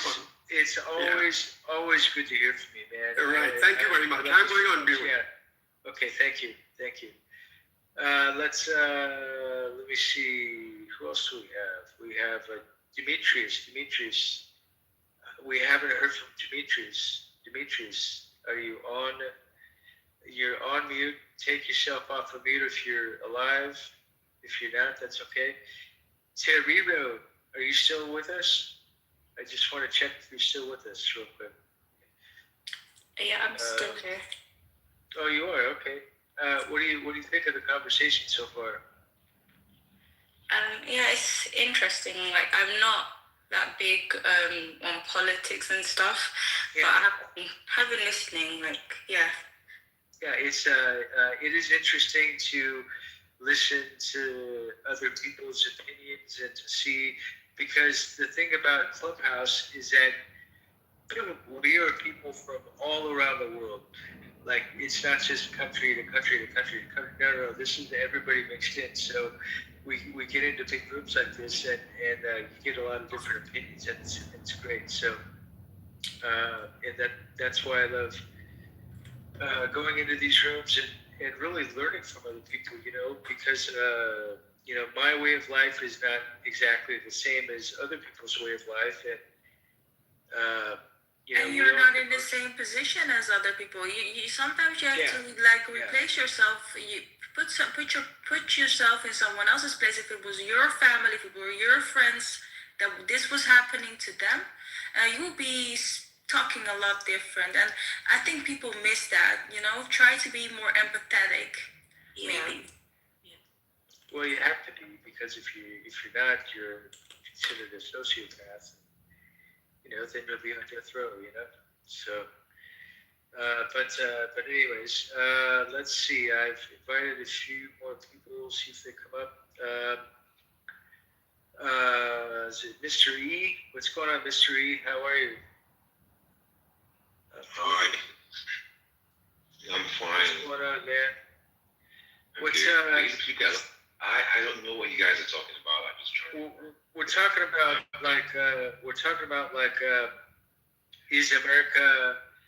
is America the bully, or is either? I guess since we're talking about Iran, I'll just put it out there: is Iran the bully, or is Iran the bully, or is America the bully? You're from the war and everything else that's going on right now, as far as the state of affairs. And where exactly are you from, Mr. E?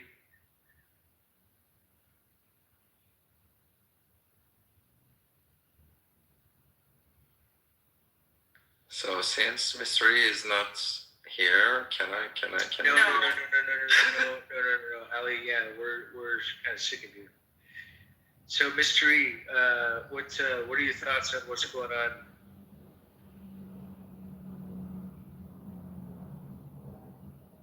Mr. E, you're on mute. Yeah, dude. Sorry. Yeah, don't bring Ali up again. At least for right now.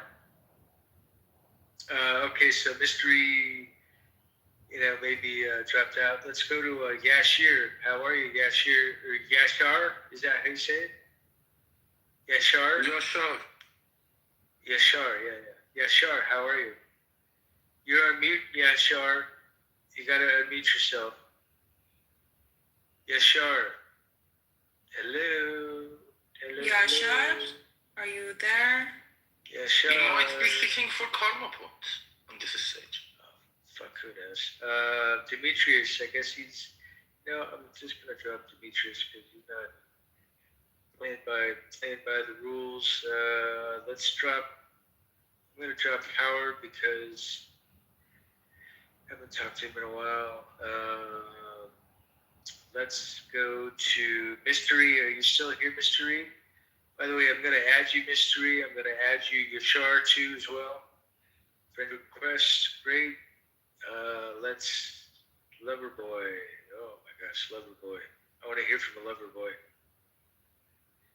Let's see what kind of shit we can hear from this guy. Oh my gosh. Yo, what up? Loverboy, what's happening, dude? What's cooking?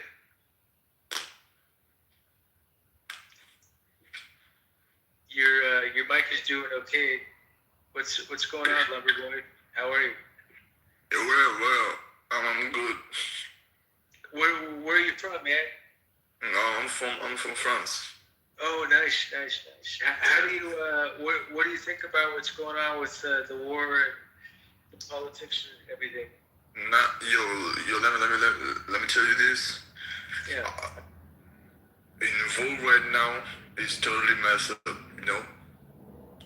But at the end of the day, we got some humanities rest in this world. So it doesn't matter what politics gonna do to this world. But we have to believe in a certain way that it's gonna be a better world some days. So yeah. Well, let's hope so, right? I mean, because if it's not a better world, then guess what? We're all on death row, right? So that's not the kind of world we want to live in, right? Because we want to live in a happy, free kind of a, God, what's the word? Not terrified people. People should be confident. What do you mean not 35 people? What are you talking about? For example, the people that exist in Iran, they are under some level of scare and terrorism that human shouldn't be under that. Any human being, that level of role modeling of governance, that shouldn't be the role model of long-term governance. Nobody wants to be ruled under a regime that goes out and goes out to neighborhoods to look for people, and if it's a girl, if she's not wearing her hijab or whatever, she's killed. You know what I mean? Or she's lashed, or she's blah blah blah blah. It's just nobody needs to live in that. And that's why President Trump is doing what he's doing, is because he wants the government to be the people's government and not some jackass who's ruling this country, who's basically telling his people to fuck off. And he's the inflation rate in Iran is fucking crazy, like beyond crazy, and especially right now it's like 12 million or something like that. The rupee, or the whatever you call it, the 1.3 million Iranian liras to $1. Yeah, dude. That's fucking insane. Fucking insane. So basically, your country right now is gone to shit. And, and hopefully in the next couple weeks, we'll be able to drop the regime, or at least, diminish it more. There might be some... Disarm them, right? Well, disarm, yeah, but you can't necessarily disarm them without the people having to revolt of some kind. Like protests, and maybe a few guns, and be given to some of the people, just so that they can slowly take over the country, because it's going to take some time. But the idea is that we need to start the process of doing that, and that's where we got to get to the point. That's where Trump is trying to get to. So, it's further in that level, distribution methods are very important. We should not empower any special groups around the country and make them more powerful than other groups, to be able to separate the land, to divide it to 4 or 5. You need to be able to find a good distribution method. I'm not well aware of that, but you might be much more aware of than me. Yo, can I say something? Yeah, go ahead. Like you said, like Donald Trump is doing something good to Iran. I just want to add that, like, Iran is a sovereign country, so you cannot like go there and bomb Iran. Like, you have like certain international rules. What if, like, even in America, US, you have like certain problem, and one group of leaders come and they cannot like solve the problem. You gotta do it by your own. According to international law, governments are also not allowed to massacre protesters. According to international law, the governments are not supposed to have police officers that rape their women in prison. According to international law, people should have all these rights of not being massacred when they're protesting for basic human rights, just like... What's your source, bro? What's your source? I am Iranian. What's my source? I'm Iranian. Now, are you living in Iran? Are you living in Iran? You cannot say like, I'm Iranian, so I know everything. I studied on PhD station. I'm from France. Now, I'm from France. Like, it doesn't matter. Like, if you are... You're from France. No, it doesn't matter. Like, you gotta know. Like, you cannot say... You cannot say like, I'm Iranian and I know everything. It's just like it means like you're Israeli and you know everything. Like, it doesn't go like that. Iran for me. I did whatever I did with the equipments that they gave me. I am on the first Now, stage of every country have a problem. Like you cannot go in a country and like do something. Like it's totally messed up. Like. Lover, I'm very sorry for you, but they can't. And during Nazi Germany, they bombed the shit out of Germany, and they did a good job to killing all the Nazis. So sit back and enjoy. But I have a word record. I won't be deceived by you. You are intentionally playing simple-minded.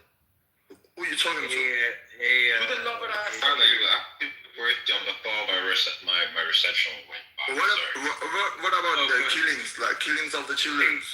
Does that make any sense? Like, what about the killing of the children? What about it? What about them? bombing the schools, like, it doesn't make any sense. Them shooting them with military-grade weapons in the street, all those children and women. What about it? What about it? Yeah, does that make any sense? Like, are way higher. What about it? Yo, give me the source. Like, you cannot say like this. That's. Even okay, guys, I'm gonna give you like 2 minutes. I'm gonna give you like 2 minutes. We would fuck Mullah to death. That's it, period. Mullah is done. Peter, okay, stop. Chloe, okay, so Mr. E was wanting to talk real quick, so we'll give him the stage for a few minutes. So you were asking me a question before my reception went by. Sorry. Yeah, that's all right. Yeah, so I hope you understand my accent. So what was the question? Sorry. You know what? To be honest with you, I can't even remember the question. I think the question was is America the bully or is Iran the bully? And basically, like, what are your thoughts and everything? You know what I mean? Like your opinions. So basically, I think we are seeing this war from a superficial point of view. We are actually not seeing the reason why this war is going on, right? People keep saying America is trying to bully Iran, and Iran is trying to bully the other person, but that's not the reason why they're fighting. America is trying to fight the war to make sure its country survives for the next 100 years. Right. Why I'm saying this, it has got nothing to do with Iran treating its citizens bad or Iran having weapons of mass destruction or anything. Right. Why I'm saying this is that you've got chaos in all parts of the world. Why is America choosing to fight in the Middle East where you have oil? Because Haiti has been a It is not a choice. It is not a voluntary war. Sorry, I think it will be best we all listen to one person when I'm done. The next person can speak. That way we can basically hear each other and understand each other. So why I'm trying to space this, I mean, North Korea has got its own issues, right, with its citizens and whatever it's doing in its country. America has never said one day, oh, I'm going to North Korea to do whatever. They just stood up and went to Iran to do whatever they were going to do Iran because they have a different interest, not what you and I are basically saying here. You and I think they're trying to bully, they're trying to bomb Iran to put stability in Iran and make sure Iran is not treating its people bad. Haiti has been in civil war and is the closest country to America. America has not gone to Haiti to do anything because Haiti has got nothing to do. No, right? because there's America nothing for them to gain in Haiti. That's what I'm trying to tell you. America. You think we don't know? You think we don't know there's a deal being made for oil? No. Listen. Listen. Let me tell you something. Every country has got its own self to blame if you don't survive for the next 100 years. America, the country that is smart enough. America is a country that is smart enough to know what it's got to do to make its people survive, right? And it's doing what it has got to do to make its people, to keep its people living for the next 100 years. Same as Russia, same as China, and these three countries are the top dogs. Same as India and same as Pakistan, right? But America's actions are more visible because we see them as what do you call them? I'm trying to find the word here. Oh, okay, you see them as the top dog in the world, right? They go to fight Iran. they're basically not fighting Iran because Iran is doing what it's doing. They're basically fighting Iran to have a place, a stability in the Middle East where they can actually situate their bases and say, oh, we've secured Iran for ourselves before Russia and before China. Same thing China is doing in Africa.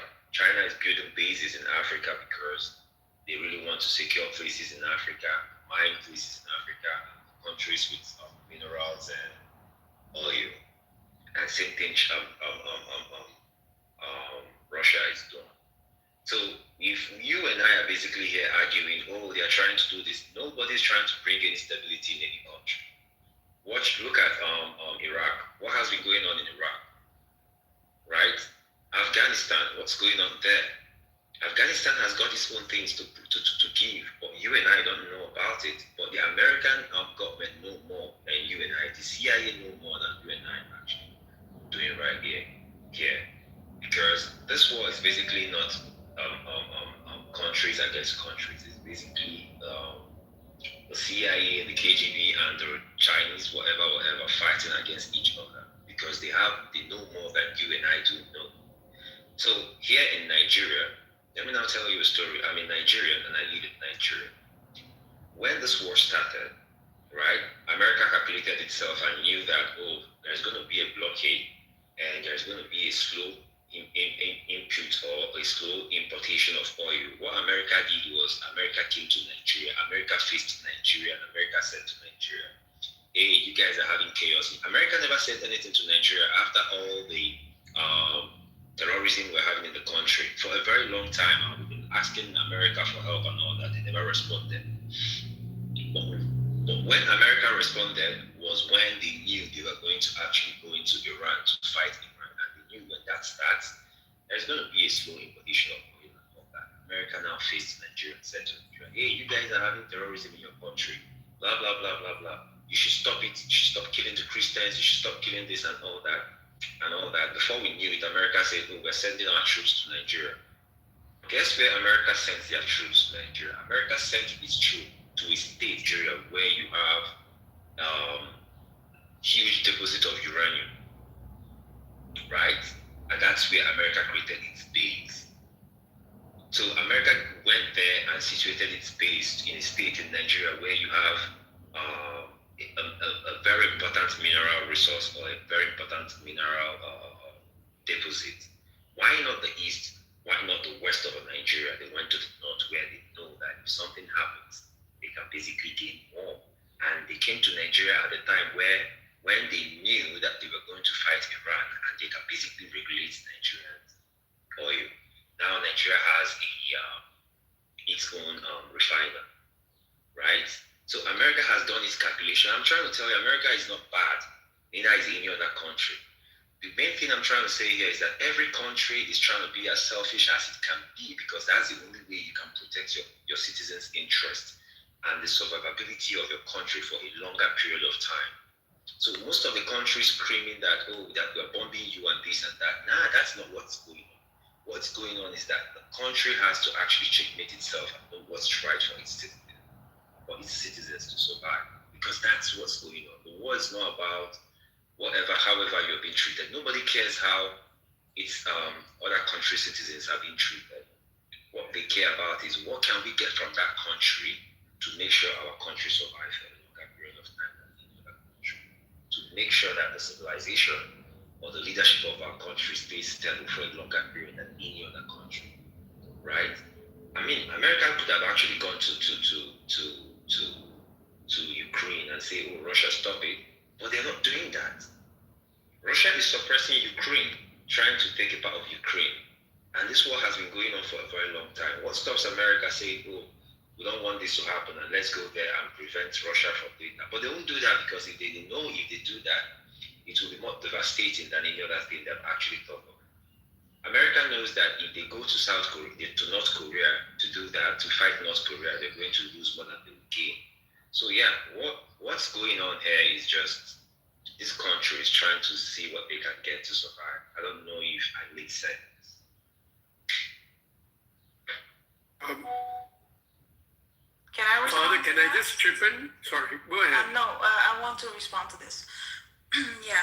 So there's some people say, Ali is saying, I am not educated enough. Well, let me tell you something. All the oil money right now is going where? I'm going to tell you where it's going.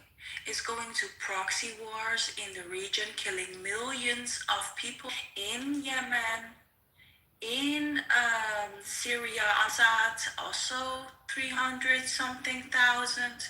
In Yemen, also 380,000 people died because of the proxy war of Iran, funded by the Houthis, done by the Houthis. It is going to Hamas, which, suppresses, brainwashes, and kills their own people as human shields, just like the IRGC. It goes to all the officials, family members that are living abroad, laundering money, living lavish lifestyles, opening up casinos. This is all being done with our oil money for the past 47 years. So, if you want to talk about where the oil money goes now and where the oil money, part of it will be sold for cheaper too, let's start right here at where it is going now. I can explain where the mines of petrols and resources. Father, can I just chip in quickly? Peter. So, Father, I just want to say, other than the uranium enrichment, which, of course, would, if Iran was to make nuclear weapons, it would upset the whole balance, especially in the Middle East. And I can understand that. But there's a larger game at play. It is of cornering resources. You see, may I just finish? So China has got the rare earths, these kind of minerals for the semiconductors and things like that. So the US wants to corner all the oil. Because guess what? China is 100% dependent on oil imports. And so best way to choke off China is to cut off the oil. That's why Venezuela, the takeover, and now with Iran, it's also about the oil global politics playing out. So these are my two larger points.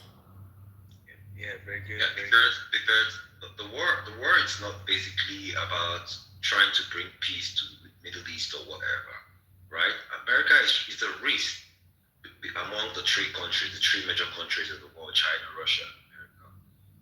Those three countries are trying to divide the world to themselves, and the sooner you actually find a good piece of land to secure, the better for you. So they are basically choosing countries, and it's a race to get the country first. Who's going to get Iran first? Who's going to get Iraq first? Who's going to get the best country in Africa Iran first? and Iraq are different. Don't put those names together. I can't understand that. Sorry, what did you say? Iran and Iraq's name are different. Don't put them together. They are better than us. Iraqis are better than us. Don't put the name of Iran to them. No, that's not. I think you're not listening. I'm saying. I am listening. That whatever. I hate this point. Whatever. Why are you being aggressive? Relax. Peter, because we are very educated. We are 10 million Iranians outside the country. Each and every one of us can speak. Peter, you have to relax and listen. Peter, you hear me, but you don't listen. I'm saying that this country is being actually grabbed by this major country. It's not because of. I know what I said. I said Iraq and I said Iran. Iran is not different. Iran is not different from Iraq. I just want to say I dropped the link down for the source about the proxy wars going on for the past 47 years. Peter, I'm going to bring you back up. So I'm it's going to not bring you like back up in a minute. So go ahead. It's not like America has a negative mindset towards those countries, but it's got to do what it has to do to get its future secured. So the best way to penetrate these countries is to be aggressive towards them. Go diplomatically, but if they don't want to actually have it diplomatically, fight them. Same thing happened in Iraq. Same thing is going to happen to Iran. And at the end of the day, that's what's happening. Because if America wasn't there, China will go there. If China doesn't go there, Russia will go there. And when this happens, and when these countries become allies of American enemies, guess what's going to happen? That America is going to be losing its power in the world. It's just stability. It's trying to keep the world in a state of equilibrium, right, among these three countries. So when you think America is heading there, ask yourself, why haven't America gone to all those countries? Why haven't America gone to some certain countries in Africa that is basically fighting themselves and has bad leadership? Why haven't America gone to Europe where you have bad leadership? Why haven't America gone to the Asian countries, the dangerous Asian countries that have? I mean, North Korea is a major one. Why haven't America gone to North Korea? They won't go there because at the end of the day, they have got nothing to gain, right?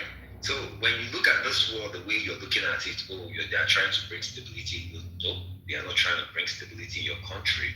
They are trying to secure a peace, to make sure that their country has got enough to survive for the next 100 years. So yeah, it's. But don't get it wrong. Themselves to be your friend, but if you don't want them to be your friend, they will force themselves on you, and that's what's happening. China Nigeria owe China a whole lot of money. And what's China doing right now in Nigeria? China is building its bases. China has actually taken over all the mining companies in Nigeria. Every single state you go to Nigeria, you see a Chinese mine there, right? So whenever Nigeria says, "Oh, we need a China pops up and gives us any amount of loan we want," because they really need a certain thing. They really need a token in Nigeria, and that was the reason why America had to be, rush in and build a base. America comes in with its military, and that's the best they can do. That's what they know how to do, right? So they come in as, "Oh, we want to defend you from the terrorists. We want to do this. We want to do that," and then they bring in the military base. And once the military base is in your country, they've got more power than any other country coming in to secure its peace in that country, right? So China comes in as, "Oh, we want to bring in industries and all that," and before you know it, they're all over your country. But America goes straight to the point and says, "This is what we want to do, and this is what we want to do." So when we talk about those things, we don't really get to understand that most of this terrorism that we're facing in the world is being sponsored by these major countries. So, take a look at sorry, Mr. Reed. I have an update real quick. Sleepless in Tehran as crowds rallied behind the flag. This is from the Hindu. It says crowds gathered nightly in Tehran's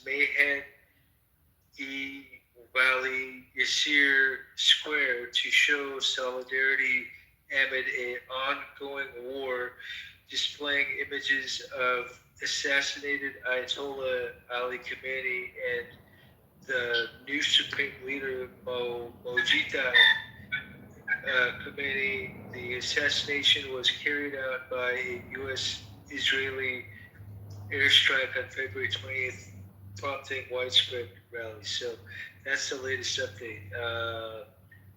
There's other updates, but that was the latest one. That was as of now it's 22 minutes ago. So there are more updates, but I'll have to read those as we go along. What else? Let's see. What else is going on? Peter, where are you, Peter? There you are. Peter, there you are. Okay. But clarify something about Iran, if you let me. Iran. Real quick. Okay, real quick. About the geographical locations, Iran, south to north is about 2,500 kilometers. East to west is more than 1,500 kilometers. If it is too geographically big to be judged by itself. People in south and north have some different opinions and think it is natural because it is too big country. When you put another big country's name together, because just it is similar, Iran, Iraq, it is some kind of same syllabus. This comes out of some naiveness, because Iran is as big as not to be judged by its own. Iran is too big for you to analyze it with one opinion. How can you put Iran and Iraq together?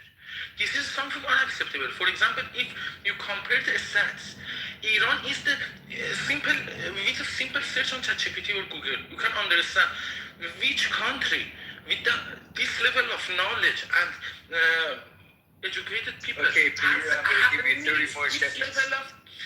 Needs this level of 30 seconds. 30 seconds. 30 seconds. We are the most victimized, educated population of the world. That's it, period.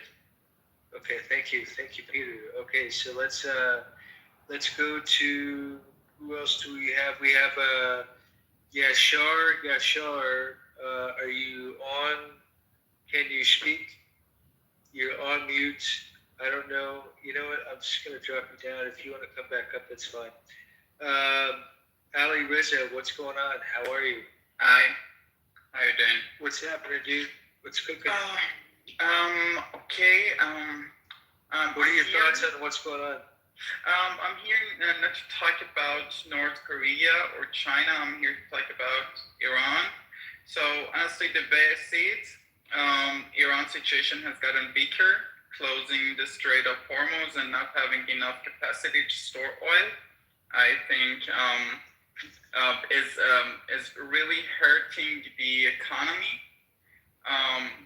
And weaken the economy, and on top of that, parts of the international leftism, they who think anti-capitalism is kind of cool, are actually making it harder for Iranian people to move forward with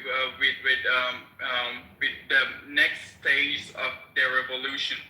So to me, it feels like Iran is trying to look strong through media propaganda, but in reality, it's not powerful as it claims, you know. I've heard something here about children. I lived in Iran until just a couple of months ago, and so I know what I'm talking about when I say the Islamic Republic is a totalitarian system. And now suddenly, some people are acting concerned about children. But where was the concern when children named Kian Falek were killed? Where was it when schools were targeted with chemical attacks a few years ago by Islamic Republic? And where was it for the children killed in January 2025? So please, don't pretend to stand for children now, because the reality is the Islamic Republic has been responsible for more harm to children than any other governments in the world.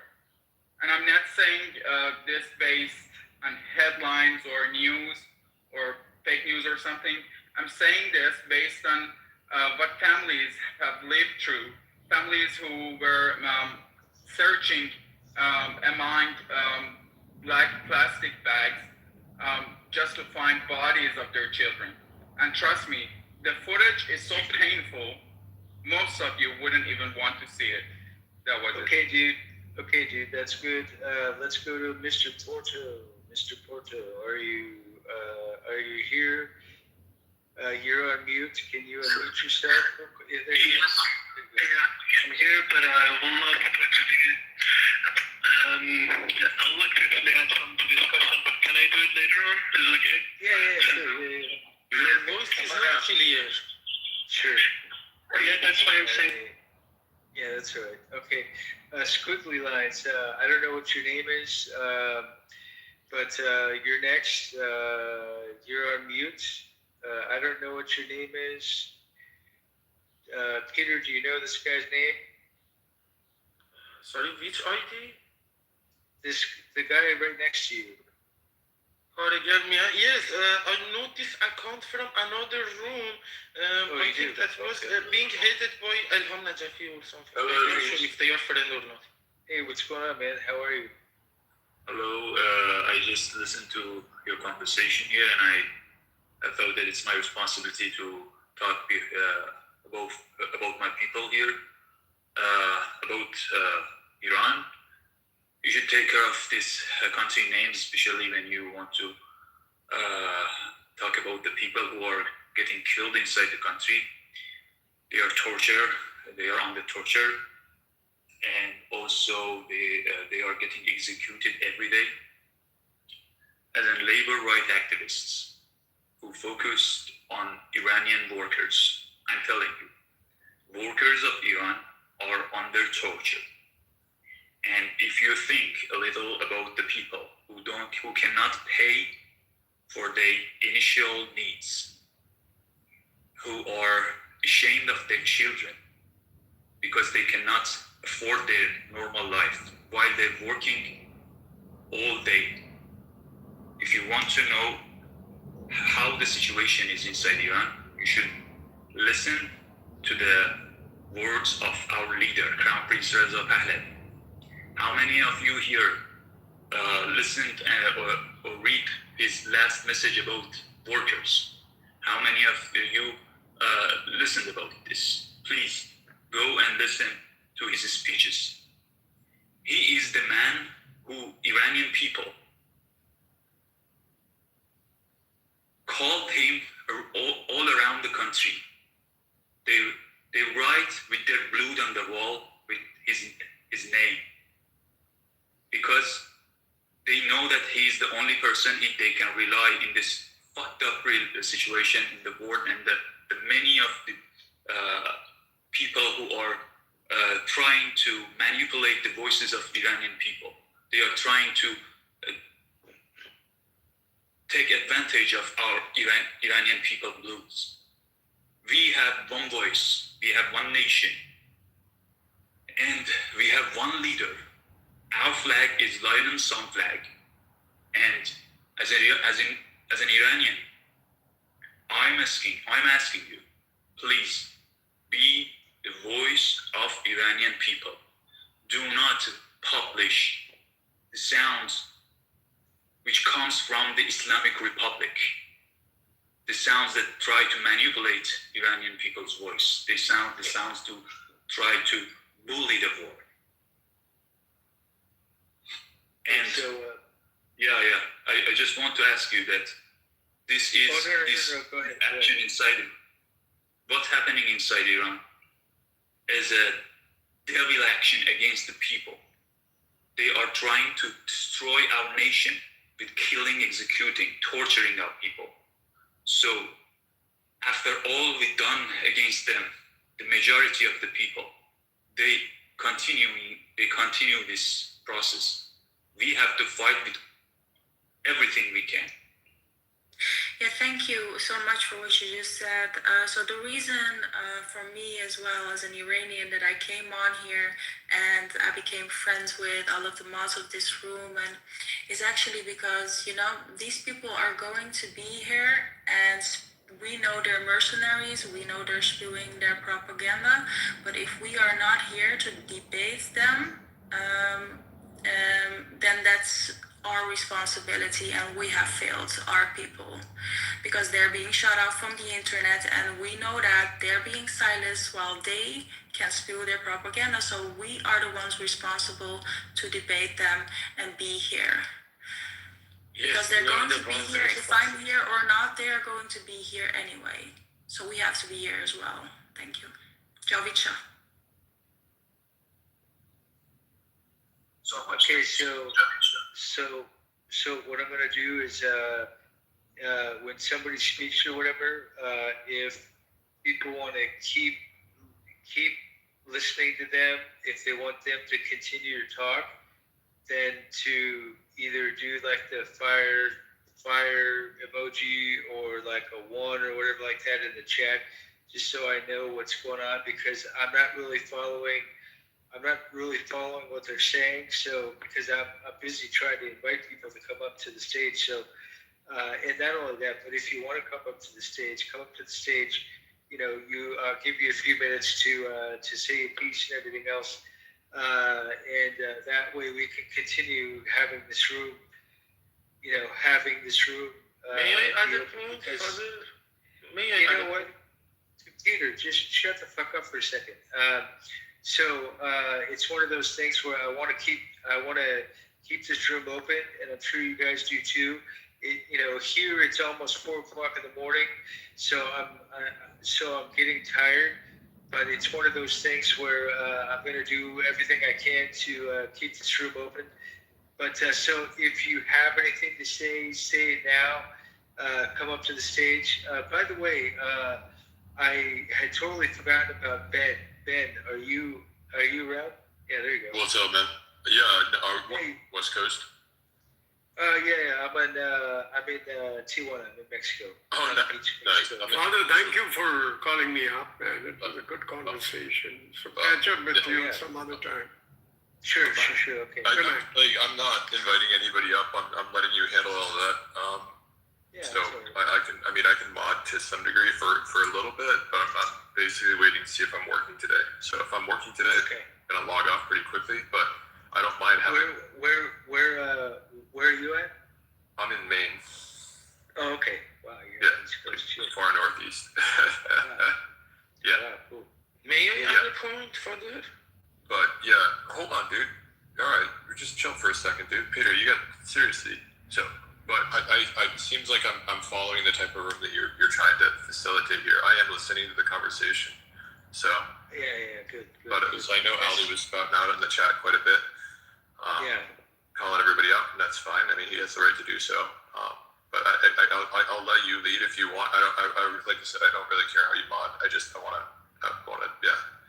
I'm curious what you wanted for the room. Yeah, well, basically, it's one of those things where I used to mod. In fact, when Clubhouse started, I used to start my own rooms, and about 1,500 people would just come in the room like within a few minutes. I mean, it was fucking crazy, and so I'm used to modding, and in fact, this is the first time I've modded like a room and kept it open for a while. So and it's just it's bringing back a lot of memories. So, but anyways, I want to get back to the conversation. But if people aren't coming up, then we have a threat of closing the room, and I really don't want to do that. But again, it all depends on the tone and tenor that you want to keep for the room. So. Yeah, that's the thing, because I have noticed Peter is interrupting. I know he's very passionate, I love him very much. Passionate, I am serious. But, I am on the phone. I know, me too, Peter. But we have to stay muted and let other people that haven't spoken. I disagree with you on corrigami others. You are trying to we're all very Peter.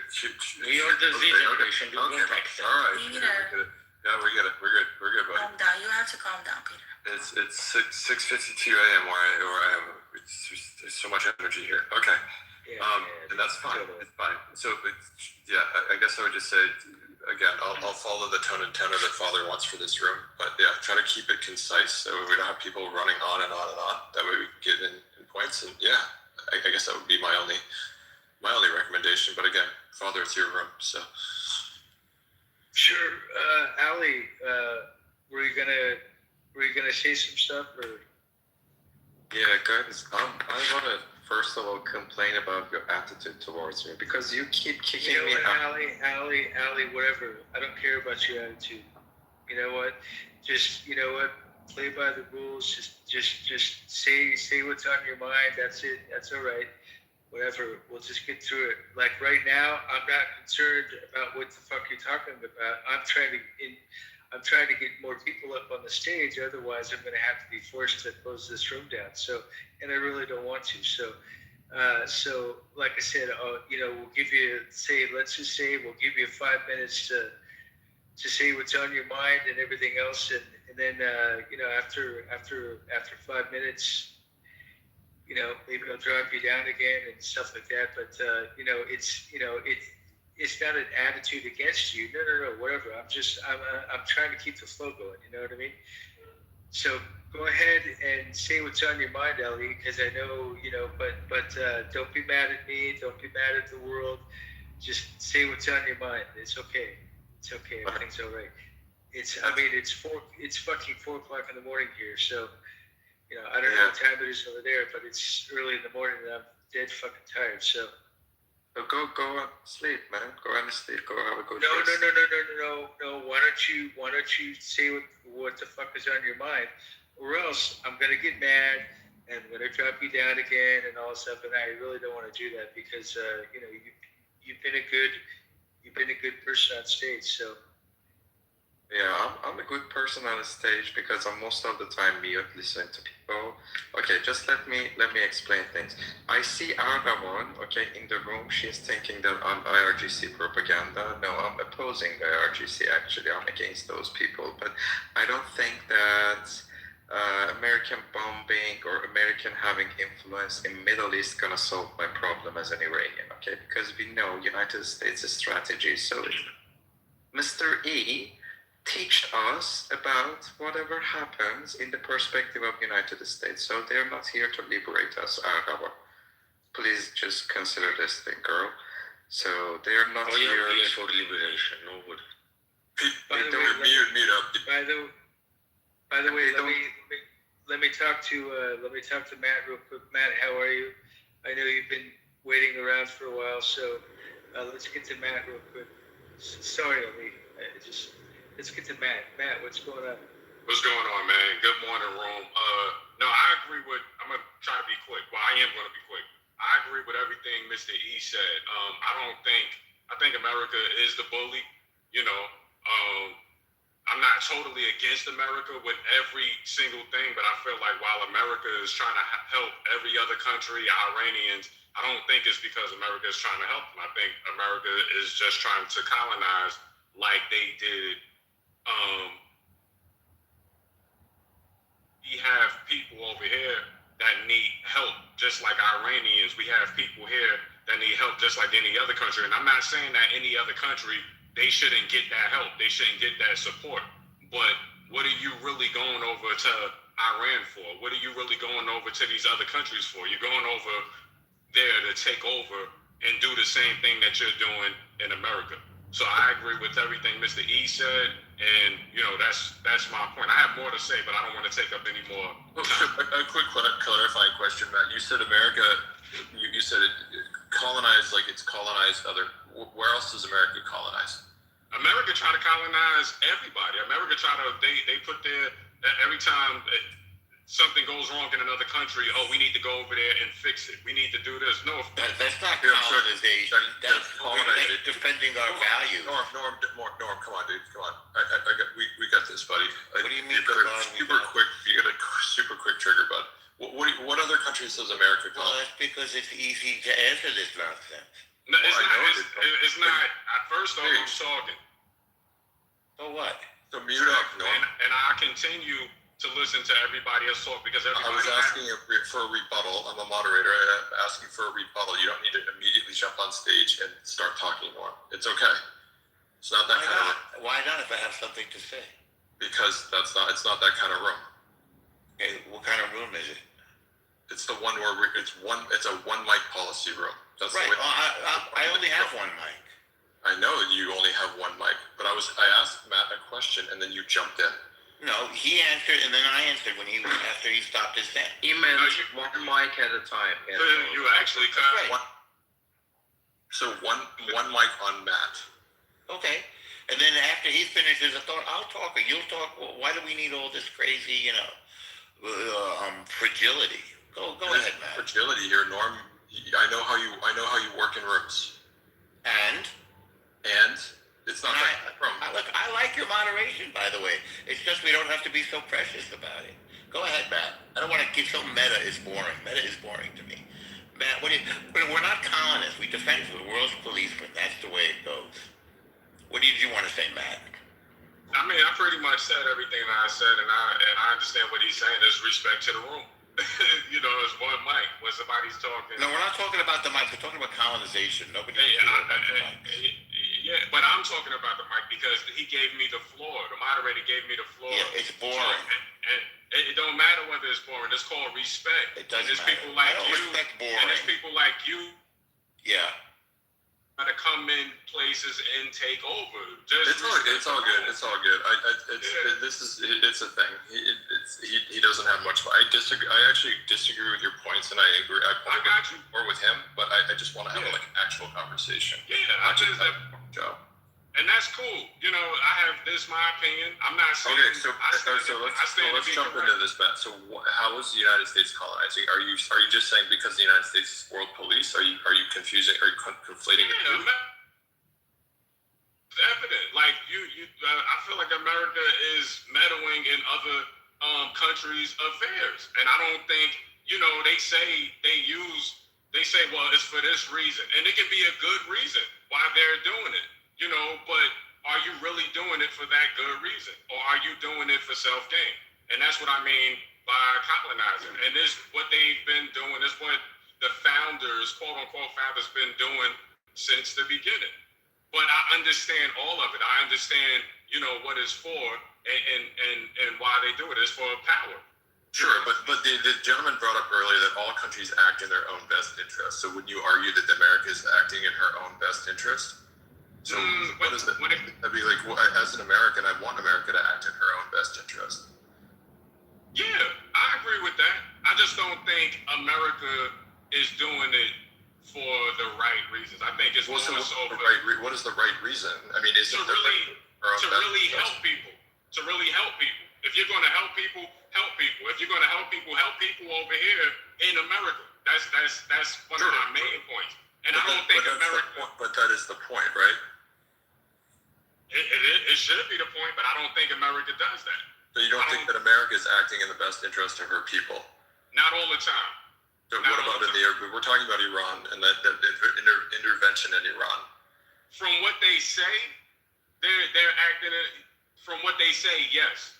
But do I believe it by certain actions? Nah, I just don't. That's my opinion. I don't think everything America do is wrong, but I think a lot of things that America do is wrong. So it's not. America had four stated reasons for the Iranian incursion. Whether or not you want to call it a war or not is up for debate. But the Iranian war, whatever you want to call it, the Iranian war, the United States had four separate reasons. Do you think that the reasons matched up with the values of the American people or not? Somewhat. So then, you seem very conclusive that it was a colonization, and I reject what you're saying because I don't think it is a colonization. Colonization, if we want to look up dictionary definitions, we can. But that struck me as a colonization. It struck me as, well, the United States is looking after her own best interest, which as a voting, tax-paying American citizen, I want America acting in her best interest. I can explain your answer, Ben, if you... Sure. I don't, again, this is a conversation as long as we're being respectful of each other. Let's have a conversation. Yeah, Ben, when you look at Iraq, okay, America takes the money of the oil, most of it, and it only shares it with the oligarchs inside Iraq. So this is the colonization we are talking. And there's another reason. If the best interest or interest of United States comes from a war over my country in Iran, obviously we're gonna fight your interest. Obviously. You cannot gain any advantage, attacking my country. Obviously, I'm not gonna let you to do that, okay? So go another place and find another money for yourself. Iran is not a proper place to do it because Iranians gonna fight.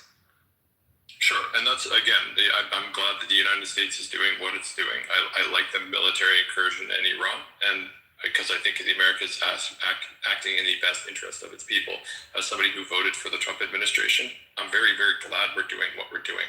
I think a nuclear-armed Iran is something that I don't think that it does not make the world, it does not make the United States, and it does not make our interests safer. But what do you think, Ben, about the only country who used nukes over Japan? You're the only country who have done this, so you have no rights to say the other countries you don't need to have a nuke because you're an aggressive character. Since you are the only country who used the nukes, you are the only one who done this. Sure, and I think if it's in the best interest of the United States, in bombing in Hiroshima and Nagasaki, the only uses of nuclear weapons in history in the time of war.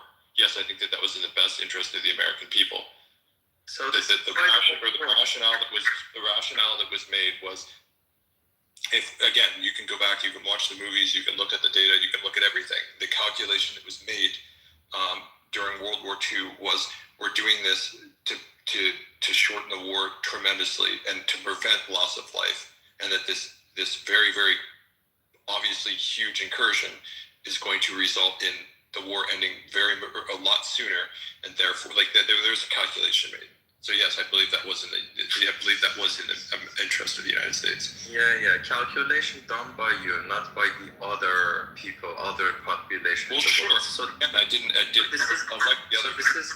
So this is why then everybody in the world, find you guys very arrogant, trying to solve problems in your own way. You have to understand that world is not yours.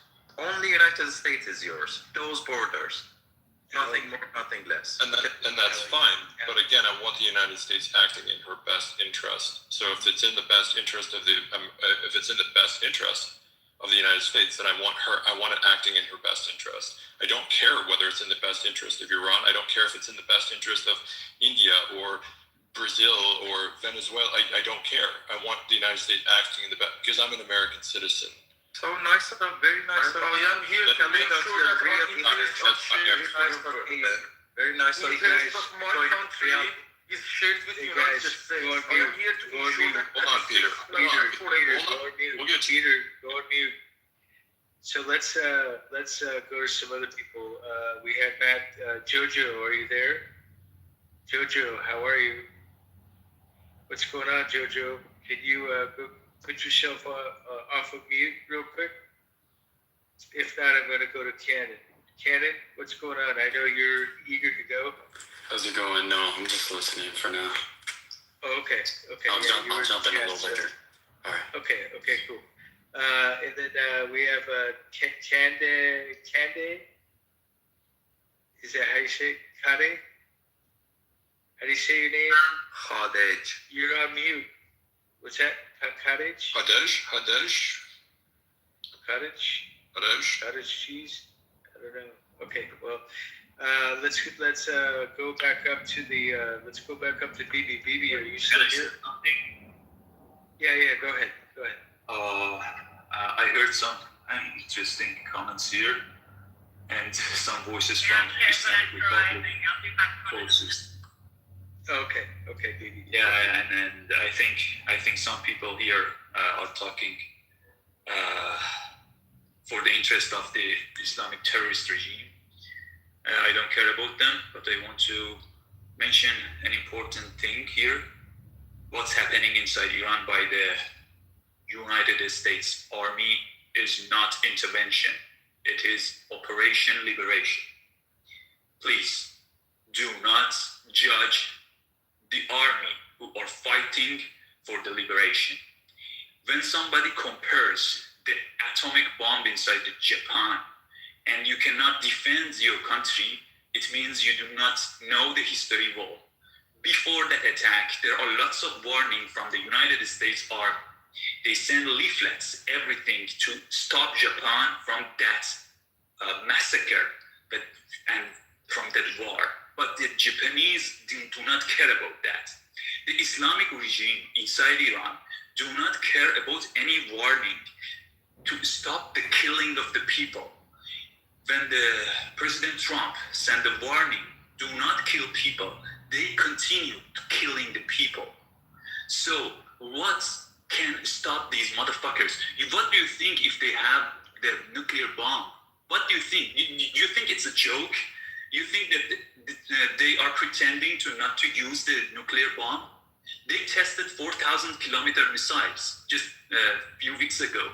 And you think that somebody comes here and compare the United States atomic attack against Japan, the Islamic regime, who are the crazy many people who, if they have atomic bomb, they would put on your backyard. They would shoot it to European countries or any person who wants.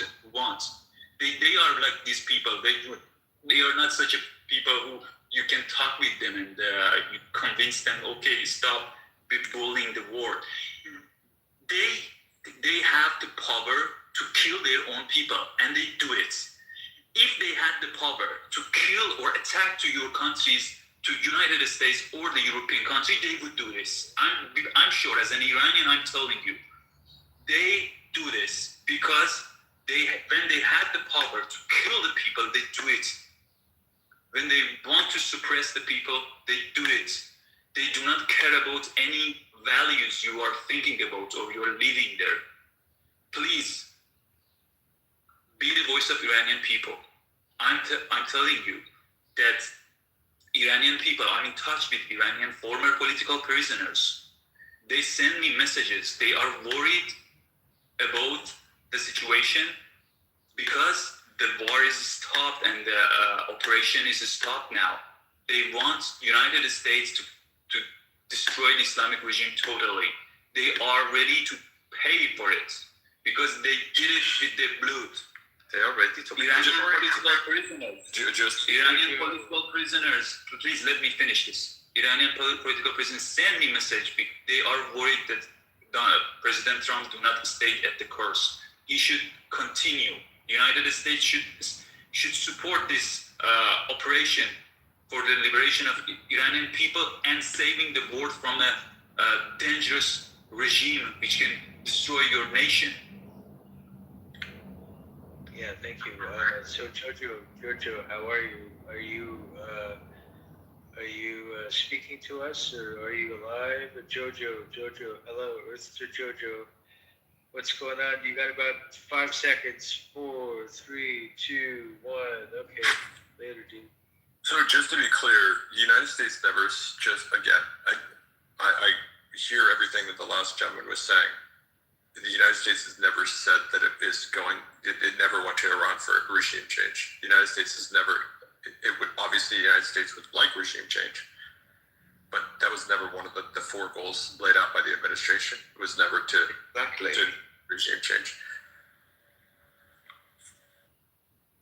So what do Iranians think about this sentence? They don't care about the liberation in Iran. So this is the problem. I didn't say that. I understand that. I did not say that. Just to be clear, I did not say that the United States does not care about the liberation. Obviously it does, but that is not one of the stated goals of the incursion. I said, of course, the United States. This is how they manipulate. This is how they manipulate the wrong positions. This is how the Islamic regime people manipulate you with one wrong sentence. They are just waiting for one sentence. If they see a little doubt about this, they will attack you from that position. This is how they act. I think I'm good on my position. I appreciate you jumping in. I do. I don't know how to pronounce your name. The closest thing I have in English is JS. So I'm going to call you JS because I don't mean any disrespect to you. I don't know your name because I cannot read Arabic or I believe that's Arabic. So I'm going to call you JS. So, but no, just to be clear, Ali, the United States has not said that it's going into Iran for regime change, but obviously, the Trump administration has repeatedly stated it wants regime change. It wants regime change, obviously. So Ben, what we heard till now from Twitter, let's say, okay, Trump said that it was never my priority to liberate Iranians. He said it himself. You can go check on his story. And he also said that I'm coming to erase the whole civilization. Am I right or am I wrong about this? Did he share these things or not? So what should Iranians think about him? United States administration, okay? Just think about this. Just think about Iranians' interest. Okay, do you want an answer to those or not?